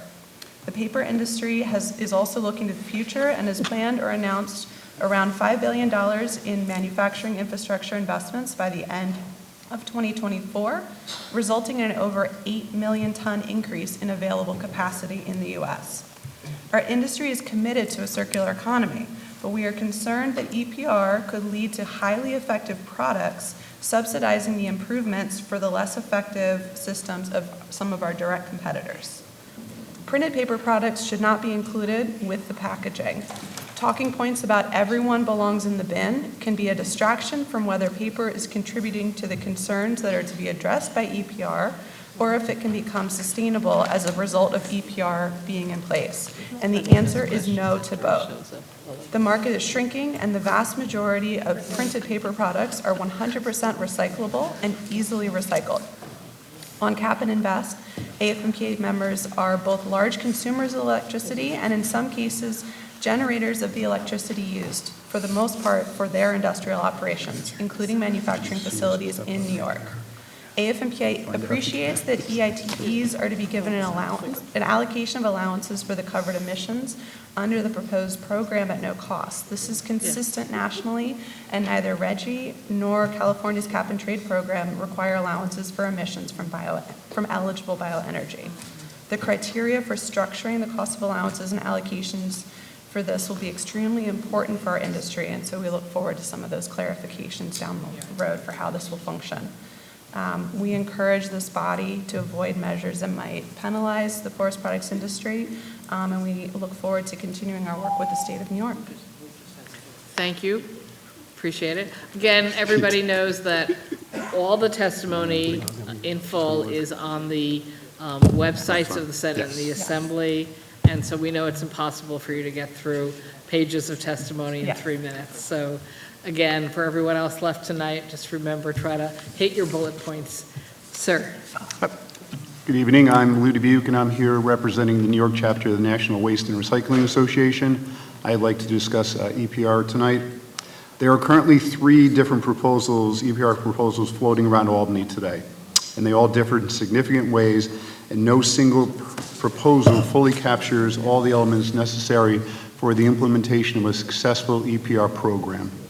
Harmonizing the concepts reflected in the three legislative proposals will likely be a difficult task given the complexities and economics of New York's recycling programs and the conflicting priorities of the stakeholders whose interest will be impacted by the implementation of a statewide EPR program. However, we feel there is a simple alternative to help increase recycling rates and support local end markets. Instead of establishing an EPR program run by producers, a simple and more effective solution would be setting post-consumer content standards for materials including plastics and paper packaging and containers. Such standards will create more robust markets for materials recovered through existing recycling programs, thereby supporting their use for manufacturing into new products and packaging. For many years, legislative bodies have adopted bans on the sale of certain materials and set recycling and reuse goals, but very little has been done to create markets for recycling materials. As a result, producers have little incentive to purchase and use recycled materials in their products when virgin materials cost less. Strengthening end markets for recycled materials is vital to making recycling sustainable. Recognizing this reality, last year, New Jersey Governor Phil Murphy signed into law a bill establishing post-consumer recycled content requirements for plastic, glass, and paper. If New York were to adopt guidelines similar to New Jersey's, it could stabilize demand for recycled materials throughout the region and could ultimately inspire nationwide recycled content and circular design standards. This approach could ultimately be much less disruptive to existing New York recycling programs, including curbside collection, and do more to foster sustainable recycling programs throughout the state. I have a lot more in my written comments, and I hope you all take a moment to look at that. And I wanted to thank you for your time today. 38 seconds left. Thank you very much. Yep. Judith, last in the panel. Good evening. I'm Judith Hank. I'm the president of Beyond Plastics. I'm a professor at Bennington College and a former EPA regional administrator. First, thank you for the refillable water containers. We can do these hearings without single-use plastic water bottles. Second, Senator Hinchey, this hearing is approaching a Maurice Hinchey-style epic hearing. I sat in the seat before your father many, many times at this hour. He would be proud of you. I want to speak very specifically in support of Senator Rachel May and Senator Harkin's extended producer responsibility bill, which I call the Packaging Reduction and Recycling Act. I agree that it should not be included in the budget. This is not dealing with current state spending for this fiscal year, and it's a complex policy issue. So it's a rare moment when I'm asking you not to do something. I'm asking you do not put this bill in the budget. Instead, let's get together, let's have some very detailed conversations and figure out a strong bill for the rest of the session. Why do we need a strong bill? The bill before you from two of your colleagues in the Senate. I've been very involved in the past week in the Ohio train derailment, which happened on February 3rd. I'm a former federal regulator. I've been asked a lot of questions. I've been providing some guidance. I was supposed to be on CNN tonight at 10 o'clock. I had a feeling I wouldn't get there by 10, so I'm with you instead. And I want to point out that this derailment included liquid vinyl chloride. This is the polymer of making number 3 plastic, polyvinyl chloride or PVC, to use for plastic packaging, for one thing, for toys, for other plastic products. We definitely need more train inspections, but we need less toxic chemicals crisscrossing the country to make plastic. Second, I just returned from Louisiana. I toured an area called Cancer Alley, where there's a concentration of plastics and oil refineries. People are suffering with illness and very diminished air quality to make plastic, and we know there are alternatives. Page 2 of my testimony includes a chart which summarizes the Harkin bill, the Rachel May bill, the governor's proposal. Not only does the governor's proposal not belong in the budget, but it's a very weak proposal. I appreciate the efforts, But 15% reduction in plastics is not going to solve the plastics crisis that we're facing. I look forward to working with all of you on this issue. There is immense public interest. Scientists tell us that within the next 7 years or so, there'll be 3 pounds of fish in the ocean, 1 pound of plastic. We need to change that. Thank you. Thank you, Senator Pete Harkam. Thank you very much, Madam Chair. Thank you all so much for your testimony. Just very quickly, John, if there are legislative members that were left, member items that were left out of the budget this year, if you would email those to my office tomorrow morning, we'll be sure we'll get those on the list. Okay. All right, thanks. I'll give you your card right afterwards. Thank you. I have some questions for Louis. It's rare in Albany when we get a couple legislative bills and the governor all kind of rowing in the same direction. As Judith said, there are differences in the bills, but we're rowing in the same direction. 4 or 5 other states have gone in the direction of EPR, and now you are suggesting something to the contrary. Why is what you're suggesting better than what 5 states have done with EPR? It's not exactly suggesting something different. New Jersey just signed a PCR bill into law last year.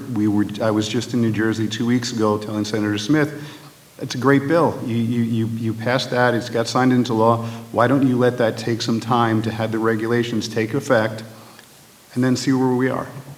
Well, I suppose what's the fear of a more expansive bill? Is it, and I'm not trying to be a jerk here, but I would assume your members charge by the ton. Right. And if we're reducing the amount of tons, that's less they're charging.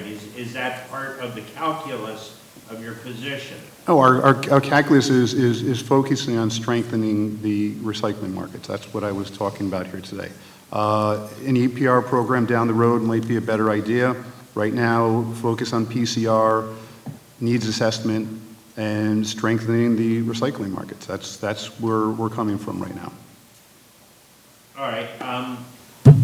Does that model save municipalities the kind of money that EPR does? I mean, we're talking in New York State. Do we know that New York City and upstate, $240 million. Do we know that? Those Well, that's the numbers that are being bandied around, but do we know that it's going to save us that much money? New York State Association of Counties, NICOM, New York City have all weighed in with the calculation. Again, I'm not trying to be a jerk. I'm just trying to say like you know, that's a big part of this calculation, saving taxpayer money, and you know, if your plan does that, I'd love to see the figure. Okay, well, we can talk about that. All right, Great, thank you. Thanks, Senator. Thanks, Madam Chair. Assembly. Assemblywoman Glick. So everybody on the panel, thank you for still being here, agree that this does not belong in the budget. There is universal agreement that this is a policy matter that should be taken up after the budget. Yes. Agreed. Yes. Yeah. Agreed. Yes. Most of the discussion about whether or not there would be less or more recycled content required after the fact is that in one way, when you're going to have packaging and reduce packaging, and then any additional recovery. There's the issue of recovering so that you create a complete cycle, a recovery cycle. Are there differences in how you view how much recycled content should be part of that recovery cycle? We have a difference in view as to the way paper should be handled with that, because a couple of things, and this is unique circumstances with paper. The first thing is every time you repulp paper, you lose 14% of the fibers. So you constantly need an inflow of new, younger fibers. Every time you repulp it, you use it for a lesser quality material that's going on out there. So if you don't have a means of bringing new, younger fibers into the process, you don't do that. The second thing is we also have strong markets, even though they're declining markets, for high-quality paper that's used in a variety of products, not packaging, I'm just speaking on the paper side, that you will never get the quality of paper you need if you're mandating a recycled content in it. You just won't be able to do certain things with it. It's the only covered product that you have those limitations with, unlike metal, glass, and plastics. We can't recycle our way out of the plastic pollution crisis. We only have a 5 to 6% plastics recycling rate. Typically only number 1 and number 2 plastic. I strongly support recycling. I started my town's recycling program. Keep recycling metal, paper, glass, cardboard, but we need to be honest with the public that by the very material, recycling doesn't, plastics don't lend itself to recycling. So that's why a strong EPR bill focuses on reduction. You can throw a lot of money at plastics recycling, we're still not going to get even to double digits. So the Harcum and May bill has a 50% reduction requirement over the next 10 or 12 years, depending upon the bill. That's where the action is. That's where the taxpayer savings will come in. Thank you. Thank you. I'm sorry, Senator May. There we go. Hi, everybody. Thanks for your testimony. So I do carry one of the EPR bills. I also carry the bottle bill that we want to expand to really pull a lot more material out of the waste stream. And I think of that as a model for how you reduce waste, create jobs, bring in money, create a lifeline for some people who are at the real margins of society, and wondering to what extent EPR holds a promise for any of those kinds of impacts as well. Job creation, for example. Directed at me? I haven't taken a look at the bottle bill yet that you put together, but I will. Sorry. We want to expand it to a lot more, many, many more beverages and to include glass, for example, wine bottles. So single stream recycling has been a problem, and it seems to me that much less paper is recoverable when it's in that system. So are you interested in going back to more dual stream recycling? We would love that. It might have been me in some cases, or certainly many of my colleagues, we have been firmly opposed to single stream programs in almost every case. We consider that to have been a major step backwards in paper recovery because there is so much more contamination that happens. Now, much of our technology has advanced and we have been able to do a lot more with some of that contamination, but that doesn't change the fact that even in some of these EPR bills, there's a reference to convenience as one of the standards for an EPR program's measurement of success.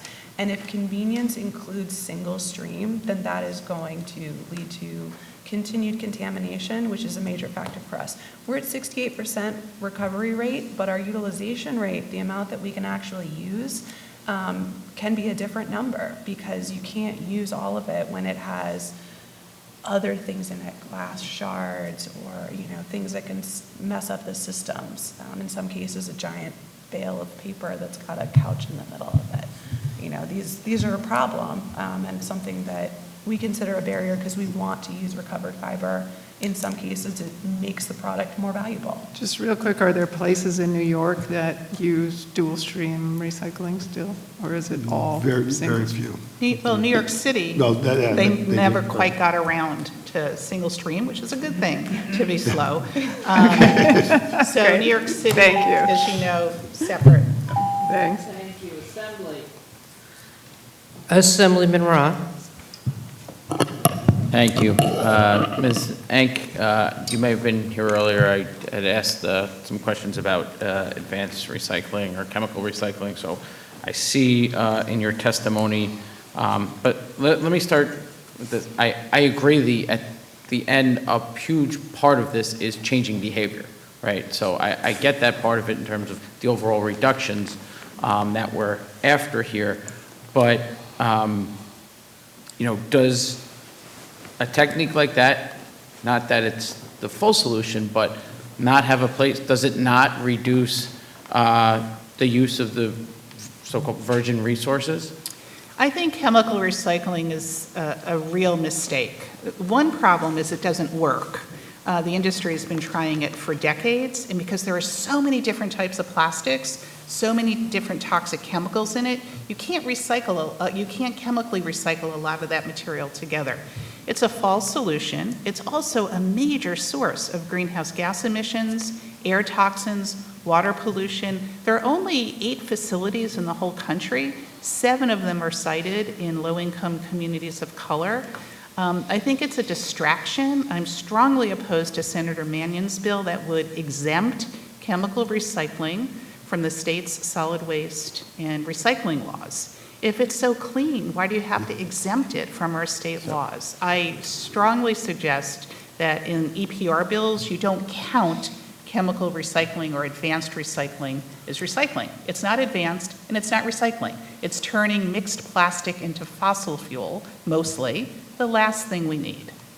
So, but when you say it doesn't work, I mean, there are products that are made for it, and and you can correct me if I'm wrong, but my understanding, a lot of fast food chains are using it to make drink containers for eyeglasses, power tools, Tupperware containers for personal care products. So it may not be a solution that you could recycle everything, but again, is that not a way that you're reducing the use of virgin resources?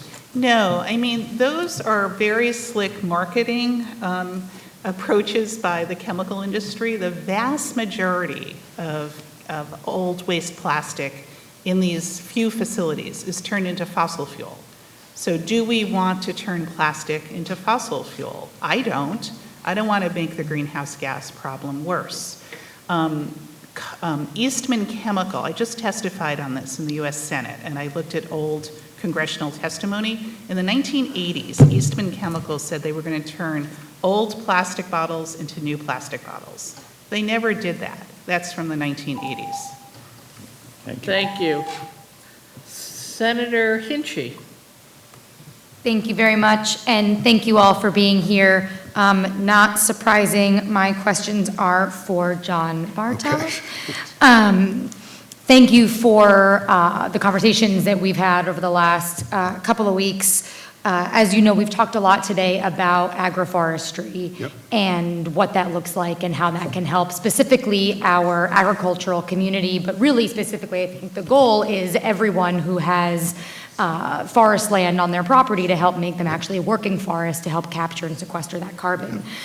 Can you, obviously this number will scale depending on size of woodlands, but can you talk about the kind of an average cost of selective cutting and forest maintenance, what that costs an average person? Oh, it's going to vary incredibly depending on the type of forest that you have there, the age of the forest that you're doing. So if you're going in and doing a selective harvest and trying to get it out and you got really high quality trees, you could make money off of the deal.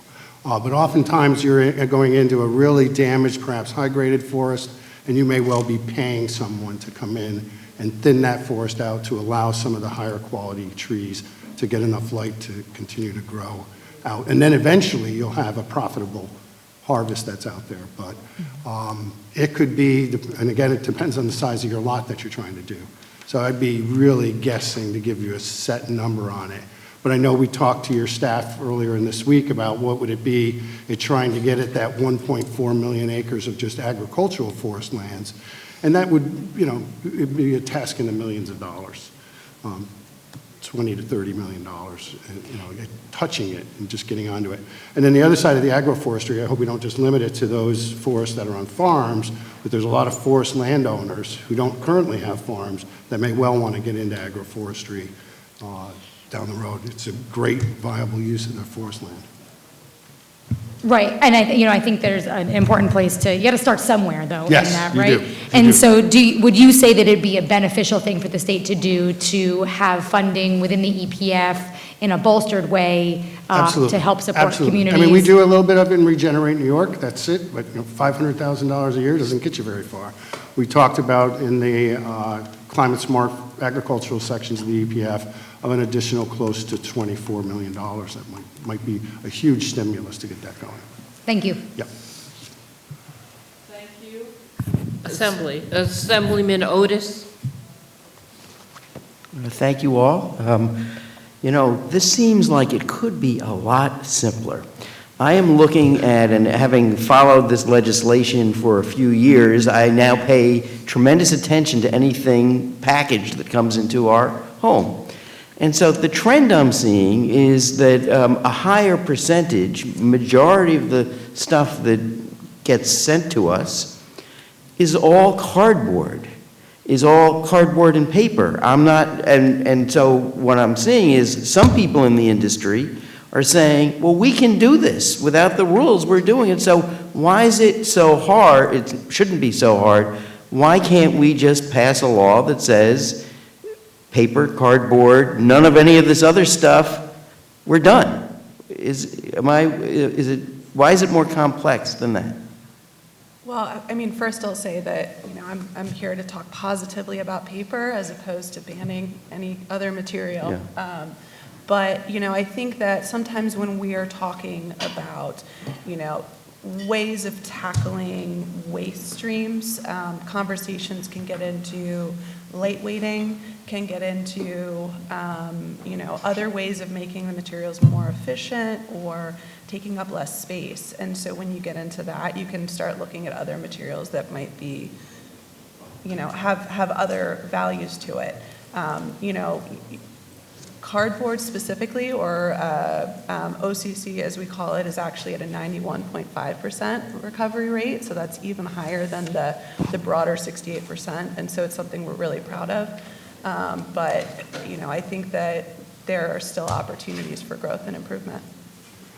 I'd like to hear from others on this. I also think what you're talking about with the paper, your cardboard in particular, is the Russian doll syndrome, where you got a box and a box and a box and a box. You know, and yes, there could be packaging But improvements that every would reduce piece of that goes into our recycling, It goes into your recycling bin as and- opposed to when people send us stuff with plastic or other kinds of packaging, and I say, why am I getting this? I'm just saying, it doesn't seem that hard. No. So Judith, do you want to weigh in? Yeah, if you're talking about getting rid of single-use plastic packaging, I am all in. And that is going to save tax dollars because communities can't find markets for anything except number 1 and number 2 plastic. So over 90% of plastics don't get recycled. It's a climate issue, it's an ocean issue, it's an environmental justice issue. So if you want to isolate plastic, I think that makes sense. Well, my perception is if a lot of people are doing this on their own now, doing the right thing, it can't actually be that hard. But most companies are not. That's why we need EPR. Well, I'm for the law, but it shouldn't be so hard. Senator John Liu. Thank you, Madam Chair. I don't have much to say other than to thank this panel and to especially thank Judith Enck. This is one awesome person, really, Madam Chair. She has, throughout all these years, she's never strayed from her conviction and her commitment. It's gotten her in trouble with powers that be, and she's still at it. Thank you, Judith, for everything you've done for New York and our planet. Thank you, Senator. Good trouble. Thank you, Senator Liu. Assembly. We're done. Okay, Assembly. How about Senator Walczak? Sure. Mr. Bartow, good evening. Good evening. Should biomass be considered renewable? So biomass is considered renewable, and it is even considered renewable in New York for every purpose other than generation of power that supports the grid. So it is renewable. It's classified renewable by every other government and standard that we can find. It's just when it comes to the generation of electricity to the support of the grid, New York chose to leave it out of the definition in the Public Service Law. Do you think as this legislative body deliberates on such things, it should fix that in the future? I think there's a role for biomass in an energy arena. We do use it, and it is considered renewable when we use it in our manufacturing processes to generate power and heat that's used in there. It's a great use of our residuals. I think there will potentially come a time when we might need to consider it as like a combined heat and power system that can be a dispatchable system. But the legislative body in 2019 did not think that. Thanks. The forest rangers testified a little bit earlier. I don't know if you heard, but our conversation was about forest fires, which I'm sure is terrifying to your industry. Yes. What do you think New York State should be doing to ready itself for climate change and perhaps older stand and forest products, if they aren't considered renewable in the future, could be more strewn about and even more kindling for a potential forest fire? What should we be concerned Well, about? we find that left alone forests tend to have a lot more debris. That's what you see in California. That's left in the above ground forest deadened down materials that are there, as well as deadened standing timber that in general can create a much greater fire risk. And if you're managing that forest, you are eliminating a lot of that and taking care of it before it becomes a problem. So I think, yes, good forest management that's going to yield us less debris, reduces the amount. If climate change is going the direction, I mean, New York has relatively asbestos types of forests because there's a lot of moisture. But as our climate changes and that changes, we could become a lot more like California and other western states where this stuff just becomes strong tinderbox. Thanks very much. I'll yield the last 30 seconds, Madam Chair. Thank you. Senator Palumbo waited 12 and a half hours to join us, so I know he must have a very important question. I was here a little earlier. And I've been watching in the comfort of my office. No offense. Thank you, Madam Chair. It's good to see you all. And I just had, and Ms. Enke, you actually made a few comments earlier that I just wanted to follow up on because I found some of it somewhat interesting regarding advanced recycling. And it sounded like, were you suggesting that advanced recycling is not an option? I understand we need to get rid of plastics. And I know that your position is pretty much all plastics should be gone forever. No, not all plastics, no. But, okay, go ahead. Elaborate on that if you can. Yeah, no, there is a role for plastics in certain applications, medical, car bumpers, making cars more efficient. But so much of plastic generation, which has an enormous health and environmental impact, is for single-use plastic packaging. And chemical recycling is primarily, not entirely, but primarily taking all different types of waste plastic and trying to turn it into a small amount of fossil fuel, low-grade fossil fuel that causes air pollution. So I view chemical recycling as just the latest marketing scheme by the plastics industry. For years they told us, don't worry about all the single-use plastics, you can just recycle it. Turned out that's not true. They knew that. We only have a 5 to 6% recycling rate as compared to paper, metal, glass. So now the industry, mostly led by fossil fuel companies and chemical companies, is telling us we don't necessarily have to reduce plastic. You can continue to do really modest plastic recycling and then send the rest to chemical recycling facilities. 21 states have exempted these operations from bedrock environmental laws. And you have to ask yourself. And I believe it, and I have a little bit of time, so they've recognized it as manufacturing, correct? That's the distinction you're making, 21 states? And I know most recently Governor Whitmer did as well, and that's not necessarily a red state. They're pretty advanced with this stuff. That was a lame duck. So how do you reconcile that? Yeah, that was a lame duck session in Michigan, and it was attached to a bigger pro-recycling bill. You're saying it's wrong, that you shouldn't have done that? Absolutely. Governor Whitmer, of all people? I love Governor Whitner, but she had a bill before her that was to improve recycling, and what often happens is chemical recycling is attached almost like a zebra mussel, and governors like Governor Whitner have to decide, do you sacrifice all the other good things in the bill in order to get chemical recycling? I'm hoping that the Democrats in the Michigan State Legislature will reverse that one provision of the law. Understood. And then 15 seconds left. With regard to advanced recycling, is there any combustion or incineration involved in that process? Because I think that's been a misnomer. And just for my own information, my understanding is there is not. Well, the definition is whether or not there's oxygen in the chamber, and sometimes there is and sometimes there isn't. Okay, thank you. Thank you very much. All right, I believe that we are now closed on this panel. Thank you all so much. Thank you very much. Appreciate it. And I, for one, got the zebra mussel reference, Judith. Thank you for that. The next and final panel for the evening. All right. No, everyone, I know, control yourselves. Just 3 more. We're setting up 3 more important panelists. I'm doing a job here, Michelle. Excuse us, everyone. It's been 13 hours almost. And we're the Parks and only Trails things New York, between you and the door. Adirondack Mountain Club, and Catskill Mountain Keeper. Okay, I'm going to use this. Come on. We're not hitting midnight, John Lou. Sit down. John Lou, sit down. Good night, Assemblymember Ra. I apologize to you all. Okay. Good afternoon. Oh my God. Good night. Good evening. Good night. We'll start with my left, your right, and just go down the row. Wonderful, thank you. So my name is Catherine Nadeau, and I'm the Deputy Director for Catskill Mountain Keeper. Thanks for sticking around, and thanks for hearing our testimony tonight.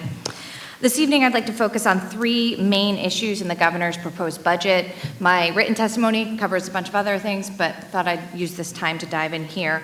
First, investing in the Catskills, then supporting staff at DEC, and then finally, enacting climate, jobs, and justice here in New York State. So first, for some context, the Catskill Park and Forest Preserve is a New York State treasure. The park saw more visitors in 2021 than the Grand Canyon, Yosemite, and Yellowstone combined. And though we refer to it as a park, the Catskill Park is so much more. It's part of a watershed system that provides more than 9 million New Yorkers with clean, healthy drinking water. It's a wildland recreation area, an ecological and scenic reserve. The lands are public, they're private, they're a mix of constitutionally protected forest preserves, state lands, protected by New York City to safeguard its water supply, and then there's, of course, our bustling towns and villages. So for all of these reasons, it's so critically important for New York State to support and invest in the Catskills. We're within driving distance for more than 20 million Americans. And in this year's budget, there's specific items we're asking the legislature to lift up. First of all, Forest Preserve funding in the $400 million Environmental Protection Fund. Please restore the Adirondack and Catskill Visitor Safety and Wilderness Protection line and fund it at $10 million. This is a dedicated funding line where the legislature is directing the Department of Environmental Conservation to invest in the Catskills and the Adirondacks. This type of direction is exactly what the agency needs to do the work, so please restore that line. Second, please fund trail stewards at Mountain Keeper and at the Catskill Center. Our trail stewards are out there greeting people, working hand in glove with the state rangers, with the ECOs, and with the DEC to make everybody's time in the Catskills safe and enjoyable. Fund science. Fund the Carey Institute and the Cornell Hemlock Willie Adelgid Lab, both of which are parts of the Environmental Protection Fund. And then, of course, the climate crisis is impacting the Catskills. The governor's budget has some big climate proposals, including Cap and Invest. There's been a lot of discussion on that today. I want to call your attention to the spending or the invest side of Cap and Invest. This is your year to make a huge difference in how New York State is going to fund the climate fight and fund climate justice. The governor's language is vague. What we need is a transparent, a clear, and equitable system to move money throughout the state to fund the projects that are going to get us where we need to go to protect and preserve New Yorkers. So we're asking the legislature to include in its budget a climate and community protection fund, a concept modeled on the EPF that is a special purpose fund to direct the spending. And I'd love to talk more if anybody has questions about that. Great. Thank you. Thanks for the opportunity to speak, and I've learned a lot today from all of you and all the other panelists, so I really appreciate it. I'm Kathy Pedler. I'm the Director of Advocacy for the Adirondack Mountain Club. And in the executive budget proposal, we were really pleased, of course, to see the $400 million EPF and that the state land stewardship line in the EPF was at the same level as last year. But we were extremely disappointed that the dedicated line for the Adirondack and Catskill Parks, Forest Preserve Parks, was not retained. And we urge you to restore the dedicated funding with $10 million under state land stewardship of the EPF's Parks and Recreation account, and this funding would be part of and not in addition to the $48,700,000 for state land stewardship in the executive budget proposal. Last fall, 32 organizations and municipalities from the Adirondacks and Catskills signed a letter to the governor highlighting retention of this dedicated stewardship funding as their highest priority. The letter signed by the groups also highlighted the importance of visitor centers, which are vital for high-quality visitor experiences and resource protection. And we were really happy to see an additional funding for the Catskill Visitor Center, bringing that up to $200,000. But we were really disappointed not to see funding for Adirondack Mountain Club, ADK's High Peaks Information Center at the busiest trailhead in the state, or increases for Paul Smith's and SUNY ESF interpretive centers in the Adirondacks. Funding the High Peaks Information Center at $100,000 is a priority for ADK. We're really pleased about the increase in DEC staff and that many of the additions will be used to get the Bond Act funding out the door and working, but it's critical to have more staff in DEC Division of Lands and Forests, which manages the forest preserve and conservation easements in the Adirondack and Catskill Parks and across the state, as well as the climate and invasive species forest health programs. The DEC Division of Operations also needs support to ensure that trails and recreation facilities are maintained and that DEC campgrounds in the Adirondacks and Catskills can remain open as long as possible, since autumn is now even more popular than summer, and keeping campgrounds open helps regional economies and communities thrive. We also support hiring more real property staff at DEC, Office of Parks, and the Attorney General's office, and streamlining the land acquisition process in New York so more land is protected for climate mitigation, biodiversity, habitat, and public use. Continuing to support the forest rangers and the environmental conservation police is also very important, and they need funding in the budget for their academies, and we also support the 20-year pension legislation that was mentioned earlier by the rangers. Wrapping up, please restore the dedicated line for the Adirondack and Catskill Parks with state land stewardship of EPF at $10 million. Please increase funding for the Forest Preserve Visitor Centers, including $100,000 for High Peaks Information Center, and continue to urge the governor to support NED staff to DEC Divisions of Lands and Forests. Thank you. Sorry, we had to cut you off. Thank you. Final presenter. The final one of the night. What an honor. My name is Will Cote. I'm the Parks Director for Parks and Trails New York. Since 1985, Parks and Trails New York has been improving New Yorkers' health, economy, and quality of life through the use and enjoyment of our green spaces, our state parks, our historic sites, our public lands, and our greenways. I'm going to be incredibly succinct, or as best as I can. First and foremost, I'd like to encourage you all to support the $400 million Environmental Protection Fund. Without any raids on that program, it's really important that the program funds remain for programming. The one program I'd like to highlight there is the Park and Trail Partnership Grant Program, which we administer in conjunction and partnership with OPRHP, and that goes to funding the nonprofit grassroots friends groups that champion our state parks and public lands. In the first 7 rounds of the program, we've provided 167 grants to those groups, totaling $4.2 million and leveraged over $2 million in private funding. I'd like to rather focus on two other topics you haven't talked about in about 6 hours or so. First is I'd really encourage the legislature to champion state parks capital budget by maintaining it at the $250 million level as it was last year, as opposed to the $200 million that is currently being proposed at. It's really critical to create new opportunities for folks to be able to access the outdoors and to update and repair infrastructure and amenities that will continue to welcome more and more visitors each year. Last year, just shy of 80 million visitors. As more locations within the park system move to green energy technologies, it's really going to be important to maintain that higher level of funding. As we all know, green technology can cost a bit more to maintain and repair over time. So if that is the objective, we need to maintain that funding there. And last but not least, a plug for the Centennial Celebration. In 2024, it is the 100th anniversary of the park system. So now is the perfect time to maintain that level of investment for public lands so that all New Yorkers can access them. Last but not least, I just wanted to encourage the legislature to support the governor's proposal to increase state parks operating appropriation, allowing for the hire of 237 FTEs. This capacity is going to be particularly important to not only improve the visitor experience, but also effectively address the other initiatives that are being put forward, either through the Bond Act or through capital projects. If we want to make progress, we need to ensure there's staffing to execute them. And last, with 19 seconds to go, just a small plug for the Adventure New York funding, the $90 million for DEC's capital projects, another key investment into ensuring that there is outdoor recreation opportunities for everyone.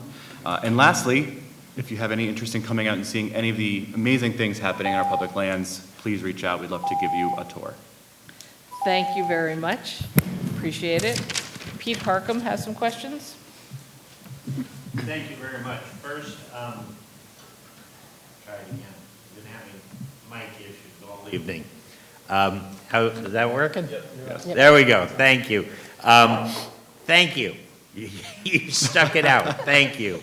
So we really do appreciate your advocacy and your enthusiasm, and what you have to say is crucial. Question to Kathy and Catherine, not really a question, a request. You both mentioned items that had been either legislative ads that had been removed or some things had been moved around in an unsatisfactory way. Can you get us those details in an email tomorrow morning?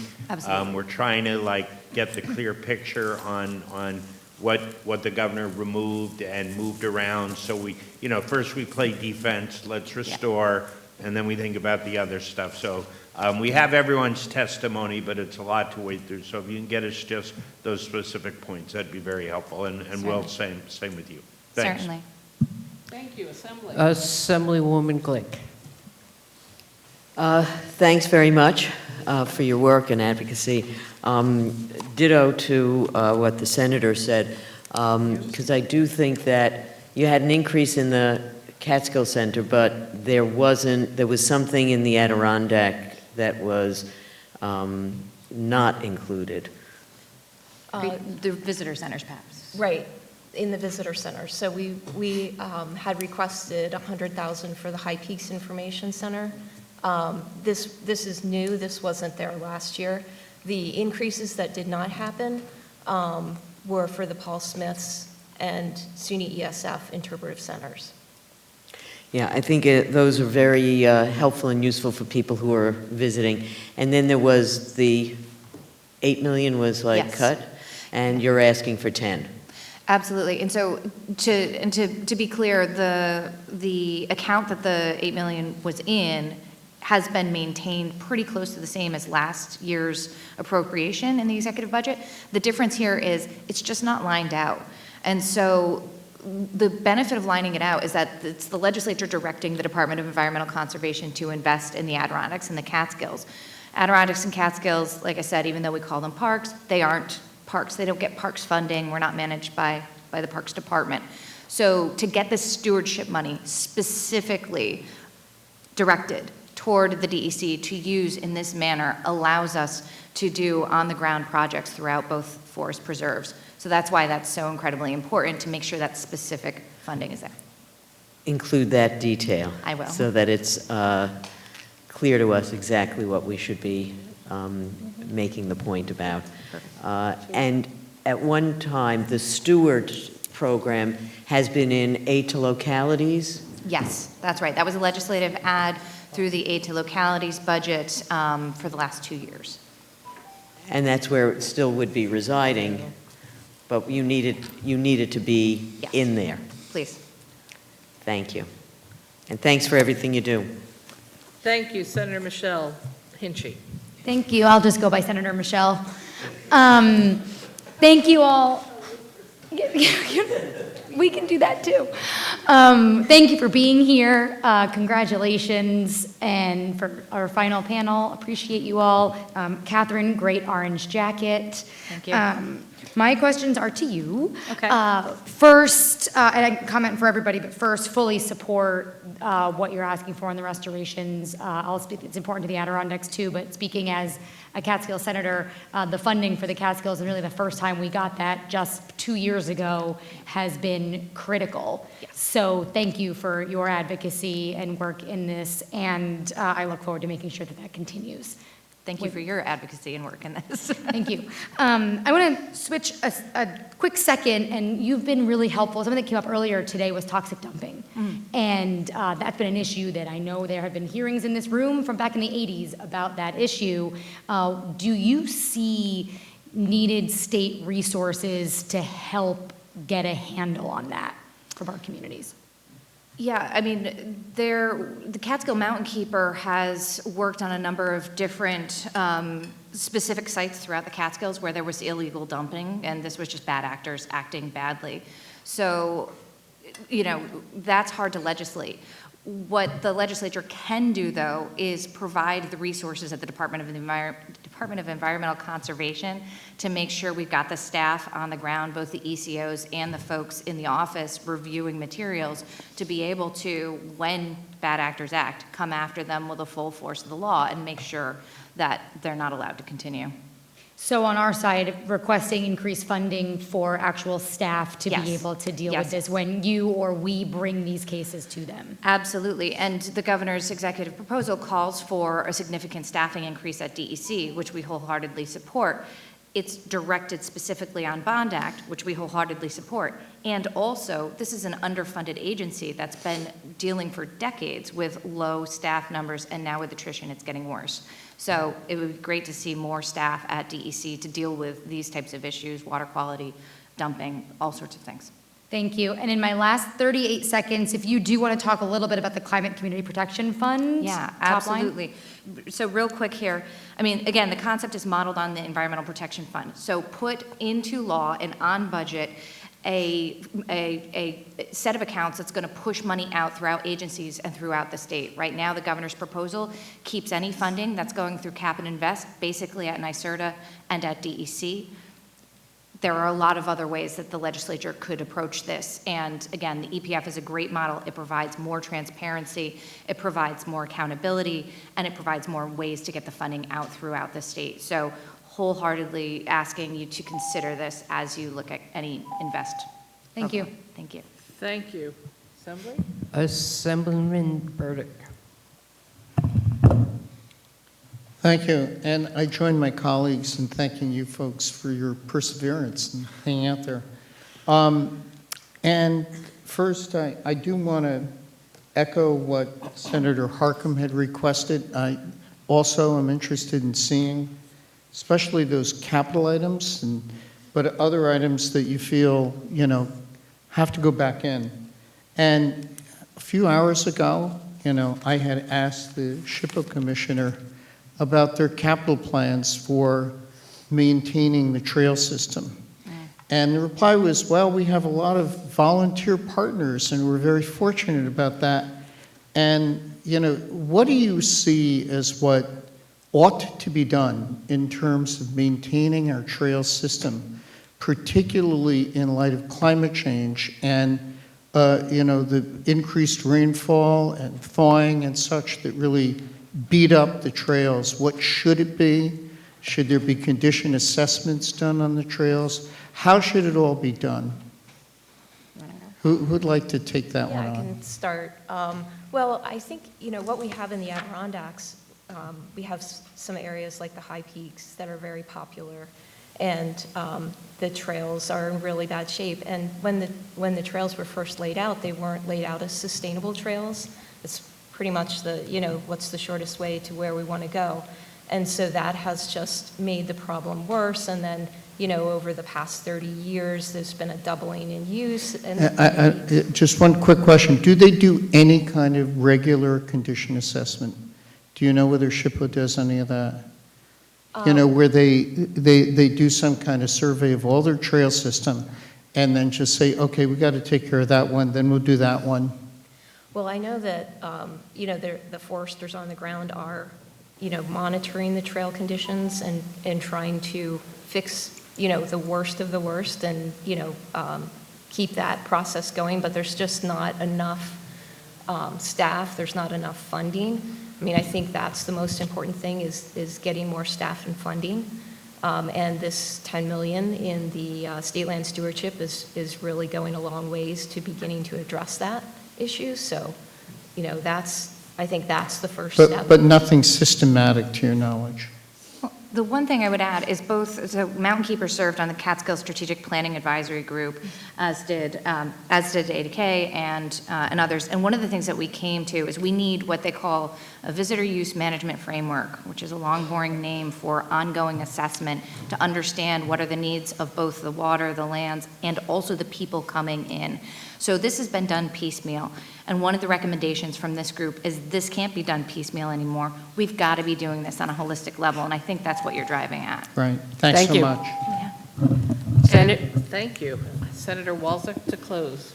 Oh, wow, what an honor. It's been a great day. Thanks, Madam Chair. So all funds EPF were not reduced.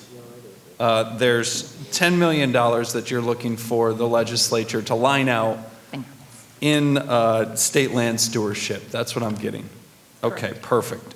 Director Pedler, 100K that you've asked for the High Peaks Information Center. Now that's the one at Cascade? Is that the new one? No, this is the one that's right back at the trailhead, right back at Heart Lake. Okay. Yeah. So, that area sees that information center serves 100,000 a year. And, they're interacting with people before they go out on their trip, providing them, helping them assess if they're ready for the trip that they want to take. There's gear for rental or purchase if they don't have what they need. Our education staff has skills workshops, can get them, to the level that they need to take the adventure that they have. Or we can send them to a different place, for the time being. Sure. So, it also serves as the search and rescue base for the rangers when that unfortunately has to happen, which is usually on a regular basis in the High Peaks. It's a beautiful facility that's seen some serious upgrades. I noticed the last time I went, parking has expanded greatly, which was needed for a long time, probably still an issue, going to be an issue, especially on the busiest days. It's great that we've seen continued use and great that we've seen that investment. What does this 100,000 specifically go to? This is going to be for operation. We have 7 staff there, 3 year-round and 4 seasonally. We also run volunteer programs in the parking lot to, if people aren't coming to the visitor center, we go out and talk to them directly. So that's what the 100,000 would be for. That's great. And then thank you for your time. Chair, thanks for the time. And I would also add that $10 million for state land stewardship officially has bipartisan support. I'm a big believer in all that you do, and thank you for your stewardship. Thank you. Right. Thank you. That's the first time we got that sentence out in all the hearings, so excellent. What a note. You did it. What a note. Yeah, I did it. The last panel, all right, seriously. Thank you very much for being here and testifying and sticking it out all day and night. And despite at least one of my colleagues' goal to get us here past midnight, we're not going to, no, Senator Liu doesn't want to talk. No, I have a question. I was wondering if I can have 80 minutes for this? No, Senator Lou, you may not be recognized. Thank We you are to the- going to go home, and we are going to start again tomorrow morning at 9:30 with the local government's hearing. And thank you very much, everyone, for sticking with us. Thank you.